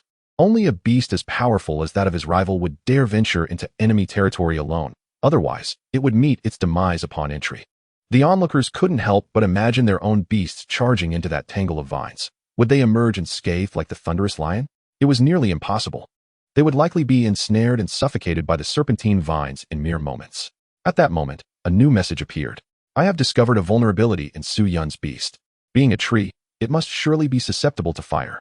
Indeed, Su Yun's beast is undoubtedly a wood-type creature. Such beasts possess inherent weaknesses, particularly against flames. Upon reading this message, many beast tamers with fire-type creatures chuckled. In this light, Su Yun is not invincible after all. If I were in his position, I would simply incinerate that tree with a blaze. On the battlefield, the situation shifted dramatically. The once mighty thunderous lion was now firmly ensnared by the vines. It thrashed wildly, its purple mane crackling with arcs of lightning. Yet the vines tightened their grip, their surfaces sprouting sharp thorns that pierced inward. With a roar that mingled pain with fury, the thunderous lion enveloped itself in a shimmering aura of purple lightning. Skill, Thunder Armor. This technique expends a substantial amount of energy to create a protective armor that envelopes its entire body, boasting formidable defensive capabilities. The thunderous lion's body surged with electrical energy, incinerating the vines that ensnared it. The green tendrils quickly turned to charred yellow, resembling brittle twigs that could snap with minimal effort. With a sudden surge of strength, the thunderous lion broke free, erupting with an even more intense surge of lightning. It transformed into a streak of lightning, deftly evading AMU's attacks. The skill Lightning Dash allows for movement as swift as a flash. The thunderous lion closed in on AMU's true form, having realized that attacking the surrounding vines was futile.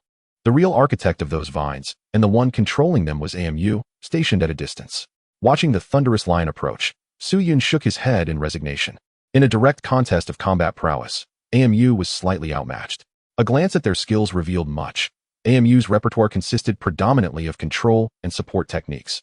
It could be said that AMU was more versatile, with a focus leaning toward assistance, while his opponent represented a purely combat-oriented beast. To be frank, if Su Yun had only AMU as his beast in the trial realm, he would not have amassed such a significant point tally. Therefore, he had a second beast at his disposal. Inferno, arise. The beast space opened, and a fiery feline emerged, enveloped in flames. Su Yun's second beast has finally materialized. Now, Gugu has little hope. Yet the appearance of Su Yun's second beast seemed rather ordinary. Do not be deceived by its exterior. Consider its combat power. The fiery cat possesses a staggering 2,000 combat points, undeniably formidable. Incredible. How can a mere cat boast such high combat prowess? What an adorable feline. I wish to have a cat as my second beast as well. Do you know how to obtain a second beast? One must first elevate their beast tamer level to 10 and then navigate the beast trial to acquire a second beast egg. Alas, those beast tamers have already reached level 10, while I have yet to awaken my own beast to level 10. Look, the battle has commenced. That fiery cat is indeed impressive. Its speed is astonishing. It can effortlessly catch up to the thunderous lion. Oh, it's attacking. What a massive paw print. Wreathed in flames. This must be the fiery claw skill. Alas, it nearly struck the thunderous lion. Nonetheless, the scattered flames caused significant discomfort to the thunderous lion. Did you notice? Su Yun's tree of life remains unscathed amid the flames. Those who claimed fire could defeat Su Yun must now feel disheartened. Now, confronted with the combined assault of Su Yun's two beasts, what strategy could Gugu employ against the Thunderous Lion? On the battlefield, faced with the united onslaught of AMU and Inferno, the Thunderous Lion found its defenses increasingly strained. The protective thunder armor gradually began to falter, likely unable to withstand much longer. With a mighty roar, the Thunderous Lion expelled a sphere of dark energy from its maw. Skill, Thundercloud. As the dark thundercloud materialized, it unleashed arcs of electricity in all directions. However, the cloud moved sluggishly, drifting forward at a leisurely pace. Inferno swiped its claws, launching 3 crescent-shaped flames that struck the hovering thundercloud. The collision resulted in a violent explosion. The spectators sighed in disappointment. What a pity. We thought Gugu could triumph over Su Yun. Indeed, when it first appeared, that lion exuded such fierce energy. Wait, what is Gugu doing? The distance between Gugu and Su Yun was not particularly vast, yet the area in between was dominated by AMU's control of the Vine Domain. If Gugu wished to advance, he would first need to traverse this territory. Suddenly, Gugu stood still and performed a throwing motion. In his palm materialized an energy spear coalesced from electric power, one of the skills he wielded. As Su Yun launched his own attack simultaneously, an invisible mental assault surged forth. Yet Gugu merely swayed slightly. The thunder spear remained firm in his grasp. Su Yun was taken aback. This was the first time his mental impact skill had failed to disrupt an opponent. Upon closer observation, Su Yun noted that Gugu had indeed been affected, his body swaying slightly. However, he quickly regained his composure, and the thunder spear remained firmly in hand. In truth, Su Yun's skill had not failed. Rather, Guji's formidable giant physique had aided him in stabilizing himself. Furthermore, the thunder spear had completed its formation and release prior to the mental assault, which was the fundamental reason for Su Yun's skill's ineffectiveness. With the skill already expended, there was no possibility of interruption. The 3-meter-tall giant hurled the thunder spear forward with considerable force. As the spear was cast, the surrounding air erupted with a piercing sound. The thunderous spear, piercing through the air, hurtled towards Su Yun at an astonishing speed. Su Yun's pupils constricted as he swiftly activated his sprinting skill, evading the impending attack. However, AMU, positioned near the spear's landing point, was unable to escape.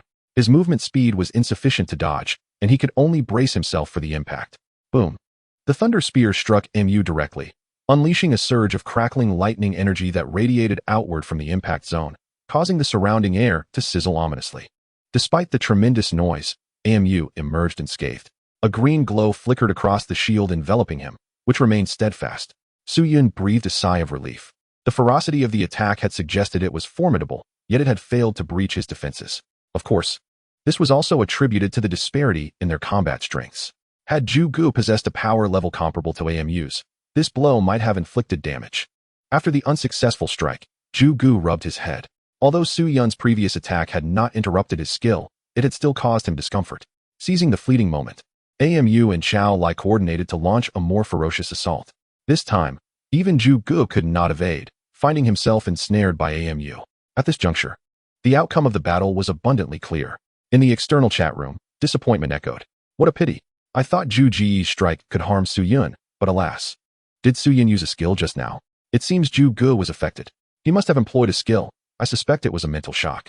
In this light, Su Yun truly is remarkable, worthy of his rank as the foremost beast master. Everyone, let's move. The battle between the 4th-ranked Hayu and the 3rd-ranked Zavia is about to commence.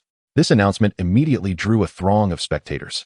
Just as Su Yun and Zhu Gu's battle was nearing its conclusion, it seemed few would dare to challenge him after witnessing his prowess.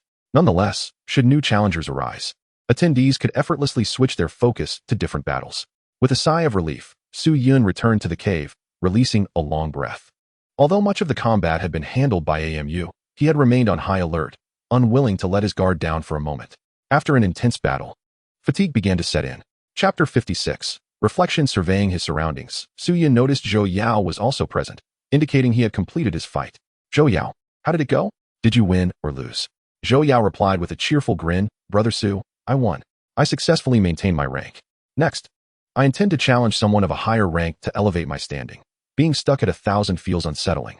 True to his word, Zhou Yao promptly selected a beast master with a higher rank and initiated a challenge, as challenges could be made as long as the opponent was not engaged in battle. Brother Su, I'm heading in. He waved before vanishing from the cave, transported to the battlefield. Su Yun then accessed the system panel, noting the latest updates. The third and fourth ranked Beast Masters? Time to take a look. He committed a name to memory and opened the observation interface, silently invoking it. Instantly, the corresponding combat scene materialized on the observation interface, revealing an arena. On one side stood the third-ranked Zavia, while the fourth-ranked Hayu occupied the opposite end. The contrast between their appearances was striking. Hayu bore the visage of a demon, complete with a pair of ebony wings sprouting from his back. In stark contrast, Zavia exhibited golden locks, a statuesque figure, and an almost flawless face radiating a celestial glow, complemented by a pair of pristine white wings. An angel? This notion sprang to Su Yun's mind. It was not unusual for an angelic figure to emerge alongside demons. Beyond their appearances, Su Yun's primary concern lay with their respective strengths. Focusing on one of the combatants allowed him to glean pertinent information. Character: Hayu Sanyuman, level 10, Beast, Dark Flame Dragon, Awakened level 10. Skills: Damage Transfer, Dark Heart. Scorch, overall combat power, 1000. Both Hayu and Zhu Gu were of the same level, and neither possessed a second beast. Su Yun speculated that these individuals had recently leveled up, given the abundance of monsters in the resource secret realm, which made acquiring experience relatively effortless. The next challenge would likely involve the trial secret realm, leaving little time for them to conquer the Beast Master secret realm. Turning his attention to Zavia, Su Yun examined her profile. Character: Zavia, level 10, Beast, Holy Stone Beast, Awakened level 10. Skills: Damage Transfer, Holy Light Strike. Healing Hand. Overall combat power, 1100. Her strength was formidable as well, and both were members of inherently flight-capable species. Su Yun realized that should he encounter them, it would be a challenging ordeal. At that moment, the battle commenced. Hayu's beast, a massive black dragon, aptly named Dark Flame Dragon, was as formidable as its title suggested. Dark Flame Dragon, level, Awakened level 10 skills, Dragon Flame, Claw Strike, Dive, Storm, Flame Embodiment. Dark Flame Breath. Overall combat power, 1700. This colossal dragon exuded a presence and appearance that overshadowed Zhu Ji's thunderous lion. Yet, in the final rankings, it was relegated to 4th place. In truth, Hayu had also amassed 802 points, akin to Zhu Gu and Zavia, but had simply been a fraction slower in dispatching the trial monsters, resulting in his lower rank. Hayu's frustration was palpable. In his eyes, neither Zhu Gu nor Zavia, nor even Su Yun, possessed combat prowess that rivaled his own. He was determined to reclaim his rightful position through a challenge. Initially, he had intended to confront Su Yun directly, but Zhu Gu had preempted him, challenging Su Yun first. After waiting for what felt like an eternity for their battle to conclude, he opted to challenge Zavia instead. On the battlefield, the beasts had already engaged in their initial clash. However, the Dark Flame Dragon had not managed to secure a significant advantage. Zavia's beast, a uniquely constructed entity, comprised 6 white diamond-shaped stones rotating around a central core. Each stone was sizable, and their assembly created a formation that resembled a mechanical construct more than a biological being. Holy Stone Beast, level, Awakened level 10, skills, Spirit Light, Reflection, Spiral Impact, Energy Absorption, Light Shield. Hardening. Overall combat power, 1750. Its power even surpassed that of the Dark Flame Dragon, leading Su Yun to deduce that it was likely a light-type beast. In this turn of events, Hayu finds himself rather unfortunate, directly confronted by the Blood Curse.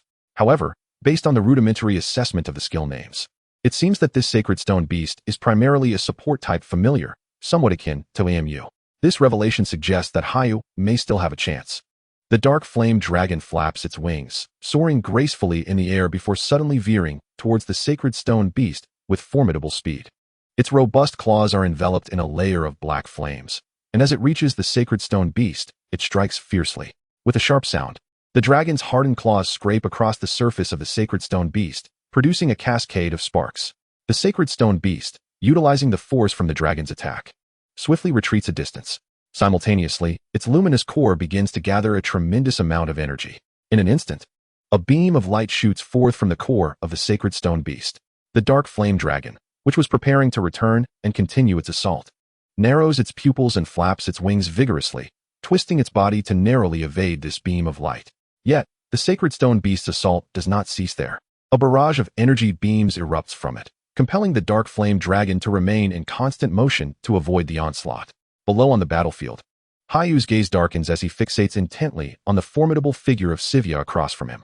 This individual exudes an unsettling aura of strength, one that is altogether unfamiliar to the world he originally hails from. Even upon their first encounter, an instinctual revulsion wells up within him. In the air, The Sacred Stone Beast's offensive finally subsides, prompting Hayu to issue a command. Dark Flame Dragon, unleash a storm attack. The Dark Flame Dragon halts abruptly, vigorously flapping its wings. Before it, swirling currents of air coalesce rapidly, forming a colossal tornado that sweeps towards the Sacred Stone Beast. Sivya calmly intones, harden. 6 floating diamond-shaped stones rapidly converge towards the central core, amalgamating into a single, larger stone, resplendently white. The tornado whirls around the Sacred Stone Beast, failing to disturb it in the slightest. In this fleeting moment of defense, the Dark Flame Dragon charges once more, opening its maw to unleash a torrent of energy-laden breath. The energy expelled from the dragon's mouth bombards the Sacred Stone Beast relentlessly, even driving it from the sky to the ground below. The Dark Flame Dragon crashes down, extending its claws upon the Sacred Stone Beast, and once again, it opens its mouth to spew forth a conflagration of flames. Many observing Beast Masters shake their heads, seemingly foreseeing the outcome of the conflict. Alas, Sivya has misjudged. Without a defensive skill, perhaps there was a chance for a counterattack. Now, she can only be subdued by the Dark Flame Dragon. Even Hayu feels the impending victory beckoning him. Observing the scene of battle, Suyun attempts to place himself in Sivya's position. What would he do? Surely, there must still be a chance. The Sacred Stone Beast possesses several skills, yet untapped. Reflective skills? If the effect aligns with his conjecture, the Dark Flame Dragon may find itself in dire straits. Just as Suyun finishes his thought, an unexpected turn of events unfolds on the battlefield. The Sacred Stone Beast, beneath the Dark Flame Dragon's foot, bursts forth in a dazzling radiance, akin to a newly ignited sun, emanating a terrifying wave of energy. In an instant, the colossal energy erupts. The Dark Flame Dragon, closest to the Sacred Stone Beast, is the first to be caught in its wake. The immense force propels its massive form away, struggling to rise after landing. The Dark Flame Dragon is met with Sivya's commanding gesture, summoning a beam of holy light that descends from above, striking the dragon's back. The Dark Flame Dragon emits a cry of anguish as billowing black smoke rises from its darkened body. Hayu, in disbelief, exclaims, "Impossible." After a brief explosion of energy, the Sacred Stone Beast swiftly reverts to its original form. The 6 diamond-shaped stones scatter and begin to orbit the core with rapidity. The whirling Sacred Stone Beast transforms into a massive drill, hurtling toward the Dark Flame Dragon, now enveloped in holy light. A resounding crash ensues as blood sprays forth. One of the dragon's wings is torn to shreds. The spinning Sacred Stone Beast strikes again, its drill-like form akin to a meat grinder, shearing off scales and flesh from the Dark Flame Dragon. Witnessing this gruesome spectacle, Hayu erupts in rage, stomping the ground with fervor, propelling himself towards Sivya. If victory in the Beastmaster battle is unattainable, then he would eliminate the Beastmaster instead. Hiss, yet another Beastmaster enters the fray. These powerful Beastmasters possess formidable combat abilities of their own. However, Suyun appears rather ordinary. He has not exhibited any notable strength. This suggests that those Beastmasters with significant combat prowess are indeed a rare breed. Did you comprehend the preceding battle? Why did the Sacred Stone Beast suddenly unleash such a potent attack? It must have employed a reflective skill. Ah, now it makes sense. Suyun observes the discussions among the crowd. He ponders and sends a message. There likely exists more than one reflective skill. The Sacred Stone Beast, upon sustaining damage, probably utilized energy absorption as well. Without this skill, it could not have withstood the Dark Flame Dragon's relentless assault for so long. This is the most rational deduction. The Dark Flame Dragon's breath attack is undoubtedly formidable. Without any means to disperse the damage, the Sacred Stone Beast might have perished midway. Oh, Suyun's analysis is astute. I concur. It seems quite plausible. Enough of the discussions. The battle is nearing its conclusion. The crowd hastily shifts back to the combat interface, eager to witness the climax. Chapter 57, Reward Settlement. On the screen, Hayu, who had charged towards Sivya, is now sprawled upon the ground, evidently overpowered even by his own abilities. On the other side of the battlefield, the Dark Flame Dragon mirrors his plight, lying bloodied and battered. Thus, the battle reaches its definitive end, with Sivya emerging as the ultimate victor. A wave of sighs resonates among the spectators, acknowledging that the rankings align closely with their respective strengths. Whether in the battle between Gyuj and Suyun or this encounter, the challengers ultimately face defeat. Suyun glances at the time remaining, 20 minutes. Once the time elapses, the rankings will be irrevocably established. Just then, he hears the system's notification. Beastmaster Lorana challenges you. You are about to be transported to the battle arena. Please prepare yourself. Suyun is momentarily taken aback, quickly checking the leaderboard to find the corresponding individual. 7th place, Lorana, with a score of 780 points. The second Beast Master to challenge him is, unexpectedly, ranked 7th. This piques Su Yun's curiosity as to why she would choose him as her opponent. Before long, Su Yun is transported to the battlefield. Upon landing, Su Yun cast his gaze towards the newly transported Lorana. As Su Yun observed, Lorana scrutinized him in return. Before him stood a female elf, her hair a delicate green, flowing like silk. It cascaded down from her shoulders, past her waist, and toward her gently drooping wrists. Her skin was smooth, radiating a healthy glow, and her eyes shimmered with a soft blue luminescence. Character, Lorana. Level 9. Beast Companion, Treant Warrior, Awakened Level 10. Skills, Damage Transfer, Rapid Fire, Breath Control. Comprehensive Combat Power, 1000. The air barriers separating the two gradually dissipated. Su Yun promptly summoned AMU from the beast space. However, Lorana remained still, quietly observing. Su Yun was perplexed by her intentions, but instructed AMU to remain vigilant against any potential ambush. Lorana, her gaze fixed on AMU, spoke with a clear voice. Please lower your guard. I do not seek to engage in battle with you. Su Yun furrowed his brow, uncertain of her true motives. Lorana's eyes remained locked on AMU, confirming that her words were directed at the Treant. As she approached AMU with a look of reverence, AMU's voice echoed in Su Yun's mind. Master, shall I attack? Su Yun replied gravely, subdue her, but do not kill her outright. Without hesitation, AMU extended its vines, effortlessly binding Lorana. Upon realizing she was under attack, a resigned sigh escaped Lorana's lips. Finally, she turned her attention to Su Yun, standing beside AMU. I offer my sincerest apologies. Please forgive my lack of decorum. I truly harbor no intentions of combat. Might you release me? Su Yun inquired. What exactly do you wish to achieve? I merely perceived the shadow of the holy tree upon it, and sought confirmation, Lorana explained. The holy tree? Su Yun echoed, prompting Lorana to nod and elaborate. The holy tree is our nurturing mother. We elves are born to protect it. Yet now, in this strange realm, I sense its absence. Upon my arrival in this world, I was engulfed in fear, having lost my connection to the holy tree, rendering my existence utterly meaningless. Soon after, however, I found a surrogate of the holy tree. Yet, it is merely a substitute, possessing only a hint of natural essence and lacking the true form of the holy tree. Su Yun's mind grew increasingly muddled. He could grasp the concept of the holy tree, for there exists a belief that elves descend from the world tree or similarly named entities such as the tree of life. Ah, the tree of life? Su Yun pondered, glancing at AMU, the sapling of the tree of life, though he typically referred to it simply as AMU. Its true identity was that of the sapling of the tree of life. This revelation might elucidate Lorana's erratic behavior. She likely regarded AMU as a substitute for the holy tree she revered, or perhaps as a kindred spirit. For Lorana, who had always maintained a bond with the nurturing holy tree, being abruptly thrust into this world severed her connection entirely. In her kind, only the damned, those forsaken by the holy tree, would lose such ties. Thus, Lorana initially spiraled into despair until she hatched her beast companion, the Treant Warrior. Sensing a trace of the holy tree's essence within her companion, she interpreted her plight as a test bestowed by the holy tree. As she spoke, Lorana's gaze grew increasingly distant. Ah, please allow me to touch the holy tree, just once. A shiver ran down Su Yun's spine. Her request felt more unsettling than that of a typical adversary. AMU, what do you think? AMU swayed slightly. It is your decision, master. To AMU, this woman was no different from any other, devoid of any particular significance. After contemplation, Su Yun declared, perhaps it is best to eliminate her. Upon hearing this, Lorana cried out urgently, wait, do not kill me. I have a proposal. Su Yun gestured for AMU to pause. Lorana quickly added, I can refrain from touching the holy tree.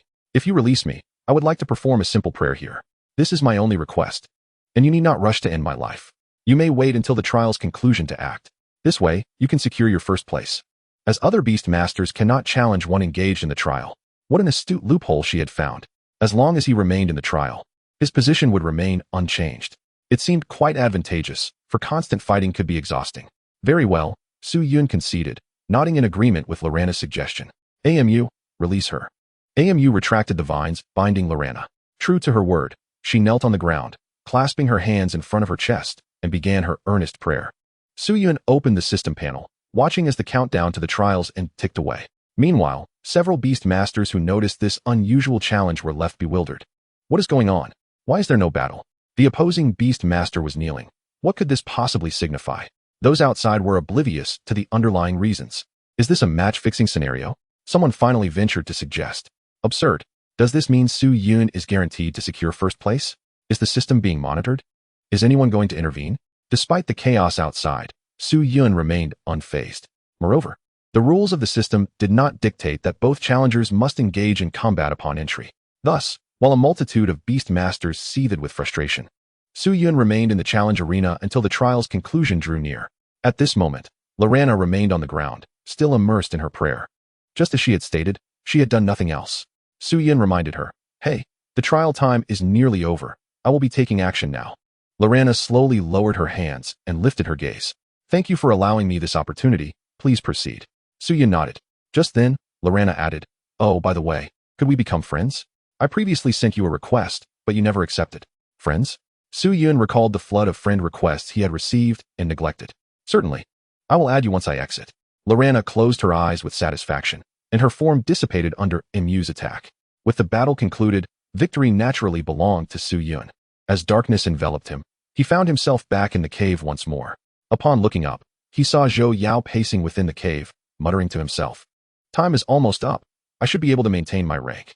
He wondered whether Zhou Yao had triumphed over his previous challenges. Su Yun chose to disregard him and opened the panel to confirm his ranking. Upon inspection, he found himself still occupying the foremost position. A sigh of relief escaped his lips. As the countdown for the trial secret realm reached its conclusion, the final rankings were established. Greetings, Beast Masters. The special trial secret realm has concluded, and the final rankings have been confirmed. Rewards will now be distributed based on each Beastmaster's ranking. Congratulations on securing the first position in the trial secret realm. Reward: 1 splendid treasure chest, 1 spatial backpack. As the notifications ceased, a magnificent treasure chest adorned with a golden sheen materialized before Su Yun. Curiosity piqued, he eagerly reached out to open it. Upon the chest's unveiling, a cascade of notifications echoed in Su Yun's ears. Congratulations.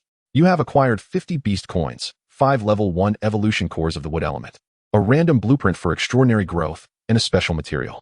Acquired special item, cooling gem of the secret realm. A plethora of items erupted from the chest, scattering across the ground. Su Yun picked up one of the items, and an option for storage appeared before him. This was the function of the spatial backpack he had just received as part of his reward. The spatial backpack was directly bound to him. To store an item, he simply needed to touch it with his hand and concentrate. However, not all items could be stored in the spatial backpack. Living beings and oversized objects were excluded from this capability. Su Yun first secured the 50 beast coins. These coins could be used to purchase items from the system's marketplace. Although he had little experience with it, previously he possessed 27 beast coins, and now he had an additional 50. Next were the evolution cores, essential materials for beast masters aiming to transcend level restrictions. The wood element evolution cores could be utilized for a move. He also retrieved the other 3 evolution cores he had on him. With the spatial backpack now at his disposal, he stored them all away. He currently possessed 7 wood element evolution cores and 1 earth element evolution core. Amu required 5 level 1 wood element evolution cores to advance from the awakening stage to the extraordinary stage. Unbeknownst to him, he had already gathered the necessary amount. Bending down, Su Yun picked up a scroll-like item. Upon holding it, he immediately discerned the information contained within the scroll. A random growth blueprint? Chapter 58, Cooling Gem of the Secret Realm. Su Yun clasped the scroll in his hand. This was what was referred to as a growth blueprint, another material required for a beast-level breakthrough. According to the system's description, beast masters needed to traverse specific secret realms to obtain such blueprints. That particular secret realm had yet to be activated. Yet, astonishingly, Su Yun had drawn one directly from the treasure chest. Random Extraordinary Growth Blueprint. Upon use, the beast master will randomly receive a growth route blueprint for a beast. With quality unspecified, Su Yun's eyes sparkled with excitement upon reading the description. What a remarkable find. Although the quality was uncertain, it was at least a usable blueprint. If Su Yun did not pursue the might of his beast and merely wished for a breakthrough, he could even use this blueprint to facilitate a level enhancement for his beast. Without hesitation, he chose to utilize the blueprint. The scroll-like blueprint radiated light and gradually unfurled. Corrupted Treant Growth Blueprint. Level Breakthrough Blueprint for the Corrupted Treant. Certain wood element beasts can utilize this. Other wood element beasts will transform into corrupted treants upon use. Required materials: 1 corrupted treant heart, 1 portion of nutrient-rich water, 3 thorny vines. Usage instructions: employ the evolution blueprint. Fusing all materials along with the wood element evolution cores with the beast to complete the level breakthrough. The usage instructions were quite straightforward. Each blueprint corresponded to a specific growth path for a beast. If the attributes of a beast did not align, the blueprint could not be utilized. Only compatible attributes would allow for its use. Once employed, The evolving beast would inherit the abilities and strengths corresponding to the type of beast depicted in the blueprint. Su-Yun waved the blueprint in his hand. Clearly, this blueprint was unsuitable for a Mu. Utilizing it for a Mu's level breakthrough would be a tremendous waste. At such a juncture, the process of blueprint fusion would come into play. Through the ancient synthesis table, ineffective growth blueprints could be decomposed and refused. By merging multiple blueprints of the same attribute, a new blueprint could be obtained. This new blueprint would have a greater probability of aligning with the growth path of one's own beast. For Su-Yun, acquiring a Mu's growth blueprint directly from the blueprint secret realm was virtually impossible. For rarer or higher quality beasts, synthesis was generally required to obtain suitable blueprints. Likewise, if one aspired for their beast to possess superior quality and enhance combat prowess, synthesis was essential to procure better growth blueprints. For some beastmasters, achieving a level breakthrough might represent a significant opportunity for elevating their strength. Su-Yun carefully stored the growth blueprint away. This blueprint would be reserved for synthesis later on. 2 items remained scattered on the ground. Su-Yun grasped one in each hand and collected them both. The first was a special material. Special material. Select any material you desire. This item will transform into the material you choose, usable only once. Su-Yun's eyes widened in astonishment. This item appeared even more useful than the previous blueprints. Any material, regardless of its rarity, could be transformed. If he happened to require a particularly hard-to-obtain rare material, this item would serve as the perfect solution. He hurriedly stored it in his spatial backpack, fearful of losing it. Only one item remained. The last object was a crystalline item, which Su-Yun could conveniently hold in one hand. Cooling gem of the secret realm, usable for single-player secret realms upon use. It immediately refreshes the cooldown time of the secret realm, usable once daily. A single-player secret realm refers to those realms that can only be entered by one individual. Conversely, resource secret realms fall under the category of multiplayer secret realms. This was indeed a valuable item that would undoubtedly prove useful in the future. With this cooling gem, he could access secret realms more swiftly than others. In scenarios where re-entry required a lengthy duration, the gem's value would increase exponentially. Su-Yun organized all his belongings and again stored the items he had been carrying into his spatial backpack. At that moment, he recalled promising to add Rolana as a friend. He opened the friend interface and was greeted by a multitude of friend requests. Su-Yun promptly initiated a search. Entering Rolana's name, he quickly found the corresponding individual and sent a friend request. Just as he dispatched it, Rolana accepted immediately. A message soon followed. May I come to find you? Rolana requests to enable location sharing. Su-Yun's expression darkened. Was she intending to seek him out? No. It was a Mu she was after. He certainly would not disclose his location. He chose to disregard Rolana's message entirely. Su-Yun closed the panel and rose from his seat, striding towards Zhou Yao. How did it go? Did you receive your reward? Indeed, I did. I ranked within the top 1,000, which grants me a spatial backpack, alleviating my concerns regarding item storage. What was your rank, and how spacious is your backpack? Hehe. After a successful challenge, I ascended from 1,000 to 852. The spatial backpack contains 14 slots, each capable of accommodating 10 units of identical items. Su-Yun nodded, noting that his own backpack boasted 100 slots. The size of the backpack is directly correlated to one's ranking. The higher the rank, the greater the number of slots available. After a brief respite, Su-Yun prepared to venture forth in search of monsters. The pursuit of experience through monster slaying must not cease, even though his 2 summoned beasts had yet to transcend their level limitations. However, experience can be accumulated in advance. Currently, he possesses over 100 experience points. When his beasts eventually break through their constraints, they will be ready to level up instantly. If necessary, Su-Yun can also elevate his own level, unhindered by any restrictions. At worst, he could elevate himself directly to level 20 and venture into the beast secret realm to procure a 3rd beast egg. Once hatched, it would add another formidable ally to his arsenal. Zhou Yao did not accompany Su-Yun this time. His beast, the Flame Sparrow, had reached level 8 awakening, a strength sufficient to ensure his safety. After contemplation, Su-Yun resolved to revisit a previously encountered leader-level monster. This was the creature he had encountered during the prolonged night. Known as the Black Ghost King, a leader-class monster at level 8 awakening, its comprehensive combat power soared to an impressive 2,600. Such leader-type monsters possess additional combat enhancements, akin to the resistances or damage boosts that Su-Yun's summoned beasts gain with each level upgrade. These attributes are hidden and not visible through the standard interface. Su-Yun had encountered this monster just 2 days prior, yet it felt as though a multitude of events had transpired since then. He hoped fervently that the creature had not vanished. Defeating leader-level monsters carries a significant probability of yielding treasure chests, were it not for the allure of the treasure. Su Yun would have no pressing need to confront a monster of such formidable strength. Slaying ordinary monsters would yield experience more swiftly. Nevertheless, treasure chests are indeed a coveted prize. While the outcomes of their contents are uncertain, securing even a single valuable item would justify the endeavor. The reward from his recent accomplishment had already proven worthwhile, particularly that item capable of transforming any material, which alone justified the effort expended. Following the direction etched in his memory, Su Yun advanced.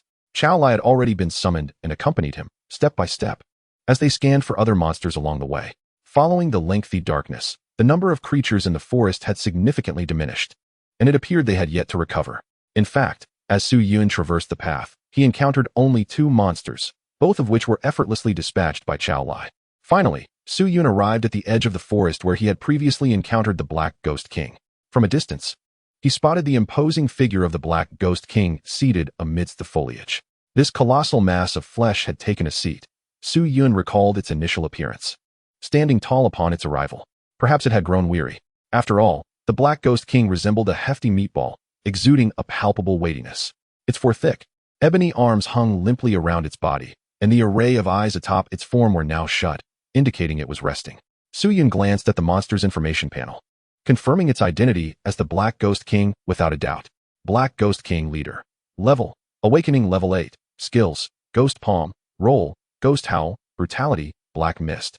Self-Destruct, Comprehensive Combat Power, 2,600. A combat power of 2,600 is indeed formidable. Even with Mu and Chao Lai having reached level 10 awakening, their combat power had not ascended to such heights. Truth be told, upon witnessing this monster again, Su Yun felt a twinge of trepidation, uncertain if he possessed the capability to vanquish it, given its staggering power. Previously encountered extraordinary monsters in the trial realm did not boast such exaggerated strength. Even a third-tier extraordinary monster barely reached 2004. Of course, the trial realm creatures were merely ordinary monsters, distinct from the Black Ghost King before him. As Su Yun prepared to summon a Mu to confront the beast, he was abruptly interrupted by a notification from a friend. Upon opening the message, he discovered it was from Emily. Boss, I have located the stronghold of the Smaan tribe beastmasters. Based on my investigation, there are approximately 30 Smaan tribe members at this stronghold. It seemed the investigation had yielded results, and Emily's swift action was commendable. The title of boss suits you. Given that I am now your employer, well done. Please enable location sharing so I can assess the distance. With location sharing activated, a green dot representing both of them appeared on the screen. The distance was not excessive, approximately 25 kilometers in a straight line. However, the actual distance would surely be greater when traversing the terrain. Initially, Su Yun had considered having Emily return to him after her reconnaissance. However, upon assessing the distance, he revised his plan. It would be best for Emily to remain there until nightfall. Su Yun intended to deal with the Black Ghost King before heading over. Should be able to arrive before darkness fell. Nevertheless, 30 Beastmasters, combined with their formidable combat power, would pose a challenge. With only their 3 beasts and 4 additional summoned creatures, it was uncertain whether they could eliminate them all. Therefore, a frontal assault would be ill-advised. Alternative strategies were imperative. Chapter 59, The Black Ghost King, a leader-class monster. Su Yun contemplated and sent another message to Emily. You need not return, stay there, and I will join you before nightfall. Also, please investigate the sentry points surrounding their stronghold. As a stronghold, it will undoubtedly have watchmen. Gaining this information in advance will facilitate our nighttime operations. Understood. I will gather the necessary intelligence. After Emily replied, she disabled location sharing. Given her capabilities, she would likely manage these tasks adeptly. Su Yun refocused on the Black Ghost King, for the primary objective ahead was to eliminate this formidable beast. Chao Lai, do you see the monster over there? What are your feelings about it? Do you have confidence in defeating it? Chao Lai leaped onto a nearby tree, gazing intently at the distant Black Ghost King. Soon, it turned back to Su Yun and exclaimed, Master, that monster feels incredibly powerful. It is stronger than any we have encountered before. Su Yun nodded. Your instincts are correct. This is indeed a remarkably powerful creature. He then summoned a Mu from the beast space. However, with our combined efforts, we shall not be unable to overcome it. 3 against 1 should suffice. Su Yun commenced formulating a strategy. Mu, you should cautiously approach the monster and see if you can find an opportunity to ensnare it. In the depths of the forest, there lies a certain advantage for Mu, as the surroundings provide ample concealment. As long as the creature's perception is not excessively acute, Mu stands a considerable chance of sneaking past undetected. If he can manage to ensnare the beast, even for a brief moment, Su Yun and Chao Lai will unleash their full power in unison. Even if they fail to vanquish the creature in one strike, they can still inflict significant damage upon it. Su Yun glanced once more at the creature's information, particularly focusing on the skills it possessed: Ghost Palm, Roll, Ghost Howl, Brutality, Black Fog, and Self-Destruct. Among these, Ghost Howl appeared to be a mental-type skill, one that Su Yun had previously encountered with the Spectre creature. The first encounter had cost him dearly, but fortunately, AMU's strength had been formidable enough to withstand the assault, allowing them to ultimately turn the tide. However, the circumstances were now different. Both AMU and Xiao Lai had gained mental resistance bonuses during their level-ups. Yet, the current foe, the leader-class Black Ghost King, would undoubtedly wield greater power even with the same skill. Thus, Su Yun could not fully ascertain that AMU and Xiao Lai would remain unaffected. Moreover, a more pressing concern lingered. Su Yun himself lacked mental resistance. After contemplating this, he accessed the system shop and conducted a thorough search. Soon, he stumbled upon a particular item, a mental resistance potion, surprisingly available for purchase. Approaching it with a tentative mindset, he noted the price of 10 beast coins per vial, somewhat steep, yet a prudent investment nonetheless. He also observed that this potion was effective not only for beast tamers, but also for their beasts. Without hesitation, he procured a vial, paying the 10 beast coins. Su Yun had amassed a fair number of beast coins, with little use for them elsewhere. Upon successful payment, a small bottle containing a green potion materialized in his hand. Mental Resistance Potion. Consuming it will temporarily enhance mental resistance, granting immunity to certain mental control skills for a duration of 30 seconds. Su Yun purchased this vial primarily for his own use, as AMU and Xiao Lai already possessed inherent mental resistance. Although the 30-second duration seemed rather brief, it would need to be utilized at the moment the creature unleashed its skill. After all, with such a limited time frame, should the creature activate its skill after the potion's effects waned, it would be a regrettable loss. Carefully storing the potion in an accessible location, he turned his attention back to the skills that warranted caution, particularly the self-destruct ability. As the name implied, this was a skill the creature would deploy upon nearing its demise. While it could only be used once, its impact would undoubtedly be substantial. Furthermore, given the considerable size of the Black Ghost King, should it explode, the resulting blast would encompass a vast radius. Evading such a skill proved to be quite challenging, unless they could eliminate the creature outright, preventing it from executing the self-destruct. However, that remained an unattainable feat for the time being. Perhaps after AMU and Xiao Lai advanced in level, such a possibility might arise. AMU, proceed with caution. Should this endeavor prove unsuccessful, we will have no choice but to confront it directly. With that, AMU began to cautiously navigate deeper into the forest. Su Yun and Xiao Lai remained in their position, their hearts laden with both anticipation and trepidation as they observed AMU advance. Gradually, AMU's form melded with the foliage, drawing ever closer to the Black Ghost King. Remarkably, the creature appeared to be in a deep slumber, completely oblivious to the impending danger. AMU stealthily approached within 5 meters of the Black Ghost King. At this proximity, initiating an attack would be almost instantaneous. Xiao Lai, prepare yourself. We are about to strike, Su Yun urged. Xiao Lai responded with a soft meow, nodding in affirmation. Planting its limbs firmly, it began to gather energy. A fiery red energy sphere gradually took shape within its slightly parted jaws. This was a variant of the skill Flame Wave, allowing for a full release of accumulated energy after charging, thereby exponentially increasing the resultant damage. Of course, there were limits to how long one could charge. It was impossible to do so indefinitely. Seeing Xiao Lai ready, Su Yun promptly commanded, AMU, strike now. Instantly, AMU sprouted numerous vines from its form. These vines surged toward the Black Ghost King, climbing over its body upon contact. A multitude of vines rapidly ascended to the creature's apex. However, at that moment, the Black Ghost King stirred awake. The multitude of eyes encircling its head snapped open. Roar! The Black Ghost King bellowed, a massive plume of dense black fog erupting from its crown. Su Yun then realized that the creature's mouth was situated atop its head, with the circle of eyes actually surrounding its maw. At this juncture, AMU had already activated its binding skill. The vines that had climbed up the Black Ghost King's body began to constrict, intertwining to form an enormous net that firmly ensnared the beast. A thunderous rumble ensued as the Black Ghost King struggled vehemently. One by one, the vines entwined around its form were torn asunder by its immense strength. Truly, it was a leader-class monster. Su Yun recalled the fierce battle with its counterpart, the Storm Lion, which had been of similar stature. Yet, once ensnared by AMU, the lion had lost much of its mobility. In contrast, the Black Ghost King was able to rely on its raw power to break free from the bindings. Nevertheless, it was essential to remember that AMU was not merely a tree engaged in combat. Xiao Lai attack. With Su Yun's command, Chao Lai unleashed its long-prepared assault. A thick, crimson energy shockwave erupted from its mouth, hurtling towards the Black Ghost King's chest. Simultaneously, Su Yun extended his hand, invoking the skill Mental Impact against the creature. The intangible assault struck true, causing the Black Ghost King to tremble as if jolted by electricity. Its struggles noticeably diminished. Boom. At that instant, Chao Lai's attack collided with the Black Ghost King's form. The scorching shockwave slammed against the creature, causing the dense layer of black fur on its surface to curl and char in the flames. The thick hide rapidly desiccated and blackened, with viscous blood oozing from the point of impact, even vaporizing in the intense heat, transforming into white ash. Roar! The Black Ghost King howled in pain, its massive mouth gaping wide as it unleashed a continuous barrage of roars that echoed through the surroundings. Upon hearing this, Su Yun felt momentarily dazed. Gritting his teeth, he acknowledged, indeed, the power of a leader-class monster's ghost howl skill is unparalleled. Without delay, he retrieved the mental resistance potion he had prepared earlier, uncorking it and swallowing its contents in one swift motion.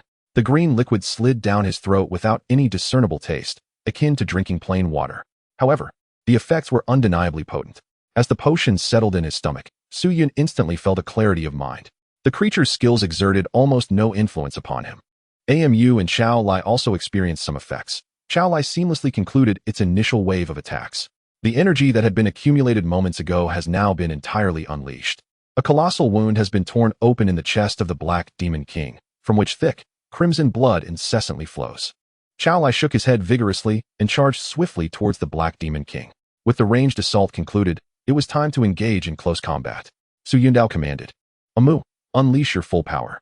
Amu, being least affected by the Black Demon King's abilities, immediately responded. The vines entwined around the Black Demon King began to sprout sharp thorns at their surfaces. The blood-sucking wood spikes activated, and the pointed wooden thorns lunged towards the body of the Black Demon King. However, to their surprise, the creature's defense proved formidable. The sharp spikes failed to pierce its exterior. Unable to penetrate the skin, they could not siphon the blood within the monster's body.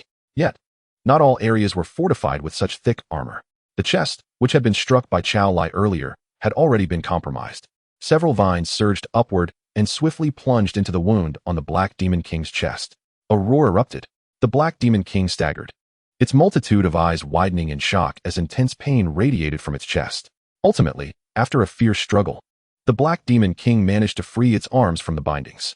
Its hands clawed at its chest, attempting to dislodge the vines embedded within its body. Meow! Chao Lai leapt onto the Black Demon King's form. With tremendous force, the fiery feline claws struck down upon the creature's arm. Boom! Despite being significantly smaller in stature, Chao Lai's blow was far from feeble. The immense impact caused the Black Demon King's arm to jerk uncontrollably backward. Seizing this fleeting moment of distraction, Amu directed more vines towards the wound on the creature's chest. With each additional vine that pierced through, the Black Demon King let out a harrowing howl of agony. At that moment, from the gaping maw of the Black Demon King, a thick cloud of black mist erupted. This murky fog rapidly spread, enveloping the area surrounding its body within mere moments. Amu and Chao Lai found themselves ensnared within the depths of the black mist.